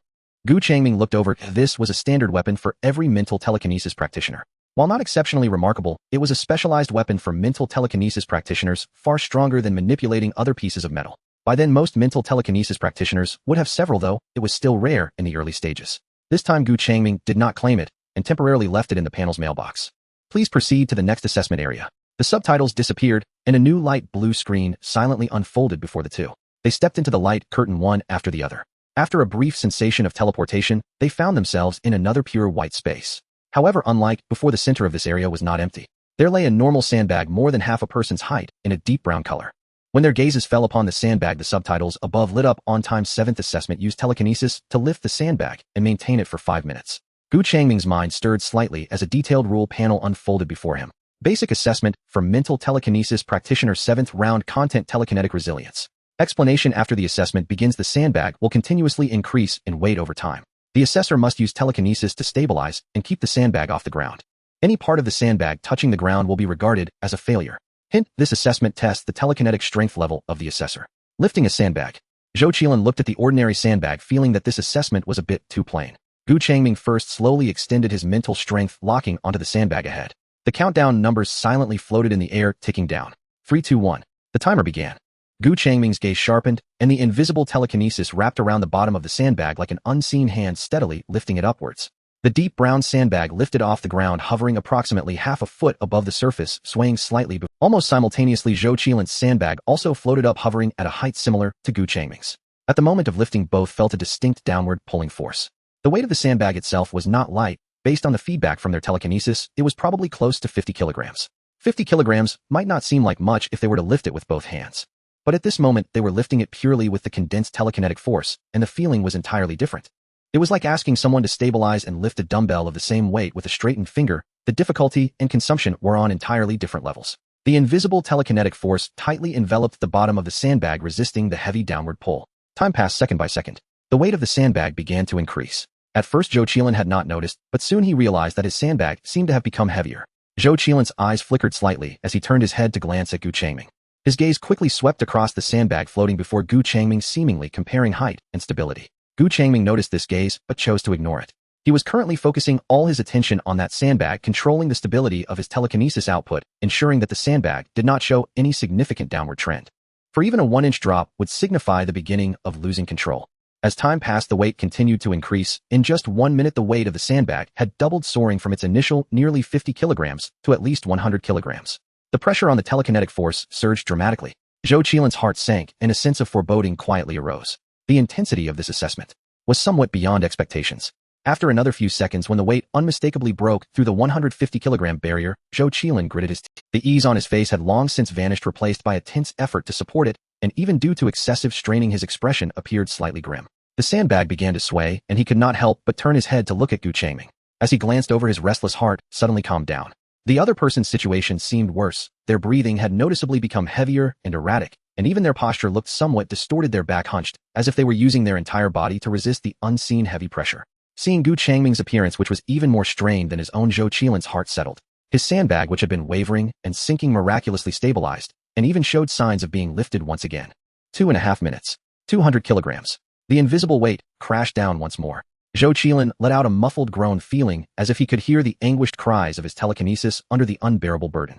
He strained against the dizziness and the increasing pressure, quickly glancing at Gu Changming again. He saw that the sandbag before Gu Changming had finally completely lost its lifting power and was slowly descending towards the ground at an irreversible speed. Zhou Qilin's heart raced, quickly scanning the countdown floating in midair. There were still about 2 minutes left. Sure enough, as he had predicted, the difficulty of this assessment was too great, leaving almost no chance of passing. But it's all right. He mentally reassured himself, pouring all his telekinetic power into firmly supporting the sandbag, heavy as a small mountain. Once the sandbag on the other side hit the ground, he only needed to hold on for another 10 seconds. Zhou Qilin fixed his gaze on Gu Changming out of the corner of his eye, waiting to see him collapse completely. The situation seemed to be developing in the direction he anticipated. Gu Changming's body indeed began to bend under the immense pressure, his shoulders sagging, knees slightly bent, feeling as if he would fall to the ground alongside the sandbag in the next moment. Zhou Qilin was also nearing his limit, his teeth aching from the strain, cold sweat trickling down his forehead. While he was holding on, he mentally counted, repeating in his mind, "It's almost there, just hold on a little longer, he will collapse." However, in the next moment, he saw Gu Changming, who seemed on the verge of giving up, suddenly raise his right hand and lightly point with his index finger at the empty space in front of him. Immediately, Zhou Qilin distinctly felt the heavy pressure emanating from Gu Changming dissipate in an instant. His bent back straightened up and his breathing became steadier. Zhou Qilin was taken aback and immediately shifted his gaze to the sandbag in front of Gu Changming. The sandbag not only did not continue to fall, but instead steadily rose back to its original height, hovering there completely motionless, as if it were nailed in midair. His action caught Gu Changming's attention. Gu Changming turned his face to look at him. He gritted his teeth, putting all his strength into resisting the weight of the sandbag with no energy left to speak. He could only stare wide-eyed at Gu Changming, his eyes filled with surprise and unwillingness. The two locked eyes for less than a second, and Gu Changming spoke up, breakthrough at the moment of crisis. Hearing those 4 words, Zhou Qilin almost choked. Was he really taking him for a fool? That gesture was clearly the sign for purchasing something in the system shop. What on earth did this guy buy? The chaotic thoughts caused him to freeze momentarily, nearly losing control of the sandbag. He hurriedly focused his mind and, disregarding his image, almost frantically summoned his system shop interface. He quickly clicked into the category related to spiritual power, his gaze darting across various product names and icons, trying to find something that could help him immediately. Soon his eyes landed on an item. Telekinesis advanced. His heart skipped a beat. This item could definitely help him. Just as a surge of ecstatic relief was about to rise, his gaze instinctively swept to the price marked behind it. Price 1,000 points. His heart instantly sank. No way, it was only the third assessment, who had saved up 1,000. Seeing the expression on the other's face change rapidly within a second and finally turn away from him, Gu Changming shrugged indifferently and shifted his gaze. He initially thought that 3 vials of spiritual power enhancement potion would help him pass this assessment. He didn't expect the difficulty to suddenly spike like this. With no other choice, Gu Changming had to use his temporarily untouched 1,000 points to purchase the high-level telekinesis. He shouldn't have needed to buy it. After receiving the inheritance of the spiritual telekinesis master combined with his previous experience, he could have cultivated it within a month or so. What a pity. There was also. Gu Changming glanced again at Zhou Qilin, who appeared somewhat frantic. This guy seemed not to have understood his humor. In less than a few seconds, the sandbag in front of Zhou Qilin inevitably fell to the ground with a dull thud. He lowered his head, his shoulders slumping. Gu Changming did not look at him anymore, refocusing on his own assessment. After upgrading his ability, although the sandbag's weight eventually exceeded 500 kilograms, Gu Changming still passed this assessment effortlessly. As the countdown reached 0, a crisp and pleasant notification sound echoed in the space. Gu Changming did not look at the pass notification that appeared. Instead, he turned to Zhou Qilin, who had his head down, a faint smile forming at the corners of his mouth. This time I came in first. His humor couldn't be that hard to understand, could it? Zhou Qilin's expression froze, and he suddenly, meeting Gu Changming's almost provocative gaze, and words something stirred deep within his eyes, and then a vague, resentful meaning slowly emerged. In that fleeting moment of change, the smile on Gu Changming's face vanished abruptly, his tone devoid of any emotion. What kind of look is that? The moment Gu Changming finished speaking, a semi-transparent light blue warning box abruptly popped up in front of him. Cold text, floating in the air, attacking other assessors within the assessment area is prohibited. Violators will be disqualified and punished. The warning box appeared for just an instant before dissolving on its own. It was during this brief interruption caused by the message that Zhou Qilin's figure became blurred in place, and then completely vanished from this pure white assessment space. Gu Changming withdrew his gaze, staring at the spot where Zhou Qilin had disappeared for a moment, then gently pressed his lips together almost inaudibly. TSK. Did I say I would strike? He then retracted the Night Devourer back onto his arm. In the sky above the city, beams of light began to fade one after another. Crimson, bright yellow, deep purple, indigo. The various colors of light receded like a tide, silently dissipating into the horizon. Half an hour later, the pale blue beam outside the abandoned mall completed its mission. The light converged inward, becoming finer and finer until it transformed into a small glimmer, quietly vanishing. With the last hint of radiance disappearing, Gu Changming's figure clearly reappeared in place. Upon emerging, he quickly scanned the surroundings. There were hardly any figures left. Tisk, he had come out too late letting that. Then Gu Changming did not leave immediately. Instead, he summoned the system interface that only he could see. His gaze swept over the rewards list from this assessment. 200 points Spiritual Power Attribute, 10A Beginner Spiritual Power, Enhancement Potion, 1A Basic Cultivation Method, for Spiritual Telekinesis, Star Sphere, Visualization, Intermediate Telekinesis, Telekinetic Shuttle, Standard Weapon for Spiritual Telekinesis Masters. Remilia Spirit Core 10, instantly restores full spiritual power when used. 6-pointed Star Meditation Method, 3000. Points Star Track Spiritual Telekinesis Inheritance. Guam Changming's gaze lingered for a moment on the last 4 items. The last 4 were rewards he obtained later. That Spirit Core was a decent usable item, and as for points, he was always in need, especially since it was 3000 points. The 6-pointed Star Meditation Method is more advanced than Star Sphere Visualization, allowing for rapid recovery of spiritual power and a higher cultivation speed. A meditation method that appears only in the midstage, making it a nice reward. As for the inheritance of the Star Track Telekinesis Master, if it were someone else, it could be considered a great opportunity. But for him, it was just average. The inheritance of the Spiritual Telekinesis Master he obtained in his past life was far superior to this. However, it was not completely useless. Gu Changming extended his hand palm, facing a nearby abandoned car. Then his 5 fingers slowly closed as if grasping something in the void. Creak. Squeak. The piercing sound of metal being compressed rang out. The car body first dented, then all 4 wheels lifted off the ground, the entire vehicle being crumpled, as if by an invisible giant hand, steel plates twisting, glass shattering, and parts scattering. When his fingers completely closed into a fist, the commotion in the distance came to an abrupt halt. The place where the car had been parked was left with a dense, twisted metal block, barely discernible in shape. Gu Changming glanced at the pile of scrap metal, a slight smile curling at the corners of his mouth. This inheritance was indeed quite good. With the inheritance, telekinesis could be deployed more conveniently. It was like gaining an additional tool. Previously, when he used telekinesis, it felt as if all his strength was focused on his fingers to manipulate and move items. Now he could utilize both hands, engaging every muscle in his body, and even amplify his strength. Gu Changming did not rush to leave. He stood in place, looking up at the sky, which appeared significantly darker due to those. He was waiting for the 24-hour assessment of this day of gifts to completely end. After this assessment, many new functions would be unlocked on the panel. For example, the function to recycle items, the ability to add friends for private messages, and personal panel functions, etc. By then, he would clearly see the exact values of his physical and spiritual attributes, no longer relying on vague feelings. Gu Changming did not wait long. After the last beam of light in the city completely vanished, the sky suddenly brightened. The piercing sunlight unexpectedly poured down from the high sky, illuminating the entire city with clarity. Shortly thereafter, a notification box appeared indicating the results of the assessment. Assessment concluded. You have obtained the vocational certification of Psychic Intern. Some system functions have been unlocked. Gu Changming didn't even glance at the notification box. He simply waved it aside with his mind and opened his personal panel. The moment the panel opened, a simple and clear translucent data interface unfolded before him. Name: Gu Changming. Level E grade. Personal attributes: Strength 72, Agility 75, Constitution 69, Spirit 132. Gu Changming took a quick glance, finding it roughly aligned with his estimates. This E grade level was similarly defined. The physical attributes of an average person are around 10 points, 15 points qualify as elite athlete level, and 25 points represent the limits of human capabilities. Upon surpassing 25 points, one reaches F grade. At F grade, one has already begun to exceed human boundary. Specifically, this means one can directly lift a small car, and all athletic records can be broken. Surpassing 50 points signifies reaching E grade. This is where Gu Changming currently stands in the other 3 physical attributes. It manifests as being capable of flipping over several tons of cars with a single punch and withstanding gunfire with his flesh. The determination of levels requires two different attributes to simultaneously surpass the next stage to be counted. Currently, Gu Changming's mental strength stands out, having broken the 100-point mark, nearly double that of his other attributes, while the rest linger around E-grade, hence his E-grade evaluation is not surprising. However, this is merely a reference. Even though he is currently E-grade, he would still pose no problem against a few D-grade opponents. Gu Changming continued to look down. Skills: Telekinesis, Advanced, Hexagram Meditation, Method Items, Contract, Whistle Tang, Dao Knight, Eclipse Knight, Walker Gloves, Telekinetic Shuttle. Titles: Lucky 1, Hidden Luck, Attribute 1.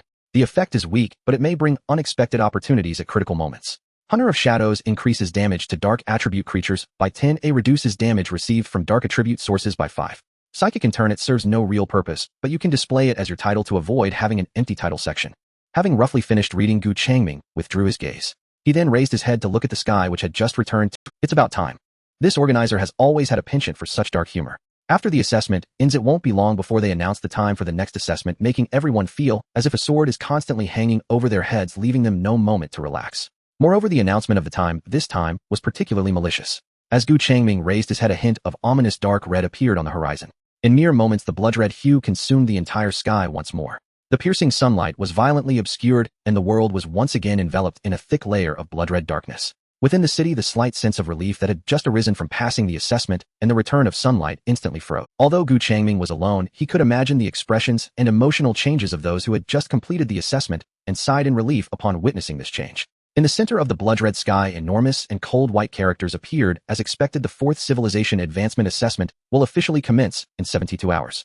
The blood-red sky lingered for about 10 seconds before fading away rapidly like a receding tide. Gu Changming smirked. 3 days. Yes, this time after the assessment ended, they were not given much breathing room, merely 3 days to prepare for the 4th assessment. Of course, Gu Changming was not surprised by this. He had known for a long time. One might even say that the 4th assessment was the real test, while the recent one was merely a newbie reward, as Gu Changming had often referred to it. Gu Changming set off walking towards home while his thoughts raced. However, from the perspective of someone who has been through it, the 4th assessment did not seem particularly difficult. Although the duration was longer from a certain angle, it seemed like they were being given a longer adaptation period, allowing them to refine and utilize the rewards obtained from this newbie reward assessment. Due to differing perspectives, the more Gu Changming thought, the tighter his brows furrowed. What exactly were these continuous assessments aiming for? To annihilate human civilization? Or to help human civilization achieve progress? If it was the former, there would be no need for newbie rewards or a 4th assessment with such an adaptation period to provide assistance. If it was the latter, then from what he knew, some assessments were indeed aimed at exterminating human civilization. 3 days passed quietly amidst an almost stagnant tension. If it was the latter, then from what he knew, some assessments were indeed aimed at exterminating human civilization. 3 days passed quietly amidst an The hands on the dial were nearing 12 o'clock. Seeing this, Gu Changming simply stopped and turned to look around. Almost at the moment the second hand returned to its position, without needing to look up, that familiar heart-stopping sense of oppression descended from the sky. The sky turned blood-red again, and the enormous white characters tore through the crimson sky, appearing before everyone on the ground. The 4th Civilization Advancement Assessment is now officially underway. Assessment name: Civilization Spark. Rules summary: the planet where current human civilization resides will temporarily transform into a special secret realm. During the opening of the secret realm, there will be continuous incursions of interdimensional monsters and biological groups. All survivors must strive to survive amidst their attacks, hunts, and blockades. Assessment duration: 90 natural days. Explanation: preserve the civilization spark. Individual survival equals the continuation of the spark. The system functions have indeed unlocked more detailed descriptions. Rule Supplement 1: killing the invading monsters can yield valuable materials from them or special rewards. Rule Supplement 2: within a fixed range, certain physical laws will undergo adaptive adjustments to match different dimensions. Failure penalty: death. The blood-red visuals and subtitles persisted for about half a minute before slowly fading away. The sky did not return to its previous color, but instead presented a strange hue, as if dusk and dawn were interwoven, altering the base color of the entire world at that moment. The wind paused for a moment. Then Gu Changming heard a sound.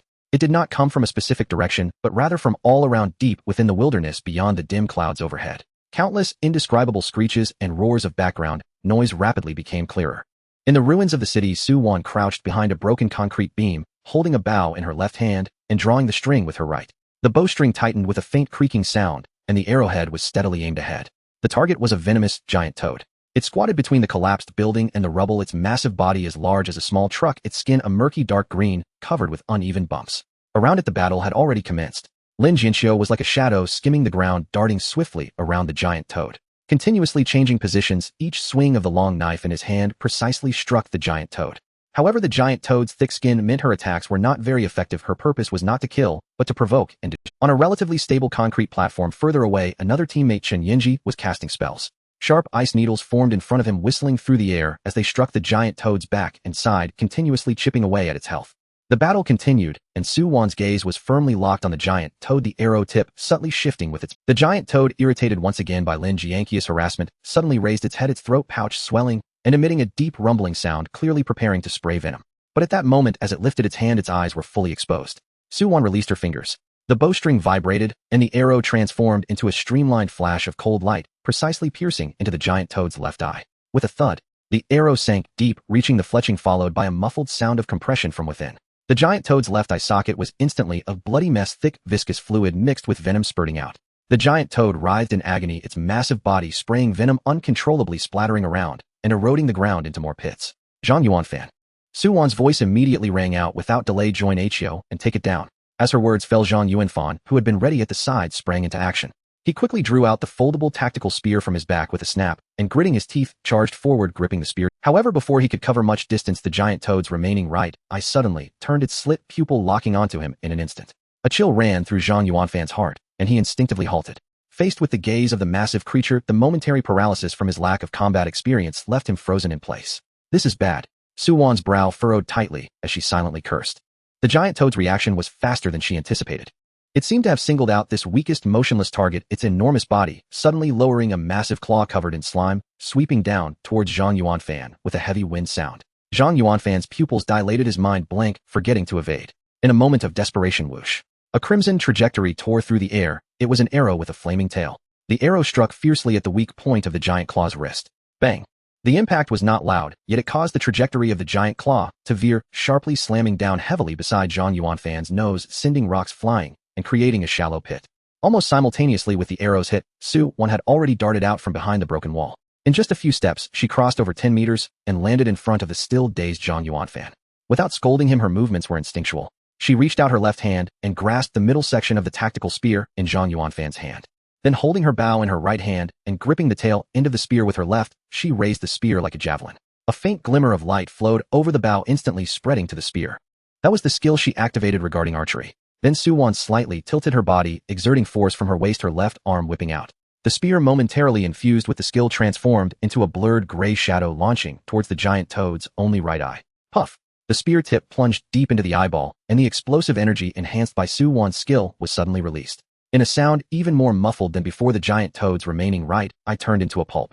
The excruciating pain of total blindness drove the giant toad into a frenzy, its massive body thrashing wildly, crashing into the surrounding broken walls and sending debris flying. Su Wan fixed her gaze on it, issuing a clear command: it's blind in its death throes. Maintain a safe distance, do not approach. Upon hearing this, the others quickly retreated, creating enough distance from the frenzied, venomous giant toad.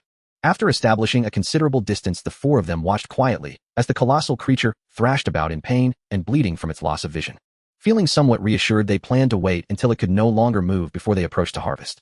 Once assured of temporary safety, Zhang Yuanfan's rapid breathing gradually calmed down. Then he looked at the three people standing in front of him, a wave of fear and shame washing over his face.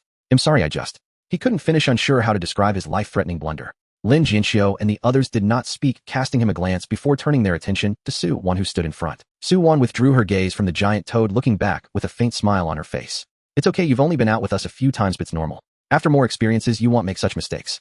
In the distance, the giant toad's struggles grew weaker, its roars turning intermittent, and its massive body finally crashed to the ground, limbs twitching involuntarily. It's about time. Su Wan observed for a moment before making a judgment. Lin Jianxiu and Zhang Yuanfan immediately moved forward. Lin Jianxiu took the lead in the attack, while Zhang Yuanfan assisted from the side, and together, they quickly ended its life. Once the giant toad was confirmed dead, the four began a methodical harvest. The giant toad had plenty of valuable resources. They discarded heavier or less valuable items to the recycling center and selected some high-value materials that could be traded for more points in the gathering area, turning the massive toad corpse into neatly packaged material bundles. The four regrouped by the pile of materials. Lin Jianxiu wiped the sweat from his brow, exhaling a sigh, looking at the others with some excitement. This haul is pretty good. Oh, we should be able to sell it for a few hundred points. Yeah. Su Wan nodded, reminding, let's rest for 5 minutes, and then leave. I've heard there's a boss-level beast king nearby. The group nodded and began to sit down to recover their stamina. During the rest, Chen Yinji suddenly looked up at the dim yellow sky and remarked, life has been quite fulfilling lately. It's been just over a month since the assessment began, but I feel like it's been years. The others laughed and nodded in agreement. Indeed, they had been living very fulfilling lives, though this fulfillment might cost. As they rested, Zhang Yuanfan twisted open his water bottle, preparing to drink, when his gaze unconsciously swept over the deeper ruins ahead. Suddenly, he halted, squinting to take a closer look, uncertainly pointing in that direction. Do you see over there? Is that a shop? The other three looked in the direction he pointed. Beneath a mass of concrete blocks and twisted rebar, they could indeed faintly see the outline of a relatively intact storefront. Upon realizing this, their eyes brightened. Since the beginning of the first assessment, human society had come to a standstill, and the production of various goods had halted. After another month or two, most resources in some cities had been exhausted, and now they rarely saw the common goods and food from before the assessment. Although one could exchange a small amount of points for a food package, the taste was rather mediocre, only enough to keep them alive after eating. Now in the gathering area, even a bottle of useless cola could sell for 1 or 2 points. The shop before them seemed to have been buried under the ruins for a long time. If it hadn't been explored by others, they might obtain some supplies that were no longer available for purchase. The three of them eventually turned their gazes to Su-won, waiting for her decision. To be honest, the supplies from those shops weren't very practical, and Su-won had just said they should leave immediately in 5 minutes to avoid attracting other monsters with the blood and noise. At this moment, Su-won also looked at the half-buried shop, and after a moment she slowly spoke. Let's go. The shopkeeper should be dead and won't blame us for stealing his stuff. After saying this, the others chuckled. It's the first time I've seen you so humorous, Lin Jinxiu said, standing up with a laugh. Hearing this, Su-won was momentarily stunned, finally realizing. Oh, it turned out that person was joking with her back then. The Ember Base. After the fourth assessment commenced, most human cities were subjected to large-scale invasions and attacks, turning many into ruins in the first wave of assaults. This was also the reason why Changming distanced himself from the cities and retreated to the wilderness from the very beginning. Following the city's descent into ruins, several new bases spontaneously formed. Some relied on the remnants of the original cities, while others were established based on advantageous terrain, and yet others temporarily gathered around resource points. In any case, during this assessment, humanity was once again scattered, and then reunited, forming new gathering places that belonged to this era. Changming knew that among these hastily assembled bases, many would grow and develop continuously, with subsequent events eventually forming new cities of true human civilization. The base he arrived at, named Ember Base, is one of the major gathering areas in the midstage, conveniently located with survivors from several nearby cities congregating here. Having developed for over a month, it has already taken on considerable scale, with the embryonic forms of essential functions expected of a human gathering area. For instance, right now, Changming was haggling with a vendor in the trading area. He held a grayish egg in his hand, the shell rough, and about the size of 2 fists heavy in weight. 100 points, not a penny less. The vendor, a scruffy middle-aged man squatting behind the stall with droopy eyelids, insisted. Do you even know what this is, eh? Changming countered. 30 points at most. 30. The vendor nearly jumped up. Are you robbing me? At least 80. 50. Changming interrupted him, his tone devoid of fluctuation. The excitement on the vendor's face instantly faded, replaced by a pained, conflicted expression. His mouth twitched as if he had made a monumental decision, letting out a heavy sigh. Although he had only spent 25 points to acquire this beast egg, he still needed to provide adequate emotional value. Fine. Fine. Consider it a deal to make a friend. He'll sell it to you at a loss. He slapped his thigh and pushed the egg towards Changming. 50 points, it's yours. Changming said no more and directly transferred 50 points to the vendor. He wasn't even sure what kind of egg it was. He wasn't buying it to hatch it and then form a contract. Rather, Changming picked up the beast egg, weighed it in his hand, and then casually tossed it behind him. The gray egg traced a short arc in the air. Almost simultaneously, a small creature that had been quietly lying on Changming's shoulder, resembling an unremarkable blob of black goo, suddenly moved. Its jelly-like body elongated and transformed in an instant, opening a mouth that was disproportionate to its size, precisely catching the falling beast egg and gulping it down with a squelch. The vendor stared in astonishment, tilting his head in confusion. Is that a slime? Ignoring the vendor's shock, various peculiar abilities and opportunities were now available, so having the mimic beast swallow an egg did not raise any alarm. After the mimic beast swallowed the egg, Changming proceeded to open its panel. Name: Primordial Saliva. Current status: upgrading. Core skill: Mimic Symbiosis. Current mimicry library: Storm, Eagle Rock, Core, Giant Rhinoceros, Crimson, Crystal Worm. Yes, he purchased this egg because the mimic beast wanted to eat it. Since the assessment began, in order to enhance his strength, Changming had also started hunting unique creatures from other dimensions that had descended to Earth, obtaining materials from them and feeding the remains to the mimic beast to enrich its mimicry library. The process went smoothly, and before long his level had also broken through to level. However, as the number of creatures he killed increased, he also had the mimic beast consume more remains of those creatures. At a certain moment, the mimic beast's data panel displayed a change, adding a upgrading marker. Simultaneously, Changming sensed the emotions conveyed by the mimic beast, a desire to consume more stronger creatures, which would greatly benefit it. After eating the egg, the mimic beast transmitted a feeling of satisfaction, yet nothing seemed to change. Is that not enough? Changming pursed his lips and stood up, resting his hands on his knees. Boss, Changming looked over and asked, are there any stronger monsters nearby? The vendor looked back curiously and replied, yes, a boss-level beast king has recently appeared nearby. Several squads that encountered it have perished in droves. Boss level does not refer to the ratings on the panel, but rather a classification derived by humans themselves. Boss level means that encountering it requires several elite squads to gather and attack, and even then success is not guaranteed. What kind of creature is it? It's a spider, I hear, the vendor said, showing little interest in the business-related matters.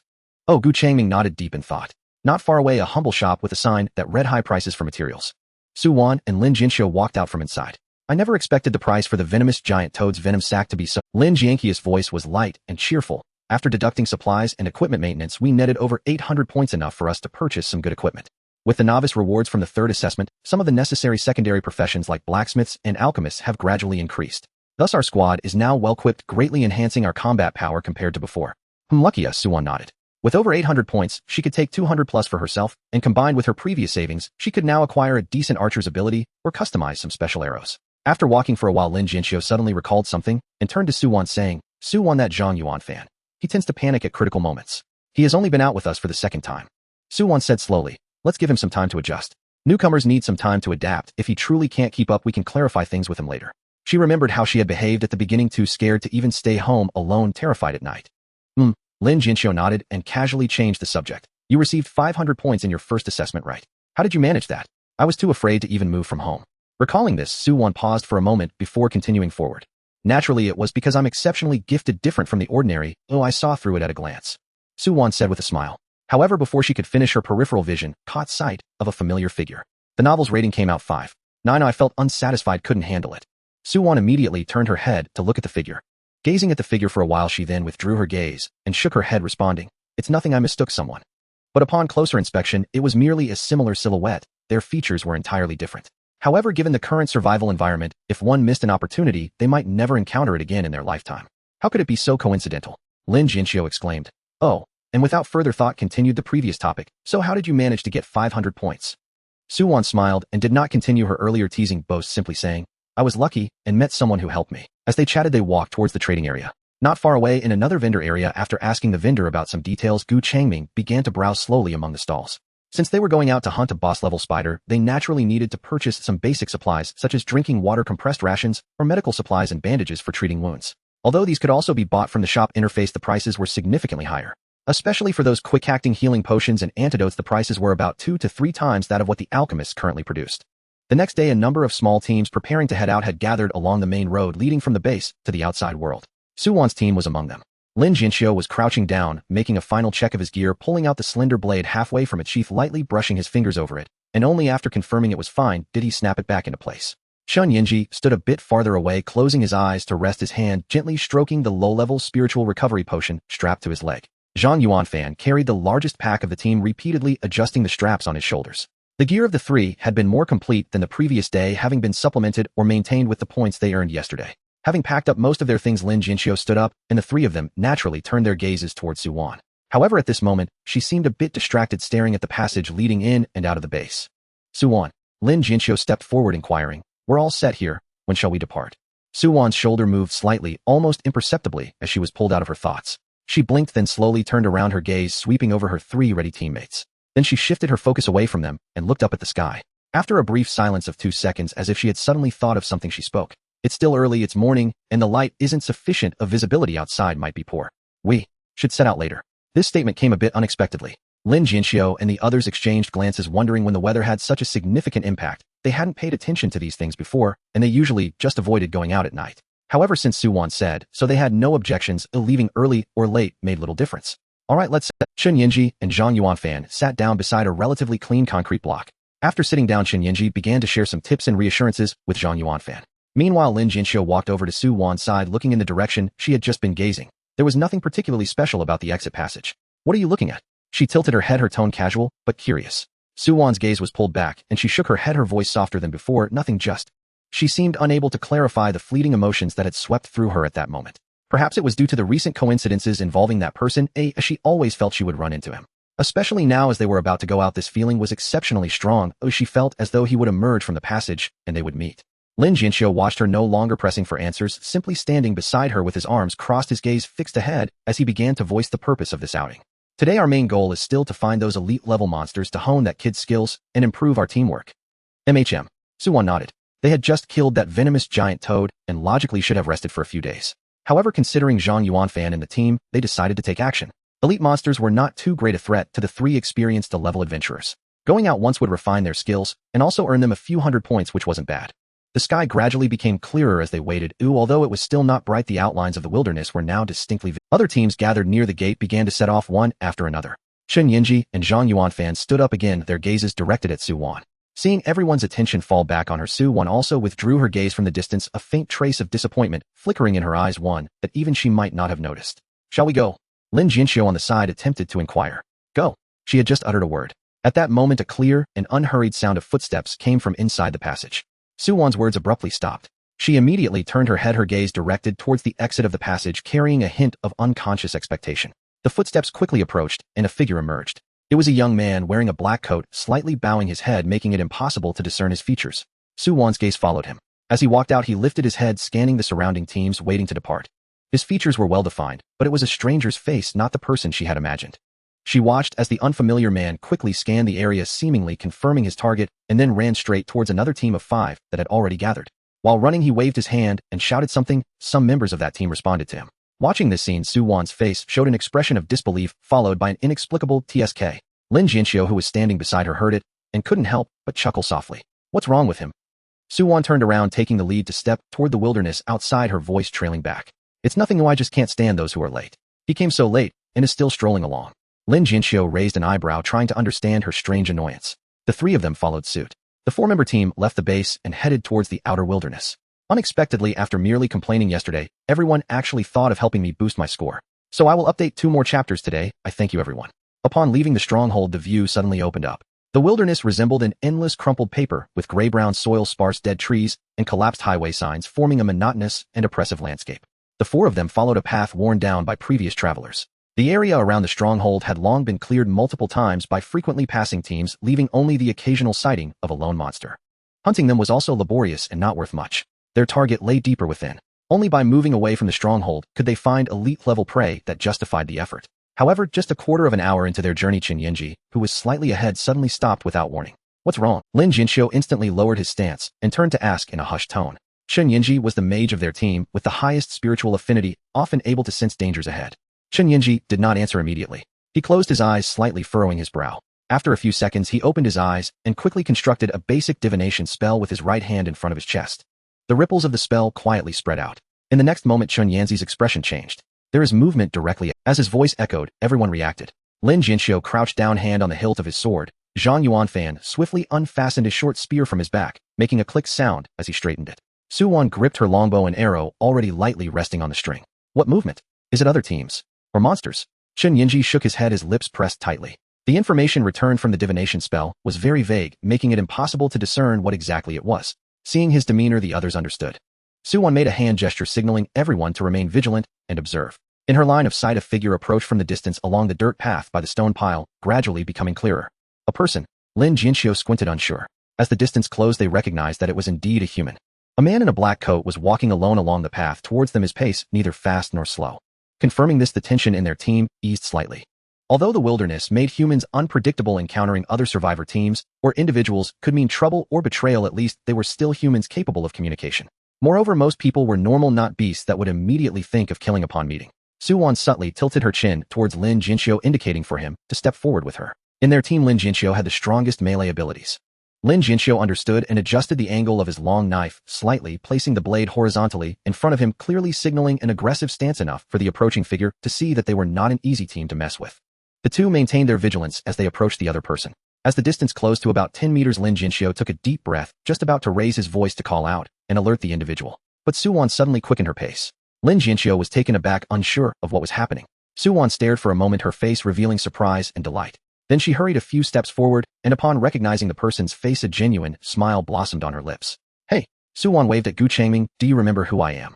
Gu Changming's gaze fell on Su Wan, who was quickly approaching, his expression slightly stunned. Isn't that my neighbor from upstairs? He had gone out the night before, but had found nothing. Now on his way back, he sensed Su Wan and the others from a distance. He just didn't expect to encounter someone he recognized. A hint of clear amusement appeared in Gu Changming's eyes. The probability of meeting someone familiar in such a place, and at this time, was incredibly low. But soon other thoughts shattered the joy of this unexpected reunion. What was her name again? Gu Changming stepped forward a few paces, slowly speaking. It's you. Seeing that Su Wan was clearly acquainted with him, Lin Jinxiu tentatively asked in a low voice, Captain, do you know him? Although they usually called each other by name, it was important to be a bit formal in front of outsiders. Seeing that Su Wan was clearly acquainted with him, Lin Jinxiu tentatively asked in a low voice, Captain, do you know him?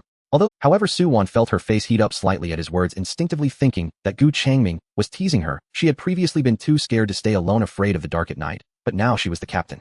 Yes, I know him. Su-won forced a smile and said. Seeing that they were indeed acquaintances, Lin Jianqi's tense shoulders completely relaxed, and he sheathed his long knife with a click. In the distance, Chen Yinji and Zhang Yuanfan also relaxed their stances and walked over quickly. The two groups converged, each eyeing the other. Gu Changming was alone, dressed plainly with nothing particularly special about him except for the inconspicuous black blob-like creature resting on his shoulder, which attracted some attention. On Su-won's side, Gu Changming quickly glanced over, noting the standard configuration of an outdoor hunting team. Then Su-won naturally took on the role of introducing her team members. Turning slightly, she began to introduce her teammates to Gu Changming. This is my teammate Lin Jinxiu.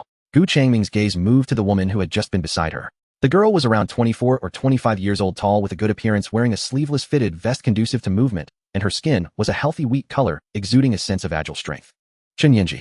Su-won pointed to the man with glasses who had a refined demeanor. The man around 27 or 28 years old nodded toward Gu Changming as a greeting. Zhang Yuanfan. Gu Changming turned to the last person, who appeared to be a university student looking a bit shy. He too nodded when Gu Changming looked over. After the introductions, Gu Changming nodded and briefly introduced himself. Gu Changming. Su-won chuckled lightly as she listened, then suddenly remembered something and looked behind Gu Changming, asking, "Why are you alone?" "I'm used to it," Gu Changming replied. "I've always adventured alone." Su-won nodded, realizing his character was something she had sensed from the very beginning. Otherwise, he wouldn't have left her alone in the store late at night. "Are you heading back to the stronghold?" Su-won continued to add. "Yes, I walked for a while and remembered I forgot to buy something, so I'm heading back to check," Gu Changming replied. Most adventuring teams avoid going out at night for safety reasons, so to avoid drawing attention, Gu Changming had to come up with such an excuse. Su-won responded with an "oh," her gaze lingering on him for a moment as her fingers unconsciously fiddled with the edge of her clothing. Then she raised her eyes to look at Gu Changming, carrying a hint of probing and invitation. "Our team is well equipped with supplies and gear. Would you like to join us?" Upon hearing Su-won's invitation, Lin Jinxiu and Chen Yinji exchanged surprised glances. To be honest, they were definitely uncomfortable with the idea of someone being randomly added to their team. Moreover, after hunting down prey, they would have to redistribute resources, which would create a whole lot of troublesome issues. However, since it was Su-won who spoke, even though the two had some objections, they refrained from voicing them at that moment, showing respect for Su-won, the team leader. Not just them, Gu Changming also looked a bit stunned upon hearing this. After pondering for a moment, he softly asked, "It want trouble, you will it?" He had originally planned to return to the base to rest for a while, then head out in a different direction to search for that boss-level spider. But accompanying Su-won and the others to explore a bit wouldn't hurt. They might just happen to encounter it. As for staying up all night, that was hardly an issue for him as a mental energy master. With his level of mental strength, acting continuously for several days posed no problem. A single night without sleep had little impact. How could it? Su-won immediately replied, a hint of joy flashing in her eyes. "We just happen to be heading deeper as well. Having more people also means more support."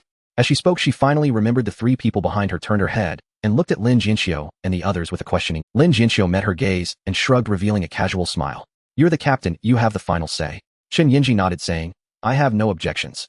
Zhang Yuanfan naturally had no choice in the matter and hurriedly nodded in agreement.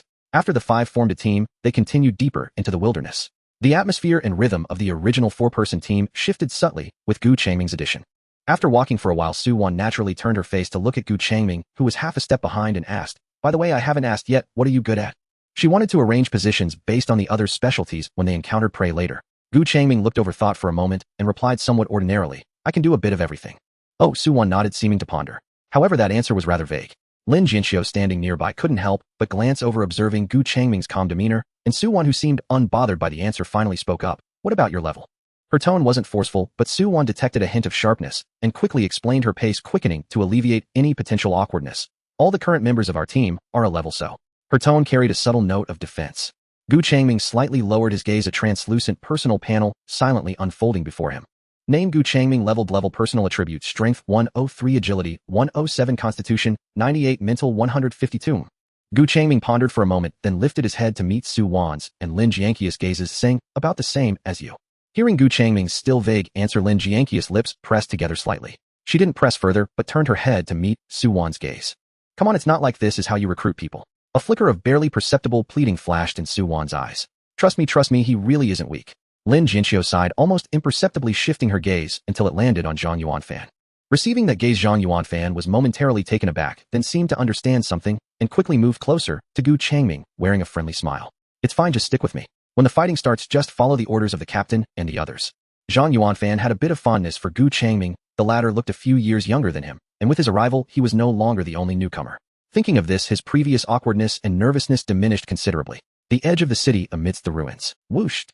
An arrow shot through the air, accurately striking the connection between the blade-backed pig's neck and shoulder. Immediately after, a red light flashed from the arrowhead, and a violent explosion of flames erupted, sending the blade-backed pig staggering to the ground. Now, Su Wan's voice rang clear. Lin Jianxiu shot forward like a released arrow.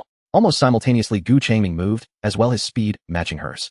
The two approached the struggling blade-backed pig from opposite sides. With a flash of blade light, Lin Jianqiu's long knife accurately swept across the base of the pig's left hind leg, slicing through thick skin and severing tendons.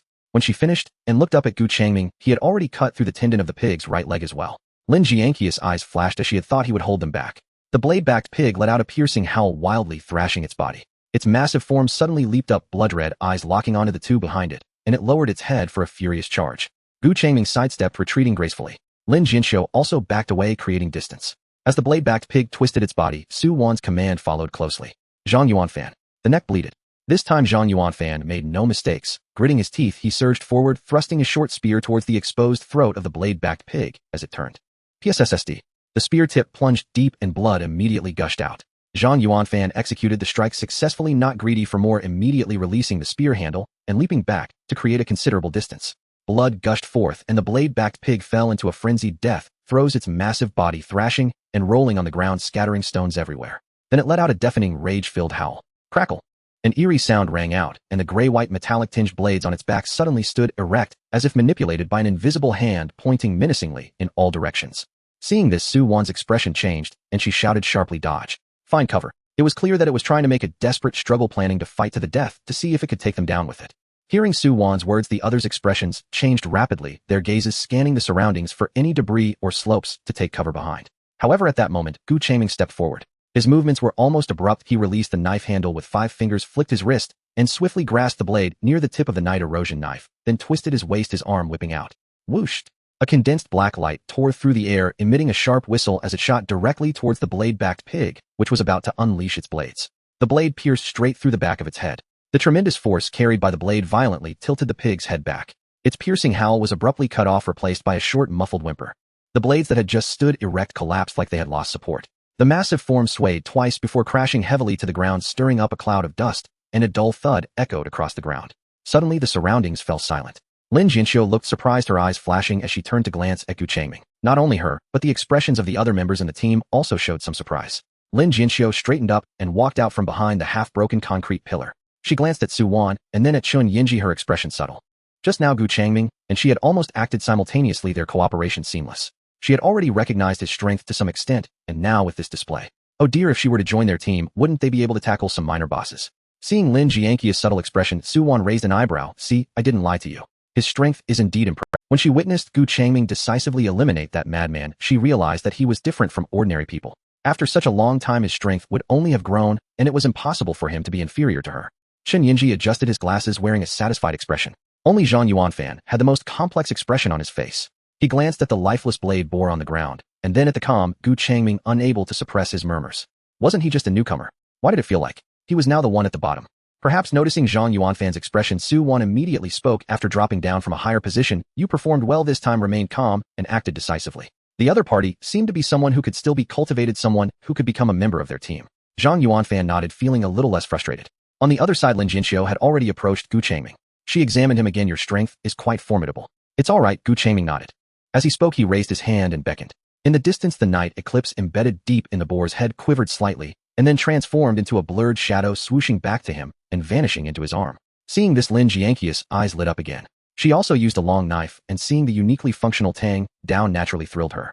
Gu Changming noticed her gaze. He flipped his hand, and the night eclipse reappeared in his grasp, then directly offered the knife to Lin Jianxiu.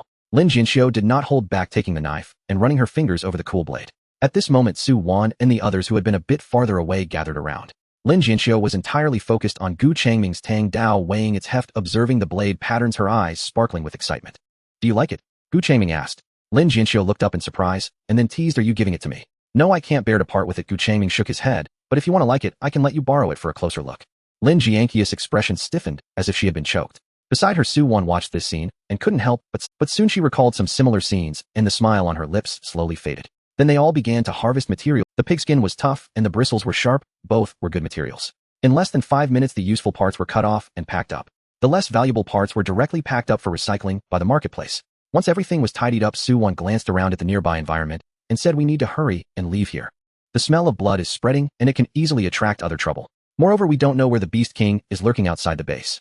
If it spots us nearby, we would be in big trouble. Everyone nodded, shouldering their packs and getting ready to move out. Upon hearing the term Beast King, Changming also became interested and followed up with a question. I heard about it while at the base. What exactly is going on? Lin Jinxiu walked alongside and took over the conversation. It's a boss-level monster, extremely fierce. Several teams have already perished at its hands. Even a team led by a Drank ability user was scattered by it, with only a few individuals managing to escape. If we encounter it, we would most likely be completely wiped out. Lin Jinxiu spoke with some apprehension. As for its appearance, I heard it resembles a spider. A spider? Changming pointed behind him. Is it the pig we just killed? Upon hearing this, everyone looked puzzled, slightly taken aback, wondering what he was talking about. But at the same time, Su Wan's laughter rang out. She placed her hand on Lin Jianqia's shoulder, unable to contain her laughter. This pun inexplicably struck her funny bone. Lin Jinxiu finally understood, but looked even more speechless. No laughing, what's so funny about this? Changming glanced at Su Wan with some appreciation. It's been a month or two, and she actually caught on to his humor. The team continued to move forward. At this moment, Changming had habitually fallen to the back of the group. Up ahead, Lin Jinxiu leaned close to Su Wan, lightly nudging her with her arm, then gestured towards Changming at the back with her eyes, lowering her voice to say, hey, he's really quite impressive. How about, let's see if we can officially invite him to join our team. She now recognized Changming's strength. If he truly joined, it would be much easier to take down minor bosses like the venomous giant toad they had faced before. Upon hearing this, Su Wan turned to take a look. Changming was walking leisurely and hadn't heard their conversation. After pondering for a moment, she said, I'll give it a try. She then slowed her pace, gradually falling to the back of the group to catch up with Changming. Noticing her approach, Changming turned his head and cast a questioning glance. Su Wan was unsure how to start. Her gaze shifted to the quiet black mimic beast on Changming's shoulder, and she casually asked, is this your pet? It looked quite special. Using this topic to start a conversation, she thought that when the opportunity arose, she could extend an invitation. Upon hearing this, Changming glanced at the mimic beast on his shoulder, then picked it up and naturally placed it on Su Wan's head, who was a head shorter than him. Changming was always generous towards someone who could appreciate his humor. Although a bit surprised, Su Wan raised both hands and carefully moved the mimic beast from her head to her front. She gently stroked it, feeling its softness and slight coolness surprisingly pleasant to the touch. So cute, Su Wan praised. Do you like it? Changming's lips curled slightly. Upon hearing this familiar phrasing, Su Wan was momentarily taken aback, then shook her head and replied flatly, actually looking closely, it's just average. Upon hearing Su Wan's response, the hint of a smile in Changming's eyes faded, feeling a bit disappointed.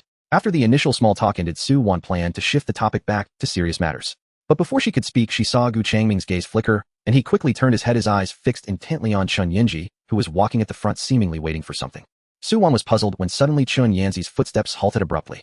Immediately after, his face turned pale, and he turned to shout at everyone, be careful. There's something going on. Seeing that everyone was just lowering their bodies and looking ahead with vigilance, Chun Yanji immediately spoke again, don't look, run quickly. His tone was urgent and his face was even more unsightly than before. He could sense that the energy fluctuations were terrifying. It should be that the magical creature was fighting with other teams. He sensed that the capabilities emanating from the opponent were stronger than anything he had encountered before. Moreover, the most critical point was that the opponent was rapidly approaching their direction. The small team had been defeated and the enemy was fleeing towards them. Su Wan was the first to react. Almost as soon as Chun Yanji finished speaking, she had already turned around and shouted, go. Everyone sheathed their weapons and immediately turned to run. While fleeing back, Su Wan quickly scanned the area, her gaze locking onto a densely packed grove behind them. Over there, into the woods. In the dense forest, even if they were being pursued, they would still have a chance to escape. If they stayed on the plain, they would be unable to escape at all. Everyone nodded and immediately turned to sprint towards the grove. Lin Jianqia's expression was somewhat flustered as he ran and turned his head to ask, what is it? Is it that spider? Chun Yanji still frowned, beads of sweat forming on his forehead as he shook his head, saying, not sure. But the energy fluctuations are terrifying, definitely not an ordinary magical creature. Hearing this, everyone's hearts tightened and their pace quickened. Could they really be that unlucky? Soon they plunged into the leaves obscured the light and the forest was dim. Each person found a sturdy tree trunk to hide behind, pressing against the tree and holding their breath, trying to make no noise. After a while, only the sound of the wind rustling through the leaves remained in the forest, and there were still no unusual noises. Su Wan poked her head out slightly from behind the tree, took a glance outside, and then looked at Chun Yanji behind another bush not far away, nodding her chin. Chun Yanji immediately understood, quickly forming a hand sign and quietly releasing a scouting technique towards the forest's edge. The other team members anxiously watched him, waiting for the results. However, just as the technique's fluctuations dispersed and the feedback returned, Chun Yanji's expression suddenly froze and his pupils constricted sharply. The next second, a massive sound of breaking wind almost coincided with his shout. Run! His voice changed pitch, it's right in front of us. Bang! The sound of breaking wind erupted. A blood-red energy blade tore through the air, cleaving from the nearby thicket directly towards Chun Yanzi's hiding spot. Wherever the energy blade passed, branches and leaves were instantly reduced to powder. Chun Yanzi's face turned pale. He had chosen the direction of a mage, and his body reacted far more slowly than that of a melee class. He had no time to block or evade this sudden attack. In this scene, Su-wan and the others were also stunned, not knowing how to save him. It happened too quickly, there was simply no time to react. At the same time, a shadow suddenly dashed out from the side. It moved so fast that it almost left an afterimage. The next second, Changming had appeared firmly in front of Chen Yinji. His left hand shot out like lightning, grabbing Chen Yinji by the collar, while his right hand shook and night erosion appeared. The blade turned horizontally, precisely blocking the blood-red energy blade. Clanged. A piercing sound of metal clashing erupted and sparks flew. Using the immense force of the impact, Changming's body was sent flying backward, and with a sudden exertion of strength from the hand gripping Chen Yinji's shoulder, he hurled him toward a safe area. Chen Yinji let out a surprised cry, rolling in the air a few times before landing awkwardly on the ground several meters away. However, as soon as he got up, he immediately cast a grateful glance at Changming. Though he had made a mess of things, at least his life was saved. Su-wan reacted extremely quickly. The moment Changming saved Chen Yinji, she had already drawn her bow and knocked an arrow. With a twang, a flowing arrow shot towards the thicket from which the blood blade had come. However, the anticipated explosion of flame, the arrow vanished into the dim thicket like a cow entering the sea without a sound. Immediately after, the thicket shook violently, and a shadow as large as a small building slowly emerged. It was a spider adorned with eerie dark red patterns, its 8 compound eyes shimmering with a cold, ghostly light. It was chewing on the fragments of the arrows Su-wan had just shot, its legs moving like sharp iron spears penetrating deep into the ground with each step. Spider. Zhang Yuanfan looked at the enormous creature, his voice somewhat lost. Everyone else also trembled slightly, their expressions turning serious. They had just mentioned it briefly. Could they really be so unlucky to encounter it? After it appeared, the blood-patterned spider gave them no time to adjust. As soon as it revealed itself, the spinnerets beneath its head began to move rapidly. Hiss hiss hiss. Several strands of thick, dark, purple, ominous silk shot forth like swift javelins toward the group. Su-wan rolled sideways narrowly, avoiding the passing silk. At the same time, she loudly warned, "Be careful, don't get stuck. It might be highly toxic." At that moment, as everyone narrowly dodged the silk, the ground beneath the blood-patterned spider suddenly lit up with a ghostly blue magic array. Following that, dozens of thick ice pillars formed out of thin air, hurtling down from above, crashing heavily into the spider's massive body with a howling chill. It was Chen Yinji who had finally regained his breath, gritting his teeth to launch an attack. The ice pillars struck the shell, producing a dull thud, with shattered ice shards flying everywhere. The blood-patterned spider's form was interrupted by this sudden blow, letting out a low, mournful cry. Lin Jianqi's eyes sharpened as she tightened her grip on the hilt, but did not charge in immediately. She quickly glanced at Su-wan, her gaze questioning, should they attack while they had the chance, or should everyone immediately scatter to escape, saving whatever few they could? Su-wan's face was also filled with struggle. Rationality told her that the best choice now was to split up and run, but emotionally, she feared that her decision would lead them to death. Just as she hesitated, her peripheral vision caught sight of Changming not far away. He had already steadied himself, the night erosion in his hand slightly lowered, yet his posture resembled a taut bow ready to strike at any moment. With just that one glance, Su-wan's heart suddenly steadied. She swiftly reached for her quiver, pulling out a specially made arrow that glimmered with a faint silver light, knocking it onto the bowstring. Drawn tight, aimed, release. The arrow transformed into a silver streak, precisely piercing the relatively weak gap in the blood-patterned spider's abdomen shell. Puff! Dark green liquid sprayed out from the wound. Attack first. Su-wan's voice was resolute. Create a definite advantage before running. Hearing her words, everyone's spirits suddenly lifted, their eyes turning sharp. Su-wan's fingers once again reached for the quiver, drawing out another arrow whose shaft was entwined with crimson patterns. She moved without pause, drawing the bow, aiming at the largest compound eye of the blood-pattern arachne. Release. The arrow zipped through the air, heading straight for its target. The blood-pattern arachne reacted with incredible speed, almost instantaneously swinging its leftmost massive claw, like lightning, aiming for the arrow shaft in an attempt to swat it away. However, just as the claw tip was about to touch the arrow shaft, a tremendous explosion of fire erupted in the air, the scorching wave and thick black smoke rapidly expanding, engulfing the head of the blood-pattern arachne along with several of its compound eyes. With visibility obscured, the blood-pattern arachne's movements experienced a brief delay. At this moment, there was no need for Su-wan to speak. Through their long-standing synergy, Lin Jianxiu lowered his center of gravity, exerting force with his legs, and swiftly darted forward, closely adhering to the ground. Meanwhile, Chen Yanzi's hands quickly crossed in front of his chest, his fingertips glowing with a ghostly blue light. The spell instantly took shape, and several chilling blasts of frost erupted from the other legs of the blood-pattern arachne, which supported its body, instantly forming a thick layer of ice, freezing them to the ground. Lin Yuanfan was also not idle. He extended his hands forward, a faint azure glow emanating from his palms, and a gentle, yet rapid surge of energy crossed several meters, accurately enveloping Lin Jianxiu. Lin Jianxiu felt his body lighten, his speed suddenly increasing by nearly half. His already swift figure now almost transformed into a blurred afterimage, and in the blink of an eye he had closed in on the blood-pattern arachne. A flash of the blade. Swoosh. The sharp blade fiercely slashed into the joint of the blood-pattern arachne's foreleg, the sound of cracking armor, clearly audible. A claw segment nearly 30 centimeters long with a tip as sharp as a spear broke off with a sound rolling down to the ground, dripping with viscous dark green bodily fluid. Screech. The blood pattern arachne emitted a high-frequency shriek, one that humans could not hear, yet pierced directly into the brain. Its mouth suddenly gaped wide and streams of sticky venomous silk no longer aimed precisely, but sprayed out uncontrollably like a fountain, shooting in all directions indiscriminately. Several strands of silk were heading directly towards Lin Jinxiu, who had just sheathed his blade and had not yet retreated. Lin Jianqiu's pupils contracted as he immediately turned to look at Su Wan. Duck! Su Wan's calm voice rang out again. Another arrow had already been shot before her words finished, and just as it passed Lin Jinxiu, it suddenly exploded, unfolding a large net made of energy shimmering with silver light, perfectly blocking in front of Lin Jinxiu.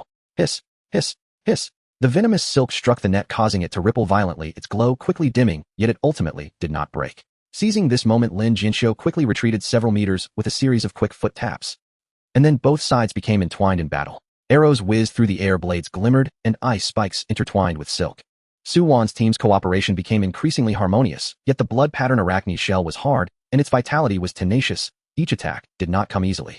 In a span of less than 3 minutes of assault, they were already panting heavily, their chests rising and falling violently, beads of sweat soaking their hair. Su Wan's fingers trembled slightly from the continuous bow drawing. Of course, the blood pattern arachne was not faring well either. It looked miserable, with several legs severed or heavily injured, dark green bodily fluid continuously seeping from the cracks and holes in its shell pooling beneath it. The three of them turned their gazes towards Su Wan, their eyes filled with questioning. Should they continue the attack or take this chance to escape? A brief moment of weighing options flashed in Su Wan's mind, but it was just a fleeting instant. One more time. Su Wan gritted her teeth, her voice echoing through the forest. She swiftly drew a uniquely shaped arrow from the quiver, pinching the arrow feathers with her fingers, her wrist subtly twisting, then drawing the bowstring taut and releasing. The moment the arrow left the bow, it emitted a peculiar humming. During its flight, the arrow suddenly split apart, transforming from 1 into 10 and from 10 into 100. Though it did not reach that extent, it instantly morphed into dozens of sharp beams of light, descending like a torrential rain of metal, heading straight for the blood pattern arachne. The blood pattern arachne instinctively raised its remaining legs to protect its vital head. Puff! Puff! The sound of dense piercing echoed. Most arrows were deflected or lodged in its shell, but several cunningly drilled into the gaps of the shell. Taking advantage of the moment the blood pattern arachne was distracted, Chun Yinji pressed his hands firmly into the damp soil. His face was pale, his depleted spiritual power causing his temples to throb, yet his movements showed no signs of delay. Rise! Accompanied by his low roar, the ground beneath the blood pattern arachne and around it suddenly trembled, and 7 or 8 sharp icy rock spikes erupted from the earth, fiercely stabbing towards the relatively soft abdomen of the blood pattern arachne. 2 of the spikes successfully penetrated dark green fluid, and bits of internal organs oozing from the breach. Zhang Yuanfan abandoned any intention of attack, his hands glowing brightly as he poured out the remaining spiritual power, without reservation activating the enhancement skills he mastered, casting them towards Lin Jinxiu and Gu Changming. Gu Changming moved almost simultaneously with Lin Jinxiu. He chose not to rush in for an attack, but instead ghosted along the edge of the battlefield. With the dual enhancement of speed and power, Lin Jinxiu took a deep breath, a look of determination flashing in her eyes. She forcefully kicked off the ground, her figure soaring like a cannonball, leaping directly towards the head of the blood pattern arachne, which had reared up in pain. However, as her body soared into the air, the blood pattern arachne's claw with a tearing sound swept through the air like a massive iron spear, aiming to strike Lin Jinxiu, who had no means to borrow strength in midair. Lin Jianqiu's pupils contracted, suddenly realizing she had been greedy.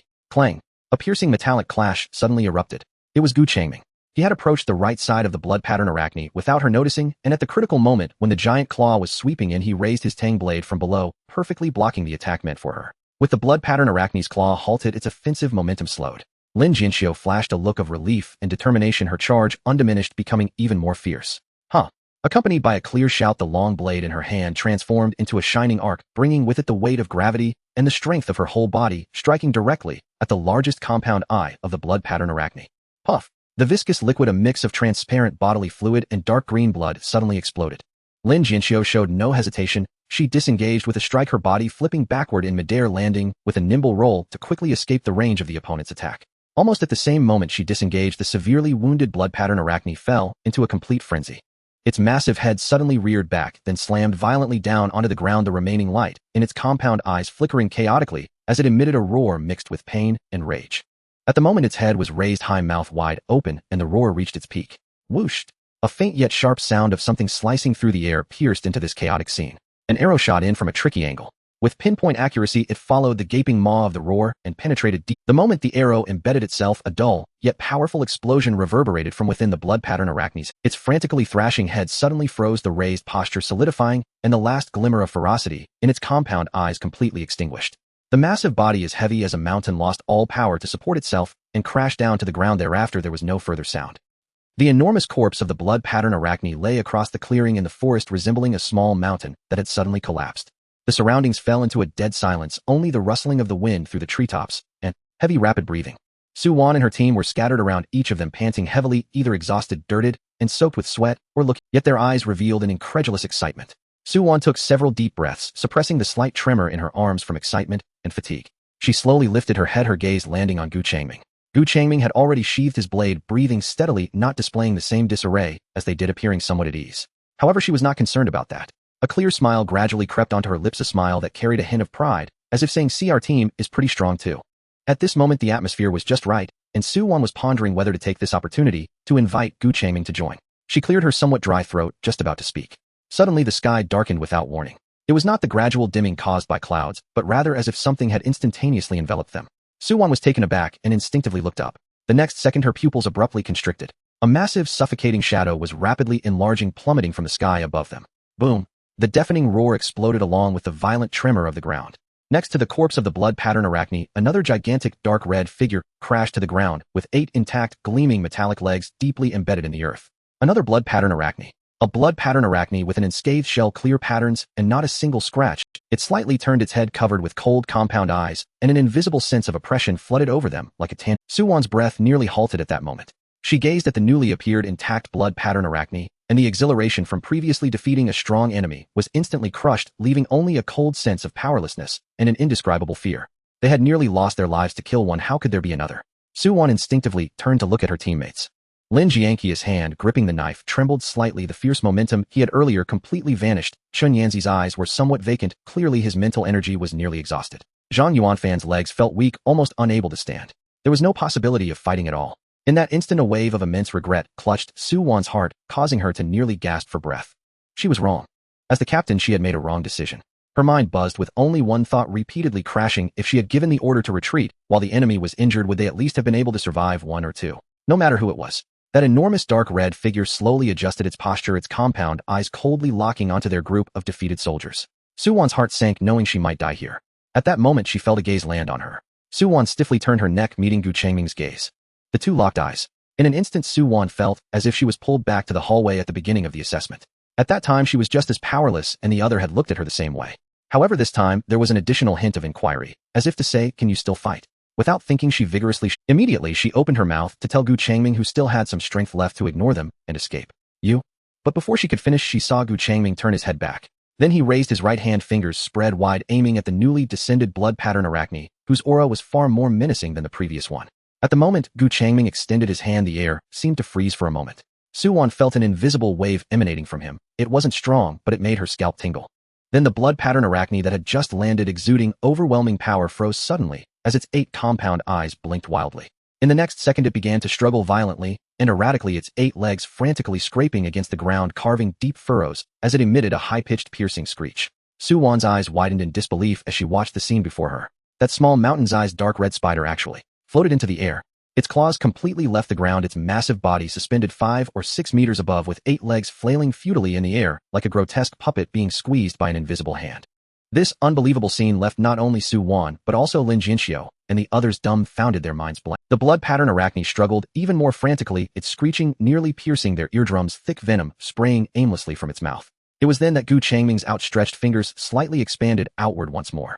Pooh! A series of teeth-gritting sounds as if thick leather was being violently torn apart echoed. 8 dark green blood columns shot forth like fountains from the base of the blood pattern arachne's body. They watched as those 8 legs, as hard as iron spears supporting the massive body, were forcibly torn away from the connection to the body by an invisible immense force. At the severed points, muscles bulged outward, shells shattered, and fluids gushed out wildly. The spider's body, having lost all support, convulsed violently in the air. Changming showed no reaction, his suspended hand suddenly clenched tightly. Bang! A dull thud like a drum echoed. The blood pattern arachne's body, suspended in midair, instantly became covered in web-like cracks, then suddenly caved inwards and exploded. Spider fragments mixed with dark green innards and fluids splattered everywhere. The lifeless broken body fell heavily to the ground like a tattered sack, producing a muted thud, raising a cloud of dust, and it lay still. The entire process was so quick that it left them no time to react. From Changming raising his hand to the spider floating legs being torn, body exploding, and the remains falling. It all happened in just a few breaths, and it was executed with such ease, as if it were just breathing. The wild wind blew into the dense forest, carrying a heavy scent of blood and an indescribable silence. Suwon felt as if her breath had also died along with the spider. Lin Jinxiu and the others were the same, motionless, their eyes fixed on the shapeless dark red remains on the ground. Only one thought echoed in their minds repeatedly. The four of them had exhausted their utmost strength, betting their lives just to barely take down the blood pattern arachne. Yet the other side. The shock had not yet dissipated when a tremor beneath their feet broke everyone's paralysis. Initially, it was just a slight tremor, as if heavy footsteps were approaching from afar. But soon the tremors became obvious and dense, coming from all directions, with dry branches rustling and small stones on the ground jumping uneasily. Something was approaching, and in considerable numbers, making a huge racket. The instinct to survive instantly overshadowed the shock. Suwon jolted and rolled to her feet. The others quickly readied their weapons and stood up. Lin Jinxiu and the others instinctively turned their gazes towards Suwon, while her eyes, however, passed over her teammates and landed directly on Changming. She was not foolish. That previous scene was enough to shift the weight of decision-making authority. So though she was the captain, it shouldn't be her making decisions at that moment. Seeing this, the three of them also looked towards Changming. Changming did not look at them. His gaze scanned the surrounding swaying trees, seemingly sensing or judging something. He did not speak, and Suwon and the others suppressed their anxiety, standing in place, gripping their weapons tightly, nerves taut to the limit, waiting. The air was thick with the smell of blood and a sense of impending storm. Rustle, rustle. Crack. The sounds grew closer and more intense. Finally, the bushes not far away were violently pushed aside, revealing a surging black tide before their eyes.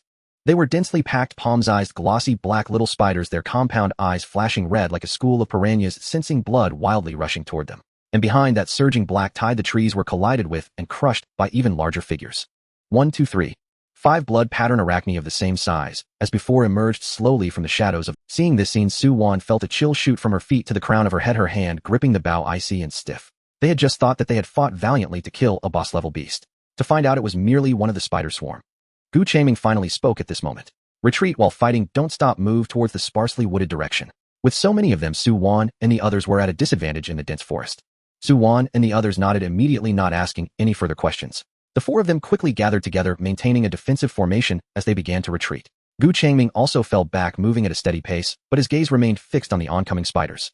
His eyes swept over the 5 blood-patterned spidery monsters in front, and then glanced deeper into the shadows of the forest behind them. These social monsters. The true leader must still be hidden. Just as they retreated a few dozen meters, the black tide at the front had already surged to their feet. Suwon and the others dealt with it nervously, but luckily those small spiders, although numerous, were not strong individually, so they were safe for the time being. Changming was not left behind either. The 5 blood-patterned spidery monsters had locked onto him and were continuously launching. Changming swung his Tang Dao, the night eclipse, carving a cold arc through the air, and then he chopped off half of the head of a blood-patterned spidery monster that dared to approach. Suddenly, Changming felt an unusual tremor beneath his feet. He then turned his head towards Suwon and the others, who had retreated some distance away. Sure enough, the next moment, a thunderous roar erupted. It was not a single sound, but a continuous muffled booming that resonated from deep underground, as if some colossal creature was turning over below. Be careful! Lin Jinxiu shouted in alarm. The ground not far in front of them cracked like fragile eggshells, with soil and stones rolling, and a massive pit suddenly collapsed. Dust rose into the sky, nearly obscuring their vision. The four staggered back, nervously staring. As the dust began to settle, a gigantic foot covered in dark red sinister patterns slowly emerged from the edge of the pit, gripping the rim. Then a second and third foot. 8 legs as thick as temple pillars gradually emerged, deeply embedding themselves into the ground, slowly lifting that massive figure from below. The full form of the creature finally revealed itself. Its body was almost twice the size of any blood-patterned spidery monster they had encountered before, resembling a moving dark red mountain of flesh. What was most unsettling was its swollen abdomen, which appeared almost translucent, as if thick liquid and countless shadows were slowly writhing inside. At that moment, from the constantly writhing end of its tail, fist-sized black red-shelled spiders were continuously produced, falling to the ground, with a plop swiftly joining the surrounding tide of black spiders. The blood-patterned spider queen. A suffocating sweet and foul odor filled the air. Suwon and the others looked at that massive body, resembling a mountain of flesh, gazing at the terrifying abdomen that was continuously writhing and producing red spiderlings, feeling their stomachs churn. A wave of instinctive fear surged in their hearts. This creature was not on the same level as the blood-patterned spidery monster they had killed before. So it turns out, this was the true Beast King. In the instant it appeared, the creature's enormous body leaned forward slightly, and one of its legs, like a siege hammer filled with power, suddenly thrust towards the direction of Suwon and her companions without warning. It moved at incredible speed, accompanied by a muffled roar. Fortunately, Su Wan reacted quickly. She didn't even have time to aim, but shot an arrow in a panic towards the massive shadow coming at them. The arrow struck the hard shell, exploding into a small burst of ineffective flames. But seizing this moment, she grabbed the dazed three with her hand, pushed off hard with her feet, and used all her strength to leap to the side. In the end, they narrowly avoided the strike. Boom! The massive leg crashed down precisely where they had just stood. The earth and stones exploded like fragile tofu, creating a deep pit several meters in diameter with debris and soil flying like bullets, causing the surrounding trees to crack loudly. The shockwave sent the barely standing four tumbling back a distance, crashing heavily to the ground. Su Wan coughed, struggling to half-kneel, feeling her arms pulled painfully and a buzzing in her ears. Her three teammates had lost their strength due to fear and collapsed to the ground. Lin Jinxiu and the others seemed stuck, their eyes vacant. Zhang Yuanfan's lips trembled, his voice shaking uncontrollably. Are we going to die? This sentence pierced through Su Wan's maintained calm like a cold needle. The cold touch of death wrapped around her heart at this moment, tightening to the point where she could hardly breathe. At that moment, a calm voice suddenly rang in her ear. Can you hear me? The voice was very familiar, and Su Wan was taken aback, turning her head sharply towards Gu Changming. Gu Changming was currently blocking an attack from a blood-patterned spidery monster with his blade, his gaze not directed towards them. She instantly understood it was a method of mental communication. She nodded vigorously. I can hear you. At this moment, Gu Changming was the only one who could bring a turning point. She would follow whatever he commanded. Gu Changming's voice echoed in her mind again. Throw that black thing on your shoulder towards the Spider Queen. Su Wan was taken aback again, instinctively looking at the unassuming black slime that had been quietly sitting on her shoulder since the battle began. Throw this. She found it hard to believe. Is it this? Su Wan still obeyed and picked up the mimic beast from her shoulder. Yes. Gu Changming confirmed, then seemed to think of something, paused, and spoke again. Oh right, remember to shout the incantation correctly. Incantation. Su Wan's mind was a bit slow to process. What incantation? She instinctively asked in her mind. It's decided that it's you. Gu Changming's voice left her with a strange sense of certainty. At this moment, Su Wan was completely at a loss, unable to. At this moment, the Spider Queen seemed to have adjusted its posture, its compound eyes once again locking onto them, as another leg slowly lifted, preparing for the next crushing attack. There was no time left for her hesitation. Su Wan gritted her teeth, not caring to ponder the strange incantation, grabbed the mimic beast in hand, then took a deep breath, using all the strength she could muster at that moment, and swung her arm forcefully forward. At the same time, the absurd incantation slipped out of her mouth. It's decided that it's you. The black jelly flew out, tracing a parabolic arc towards the massive blood-patterned Spider Queen that radiated a terrifying aura. Su Wan watched as the creature's slime-like body suddenly began to stretch, deform, and swell in midair. The black surface sparkled with dense circuit-like golden patterns, growing brighter, with a faint crackling sound of electricity in the air. Then the limbs shot out rapidly from the torso, thick and powerful, with claws condensing arcs of electricity at their tips. The entire process was as fast as lightning. When it landed, a four-legged beast comparable in size to a large rhinoceros, with an entirely black body adorned with golden lightning patterns, leapt into view, crackling with dazzling electric light. Upon landing, the mimic beast opened its massive mouth wide, roar. Amidst the roar was a mix of thunderous rumbles and the crackling sounds of electricity, forming a visible wave of air swirling with tiny arcs of electricity rushing towards the Spider Queen. Its momentum was overwhelming, rivaling the oppressive sensation brought by the terrifying Spider Queen. The Thunder Beast, transformed from the mimicry beast, roared as it pounced towards the blood-patterned Spider Queen, the two colliding with a thunderous crash. Its sharp claws and legs tore through the air while lightning and venom splattered around, with the deafening sound of their collision echoing continuously. In an instant, it was impossible to discern which side held the advantage. Su Wan and the others were left dumbfounded, especially Su Wan. She stared at the giant beast surrounded by flickering lightning, unable to connect it with the soft black jelly that had previously been resting on her shoulder. In a daze, suddenly a clear and melodious whistle, as if carrying a certain rhythm, rang out. Su Wan instinctively turned towards the sound. It was Gu Changming. He remained standing in his original position. Beside him, a silvery fish-like object was gracefully suspended in midair, slowly swimming. The silver fish suddenly trembled and transformed into a blurred silver line, rapidly darting around him in a circle. Wherever it passed, the black spiders that attempted to come closer froze in place, and then with a series of puff sounds their shells shattered and fluids splattered, instantly clearing a large area. Immediately after, the silver fish changed direction and shot straight towards the nearest blood-patterned scorpion spider. A flash of silver passed by. Puff! A dull sound of penetration echoed. The silver fish shot into one side of the blood-patterned scorpion spider's body and exited from the other side, leaving a transparent hole. In the blink of an eye, several more bloody holes appeared. Following that, the blood-patterned scorpion spider's movements suddenly froze. In the next second, faint silver light shone from the joints of its 8 stout legs almost simultaneously. Crack! Crack! Crack! A series of crisp breaking sounds densely rang out. Where the silver light flashed, the leg joints snapped. In response, the massive spider disassembled like scattered building blocks, crashing to the ground in pieces. In truth, the moment the blood-patterned Spider Queen appeared, Gu Changming felt a sense of relief. It was merely a boss. During the past month, he had been hunting alone in the wilderness, having already dealt with no less than 10 monsters of this level. When they didn't show themselves, he had to guard against surprise attacks from the shadows, but now that it had revealed itself, the threat was significantly reduced. He could let the mimicry beast handle it by itself. If it couldn't defeat a beast king after swallowing so many, then it could simply be released. Speaking of which, the real trouble came from these swarm-dwelling spiders. Their numbers were vast, rushing in one after another, making them far more troublesome than a single boss. As his thoughts turned, several fist-sized little spiders charged fearlessly towards his feet, their abdomens swelling rapidly, glowing ominously red, trying to drag him into self-detonation. Changming maintained a calm expression and waved his hand casually. An invisible force emerged from thin air, and the little spiders crashed into an invisible wall, instantly bouncing back and tumbling through the air. Bang! Bang bang! A series of muffled explosions erupted as they transformed into several clouds of stinking blood mist midair. The battle continued. The roar of the thunder beast intertwined with the shrill cries of the spider queen as lightning and venom splashed around. Yet the situation had begun to tilt. The thunder beast transformed from the mimicry beast grew fiercer as the battle raged on, suddenly pouncing the massive spider queen to the ground, its giant mouth infused with lightning biting down, fiercely tearing off a large chunk of dark red flesh and greedily swallowing it. On the other side, silver light flashed around Changming. The speed of the thought-activated shuttle quickened, almost leaving behind silver-white afterimages in the air, intertwining to form a deadly net.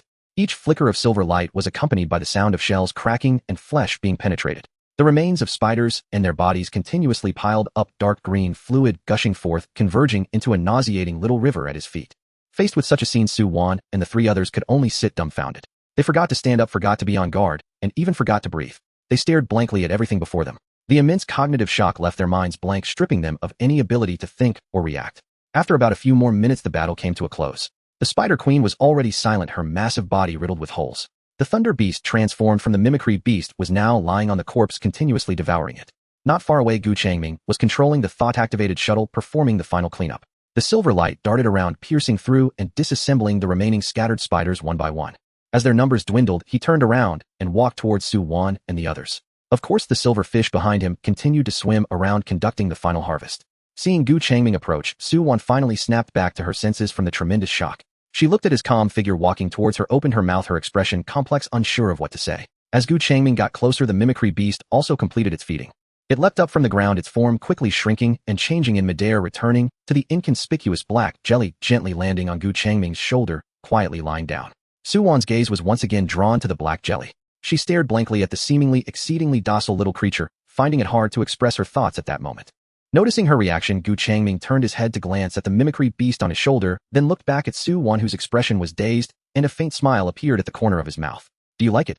This familiar phrase jolted Su-Wan back to reality. She recognized his teasing and knew what he was likely to say next. But in the end, she still spoke, going along with the conversation. "I like it. Will you give it to me?" Upon hearing this answer, Changming finally revealed a satisfied smile. He reached out to pick up the mimicry beast from his shoulder and naturally placed it on Su-Wan's head. "If you like it, then look at it more. Just remember to return it to me later." The black jelly slightly spread out on the top of Su-Wan's head, a cool and gentle touch felt. However, Su-Wan no longer felt the previous ease and comfort, for this was the item that had single-handedly defeated a boss-level beast king. She dared not move, making a concerted effort to lift her head, trying to see the situation atop her head, her expression somewhat adorably comical. After the battle had completely ended, everyone began silently tidying up the battlefield. The process was so quiet that only the subtle sounds of cutting and peeling materials remained, along with occasional glances directed towards Changming. Those valuable shells, venom glands, and the remaining materials from the blood-patterned scorpion spider were divided and packed. No one spoke, and the atmosphere was somewhat stagnant. Once everything was tidied up, the group set off on their way back to the base. It remained silent, only the sounds of footsteps and breathing echoed across the wilderness. Until they arrived at the thick gates of the base, their footsteps halted. Almost in unison, the four gazes fell upon Changming. They all knew that he was about to leave. Someone with Changming's strength could not possibly stay behind to play games with them. Changming also stopped and looked over. They exchanged glances for a moment. Su-Wan took a deep breath and broke the silence, her voice lighter than usual. "Are we going in? After we sell the materials, we'll transfer the points to you." Changming glanced at her and shook his head, saying, "No need. Just transfer me some later. How can it be casual? If it weren't for you, we would all be dead," Su-Wan replied. However, seeing that Changming seemed unfazed by the trivial matters, she momentarily didn't know what to say. Thus, she quickly cast a glance at Lin Jianxiu beside her, but Lin Jianxiu merely lowered her eyes, showing no reaction. A brief silence lingered before the gate. Su-Wan pursed her lips and spoke again, her voice clearer than before. "Then, let's add each other as friends. Otherwise, I won't be able to transfer you the points." Changming nodded all right. Seeing Changming agree, she immediately proceeded with the action. Thus, a system prompt appeared before Changming, finally revealing the name that the other party had noted: Su-Wan. His gaze flickered as he accepted the request. Su-Wan watched as the system notified her request accepted, a new name appearing in her friend list. She bit her lip and looked up at Gu Changming, hesitating to ask, so will we meet again? Okay, Su-won, Gu Changming said deliberately. This sudden form of address left Su-won somewhat at a loss. But after a pause, Gu Changming added Su-won goodbye. He had to repeat it a few times to confirm he hadn't forgotten her name. Su-won was momentarily taken aback. Why is he calling me by name and repeating it twice?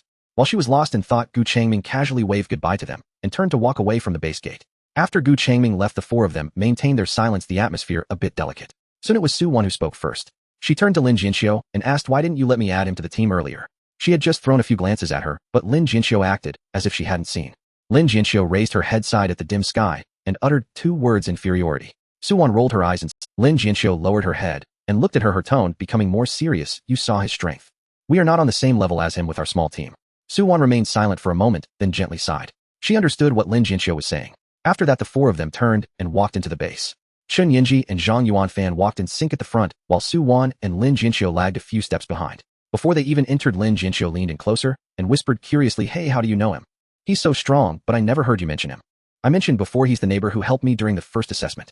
Lin Jinxiu realized, and then her eyes lit up. Is he the one who saved you and informed you of the rules that could improve your score? Yes. Su-won nodded.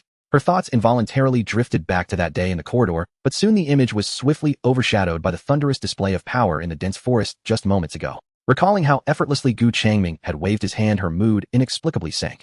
She had thought that after so many days and several assessments, she had acquired sufficient strength.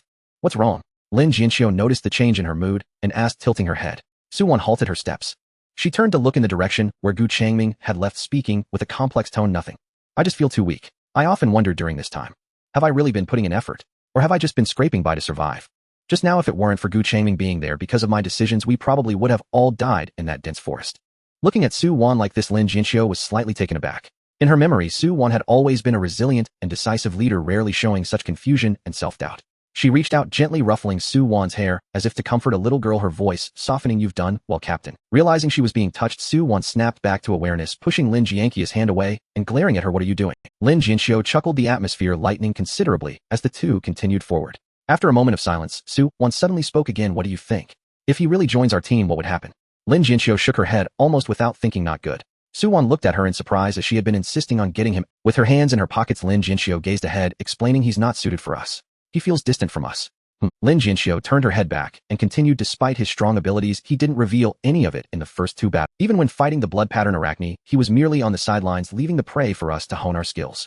He views us from a perspective of superiority. It's like looking through a layer of glass. You can see him, but he can never truly connect with us.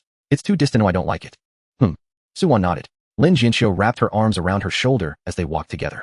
Suddenly, Su-won's expression froze, her steps halting as her eyes fixed on the air in front of her, as if she had seen something. What's wrong? Lin Jinxiu was puzzled by her reaction. Su-won abruptly turned her face towards her, shock evident on her face, her voice slightly changing in tone. He just replied to my message. Oh, who? Gu Changming. Lin Jianqi's eyes widened. Yes. Su-won nodded vigorously. He said, he wants to enter a secret realm and wants to invite us to team up. Really? Lin Jianqi's eyes instantly brightened. But the next moment she saw Su-won's lips involuntarily curling up, finally breaking into an uncontrollable smile. Just kidding, teasing you to see if you really don't like him joining us, or if it's just a facade. Su-won's eyes sparkled mischievously. Lin Jianqi's expression froze for a second. Then her temple twitched as she gritted her teeth. Su-won. Go. She let out a low growl and punched Su-won's shoulder. I was trying to comfort you, and you play tricks on me. In a desolate wilderness, the wind wailed. In the dim sky, a giant translucent white number quietly floated. 1341. Every minute the last digit would decrease by 1. The 4th civilization promotion assessment has entered its final day. The white number appearing in the sky is the countdown for the... At this moment, Gu Changming was sitting cross-legged on a relatively flat gravel ground. Not far in front of him, a giant cocoon about the size of 2 people stood on the ground, dark and almost black. The surface of the cocoon was not smooth, and one could vaguely see something slowly wriggling inside, causing the entire cocoon to tremble slightly, as if it were nurturing something. Yes, that is a mimic beast. It is currently in the final stage of its upgrade evolution.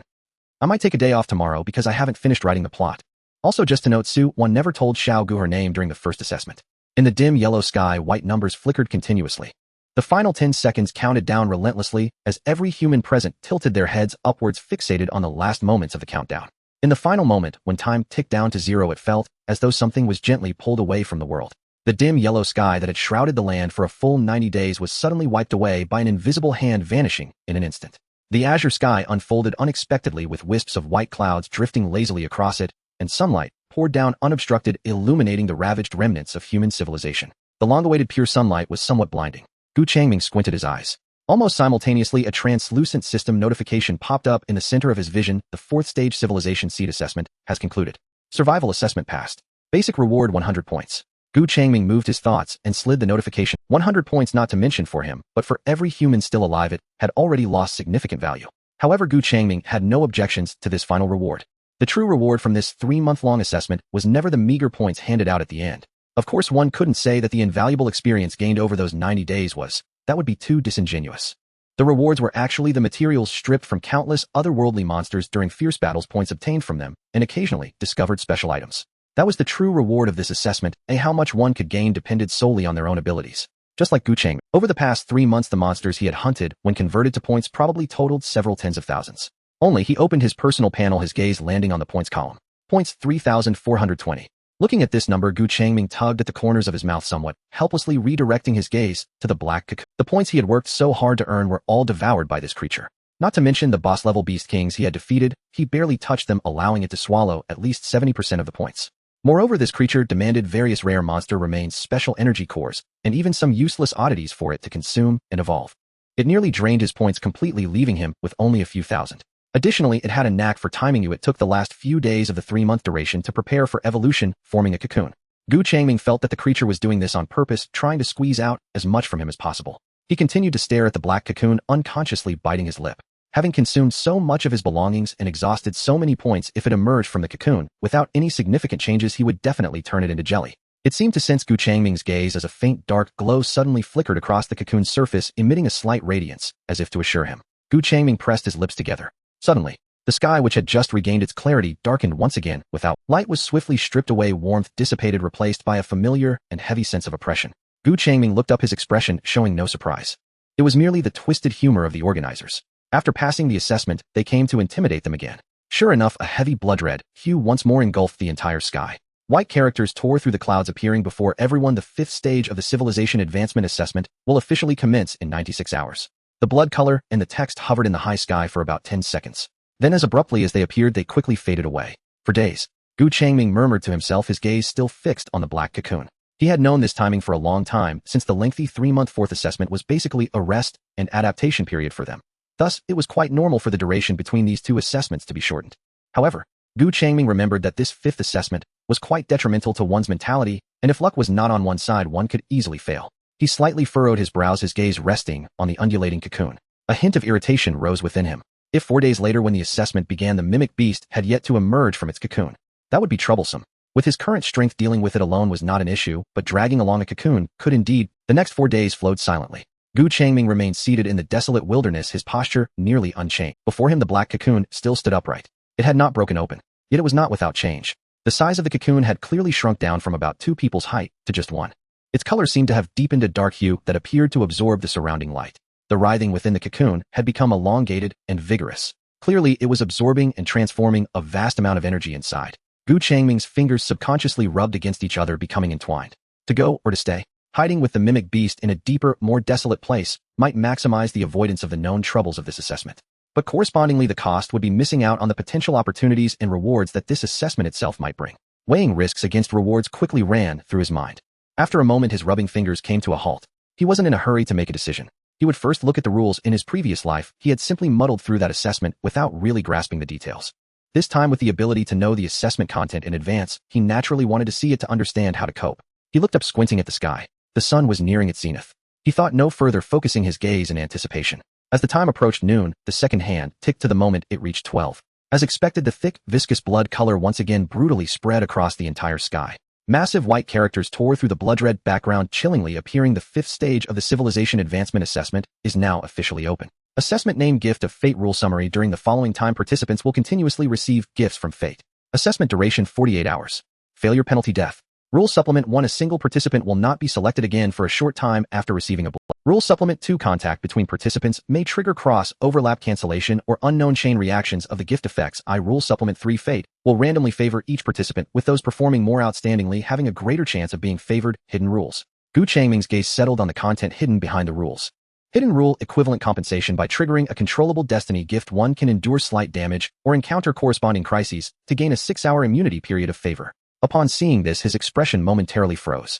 It appears that this assessment is not as difficult as he had imagined. In the past, he lacked information in this regard, but now it seems that knowing it makes the challenge less daunting. Even with the untransformed mimic beast, it should not pose a significant issue.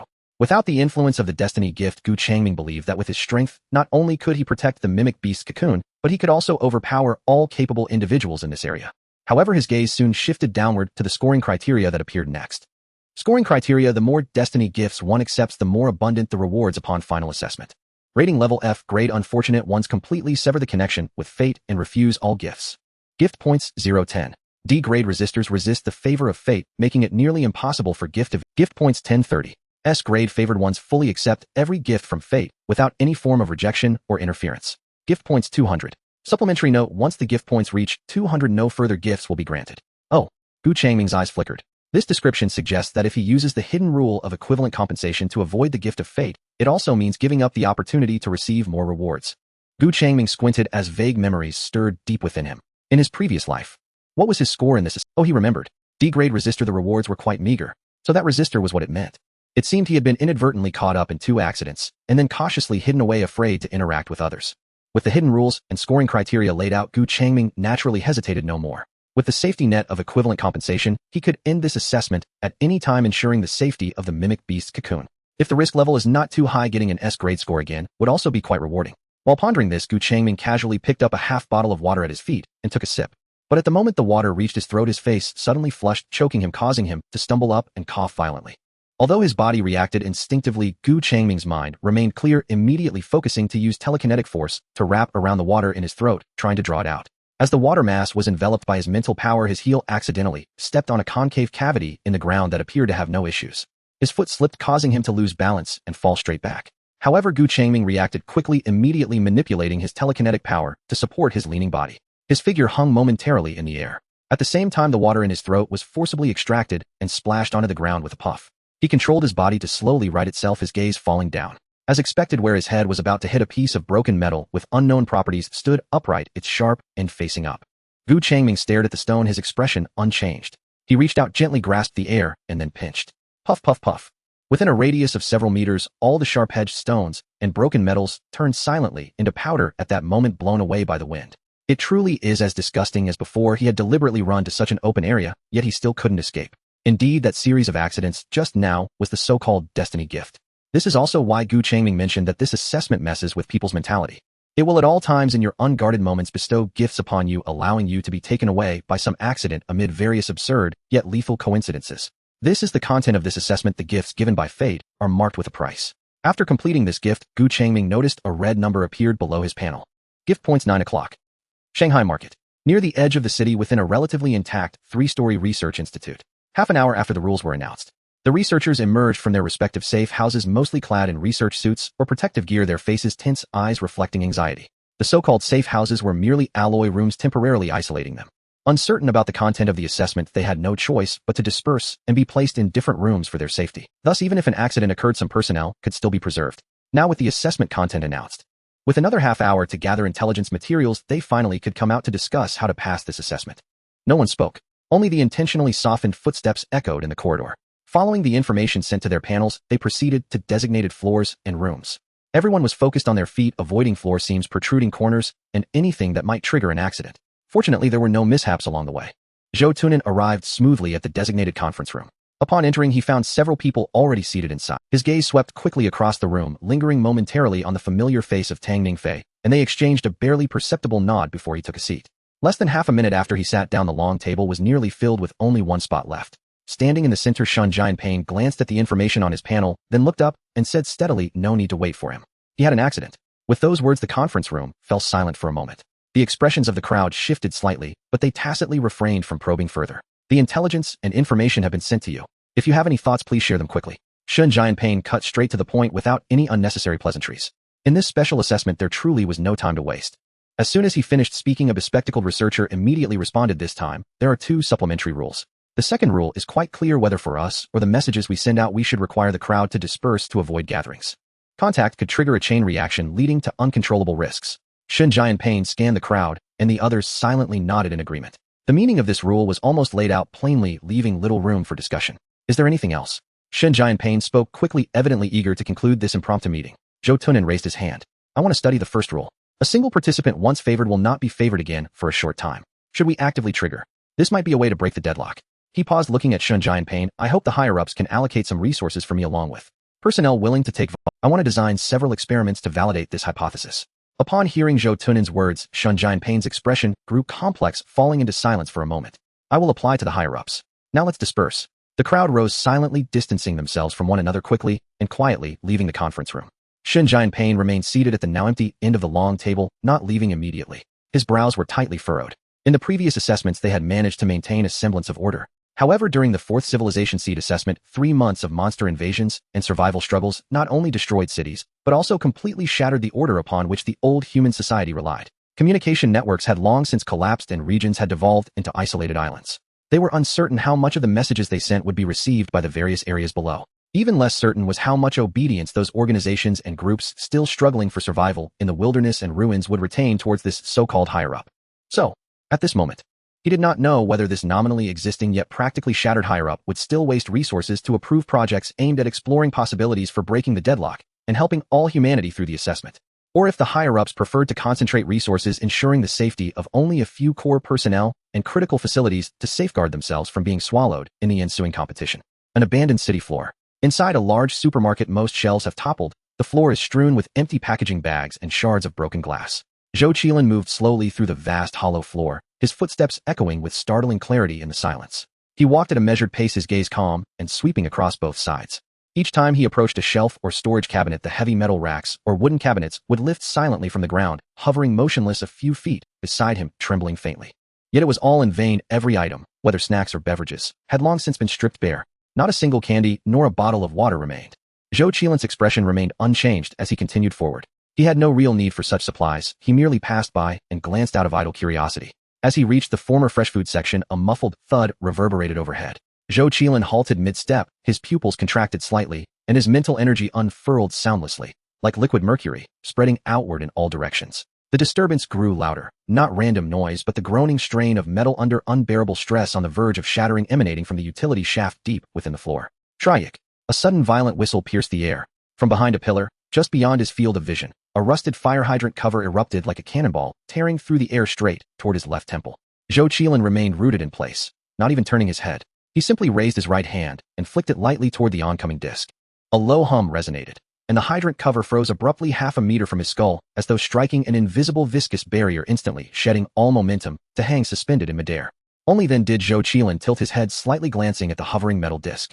A gift from fate. A faint crease appeared between his brows.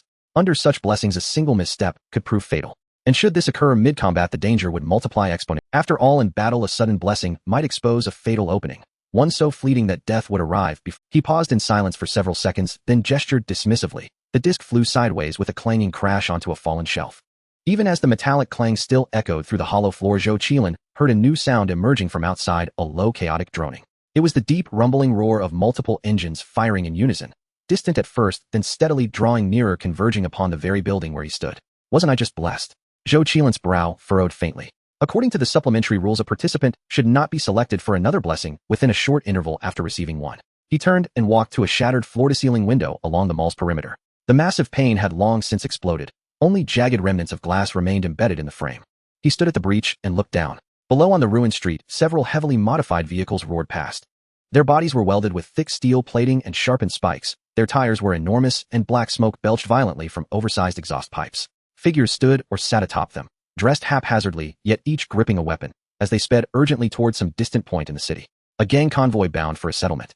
Zhou Qilin identified them instantly, the earlier uncertainty dissolving. It seemed merely a coincidence, unrelated to the trial's gifts. He relaxed slightly, turning away from the window, preparing to retreat deeper into the floor to rest, when suddenly a translucent system notification bloomed without warning at the center of his vision. Zhou Qilin froze mid-step, momentarily stunned, his gaze locking onto the message. It originated from a group chat designated Mute All, with hundreds of members, entitled Civilization Trial Notification Group. He had joined it early on. After acquiring fragments of telekinetic inheritance, certain government departments recognized his potential and recruited him directly. During the third trial, when real-time interfaces became available on the interface panel, this official notification group was formally established. But during the fourth trial, 3 months of relentless assault, the infrastructure collapsed entirely and societal structures crumbled beyond repair. Communications dwindled to near silence. In this era, the concepts of nation and government had vanished entirely. He'd assumed such messages would never appear again, yet here one was mere moments into the 5th trial. Had the authorities barely recovered from the 4th trial already begun reasserting control? Zhou Qilan wondered. The sender's ID read Changming. The subject line blazed with urgency, preliminary verification, and operational framework for actively triggering blessings to secure a 6-hour safety window. Internal Express Edition. Beneath it a terse addendum: the principle of equivalent compensation has been verified. This matter is critical. Please disseminate widely, so every surviving human sees it. Do not reply to this group. At the sight of the title, Zhou Qilan's pupils tightened imperceptibly. Without reading further, he extended a finger and tapped open the document in midair. The document loaded swiftly, clean, minimalist, devoid of ornamentation. Its most vital assertion was bolded in the very first line: empirical evidence confirms that actively triggering a blessing activates the equivalent compensation rule, granting a 6-hour safety window. Following this were experimental records, case studies, and theoretical deductions. Upon finishing, a subtle gleam flickered in his eyes. He closed the document. The notification vanished with it. Zhou Qilan's gaze drifted almost unconsciously downward, to the base of his feet, where several shards of glass still clung to the fractured window frame. Among them, larger fragments bore razor-sharp, glistening edges. He observed them for less than a second. Then his foot caught unexpectedly on a shallow, unremarkable depression in the floor. His body lurched forward, balance lost, pitching headlong toward the cluster of jagged glass. Face first, his eye sockets aligned directly with the sharpest, most lethal shard. His descent was slow, almost clumsy, like an ordinary person stumbling blindly through ruins. At the instant his eyes neared impact with the blade-like tip, an invisible force surged into existence, arresting his fall. His eyes hovered less than an inch from the perilous edge. Simultaneously, a translucent prompt materialized crisply at the periphery of his vision. Participant has actively triggered the equivalent compensation rule. Rule activated, blessing immunity status granted. Duration 6 hours. The notification vanished in a flash. His body was gently lifted and steadied by telekinetic force until he stood upright once more. His gaze shifted back toward the window, where the dust clouds kicked up by the armored vehicles had yet to settle. A deeper, inscrutable smile tugged at his lips, his eyes utterly devoid of warmth. He had just remarked how in this trial environment, even the smallest lapse could draw the favor of fate, guaranteeing only one outcome: death. And yet there were many of them. Their scores must be substantial. Previously he would have weighed the risks carefully, but now, advantage rested squarely with him. A rare, exquisite opportunity indeed. On the barren open plain, Gu Changming remained seated cross-legged, his gaze fixed upon the description of the hidden rule. He fell into deep contemplation. This hidden rule was in fact critically important. The trial itself was absurdly perilous. A single misstep could mean death. If this hidden rule were disseminated, it might save countless lives. After a moment of silence, he willed it forth. His translucent system interface shimmered into view before his eyes. With a light flick of his finger, he navigated to the friends list. Only one name appeared on the list: stark and solitary Su Wan. Gu Changming stared at the two characters. His expression remained utterly still. Su Wan was currently stationed at the Xinhua outpost, a densely populated hub where information spread like wildfire.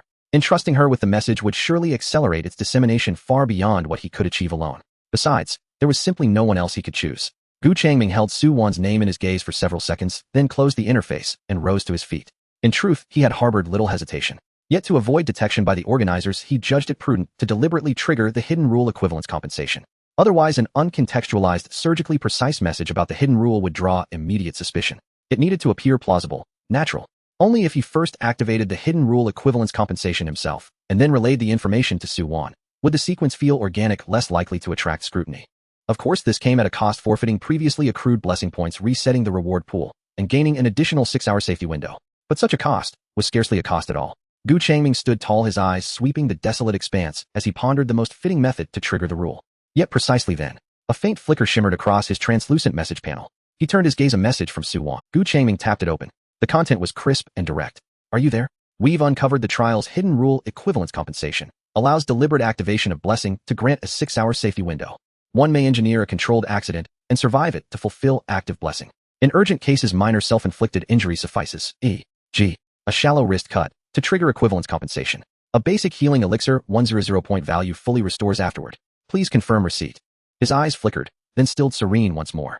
Had someone at the Xinhua outpost already perceived it ahead of time? Well then, no need for redundant effort. Her intelligence was even more comprehensive. With only minor self-harm required, he could enter the exemption window at will. The risk was virtually non-existent. Gu Changming sat back down and sent her a concise reply confirming he'd seen them. As he settled onto the ground, his thoughts drifted. In his previous life, had awareness surfaced this swiftly? He couldn't recall clearly. Back then he'd added few friends, no one had ever messaged him. Moreover, after enduring 2 consecutive blessings, he'd retreated to solitude, hiding away in isolation, so he'd learned little of the broader landscape. Thus this message from Su Wan left Gu Changming uncertain. Had his rebirth altered fate itself, allowing others to survive who otherwise wouldn't have, thereby shifting the course of human history? If so, it was profoundly auspicious. All signs pointed toward improvement, and perhaps humanity's civilization would endure this trial. No sooner had he resumed his seat than, suddenly, a silver speck flared into existence high above, pulsing rhythmically accompanied by a faint metallic. Gu Changming's gaze sharpened. He raised his right hand, and with a subtle curl of his index finger a pebble at his feet shot upward, cleaving the air with a sharp whistling report. Shoo! The stone became a gray streak. Midair the silver point stuttered, then tumbled wildly, spiraling down. Only after it struck the ground did Gu Changming shift his attention. It lay among scattered rubble, its shell fractured, revealing intricate metallic innards, its avian silhouette still faintly discernible. A mechanical construct, a machinist's craft, Gu Changming mused quietly. So, fate had blessed him once more. Minutes later, just as Gu Changming had anticipated, the earth trembled faintly beneath him, a low rhythmic vibration rolling steadily closer, like heavy vehicles grinding across hard-packed soil. He turned his head toward the source. On the distant horizon, a vast plume of dust billowed skyward. Several heavily modified automobiles raced toward his position, striking in their brutality, armored with thick steel plates, crowned with jury-rigged metal frameworks, their oversized rugged tires churning up great clouds of ochre dust as they tore across the wasteland. Gu Changming couldn't tell whether such modifications conferred any real advantage, or if they merely served as theatrical props reinforcing the driver's self-fashioned personas. The vehicles screeched to a halt barely 15 meters from him, tires shrieking against the gravel. Then 6 figures leaned out through the windows of the 3 cars. At their head stood a man nearing 30, clad in a grimy white sleeveless vest, his arms corded with dense knotted muscle, his bearing fierce and unyielding. The others hovered around 24 or 25, some bare-chested, bearing old scars from blade wounds, others clutched half-smoked cigarettes between their lips, their gazes sharp-edged and defiant, radiating raw, untamed recklessness. The leader thrust his torso halfway out the window, bracing one hand on the doorframe, and bellowed toward Gu Changming. "Hey, that bird, did you bring it down? Yours?" Gu Changming met his stare and nodded once. "Damn right," the man snarled, then vaulted out of the vehicle. He landed solidly, and his gaze instantly locked onto the massive black cocoon before Gu Changming, over a meter tall, pulsing, faintly undulating with slow, organic motion. The man narrowed his eyes, flicking his gaze between the cocoon and Gu Changming, then jerked his chin toward it. "Yours?" Gu Changming shook his head decisively. "Found it by chance. Seemed valuable. So I've been waiting here watching, hoping to see what emerges when it hatches. Claiming it outright would hand them leverage, but framing it as theirs, perhaps they'd even guard it for him." He paused, then added, voice calm and level, "Though it seems now it belongs to you." "Smart move." The man grinned, waving his hand to signal the others to disembark and load the cocoon. Within moments, 3 or 4 more figures leapt from the other vehicles and strode toward the black cocoon of the mimic beast. Watching them hoist the cocoon, Gu Changming's fingers unconsciously rubbed together. His gaze lowered, mind turning inward. Should he eliminate them, or leverage their presence to amplify the gift reward? Supplemental Rule 2 stated clearly, the greater the number involved, the richer and more complex the gift becomes. Before he could decide, the vest-clad leader abruptly fixed his gaze upon Gu Changming, stared intently for 2 heartbeats, then barked aloud. "Grab him too." Gu Changming. Perfect. Fate had just made the choice for him. Bang! His wrists bound, Gu Changming was unceremoniously tossed into the cargo bed of a modified pickup truck. As the vehicle jolted forward, he split his spiritual sense in 2. One half wrapping gently but firmly around the mimic beast's cocoon, shielding it from unforeseen disruption, while the other half settled into quiet vigilance. After some time, the partition window between cab and cargo bed slid open, a narrow slit, and the leader leaned through, locking eyes with Gu Changming. He found it genuinely strange. In past abductions, captives either wailed and begged, groveled desperately, or spat curses. Never this unnerving silence. After holding Gu Changming's quiet gaze for several breaths, he finally broke the stillness. "Don't you have questions for me?" Gu Changming furrowed his brow, considering seriously. "What's the career outlook for your line of work? And what's the compensation package like?" After those words were spoken, the two fell into a tacit silence. They locked eyes for a few seconds, and the other person's expression stiffened. He tugged at the corner of his mouth as if he wanted to curse, but forced himself to hold it back. Finally, he slapped the person next to him and commanded, "Go shut his mouth for me." A moment later, Gu Changming had a towel stuffed in his mouth, and he didn't struggle. He blinked, his expression unchanged, simply shifting back and leaning against the inner wall of the truck bed. There was not a hint of humor. In fact, Gu Changming could roughly guess what these people were up to, as well as their origins and formation. The development process of the new era's order indeed unfolded this way. At first, perhaps some individuals relying on a slight advantage gained early on acquired power surpassing that of others. Among these individuals, not everyone chose to venture into secret realms for adventure and points. Instead, they opted for simpler and more easily obtained methods, turning their aggression towards others. They seized others' points by force to strengthen themselves. Once they became sufficiently powerful and were no longer afraid of being backstabbed by those below them, they began recruiting other underlings to amass more human resources for better plundering of points from other humans. With such actions, a small group or gang naturally formed, gathering into a collective with shared interests. However, looking at them now, they should have already passed that wild growth phase. The reason? Naturally, it was because they had conscripted. Previously, those who encountered someone like him alone would have surely threatened them and squeezed all the points out before killing them. But But now after months of assessment and training there were hardly any among the survivors who could be easily manipulated. Even if they couldn't win they would never give up their points even in death, and it was very likely they would take one or two down with them. Moreover, everywhere were spontaneously formed groups huddling together for warmth, such as Suwon's team, or larger collectives like the Ember Base, where thousands of orderly humans congregated. If they wanted to plunder as carelessly as before, it was no longer possible. Once a fight broke out, it would be a battle among dozens. Even if they won, the gains would hardly compensate for the losses. Thus, to maintain the survival of their team, they also had to change their survival strategies, shifting from predation to recruitment, sustaining their organization's competitiveness to avoid extinction. Naturally, by doing so, the original leader could continue to draw blood from these subordinates, maintaining his previous status and environment. The car engine roared back to life, bumpily continuing towards the city. Gu Changming made no other movements, remaining. His gaze shifted from the desolate scenery passing by to the black cocoon in the bed of another pickup truck. Suddenly, the truck carrying the cocoon jolted violently. A front right wheel had run over a protruding rock. The body of the truck tilted instantly, and the cocoon in the back was thrown up high by the force. Seeing this scene, Gu Changming, just a sign, and he knew what would happen next. The gift was coming. Sure enough, the next second as the pickup landed, it lost control, spinning wildly like a runaway horse on the gravel. The driver in the truck desperately wrenched the steering wheel, but it was futile. "Watch out!" someone shouted. But it was too late. The out-of-control pickup swiped sideways, crashing violently into the side of the vehicle in the middle. Bang! The sound of metal tearing exploded. The middle vehicle was knocked sideways and crashed headfirst into the rear of the leading modified vehicle. The three vehicles twisted together at high speed, the screeching sound of friction and collisions relentless. Soon after, various mistakes and accidents followed in succession. The leading vehicle was pushed to spin half a circle, losing balance, instantly crashing down against a broken pillar at the roadside. The other two vehicles fared no better. The out-of-control pickup rolled over twice, scattering parts everywhere. The other vehicle rolled continuously on the ground, its roof grinding violently against the earth, sparking a flurry of sparks. The people in the car were flung out by the immense centrifugal force like rag dolls tumbling through the air. Gu Changming was no exception. As the pickup rolled, he was thrown out from the back.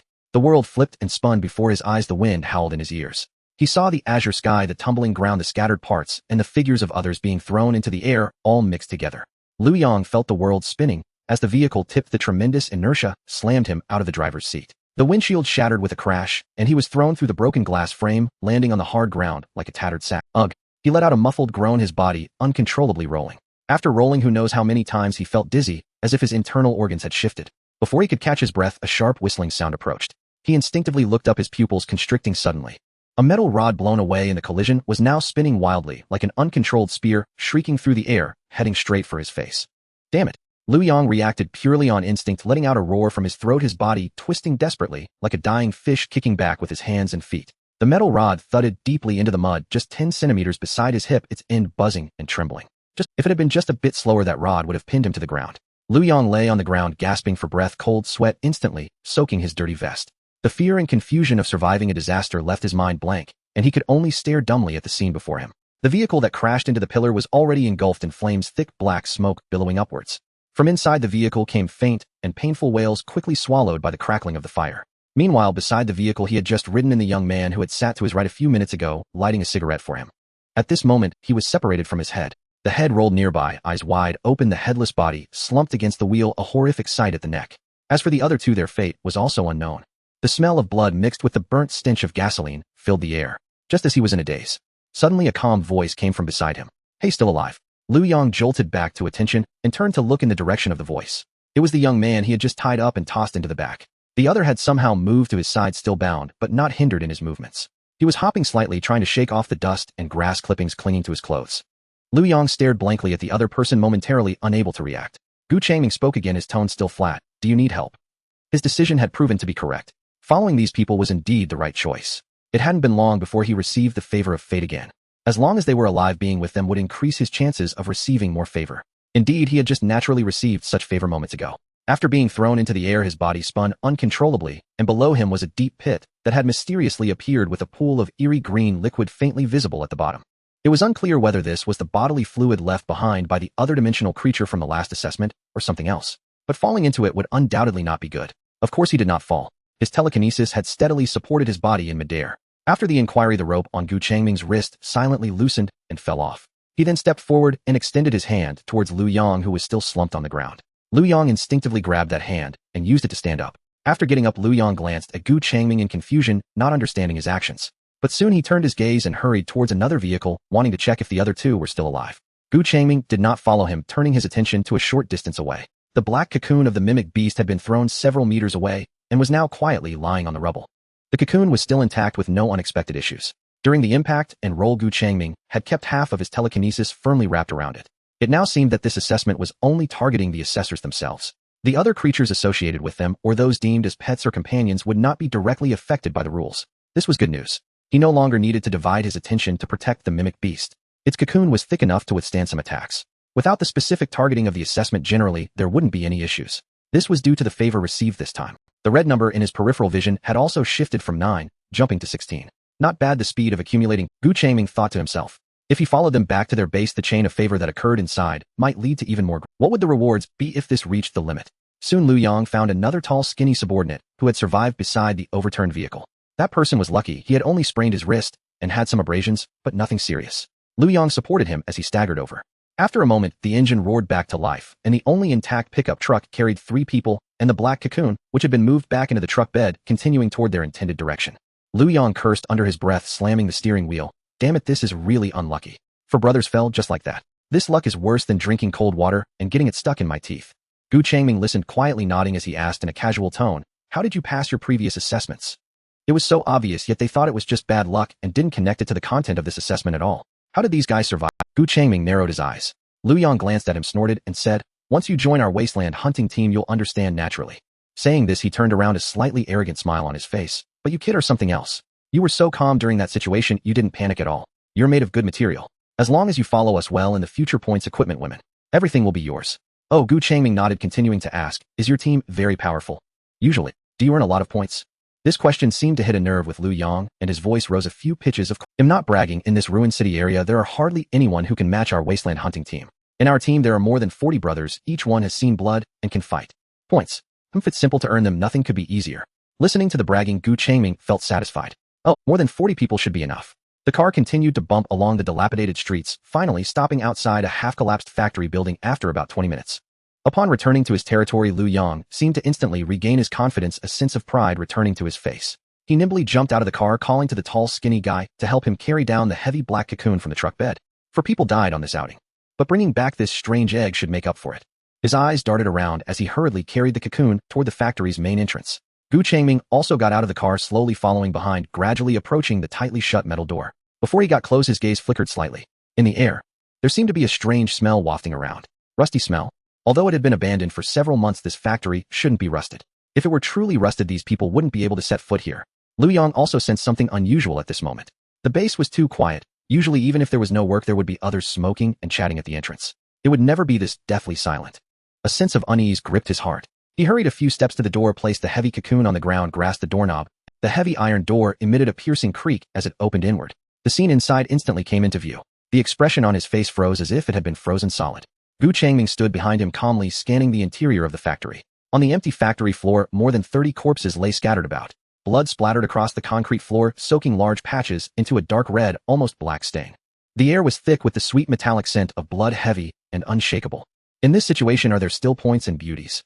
Changming took a few steps into the factory. However, Liu Yang and the tall, skinny guy had completely no reaction to his ill-timed joke, standing there in a daze. Changming didn't mind his thoughts stirred as his invisible mental force quietly spread out, like mercury meticulously sweeping over each corpse.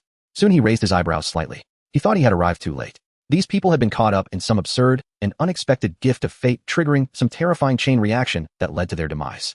However, upon examining the familiar fatal wounds that pierced through some of these individuals, it seemed they had been killed by someone. Changming approached the nearest corpse and squatted down beside it.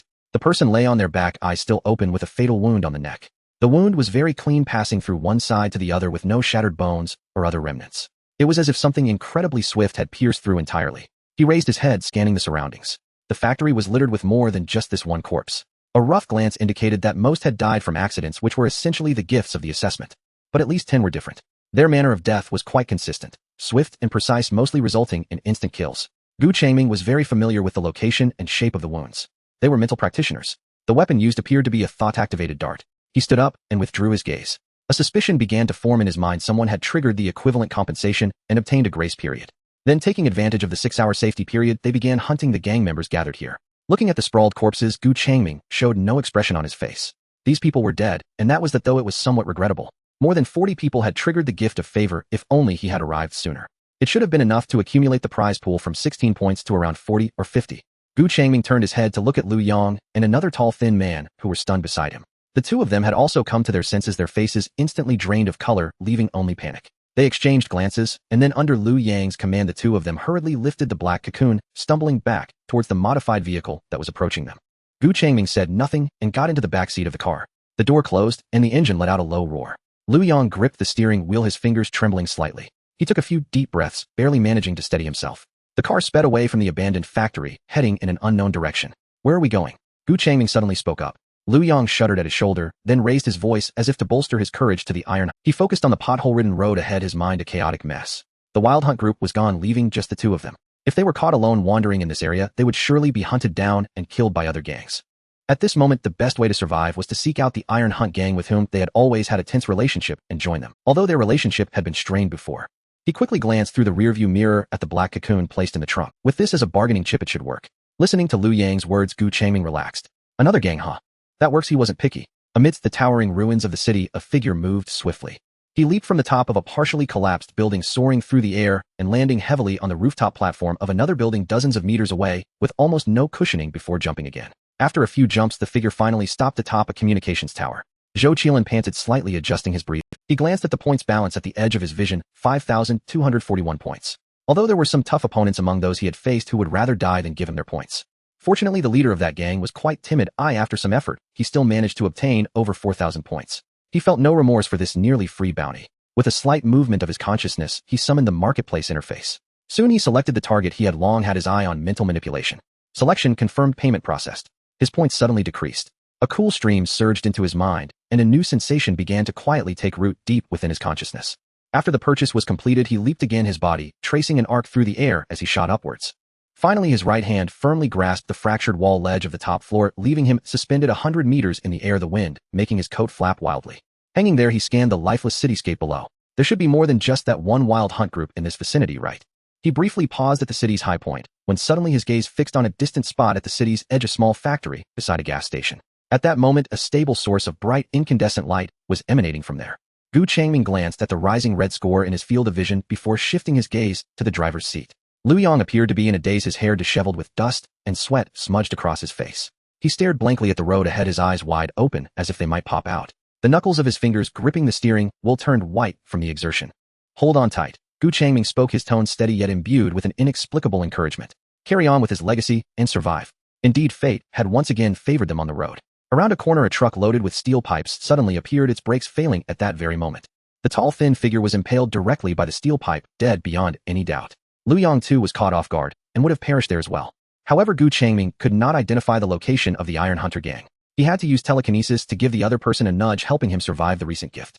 It seemed that while the person was saved, a part of his soul was lost. Observing Lu Yang's current dazed state, while driving, Gu Changming almost considered taking over the wheel out of concern for his fatigue. The vehicle jolted along the dim, desolate road for about a quarter of an hour.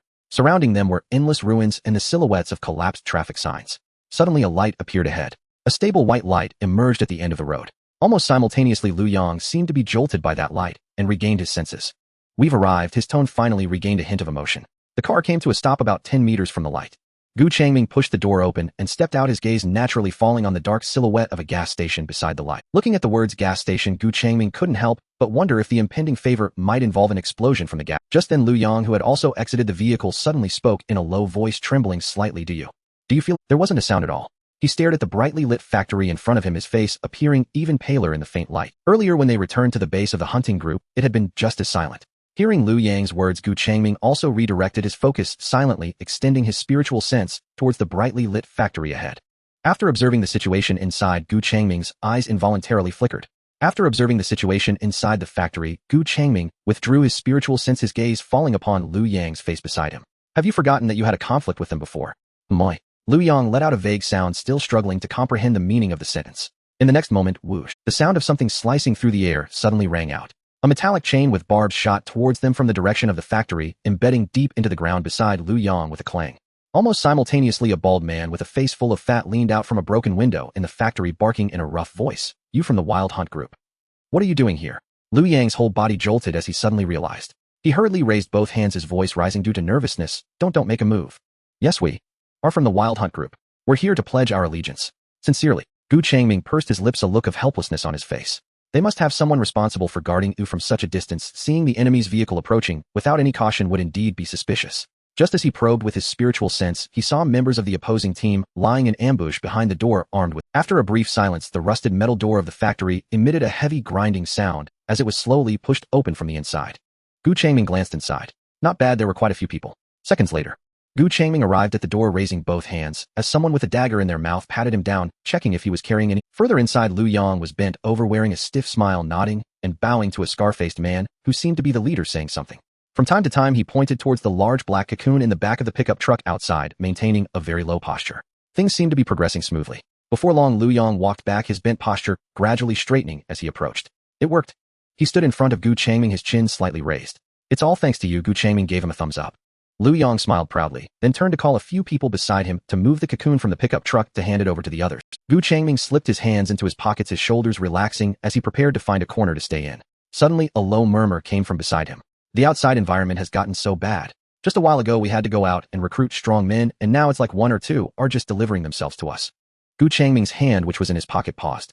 He turned his head and began scanning the surroundings. Just as he turned halfway, his gaze suddenly froze. About 10 meters away in the shadow between the factory and the light, a figure stood still, casting a gaze towards him. Their eyes met in the air. After staring at Gu Changming for a few seconds, Zhou Qilin moved first. He took a step, finally stopping in front of Gu Changming, neither too far nor too close. What a coincidence, Zhou Qilin slowly spoke. We've run into each other again. Gu Changming frowned, asking naturally, do we know each other? Zhou Qilin's expression paused imperceptibly for a moment, then the corners of his mouth slowly curled up, revealing a deeply meaningful smile. Don't know? You'll get to know each other soon enough. After saying this, he turned around and casually leaned back against the wall. Gu Changming, with a helpless pursing of his lips, thought, tisk, I can't believe he didn't manage to fool him. Hiss. This guy, if it weren't for being held back last time, I would have long since cut him down. Gu Changming shook his head helplessly, then found a corner to lean against the metal wall. At the same time, his peripheral vision was also locking onto the other party. It seemed that his earlier judgment was not wrong. The group from the Wild Hunt had indeed been killed, and the murderer was clearly this person. Now that the other party had mixed in here, their plan was likely the same as before, to enter first, then wait for a certain moment, and when the chain of rewards arrived, suddenly strike to reap the points. It really is a good method. Otherwise, it would be impossible for a single person to face off against a gang of over 40. Who could possibly win? No, I could win. The twilight had completely set in, and through the broken window one could see the thick darkness outside. Inside the factory, however, people were gradually gathering, drinking, or playing cards. Lu Yang seemed determined to establish his foothold here, actively weaving through the crowd with a smile, calling out brotherly greetings. Zhou Qilin squatted in the corner, occasionally glancing over at Gu Changming. Meanwhile, Gu Changming fixed his gaze on the red reward points only he could see. 32 points. After encountering 3 gifts, I managed to gather just a little. Should I actively trigger the blessing and then take down the opponent? With this in mind, Gu Changming occasionally glanced over. The two exchanged fleeting glances in the air, only to quickly part. However, their unusual behavior was too apparent, and soon those around them who were drinking and laughing began to notice something. The noise gradually subsided, and many people started to look back and forth in the direction of their gazes. Then everyone present focused on the two of them, feeling as if they were waiting for something, and the originally noisy space fell. Lu Yang also sensed the strange atmosphere. He stepped out from the crowd and shouted towards Gu Changming. Boom. Before he could finish, a deafening explosion completely drowned out his voice. The blinding orange-eared flames illuminated half the sky, suddenly expanding from the gas station beside the factory, instantly brightening everyone's faces. The ear-splitting sound and scorching airflow violently crashed into the factory, shattering the glass windows and shaking the ground violently. Genius. Gu Changming silently praised himself in his heart. He had just mentioned that the upcoming gift might just come from the nearby oil tank. Now it was indeed confirmed. As the explosion sounded, everyone in the factory was stunned by the sudden blast, their faces filled with shock and confusion. Before they could react, bang! A dull shattering roar came from above. The roof was torn open by a terrifying force, creating a gaping hole. Immediately after, a concrete block wrapped in flames and thick smoke descended from above like a burning meteor, crashing down towards the crowd.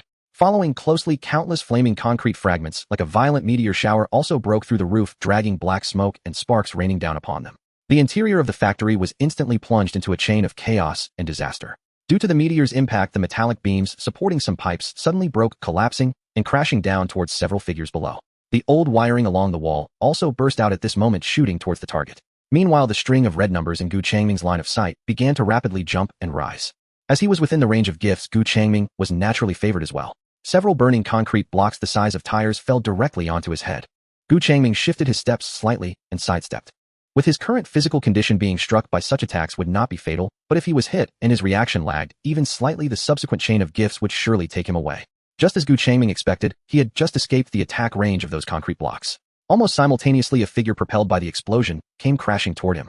The person was wielding a machete, swinging it mindlessly in the chaos, inadvertently slicing toward their own neck. Gu Changming leaned back as the blade grazed his chin. Before he could steady himself, another crack sounded above him. A half-broken steel beam had come loose due to the vibrations, plunging straight down toward his crown. Meanwhile, someone was firing in the chaos with stray bullets approaching. In less than 2 seconds, several more accidents struck, each aimed at claiming his life. Simultaneously, in Gu Changming's peripheral vision, that red number kept soaring, leaping from 32 to 66, doubling in value. In this situation, Gu Changming still divided a portion of his attention to focus on Zhou Qilin. On the other side, it was a different scene, with flames, falling objects, and stray bullets. All the chaos seemed to bypass him. It was as if there was an invisible barrier separating him from the surrounding disaster. Indeed, just as he had thought, the other party had grasped the hidden rules and began harvesting points from others. After the gifts descended, the other party immediately sprang into action. Now they held 2 bloody small minion heads in hand and were heading toward the mid-level members of the Iron Hunter gang. The process was quite simple: either transfer the points to him now or be killed by him immediately with no need to deal with any gifts or favors.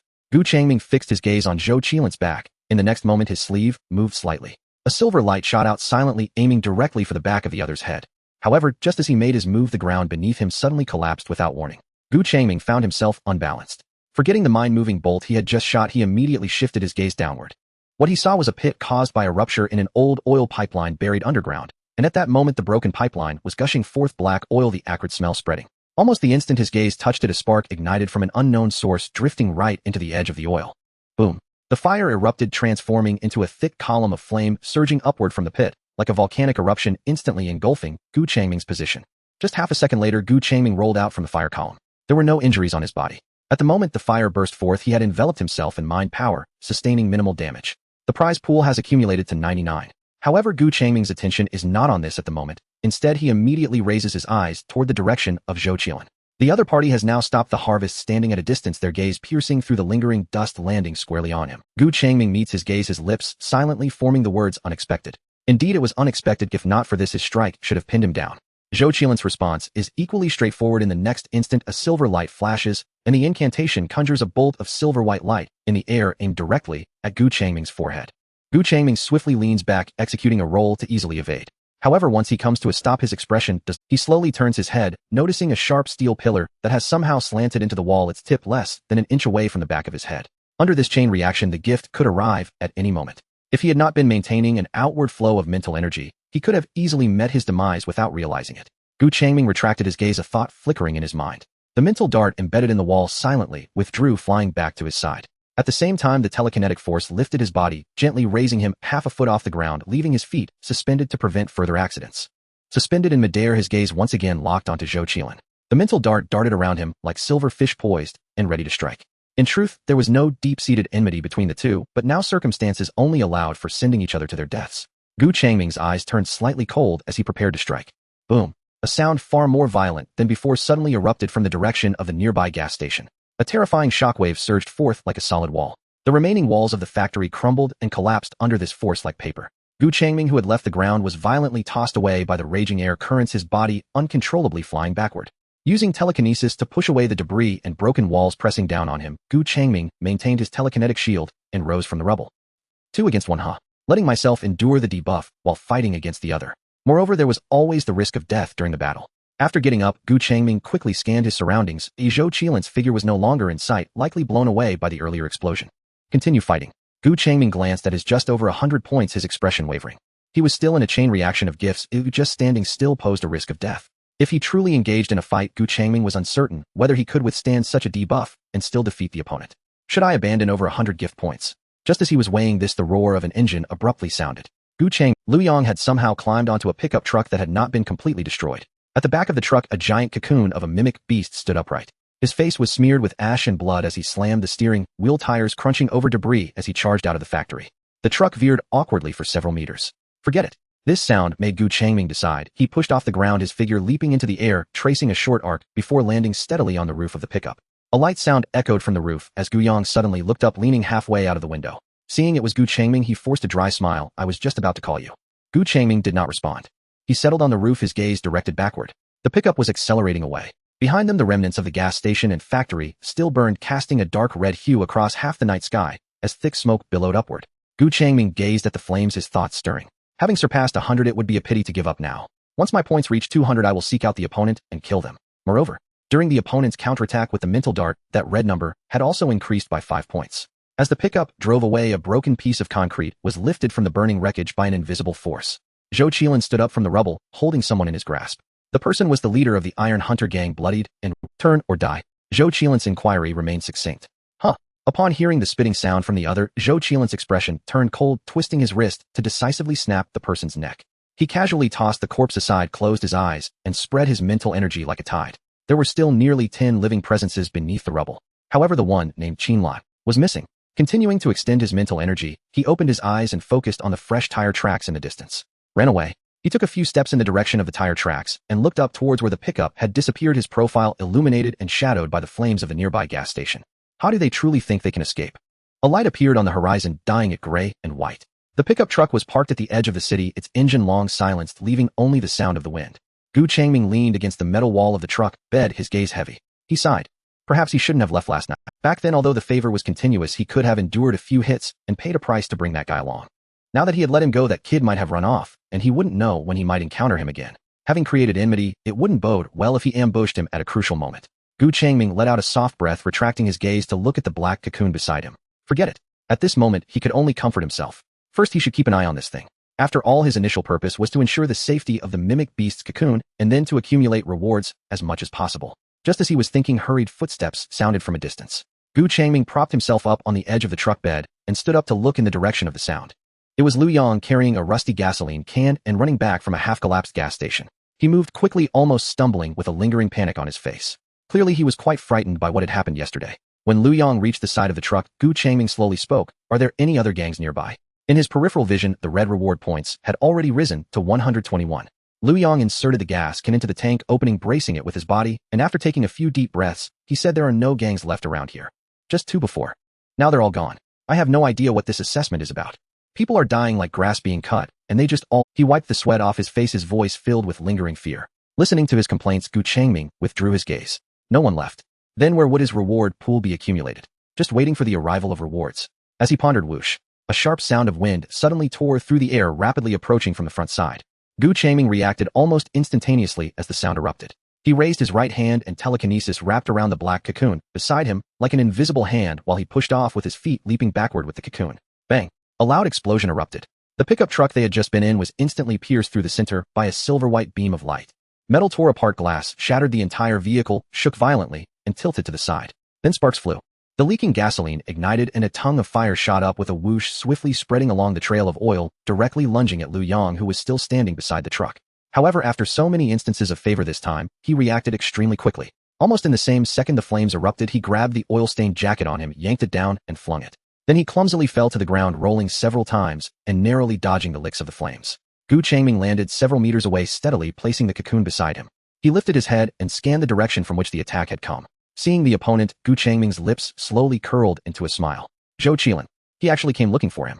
Yesterday in the factory, he had chosen to avoid confrontation due to the never-ending chain. If it weren't for that multiple debuff, he wouldn't have had much to fear. Moreover, he had just been regretting letting the other party escape. Now it was better, he saved himself the trouble of searching. Zhou Qilin was straightforward as well. After standing firm, he said nothing, simply raising his right hand and waving vaguely in Changming's direction. Whoosh! A silver telekinetic dart shot out again, heading straight for Changming's face. Changming showed no reaction, but raised his hand. Another silver beam shot out from his side, colliding with the incoming telekinetic dart. Bang! The two silver beams collided fiercely in midair, producing a crisp metallic clash. However, at the moment of impact, Changming's expression changed slightly. In his perception, the sharp tip of his telekinetic dart had precisely poked the smooth, rounded surface of the opponent's dart. Indeed, in the next instant, the force was instantly deflected, sliding to the side. The opponent's telekinetic dart, however, utilized this misaligned force to draw a strange arc in the air, evading the frontal interception and abruptly accelerating at an extremely tricky angle, shooting towards his abdomen. Changming reacted with lightning speed, his waist and abdomen exerting force as his body twisted sideways. Swoosh! The telekinetic dart grazed his side, leaving a thin line of blood and tearing a hole in his clothing. Almost simultaneously, the string of red numbers in the corner of his vision silently jumped once, gaining 8 points. Changming steadied himself and glanced down at the wound at his side. Then he raised his head, looking towards Zhou Qilin in the distance with a hint of a smile in his eyes. It really is just as I had previously guessed. Those who triggered the hidden rules and obtained a safe time limit are no longer in this assessment. Their attacks on the assessors can be utilized, serving as a continuous gift to the assessors. Gu Changming blinked. It seemed he no longer needed to seek help from other factions. Zhou Qilin's expression darkened slightly, showing no movement, as the silver shuttle spun in the air and once again transformed into a streak of light rushing towards him. This time Gu Changming chose not to counterattack. With a thought, his mental shuttle was abruptly recalled, moving like a nimble silver fish, accurately blocking and deflecting each strike. Clang, clang, clang. The sound of collisions was brief and intense. Meanwhile, the surrounding gifts did not cease. In the intervals of Zhou Qilin's attacks, unexpected threats would occasionally come. Slipping underfoot, inexplicably caught by the air currents into the battle debris and falling steel bars from above. Naturally, the red numbers kept rising with each perilous dodge. However, Zhou Qilin's brows gradually furrowed. His attack had lasted for about 3 minutes. His telekinetic dart moved with astonishing speed and sharp angles, yet the opponent seemed hardly affected, even appearing to be quite at ease. Something felt off. His gaze darkened slightly, and his offensive momentum involuntarily faltered for a moment. In that instant, Gu Changming's blocking action seemed to slow down, and his center of gravity experienced a brief but noticeable stutter. A flaw. A glint of sharp light flashed in Zhou Qilin's eyes as he instinctively activated the telekinetic dart, its silvery glow striking like a venomous snake aimed directly at Gu Changming's shoulder, which was exposed due to his delayed movement. PFF. The telekinetic dart accurately pierced through flesh and blood, penetrating the shoulder blade and erupting in a spray of blood. Gu Changming let out a muffled groan, his body staggering backward, taking a few steps before barely regaining his balance. He pressed his left hand against his shoulder, blood gushing between his fingers and instantly staining half of his shirt red. Zhou Qilin retracted the telekinetic dart, hovering beside him, its tip still dripping blood. Looking at the pale-faced Gu Changming and his shoulder, which was continuously oozing blood, a slight curve formed at the corner of Zhou Qilin's mouth. This is how it should be. As he watched the opponent stagger back, barely managing to steady himself, a glimmer of satisfaction flickered in Zhou Qilin's eye. After being pierced through the left shoulder by his own thought-driven needle, the opponent's face noticeably paled, and his breathing became rapid, each movement laden with a distinct sluggishness. Zhou Qilin did not grant him a moment to catch his breath. With a flicker of thought, the silver needle shot forward once more. The opponent attempted to evade as before, but his body could not keep up with the reactions of his mind. The silver light grazed the outer side of his right arm, leaving a trail of blood. Drops of blood splattered from the opponent's body, dripping onto the ground and blooming into dark red spots. The opponent's movements grew slower, each block appearing forced, and his steps began to falter. Witnessing this, Zhou Qilin felt an inexplicable calm settle within. Watching the opponent flee in such a disheveled manner, he suddenly felt an undeserved sense of pity for himself. How could such a person occupy his thoughts for so long? His eyes turned cold as he suddenly raised his hand, reaching toward the wreckage of the pickup truck that was still burning after being pierced. Buzz! An invisible telekinetic field instantly enveloped the entire vehicle. The metal twisted and deformed, and in the blink of an eye the car was crushed into an irregular mass of sharp-edged iron. With a wave of his arm, the iron mass soared into the air, accompanied by a heavy rush of wind crashing down toward Gu Changming's head. The opponent, just like before, struggled desperately, barely escaping from his grasp. Upon evading, the opponent seemed to expend his final strength, lowering his head with shoulders heaving, breaths heavy, and it felt as if his next strike could take the opponent's life. Zhou Qilin halted his attack. Looking at the opponent, he noticed that the clothing was torn with several gashes, blood trickling down to stain his arm, waist, and thigh, presenting a rather tragic sight. Zhou Qilin stood in place, his hands hanging down, the telekinetic needles slowly moving around him.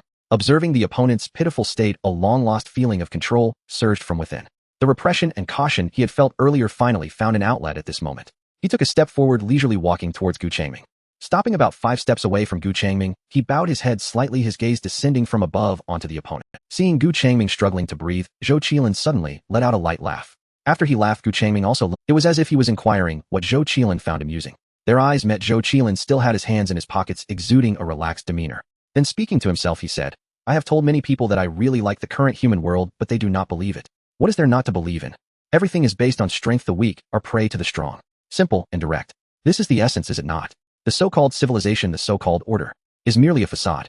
Now that this facade has been torn away, everything inherent in humanity has been exposed. The survival of the fittest, the weak are prey to the strong. Those who can survive live, and those who cannot perish. Quite fair, is it not?" Gu Changming glanced at the red numbers at the edge of his vision, which had now stopped fluctuating. "Congratulations, you have received in strength score, blessed one. Blessed one, you have fully embraced every gift of fate, without any form of rejection or interference, and during the process you shared your gifts with more than one person. The prize pool is full, and no further gifts will arrive." Gu Changming's gaze returned to Zhou Qilin's face. The previous fatigue and embarrassment vanished, completely replaced by an unsettling calm. Zhou Qilin suddenly felt a sense of unease, quickly raising a finger and waving it at Gu Changming. Whoosh! The thought-activated dart that had been circling around him instantly transformed into a blinding silver line, tearing through the air and aiming straight at Gu Changming's brow. Zhou Qilin could almost see the image of the silver dart piercing through the head, blood spraying everywhere. However, at the moment the dart was shot, Gu Changming raised his hand. It was neither a frantic block nor a hasty dodge. Strangely, as Gu Changming raised his hand, it felt as if his thought-activated dart had crashed into an invisible viscous wall, its speed suddenly slowing down with its trajectory becoming clear. Then Gu Changming's hand steadily grasped the thought-activated dart that was pressed against his brow. Zhou Qilin's heart sank, and he immediately urged his mental energy, trying to control the dart to continue its thrust or break free. But no matter how hard he exerted himself, the dart remained motionless as if it had been cast in iron. Zhou Qilin's expression froze. In the next moment, Gu Changming twisted the wrist that held the dart. Crack! A faint yet incredibly clear sound, as if some invisible connection had been forcefully severed, exploded in the depths of Zhou Qilin's consciousness. It was as if the other party had forcibly cut off the connection between him and the thought-activated dart. Before he could regain his senses from this sudden change, Gu Changming's figure had already vanished from its original position. No, it wasn't that he had disappeared, it was that he was too fast. Zhou Qilin felt a blur before his eyes, and Gu Changming was suddenly right in front of him. In his hand, he held a dark, nearly non-reflective black Tang Dao. Zhou Qilin's pupils constricted, and he instinctively unleashed all his thought power to propel himself backward in a frantic retreat. The blade flashed before him. Blood also flashed past his view. Zhou Qilin had already used his thought power to create a considerable distance, stopping. He stared in horror at Gu Changming, who had steadied himself at a distance, instinctively lowering his head to look at himself. His clothes were intact with no wounds on his chest. Had the blade missed? No, that wasn't right. A sudden warmth and wetness came from the side of his neck. He reached out to touch it, his fingertips brushing. He immediately pressed his hand against the wound, then spent several hundred points to exchange for a healing potion at the store, disregarding the glass shards, and crushed it against the wound on his neck. At this moment, he didn't even have time to think about how this reversal had occurred. The instinct to survive overwhelmed everything. One hand pressed tightly against the wound on his neck, while his toes pushed off the ground, unleashing all his thought power to propel his body upward. With the recoil generated by the frantic surge of thought power, Zhou Qilin's body shot up like a kite, with its string cut soaring to several dozen meters in the air. The wound on his neck throbbed with tearing pain from the intense movement, but he couldn't afford to care about that. As soon as he steadied himself, he hurriedly looked down. The empty ground. Gu Changming's figure had vanished. How could this be? He felt a chill creeping up his spine. In the next instant, a subtle, yet clear wave emanated from above his head. Zhou Qilin's neck stiffened, and with a trace of disbelief and panic, he abruptly looked up. Morning light spilled over the horizon, and against the light, he saw that figure. Gu Changming stood tall in the higher air, completely enveloped by the rising morning light. Zhou Qilin couldn't see his face, only a silhouette shrouded in a halo, its outline blurred. That figure silently hovered there, looking down at him. Gu Changming hung in the morning light, his expression unclear. He then slowly opened his palm downward, gently pressing it down towards Zhou Qilin. Zhou Qilin felt as if the entire sky had struck him, his vision darkened, and his body lost all control, plummeting towards the ground like a fly swatted by a... Zhou Qilin felt as if the entire sky had struck him, his vision darkened, and his body lost all control, plummeting towards the ground like a fly swatted by a giant hand at an astonishing speed. Boom. A muffled sound, so deep it shook the earth. Debris and dust shot up into the sky, forming a massive pit several meters in diameter. At the bottom of the pit, Zhou Qilin curled up, coughing up large amounts of blood with what seemed like fragments of his internal organs mixed in. But he was not dead. A strong will to survive and instinctive telekinetic protection saved his life. After struggling to rise, Zhou Qilin didn't bother to check his own ghastly condition. His first instinct was to scan the location where the black cocoon had originally been. It was empty. The black cocoon that had been there was now gone. His heart sank. His gaze instinctively and frantically shifted to the side, landing on Lu Yang, who had been hiding behind the wreckage from the... Without any hesitation, Zhou Qilin's body suddenly sprang up from the pit, moving so fast that he left a residual shadow like an arrow shot from a bow, heading straight for Lu Yang. Lu Yang didn't even have time to react. He felt a blur in front of him as a cold, bloodied hand tightly gripped his neck. Then he was brutally yanked off the ground, lifted up, and used as a shield in front of Zhou Qilin. With temporary defenses in place, Zhou Qilin waved his hand again. With a whoosh, the telekinetic dart that Gu Changming had broken the connection with flew back, its tip trembling as it pressed against Lu Yang's temple. Only after everything was done did he look up at Gu Changming in the air, his voice hoarse, as he warned, "Don't come closer, don't approach. Otherwise I will kill him." Hearing Zhou Qilin's words, Gu Changming slowly descended from the air. He frowned slightly, looking worried and tense. Then Gu Changming raised his hands, adopting a standard and harmless gesture of surrender. "Calm down, don't act rashly. If you have any demands, just say them, we can negotiate. I can let you go, but don't harm my dear friend." Gu Changming's tone sounded particularly sincere. However, Lu Yang, who had his neck gripped, was momentarily stunned, a look of confusion on his face. "Wait, didn't we just meet yesterday? When did our relationship become so close?" Zhou Qilin's face was filled with astonishment. This sounded not strange in content, but in tone. Beneath that sincerity, there seemed to be a hint of something extremely subtle, almost mocking. Something was off. As this thought arose, a strong, almost instinctive premonition of death pierced through his mind. Without a moment's hesitation, Zhou Qilin didn't even have time to think. He forcefully pushed Lu Yang's neck, using the momentum to fling himself backward. Boom. Just as his body left its original spot, a horrifying thud erupted against the concrete debris the hard concrete wall instantly shattered. A hole the size of a basin appeared out of nowhere, with twisted steel bars snapping at the edges. Zhou Qilin tumbled a few meters away still in shock as he stared at the hole, then quickly turned to look at Gu Changming, who was slowly lowering his hand. Just now, if he hadn't dodged, or even been a fraction slower, that strike would have pierced through Liu Yang's body, and in turn pierced through himself. This guy didn't care about the other's life at all. His earlier behavior was entirely mocking. Zhou Qilin scrambled to get up from the ground, but his body had barely lifted a feet. Bang! An invisible force slammed down, pressing him deeper into the rubble. Ugh! He grunted, his cheek pressed against the cold, rough ground, struggling, but it was futile. The weight was as heavy as a mountain, crushing his chest, making his bones groan under the unbearable pressure. Gu Changming approached him leisurely, just as he had walked towards the other.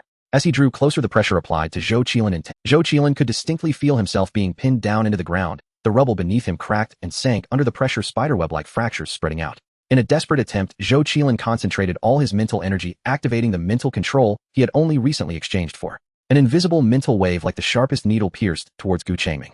He didn't hope to harm him, he merely sought a moment of distraction to escape. However, his mental attack, infused with all his spiritual energy, fell upon Gu Changming like a cow entering the sea, stirring not a single ripple.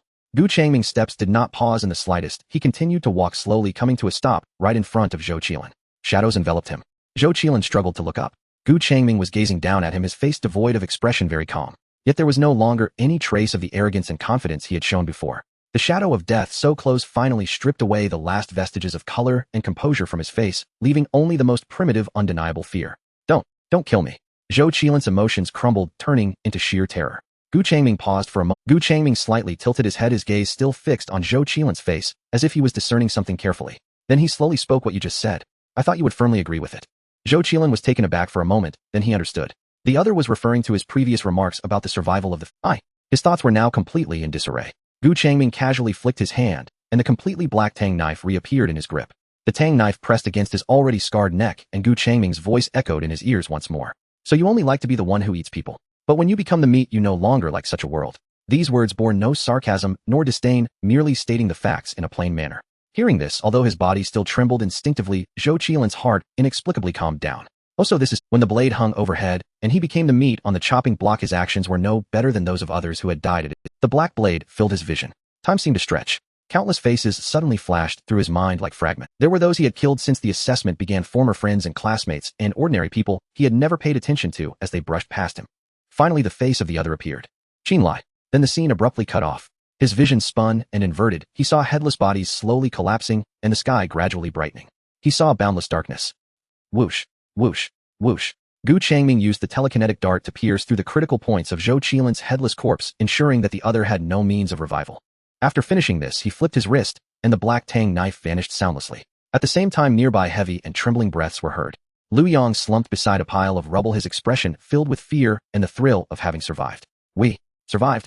Gu Changming turned his head to look at him, then spoke gently. Liu Yang was taken aback, looking at Gu Changming with some surprise.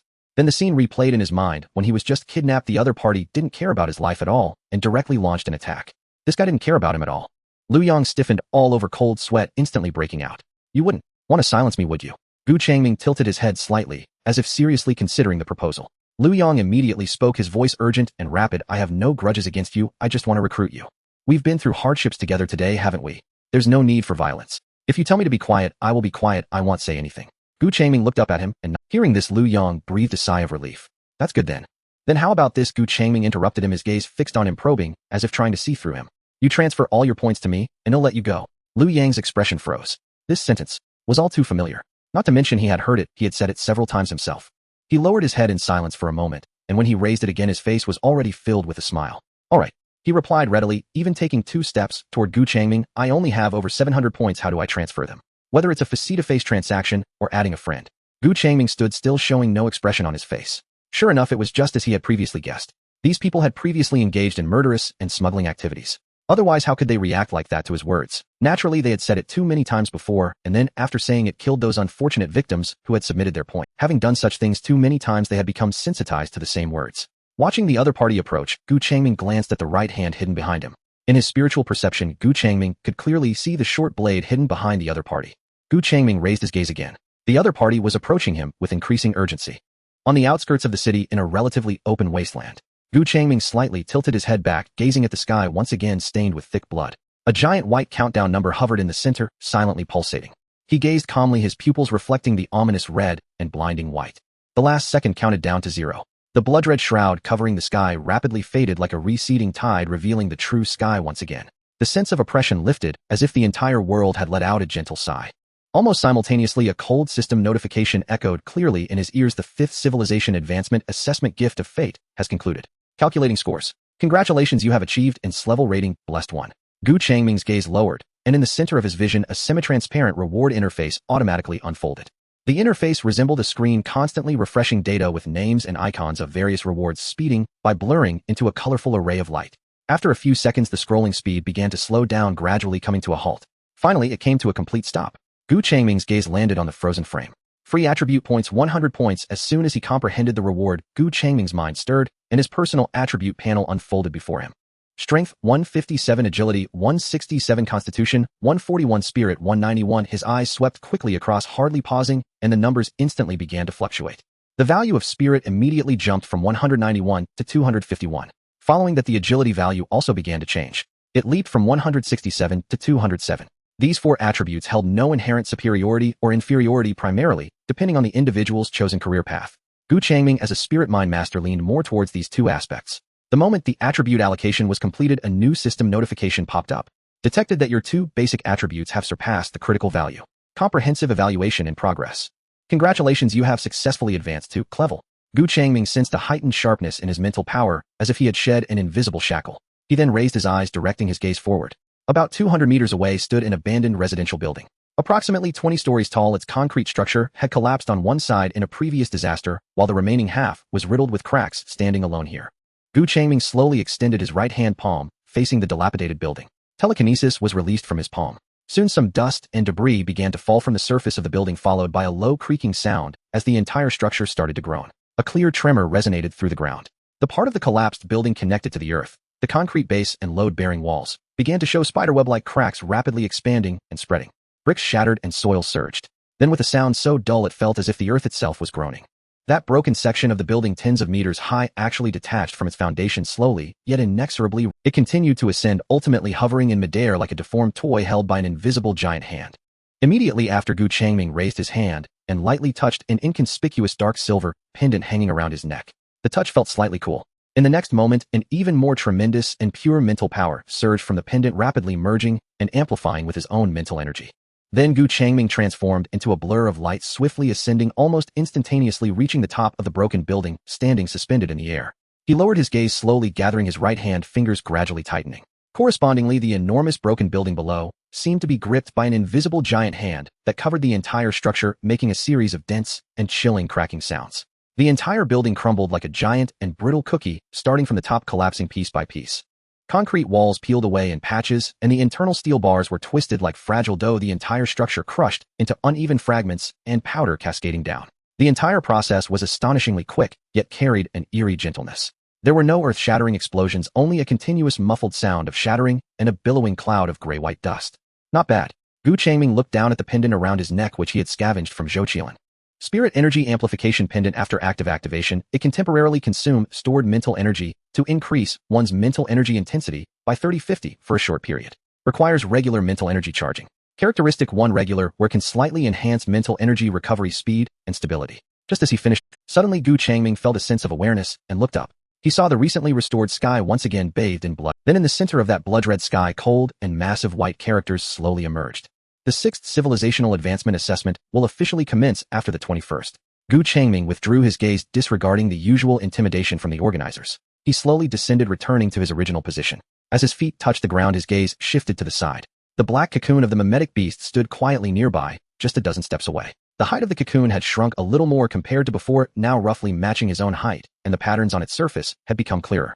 21 days. Gu Changming murmured, it shouldn't be over yet. By the time of the next assessment, it still might not have hatched. The Shoju Camp. This place is a human settlement established around an entrance to a secret realm. From a high vantage point, it resembled a neatly cut gray patch surrounded by an invisible barrier. After such a long period of adaptation, and with the overall strength of humanity having increased, these gathering areas no longer resembled the temporary camps hastily built with wooden planks or steel sheets, as they once did. Instead, they had transformed into orderly gathering zones equipped with all necessary infrastructure, vaguely resembling small towns, where tens of thousands lived before the assessments arrived. In the trading area within the camp at a fixed stall, Gu Changming stood before the stall, extending his hand to touch several rows of differently colored potion bottles arranged by the stall owner on the table. As his fingers brushed against them, the names of the potions randomly displayed before him. After confirming their quality, Gu Changming looked up at the stall owner and pointed to the few bottles he had just examined. How much for these bottles? The stall owner, a man in his 40s, sat on a small stool behind the stall. Upon hearing Gu Changming's question, he stood up to respond. 2 bottles of hemostatic agents will cost you 220 points, and the mental relaxation drops are a bit more expensive, 181 per bottle. Gu Changming listened while opening his panel to compare the potion prices in the marketplace. The prices were quite fair, each bottle costing 10 or 20 points less. Once the stall owner finished quoting the prices, Gu Changming promptly transferred the points. At this stage, human civilization had essentially passed the early period. Look, even pharmacists had emerged, allowing various potions and items to be purchased in these human gathering areas. Moving forward, the system will only become more complete, divisions of labor more detailed, and various forces will rise. After completing the transaction and paying the points, Gu Changming was about to put away the potions, but upon lifting his gaze, he noticed the stall owner's attention seemed to be lingering just above his head. He also looked up and immediately understood what the stall owner was watching. Then Gu Changming extended his hand and retrieved the object that was suspended above his head using telekinesis. It was the cocoon of the mimetic beast, now shrunk to the size of just his head. Over these many days, this mimetic beast's cocoon had continued to change its volume, increasingly compressing, while its energy became more concentrated. Gu Changming could clearly sense that the mimetic beast inside had fully developed, and it might break out of its shell in just a few days. For this reason, he had specifically come to the Shoju base. This camp was established relying on an entrance to a secret realm. Once the mimetic beast hatched, he could take it into the realm to test its evolved abilities against the otherworldly creatures within. After taking down the mimetic beast's cocoon, Gu Changming weighed it in his hand, and then looked at the stall owner, suddenly smiling as he asked, "Do you accept this?" The stall owner paused in surprise. "You want to sell it?" Found it on the road. Gu Changming shook the cocoon in his hand. "It looks quite special. I don't know what it is, so I thought I'd sell it." The stall owner's gaze was firmly locked on the black cocoon, his expression shifting. For some reason, he felt an unusual significance about this black egg, sensing it could be a crucial opportunity for him. After pursing his lips, he pretended to ponder. "How much do you want for it?" Gu Changming seemed to seriously consider it before stating a price. 300. 300. The stall owner instinctively shook his head and began to haggle. "That's too expensive. For just this black egg. Who knows what's inside? It might have died long ago. 150, you'll take it just as a gamble." Gu Changming's lips curled slightly. "Oh," he replied, his tone showing no fluctuation. "Then forget it. Do I want sell it?" With that, he naturally placed the black cocoon back atop his head, grabbed the potions, and turned to leave the stall. The stall owner was dumbfounded, leaning out from behind the stall, pressing against the table laden with various goods, waving toward Gu Changming's departing figure. "Hey, don't go. We can negotiate. The price is flexible." "Wait, what? Why aren't you bargaining? You damn guy. Who buys something without haggling?" Gu Changming did not pause his steps, and the stall owner became thoroughly anxious. "Fine. 300 it is. I'll buy it." "Wait, don't go. 500 points. No more than that." Gu Changming continued walking without stopping, casually waving his hand back at him, quickly blending into the bustling crowd of the marketplace, disappearing from sight. After Gu Changming's figure vanished, the stall owner slumped back onto his stool, letting out a frustrated sound. "Come on, it's just over 100 points. Why bother haggling with him? That black egg must be something special. Missing out on a fortune, feeling so down, I don't want to open the stall today." In the former bustling city, there now lay a vast, silent ruin. However, among the sprawling gray debris stood a relatively intact, silver-gray, 5-story building. Although this research institute had been destroyed, it had undergone urgent reinforcement and repairs, forming a stark contrast with the surrounding desolate ruins. Inside the research institute, a soundproof door slid open, and Changming Fei stepped out from the meeting room. After the attendees nodded in acknowledgement, she did not rush to leave, but waited until the researchers or management personnel had departed before leaning against the wall, a hint of barely perceptible fatigue flashing across her face. The corridor was very quiet, with hardly any other sounds. After about 2 or 3 minutes, quick footsteps approached from around a figure turned the corner and walked toward her. "There were some issues with the experiment. We need to repeat it, which took longer than expected," Jiang Chen explained. Changming Fei straightened up and nodded. "It's fine. We just summarized the previously discussed content and some precautions. Are we still targeting the previously confirmed Shoju camp?" Jiang Chen continued to confirm. "Yes," Changming Fei nodded. "Additionally, the higher-ups want us to discuss who will be the captain for this mission." "Either is fine." Jiang Chen shrugged, not particularly concerned about it. Their steps did not pause as they continued forward, but Jiang Chen's gaze wandered, and after a moment he spoke again. "Let me ask you something." Changming Fei turned her head to look at him. "About the person who appeared in your footage, the one who single-handedly defeated the Shadow Devourer. Do you really not know who he is? Do you really not know who he is?" At this query, Changming Fei halted mid-step and turned her gaze toward the speaker. "Didn't you already know?" she replied coolly. "Gu Changming. Age, birthday, home address. All of it crystal clear." Though Gu Changming had once instructed them to keep his identity confidential, such a secret was never truly sustainable. For one having joined this side, they naturally had to disclose certain information in coordination and compliance. And secondly, at that time higher authorities still retained some degree of control across regions. Following leads and intelligence, they swiftly unearthed Gu Changming's entire background. Yet fortunately in today's world, even if those personal details resurfaced, they held little practical significance. Even now, though they still styled themselves official, their authority could not even fully extend across the very city where they stood. Jiang Chun pursed his lips and nodded. I've reviewed those records, but I wanted to ask, have you contacted him since then? She shook her head. No. Back then the interface hadn't yet enabled Friend Edition functionality. After our parting, we never met again. Later Zhou Tunin had sent messages to him via that forum, but the account remained virtually dormant. Having spoken, she turned and continued down the corridor. Jiang Chun walked beside her in silence for several seconds before letting out a soft sigh. Very well. Shoju camp. 100-person contingent entered the camp in staggered groups, drawing little attention. Such movements were commonplace now, especially in settlement zones anchored around spirit realms where fresh teams arrived or departed daily. Tang Mingfei and Jiang Chun strolled along the camp streets indistinguishable from ordinary adventurers. Trailing behind them were 4 elite operatives, each ranked Class D. One operative edged half a step closer to Tang Mingfei and murmured low, Captain, as previously reported, this camp currently lacks a unified governing body. Authority is instead divided by sector, each overseen by 1 or 2 stronger ability users. Having listened, Tang Mingfei gave an almost imperceptible nod.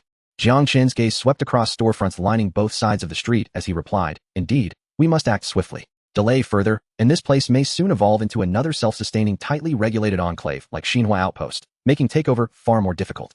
Tang Mingfei acknowledged, affirming his point. At this stage, connectivity had collapsed, not just nationwide. Across the fractured landscape, localities had spontaneously coalesced into myriad autonomous organizations and factions. Their so-called official authority was weaker than even the Eastern Zhou royal court at its nadir. In truth, they could hardly claim legitimacy as official, for in the immediate chaos, countless rival entities had likewise proclaimed themselves sovereign. Some in fact possessed arguably greater legitimacy than theirs. Thus their present mission was simply to preserve their organization's competitive edge. Survival came first. Only afterward could they contemplate loftier ideals like guiding humanity forward. That meant seizing key convergence points where large numbers of survivors gathered, to retain human capital while securing resource nodes, spirit realms, which continued yielding merit points even outside official assessment periods. Shoju Camp was one such target. Neither too large nor too small, built concentrically around a spirit realm. Once secured, they could concentrate forces and harvest its resources with maximum efficiency, accumulating merit points for their organization.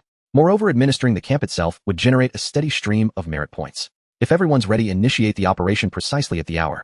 Tang Mingfei paused and issued the order. Then after a brief pause she added, subdue them, no excessive force. We may recruit them later, they could become valuable members of our team. The 4 operatives nodded in unison, asked no questions, and swiftly dispersed to relay instructions to subordinate squads. Once they'd vanished from sight, Jiang Chun prepared to depart.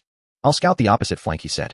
Should anything unexpected arise, I'll intervene immediately. As the sole Class C operative among the 100, his strength placed him at the apex, making him indispensable as the operational anchor. Tang Mingfei nodded, but as Jiang Chun turned away, she suddenly recalled something. Why do you keep asking about Gu Changming? He wasn't only inquiring with her before arriving, he'd also questioned Zhou Tunin, and Zhou had confirmed the same. Jiang Chun froze mid-stride and turned slightly. Nothing urgent, just wish to see him once. Just once. Tang Mingfei pressed. After a pause, Jiang Chun spoke quietly. That footage, the one showing him slaying a shadow devourer alone, was submitted by your team, wasn't it? Tang Mingfei frowned, faintly puzzled by the sudden reappearance of this topic. Still she nodded.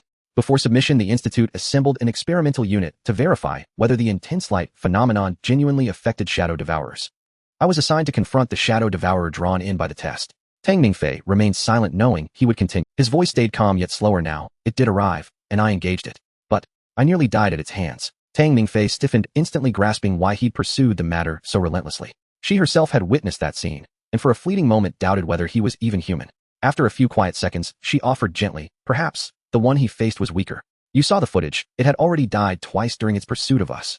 Jiang Chun gave a faint, resigned shrug, then turned and strode toward the far end of the street. After Jiang Chun departed, Tang Mingfei sighed softly and bit her lower lip, then resumed walking down the street. Truth be told, she too harbored quiet curiosity about Gu Changming. He had appeared as if summoned, completed his task with surgical precision, and vanished without trace, leaving behind only clean efficiency. Even now she sometimes found herself thinking of him. Was he still alive? If so, had his strength endured, or even grown? Lost in thought, she suddenly noticed a figure glide past her with serene ease. Then came the voice, good morning. He greeted her casually, as if meeting an old acquaintance. Tang Mingfei blinked, then instinctively replied, good morning. He didn't pause, his pace unchanged, as he walked on as natural as neighbors exchanging pleasantries on a morning stroll. Only after he'd moved a considerable distance did she register the oddity, and turn glancing back. I shouldn't have any. Tang Mingfei looked, and saw the familiar figure of the other person.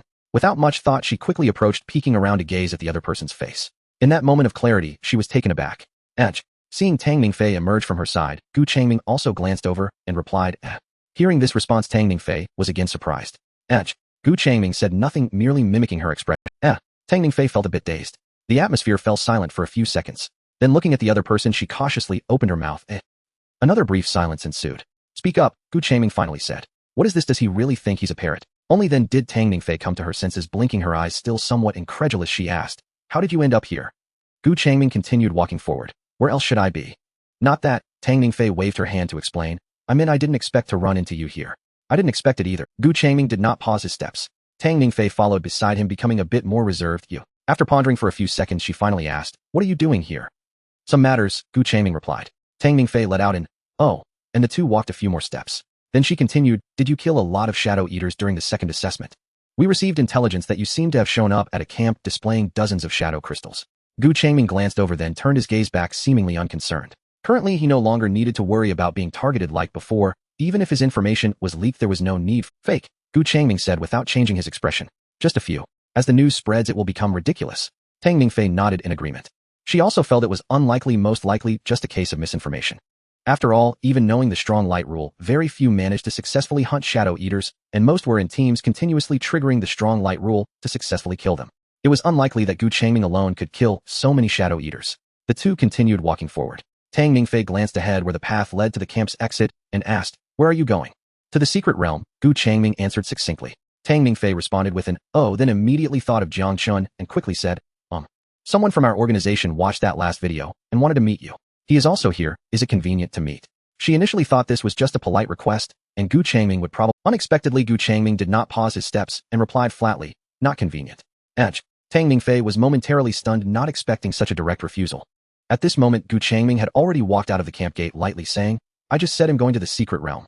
It just happened that I ran into you here and said hello. Gu Changming had not forgotten his original purpose. The mimic beast was about to hatch, and he needed to go inside to test its evolved abilities.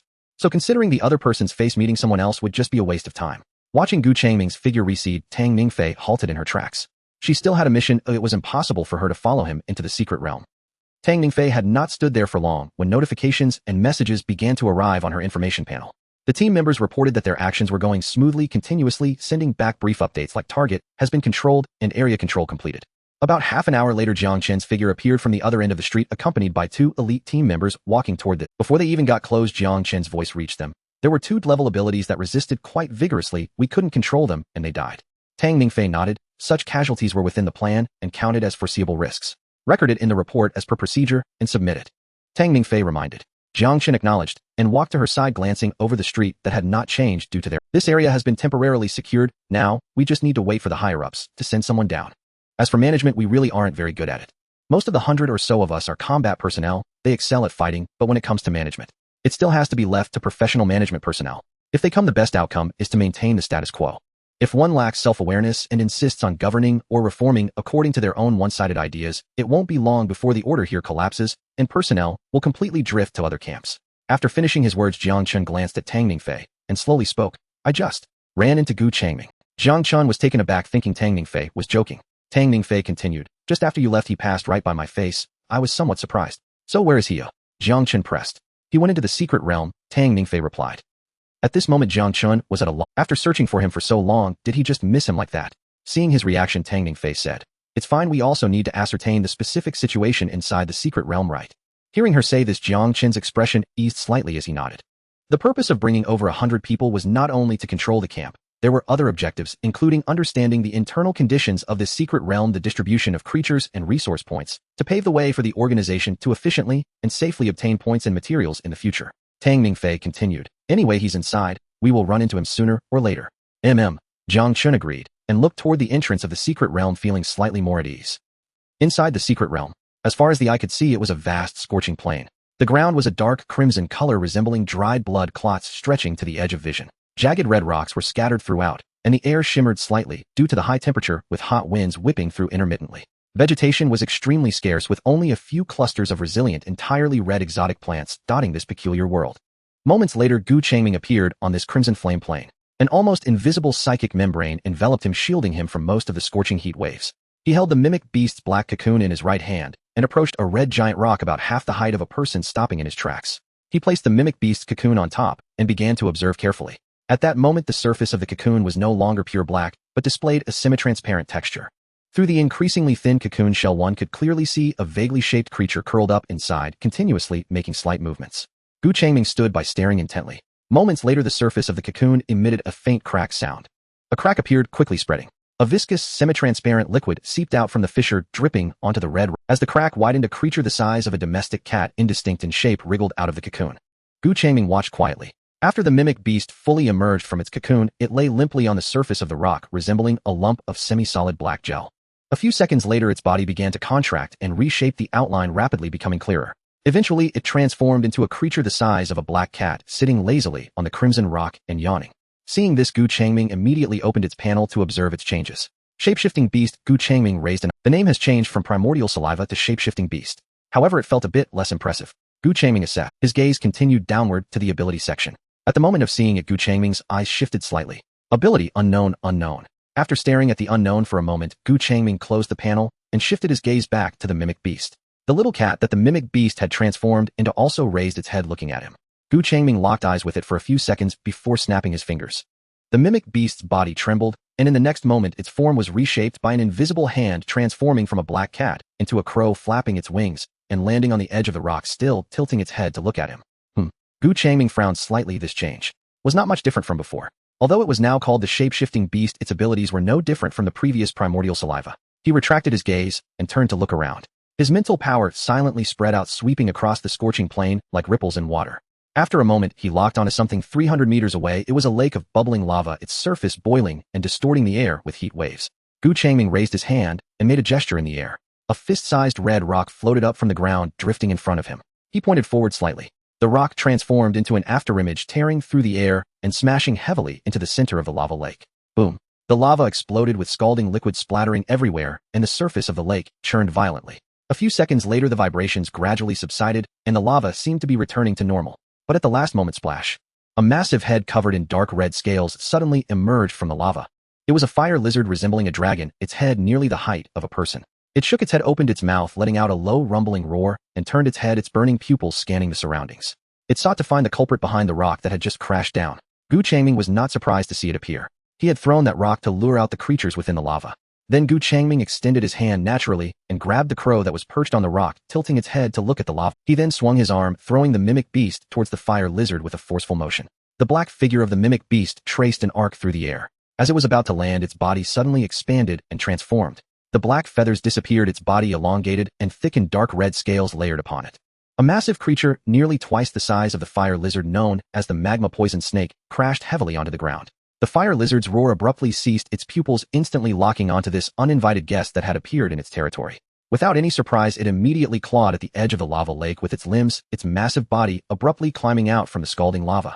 Then with a low growl, it swung its sharp claws, lunging at the mimic beast. The magma poison snake, transformed from the mimic beast, reacted extremely quickly, its long, thick body twisted skillfully to evade the direct claw strike, while its long tail whipped like a whip, striking fiercely against the fire lizard's side. Smack! The fire lizard stumbled from the blow, nearly falling over from the force. It roared in anger, opening its mouth to spew a stream of scorching flames. However, the magma poison snake did not evade, it charged towards the flames. Unharmed, it drew close to the fire lizard, its body coiling around it like a giant python, tightening suddenly. The fire lizard let out a painful muffled roar, struggling frantically, but finding it difficult to escape the increasingly tight constriction. The battle was almost one-sided. Meanwhile, Gu Changming, observing the battle from a distance, remained frowning. After the mimic beast's rebirth, the magma poison snake's power, speed, and reaction were indeed much stronger than before. Its size was also larger than the previous magma poison snake he had consumed. But, is this it? The improvement was there, but it was not revolutionary. It could even be said to be rather ordinary. In the previous assessment, he had taken it along to hunt down dozens of beast kings, accumulating a wealth of energy and foundation. Was this the result of its evolution? It did not meet his inner expectations. Just as Gu Changming was lost in thought, a sudden change occurred in the arena. The fire lizard, being strangled, let out a deathly howl of pain, and then the section of the lava lake beside it, which had only been rolling slowly, suddenly began to boil violently. Splash! Splash! With several explosive sounds, 4 or 5 fire lizards, all of similar size, and flowing dark red lava, crawled out from the lake. At the instant they emerged, their pupils locked onto the mimic beast that was strangling their kin. Immediately they all let out angry roars, pushing through the lava and charging towards the mimic beast. Gu Changming's eyes narrowed, and he flipped his wrist, holding night erosion in his hand. The magma poison snake, transformed from the mimic beast, was indeed powerful, easily capable of crushing the fire lizard with a level around C. But if 5 more joined in to besiege it, even if it could win, it would likely pay a hefty price. Gu Changming's mental power gathered beneath his feet, ready to move forward to assist, to distract the fire lizard's combat power, and then aid in slaying them. However, just as he was about to move, the magma poison snake that was tightly coiling around the fire lizard suddenly loosened, and its entire form instantly collapsed. The dark red scales vanished, and the massive snake body transformed back into a lump of pitch-black, formless jelly-like substance in the blink of an eye. After reverting to its original form, the mimic beast gracefully leaped back, creating a distance of over 10 meters, landing on the ground. Upon landing, it did not immediately transform to attack, but began to writhe, violently expanding. Its volume nearly doubled in an instant, resembling a black water balloon being inflated. Gu Changming's actions came to a halt, colors rising in his eyes. Is it coming? Following this, under Gu Changming's focused gaze, a large bulge suddenly appeared on the surface of the expanding black gel. This bulging part seemed to have a life of its own, self-detaching from the main body. And the large mass of black gel that had split off began to rapidly shape itself, elongating, covering itself in scales, and forming a head. Within just a breath or two, a massive melting poison snake identical to the previous one reappeared. After the first melting poison snake successfully separated, the black, gelatinous mass at the back did not cease its transformation. It continued to writhe, its surface swelling with several bulges of varying sizes. Subsequently, these bulging parts detached from the main body in succession like black droplets flung away, landing on the ground, and transforming into independent gelatinous masses. These separated gelatinous masses quickly morphed and took shape. In just a few breaths, they transformed into 5 distinct fire attribute exotic beasts, each radiating a scorching aura. There were giant scorpions covered in lava shells, 2-headed flame wolves, and fire-winged demon bats. Together with the initial melting poison snake, there were a total of 6 fierce fire attribute beasts. Behind them, the mimic beast returned to its jelly-like form, the size of a head. Witnessing this scene, a smile finally broke through the usually expressionless face of Gu Changming. TSK. Quite impressive. After a brief pause, the 6 exotic beasts seemed to receive a silent command and suddenly pounced forward. They each targeted a charging fire lizard and fiercely confronted it. In an instant, the sounds of beast roars, tearing flames, splashing, and claws rending armor blended into a chaotic symphony. While the strength of these copied exotic beasts was slightly inferior to the true form of the mimic beast, they were still formidable. Moreover, there seemed to be an unspoken synergy among them. The battle unfolded in a one-sided, crushing manner. The last fire lizard was bitten through the throat by the flame wolf, struggling a few times before crashing to the ground motionless. The scorching plane fell silent once more. At the same time, the panel of the mimic beast, which Gu Changming had never turned off, underwent a change. The original unknown label had vanished, replaced by new text. Ability: mimicry fractal, can differentiate into biological forms that have been devoured, digested, and have completed information recording. The differentiated bodies are not independent entities or puppets controlled through spiritual links. Their essence remains a part of the main body's matter and energy, absolutely governed by the main body, sharing perception and cognitive core. Upon seeing this description, the curiosity in Gu Changming's eyes finally turned into understanding. No wonder during the battle just now his perception did not reveal any differences among those 6 exotic beasts. It turns out that although they had differentiated, they were still the main body of the mimic beast. He glanced over, finding the 6 fire attribute exotic beasts standing quietly beside their deceased fire lizards. Gu Changming raised his hand and waved it casually. The mimic beast received the command, and the 6 exotic beasts began to tear apart and devour the corpses of the fire lizards beneath them. Soon the corpses of the 6 fire lizards were completely consumed. Next, the forms of these 6 flame exotic beasts began to change, reverting to a black gelatinous state. As if possessing a shared life, they writhed and gathered around the mimic beast, merging into it. Just from evolving once, bringing such a surprise to himself, Gu Changming naturally wouldn't neglect its food. Perhaps evolving once more would yield even greater surprises. The scene shifted. In an area with towering rock formations, Gu Changming stood atop a high red giant rock. At this moment, the jelly-like body of the mimic beast was continuously differentiating, with clumps of black matter detaching from the main body, quickly shaping as they landed. On the ground before them, a dense mass of exotic beasts had already filled every vacant space. They varied in form and size, roughly numbering close to 100. Moreover, following Gu Changming's commands, the mimic beast's continual differentiation resulted in an ever-increasing. The differentiation of the mimic beast to produce these exotic beasts was not without cost. A significant portion of the cost was spiritual energy. The stronger and larger the exotic beast, the more spiritual energy it required, while those slightly weaker and smaller consumed less. Originally maintaining the existence of dozens of exotic beasts with the mimic beast's original level of spiritual energy was no small burden for it. However, with the contract whistle, Gu Changming could share his spiritual energy with it. With the continuous support of Gu Changming's spiritual energy, such consumption hadn't reached its limits just yet. Gu Changming looked at the group of exotic beasts before him. From above, they resembled a sea of trees. This scale, Gu Changming couldn't help but smile. If we encounter a real beast tide, we could withstand it with them. He recalled that during a subsequent assessment, there had been a beast tide attacking a city, and that terrifying number had nearly destroyed the base he was at. But now if it happened again, he wouldn't have to fear. As a spiritual psychic, his individual strength was undoubtedly top tier, but being besieged would still be quite strenuous. However, with the supplement of the mimic beast, he truly had no significant weaknesses. Just as he was thinking, Changming suddenly felt a tremor beneath his feet. It was very faint, but continuous, like distant thunder rolling across the earth. Changming frowned, and immediately stopped transmitting his spiritual energy. He then spread his spiritual perception outward with all his might. Seconds later, his expression froze. At the edge of the distant plain, on the crimson horizon, a shadow was spreading. The shadow drew closer, and he could gradually make out the outline. A massive swarm of dark creatures numbering in the hundreds was rushing toward this direction. Changming was taken aback. Where did they come from? In a high ground at the center of the red flame plain, there was a rough makeshift wall built from dark red boulders. Inside, the camp animal skin tents were scattered haphazardly, with an eternal bonfire burning in the central clearing. At this moment, within the largest tent at the center of the tribe, a red-skinned muscular orc scout hurriedly rushed in, breathing heavily. Just as it was about to speak, its gaze unexpectedly fell upon the figure standing quietly behind the chief, an old priest draped in ancient bone ornaments. Normally, this figure wouldn't easily reveal themselves. Without time to ponder further, it suppressed its surprise and quickly knelt on one knee towards the chief, who stood by the beast bone throne. Chief, the Windflame tribe has refused. Their shaman says they do not intend to ally with us, and that we should not involve them. Karug heard this and snorted, a stream of fiery breath escaping his nostrils as he grumbled, "Are they really willing to wait?" At this moment, the old priest in the shadows slowly raised his withered hand, gently waving at the kneeling scout, signaling. The scout immediately lowered its head, not daring to look another moment, quickly stood and exited the tent. Once the scout left, the tent fell into complete silence. After a moment, Karug looked towards the direction of the priest and slowly spoke. "What if they refuse?" Gol stood motionless in the shadows, seemingly deep in thought. Without waiting for a response, Karug continued, his voice tinged with anger. "The Fengyan tribe won't agree, and neither will the previous Fenya tribe. None of them intend to unite." He paused, clenching his fist until the knuckles turned white. "They just want to hide behind us. When we charge forward and clash with those dimensional humans, they will then jump out to take advantage. These cowards. They truly don't deserve to be called flame orcs." By the end, he nearly roared. "Haven't they always been like this?" Gol finally spoke up. Karug turned his head, looking bewildered and at a loss. "Then what should we do?" Gol slowly replied. "Since they are unwilling, we shall take matters into our own hands." Karug froze momentarily, irritably pacing a few steps. "Our scouts have investigated. They have established a camp at the entrance of the passage with several hundred people stationed there. Each one is quite formidable, roughly equivalent to our Yanha-level warriors. You must understand, only when we flame orcs reach adulthood can we attain Yanha-level combat power. The entire population of our tribe doesn't even reach 1,000 Yanha-level orcs." Karug lowered his voice. "If the other two tribes were willing to act together, we could easily overwhelm them with our numbers. But now, relying solely on our tribe. Even if we could win, how many would we lose? 100 or more. They could not bear such losses." After he finished speaking, silence fell over the tent again. After a long while, Gol in the shadows spoke once more. Karug was taken aback. "A plan?" "Yes." Gol slowly stepped forward, the dim firelight illuminating the gaunt lower half of his face and the worn bone ornaments he wore. "I will have Kalen take the tribe's tribal totem to the Flame Pulse hunting grounds."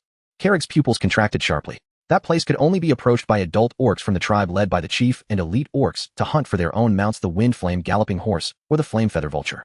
Usually they would never get close, as it is the boundary between the Lava Mountain Range and the Scorched Earth Plain, where the concentration of flame energy far exceeds that of other areas in the wasteland, making it a gathering ground for various mid to high level magical beasts. "Gol, you want it?" Karug suddenly thought of something, disbelief filling his eyes. Gol nodded slightly, the bone ornaments clinking softly with the motion. "Kalen will take the totem deep into the hunting grounds. At that time, he will activate the tribal totem, attracting the beast herds until they become uncontrollable." His bony fingers pointed gently towards the tent's exit in the general direction of the passage. "I will use the totem to guide those uncontrolled herds towards that direction, flooding in." Karug was left utterly speechless. Gol continued. "At that time, you will lead all the people in the tribe following behind the beast herds. Once they scatter those humans, you will rush into the passage, taking them to the new world." After this was said, the tent fell into a terrifying silence. The campfire continued to burn, the flickering shadows dancing in Gol's deep-set eye sockets. After a long time, Karug finally found his voice. "You will die. Controlling a beast tide of that scale would require the continuous burning of the power bound to the tribal totem. That kind of exhaustion would literally burn Gol's life as the tribe's priest away." Gol stood quietly, his expression calm to the point of being cold. "As long as you survive, that's enough." Carrick's body trembled slightly. "In a world like this," Gol continued slowly, "where one round of trials follows another, we will all eventually." His voice held no fear or resentment, only a calmness that seemed to see through everything. "Only by reaching a new world, perhaps, do we have a sliver of a chance to survive." Another long silence ensued. Karug stood still, head bowed, his crimson chest rising and falling. He wanted to say something, but his throat felt blocked by a burning stone, unable to utter a single word. Gol retreated back into the shadows, his voice breaking the silence once more. "Go and make arrangements. Have everyone in the tribe prepare themselves. Karug lifted his head, gazing at this elder who had always led their tribe, and the struggle on his face gradually faded. He said nothing more. He simply stepped forward, kneeling heavily on his right knee on the rough sandy ground, producing a dull sound. He bowed his head, placing his open palm over his heart, which was the most solemn and ancient ritual in the tribe. May the ancestors. His voice emerged from deep within his chest, low and hoarse. Bless us. After the ritual was completed, he stood up and paused for a moment. He cast one last glance at the other, wanting to engrave that gaunt figure in his mind. Then he forcefully lifted the heavy beast skin curtain, and the scorching wind rushed into the tent, causing the campfire to flicker violently. His figure quickly disappeared outside, the sound of his heavy footsteps rapidly fading away. Inside the tent, only Joel remained, along with the crackling campfire that burned on its own. The lava giant. Its weakness is in the abdomen, the area where the color is darker and the scales are thinner. Changming reminded, flipping through the book on adventurers compiled at the torch outpost. Jiang Chen nodded, gesturing to the 4 combat team members beside him. The 4 team members also nodded upon seeing that, indicating their understanding. At this moment, in front of them was a giant lizard over 6 meters long, its entire body covered in thick dark red to nearly black scales, constantly roaring and swinging its thick tail. After receiving Tang Ningfei's warning, the rhythm of the battle changed instantly. The shield bearer charged forward, accurately blocking the incoming claws, firmly attracting the giant lizard's attention. Almost at the same moment, the shield successfully blocked the other 3 team members moved. The 2 on the sides suddenly exerted their strength. One slashed at the giant lizard's left eye with a knife, while the other threw a spear, aiming directly at the gap in its right neck scales. The third person crouched low, rolling closer, brandishing a blade, as if to attack its hind leg's Achilles tendon. The giant lizard sensed the movement and jumped up, intending to crush it with its claws. However, as the front claws lifted, its massive body naturally twisted from the movement, exposing the relatively vulnerable dark-colored scales of its abdomen in a moment. At this very moment, Jiang Chun, who had already taken position in silence, flicked his wrist. Without any flashy movements, the Tang Dao transformed into a cold flash of light, slicing upwards at an extremely tricky angle.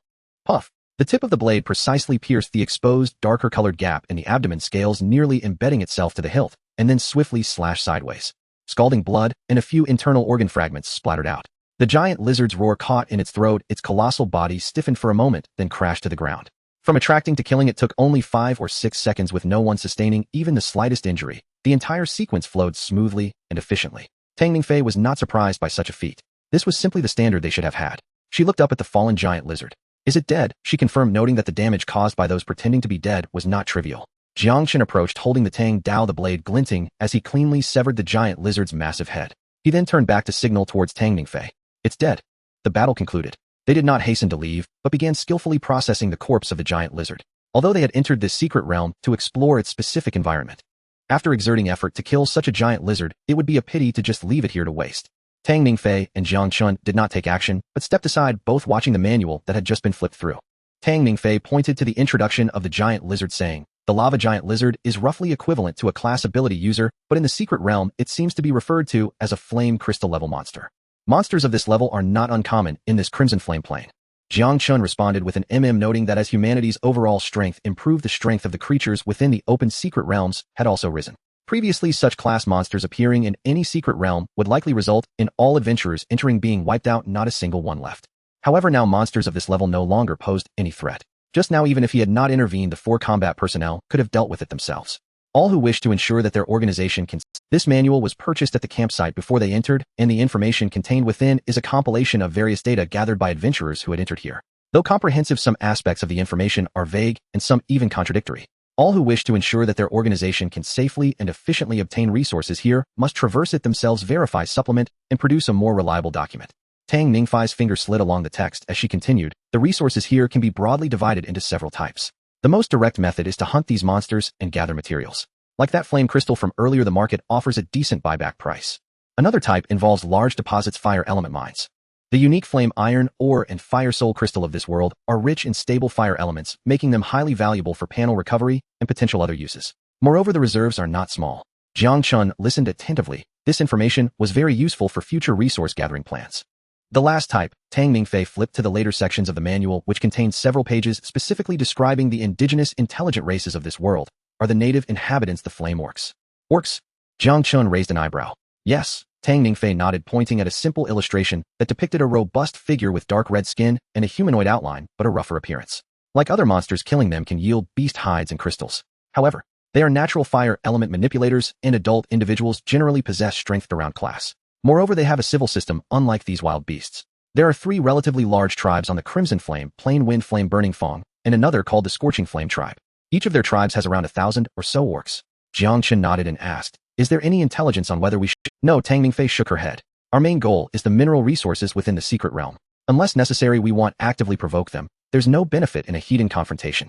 So our exploration focus will temporarily be on the distribution of monsters, confirming mineral points, and trying to avoid the activity areas of the orc tribes. Exactly. Changming Fei put away the manual. At this moment, the team members had also properly collected the valuable parts of the giant lizard. The group set off again, maintaining a compact formation as they moved toward the next designated exploration area. Changming Fei's gaze occasionally swept across the semi-transparent information panel in front of her. It displayed brief messages being relayed by various teams sent in different directions, mostly concerning terrain, sporadic encounters with types of monsters, or markings of suspected mineral points. She quickly browsed through, pausing occasionally, mentally sketching a clearer outline of the Crimson Flame Plain. After walking a stretch, Jiang Chen suddenly spoke up. Any news? Changming Fei was momentarily taken aback, looking at him with slight confusion, not understanding which news he was referring to. Jiang Chen added, the news about Gu Changming. After reporting Gu Changming's appearance in the secret realm, there was indeed additional attention from above. A powerful lone adventurer, if they could recruit him, would naturally be beneficial to the organization. Thus, making contact with him in this secret realm and recruiting him also became an additional task for their journey. She withdrew her gaze and shook her head. None yet. The messages from other teams did not contain any information related to him. Hearing this, Jiang Chen pursed his lips, a hint of barely noticeable disappointment flashing across his face. No need to rush. Changming Fei noticed his expression and spoke to comfort him. The Guardian camp is now ours, and there are people guarding the entrance to the secret realm. As long as he hasn't left the secret realm, he will eventually cross paths with us. Even if he goes out, those outside will notify us immediately upon receiving news. Jiang Chen nodded, his expression easing slightly. The two continued forward, and Changming Fei glanced at Jiang Chen curiously and asked, do you really want to find him? What do you plan to do if you run into him? Challenge him to a duel. The latter half of the sentence carried a hint of playful teasing. Jiang Chen shook his head. I don't know. Ever since I watched that recording last time, I've been wanting to meet him and see if his strength is truly as formidable as depicted in the video. As for a duel, a competition. He paused, seeming to find the term duel inappropriate. Perhaps if he joins us, I will look for an opportunity to compete with him. Speaking of which, what about you? How did you feel when you met him at the campsite entrance last time? Did you notice any changes compared to before, when you faced the Shadow Devourer? Jiang Chen looked at Changming Fei. Changming Fei carefully recalled, but that encounter was too brief. He had merely passed by. Hard to say. She shook her head. I felt no obvious changes, still the same as before, quite ordinary, nothing. At this point, Changming Fei shifted the topic. But based on my feelings, it's not like when we fought, you gave me a sense of pressure. Changming Fei remarked. You are already class, and with the organization's resource, tilt, how strong can he really be? This statement contained reassurance as well as a degree of confidence in Jiang Chen's strength. Jiang Chen is one of the key trainees in the organization-rated class, with equipment, supplies, and point support that a lone adventurer cannot easily compare to. No matter how strong Gu Changming is restricted by these aspects, his advantage may not be maintained indefinitely. As time progresses, he ultimately will not be a match for an opponent with a systematic resource support of the same level. Jiang Chen smiled upon hearing this, lightening the mood and responding true. Just as he finished speaking, a sudden, clear tremor resonated beneath their feet. The gravel slightly bounced, and a rumbling sound approached from far away, growing closer. The team instantly halted in their tracks. Changming Fei and Jiang Chen immediately ceased their idle chatter and looked around. In the distance on the horizon, where the crimson and gray met, a blurred, swaying black line slowly emerged. Looking at the swaying black line, the crowd froze for a moment, then focused intently. Changming Fei reacted quickly, raising both hands to cast a probing spell. Transparent light patterns spread from her palms, rippling outward into the distance. But as soon as the spell was cast, the waves were still transmitting through the air. Where their eyes could reach, the true nature of the black line was becoming clear. The black line surged forward, quickly transforming into a tide of darkness. It consisted of countless beasts of various shapes, merging into a chaotic and violent torrent resembling a thick, grayish-yellow fog wall that pressed forward with the herd. The scene nearly covered their entire field of vision. The moment they saw it clearly, everyone was dumbfounded, their minds short-circuited, as if they couldn't comprehend the sight before them. Jiang Chen suddenly turned to Changming Fei, his eyes filled with disbelief, wanting to confirm whether this was an illusion. Changming Fei also came to her senses, her face pale, speaking rapidly. The beast tide. The clever beasts at the front number no less than 100. I can't see the ones behind, but their numbers will only increase. As soon as she finished speaking, everyone's breath caught in their throats. Then Jiang Chen almost shouted, run. The crowd jolted, turning instantly to flee in the direction they had come. With a beast tide of this scale, once they got caught up, there would be no room for resistance. They wouldn't even know how they died. There was no second choice but to run. Even running might not guarantee their escape. Their speed might not match that of the beast behind them. As Changming Fei ran, she couldn't help but glance back. The beast tide was getting closer. The swirling blackness seemed ready to swallow the entire plain. She glanced at the 4 teammates beside her and immediately shouted, drop your things. Increase your speed. They didn't know if they were dazed or what, but they still had the spoils from the giant lizard strapped to their back. At such a moment, life was the most important. Even if those things weren't too heavy, every little bit lighter would help. The four teammates paused for a moment, then, without hesitation, they tore off their bags and material sacks, tossing them to the ground, their pace noticeably quickening. Jiang Chun was at the front, but he hadn't run far before he noticed the footsteps behind him were somewhat erratic. Looking back, he saw that although Tang Mingfei and the four teammates were running with all their might, their speed was clearly not keeping up with him. He halted without hesitation, immediately turning back to run alongside Tang Mingfei, matching her speed. What's going on with this beast tide? Is there any record in the manual? Is it a regular phenomenon in this plane? Tang Mingfei furrowed her brow, her eyes flashing as she searched her memory quickly. Soon she decisively shook her head, her voice a bit hurried. No. There's nothing. All the information we collected, including that manual, didn't mention such a scale of beast tide. If there were such a beast tide, we definitely wouldn't have ventured this deep. Jiang Chun pressed his lips together, looking back again, and the torrent of black beasts was already closing in. Suddenly, all their feet stumbled together as if tripped by an invisible rope, and their bodies lost balance, all fall. Jiang Chun rolled on the ground a few times, quickly getting up, cursing under his breath before attempting to move again, but at the moment he lifted his foot, he found his legs inexplicably heavier, making his movements sluggish. What's happening?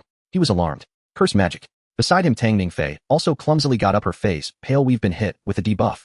This beast tide is being controlled by someone. They want us to die here. These words instantly turned everyone's expressions from shock to sheer panic.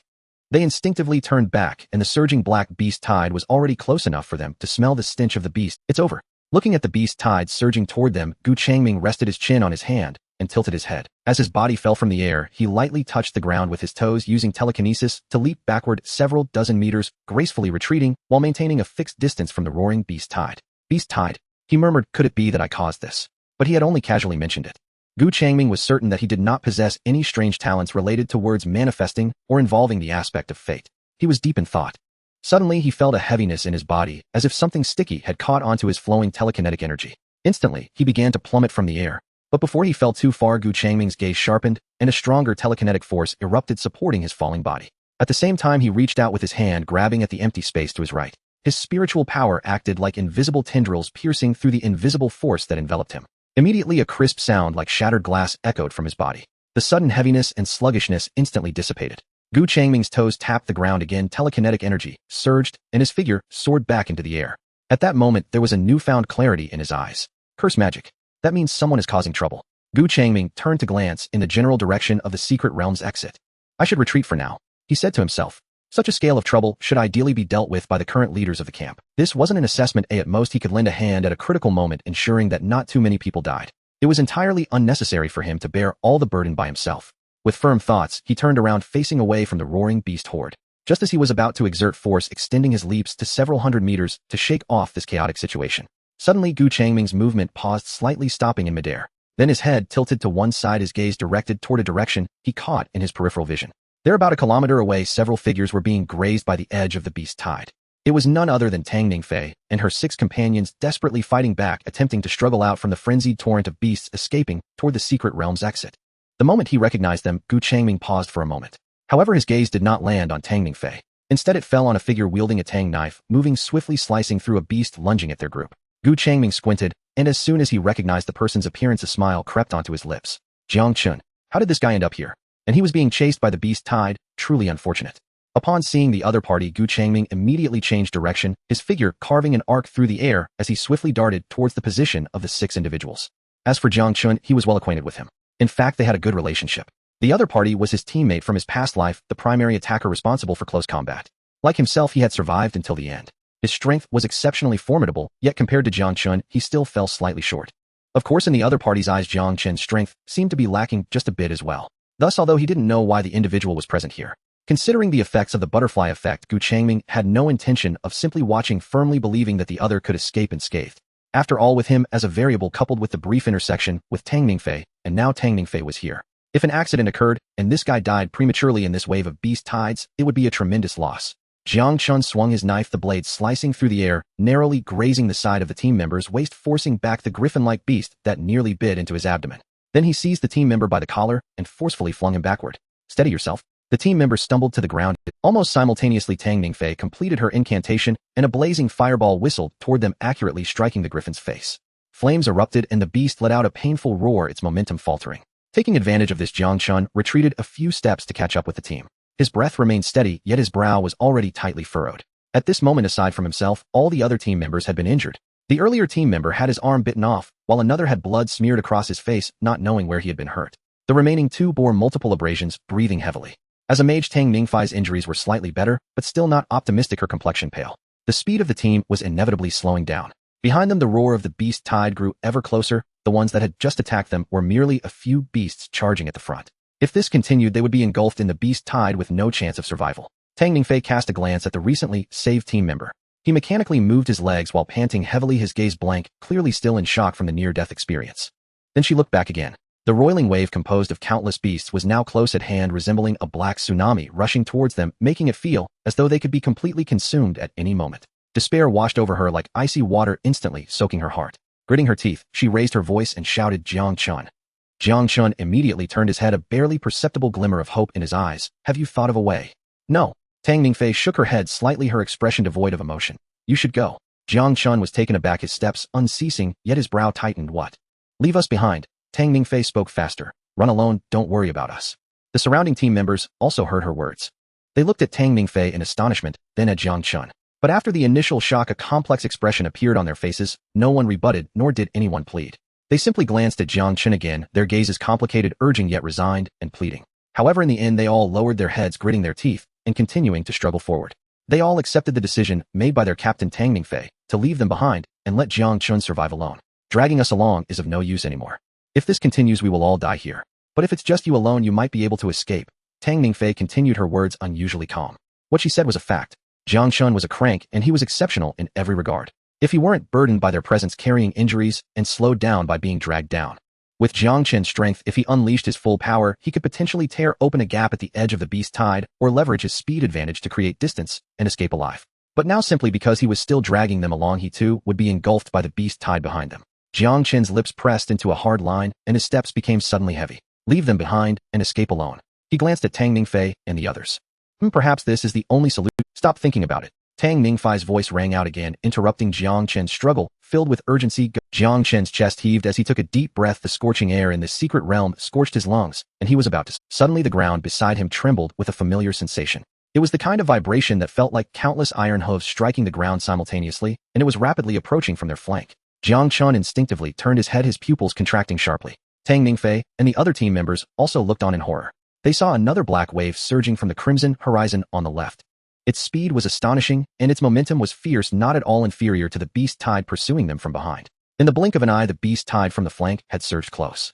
There was no detour, no turning.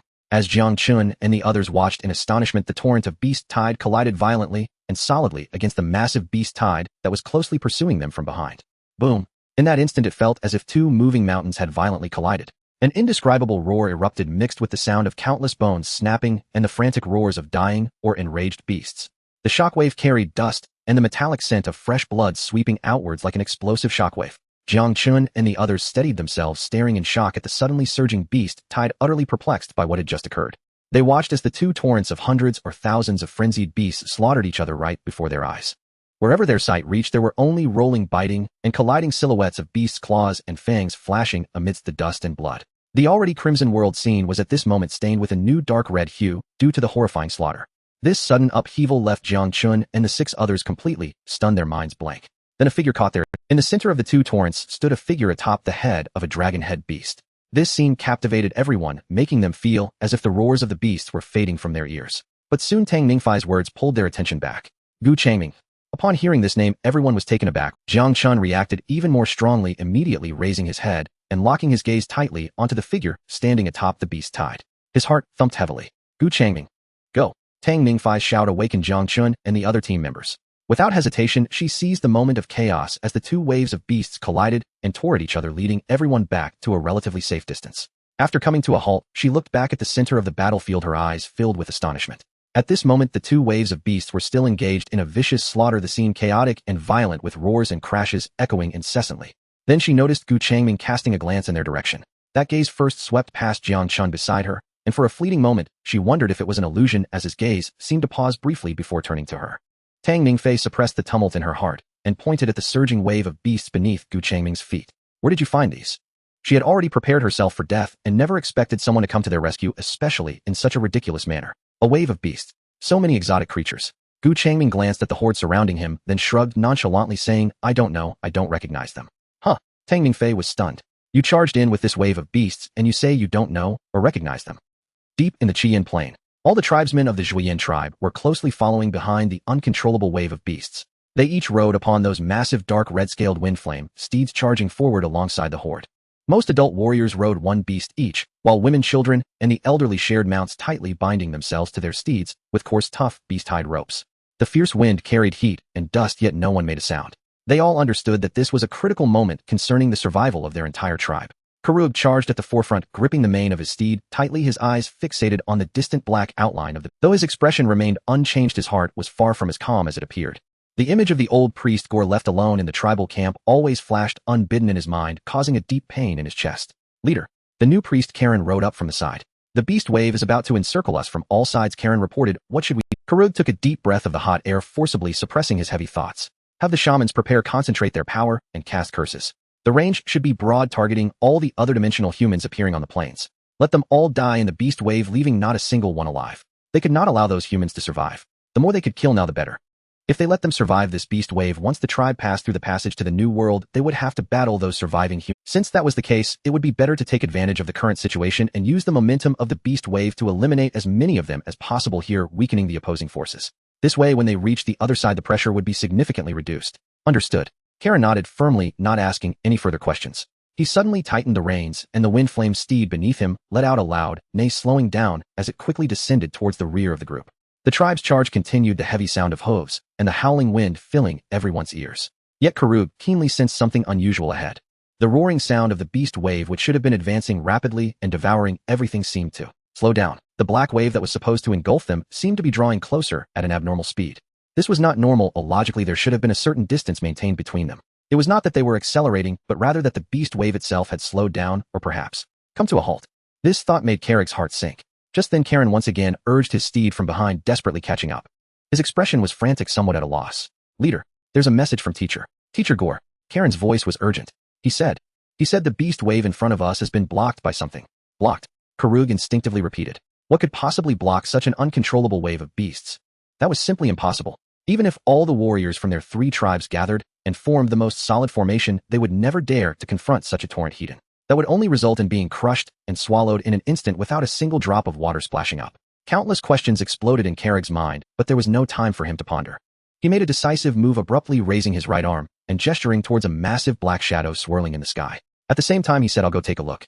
As soon as he finished speaking, an exceptionally robust flame feather vulture with a wingspan of nearly 10 meters dove down. Its claws precisely latched onto the gap in the armor on Karug's raised arm, and with a powerful flap of its wings, it soared rapidly into the sky. Leader, wait, I'm coming with you. Seeing this, Karen almost thoughtlessly pushed off with his feet, just as the vulture was about to fully ascend, managing to grab hold of the other claw. The flame feather vulture let out a displeased screech, its body swaying slightly, but quickly stabilized its posture. It then adjusted its direction, carrying Karug and Karen swiftly over the tribe's formation, flying towards the core of the beast wave's roaring. As the distance rapidly closed, the ear-splitting roars, crashes, and sounds of bones fracturing below became increasingly clear and horrifying. When the two finally gazed down from above at the front line of the beast wave, the sight before them left them utterly frozen, as if their very breaths had been halted. It was not the anticipated scene of the beast wave sweeping everything away. Below, 2 equally ferocious streams of beasts clashed heat-in, like 2 frenzied prehistoric behemoths colliding with immense force devoid of any embellishment. It was no longer mere running and trampling, it was the most primal, bloodiest slaughter. The magical beasts in the front row turned to mush upon contact, while those behind leapt onto their fallen comrades' bodies, blood spraying like a fountain.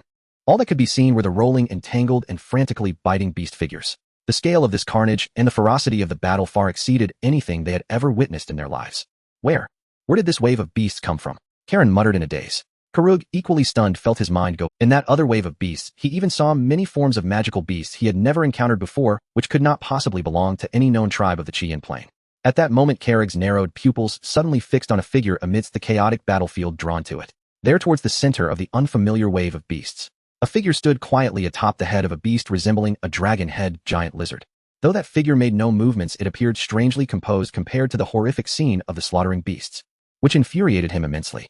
Die! With a roar, Karug suddenly drew a short-handled throwing axe from his waist and hurled it towards the figure's head. The shriek of the flying axe tore through the air, reaching Changming's ears as he sidestepped to avoid it. Whoosh!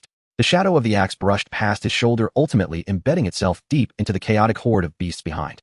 After evading the attack, Changming finally raised his gaze, looking in the direction from which the axe had come. His eyes crossed over the roaring sea of beasts below, locking onto the furious red beast man glaring at him from the back of the flaming feather vulture high above. Gu Changming was unsure why the other party harbored such immense anger towards him. Yet at this moment he could read from the others' eyes they wanted to kill him. His spiritual perception swept across the other party like an invisible tentacle the moment their eyes met. Gu Changming's gaze flickered subtly. Brank. How fortunate indeed. Just casually testing the capabilities of a mimic beast in a secret realm, and he stumbled upon a beast tide. Now he had encountered a Brank ability user. Meanwhile, below, Jiang Chun, Tangming Fei, and others who had just escaped danger and were assessing the battlefield also noticed the two beastmen suddenly appearing in the sky. Beastmen. Jiang Chun immediately reacted. This beast tide is their doing. The curse spell cast moments ago was clearly the work of someone behind the scenes, and with their sudden appearance, who else could it be? Which tribe are they from? Jiang Chun quickly turned to inquire. Tangming Fei stared for a while before shaking her head. The intelligence about these beastman tribes was already incomplete, and they had never been in their scouting range. Furthermore, with such distance between them, she couldn't recognize them. High above, it must be him. He is controlling those additional beasts. Karouge stared fiercely at Gu Changming, rage nearly erupting from his eyes. He must be killed. It was imperative to kill him. As long as he was dead, the obstructing beasts would crumble, allowing them to advance to that new world. With that thought, there was no more hesitation. Karouge directly swung his hand and detached from the vulture's claws, plummeting like a giant stone catapulted from a siege engine, hurtling down towards Gu Changming's position from nearly 100 meters above. Chief! Karun instinctively exclaimed. However, watching Karouge descend, he ultimately chose not to say more. Seeing the other party decisively dive down from the sky, Gu Changming's expression remained unchanged as he immediately turned to look at Jiang Chun in the distance. He pointed at Jiang Chun, his voice clear. You. Me. Jiang Chun was somewhat bewildered, not understanding why Gu Changming was suddenly pointing at him. Yes, Gu Changming nodded matter-of-factly, stating, come up here and help me kill him. After all, the other was a Brank ability user with qualities far exceeding his own. Confronting him alone would surely end badly. To kill him, they needed the extra assistance from Jiang Chun. Upon hearing Gu Changming's words, Jiang Chun understood at that moment, his gaze sharpening. Without hesitation, he exerted force beneath his feet, making a few swift and agile leaps over the beasts, quickly closing in on Gu Changming's position. Simultaneously, Gu Changming's gaze shifted to Tangming Fei. Seeing him look her way, Tangming Fei immediately drew her wand, straightened her back, and was ready to charge forward. However, in the next moment, Gu Changming raised his hand in a halt gesture. You don't need to participate in the battle. A subtle feeling of frustration welled up inside her. What? Does he look down on my combat power? Before she could voice her doubts or objections, Gu Changming had already taken out the contract whistle from his pocket, shouting at her. Take this. Gu Changming quickly instructed, continuously input spiritual power into this. Maintain the existence of the beast horde. Once the spiritual power cuts off, these beasts will vanish. He needed to engage in a life and death struggle with that Brank beastman soon, and he had to give his all, unable to afford the distraction of maintaining the spiritual power supply to the mimic beasts. To attempt multitasking would be to underestimate a Brank ability user. He could be killed at any moment. Tangming Fei's gaze quickly darted between the whistle and Gu Changming's face, her mind flashing with countless complaints. Just moments ago, I asked you where this beast tide came from. You were still looking innocent, saying, I don't know, I don't recognize them. And now you want me to maintain the consumption of the beast horde. Though she was mentally complaining, she knew this wasn't the time to dwell on it. She immediately shouted, leave it to me. Upon hearing this, Gu Changming was about to throw the contract whistle. But just as his hand was raised, he paused midair. He looked back at Tangming Fei, his brows slightly furrowing, confirming again. It's quite taxing. Can you handle it? Tangming Fei was infuriated by his clearly doubtful question, rolling her eyes. She was at least a crank mage, and her spiritual power was one of her strengths. Was it necessary to doubt her so? I can. Stop talking nonsense. Seeing her respond so decisively, Gu Changming thought no more. With a thought, he let the mimic beast use its spiritual power to maintain the horde.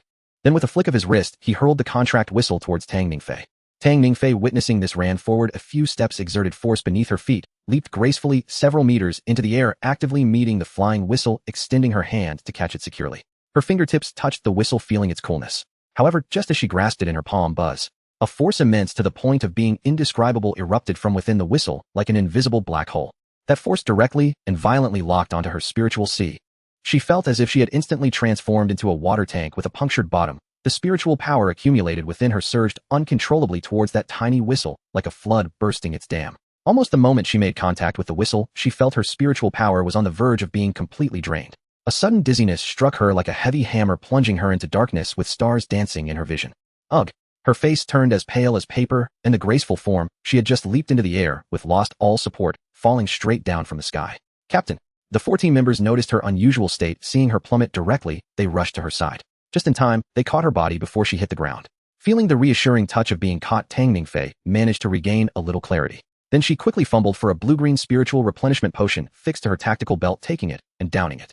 As the potion went down her throat, bringing external replenishment, she began to recover some strength. Immediately, she anxiously called out to her teammates, exchange. Hurry. From the store. Help me exchange for spiritual power replenishment potions, buy them at any high price. Seeing her in this state, the team members dared not hesitate. Their fingers moved with lightning speed, clicking through the points marketplace to find the category for spiritual power replenishment. A few beams of light flickered in their hands, and soon after several high-grade spiritual power replenishment potions were in hand, which they swiftly poured into Tang Ningfei's mouth. After 2 more potions were consumed, Tang Ningfei finally felt the double vision and black spots before her fade, and her erratic breathing slowly stabilized. She felt rejuvenated. In the moment of revival, her first reaction was not relief, but rather a sudden lift of her head, looking towards Gu Changming. On her face, besides the pallor from the drained spiritual power, there was a complex expression mixed with confusion and shock. Wait, dude. You've been enduring this level of spiritual power consumption all along. With such a drain, I nearly fainted in just a second, and you still dared to stand there between 2 waves of beast tides. On the other side, after sensing that the beast horde beneath his feet had stabilized again within less than half a second of trembling, Gu Changming felt relieved. He then slowly shifted his gaze back, landing on the crimson figure less than 20 meters away from him. Karug landed steadily on the back of a beast, his eyes fixed intently on Gu Changming. Gu Changming exchanged a brief glance with him before turning his gaze to Jiang Chun, who had arrived by his side. As their eyes met, no words were needed, they both nodded in unison.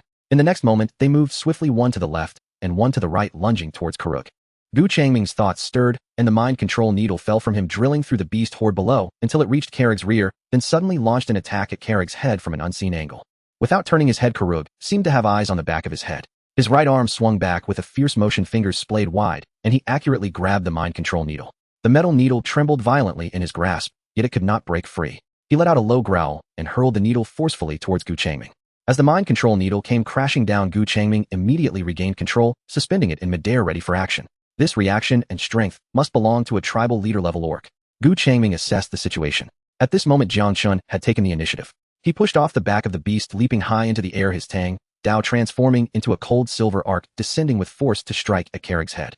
Karug did not dodge. Instead, he swung his thick right arm, lifting the dark red giant blade at his waist, meeting the attack head. Clang!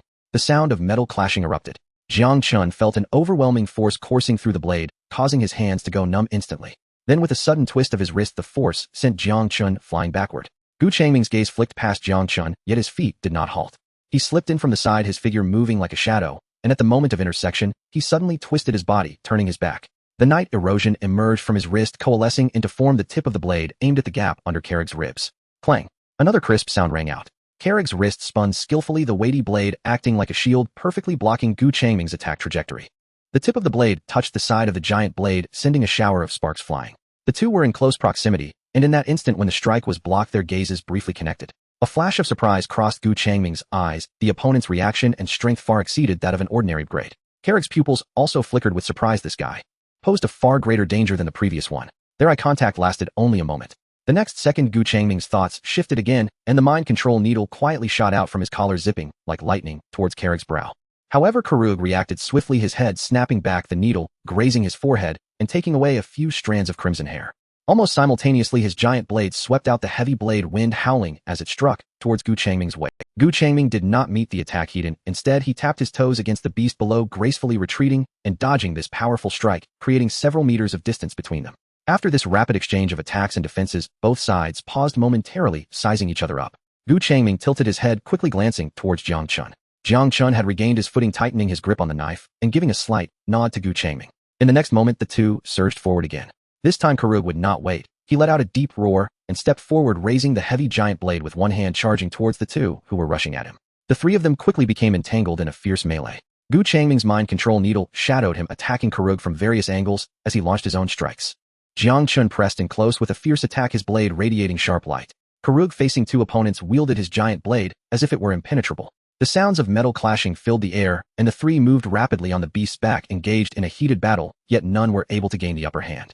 As the battle stalemated, Gu Changming showed no signs of panic on his face.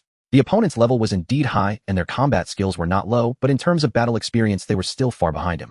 In the midst of this intense exchange, he had roughly discerned Karug's offensive and defensive habits. Now all it took was a small opportunity. Just as this thought arose, Gu Changming's gaze sharpened. A flaw appeared.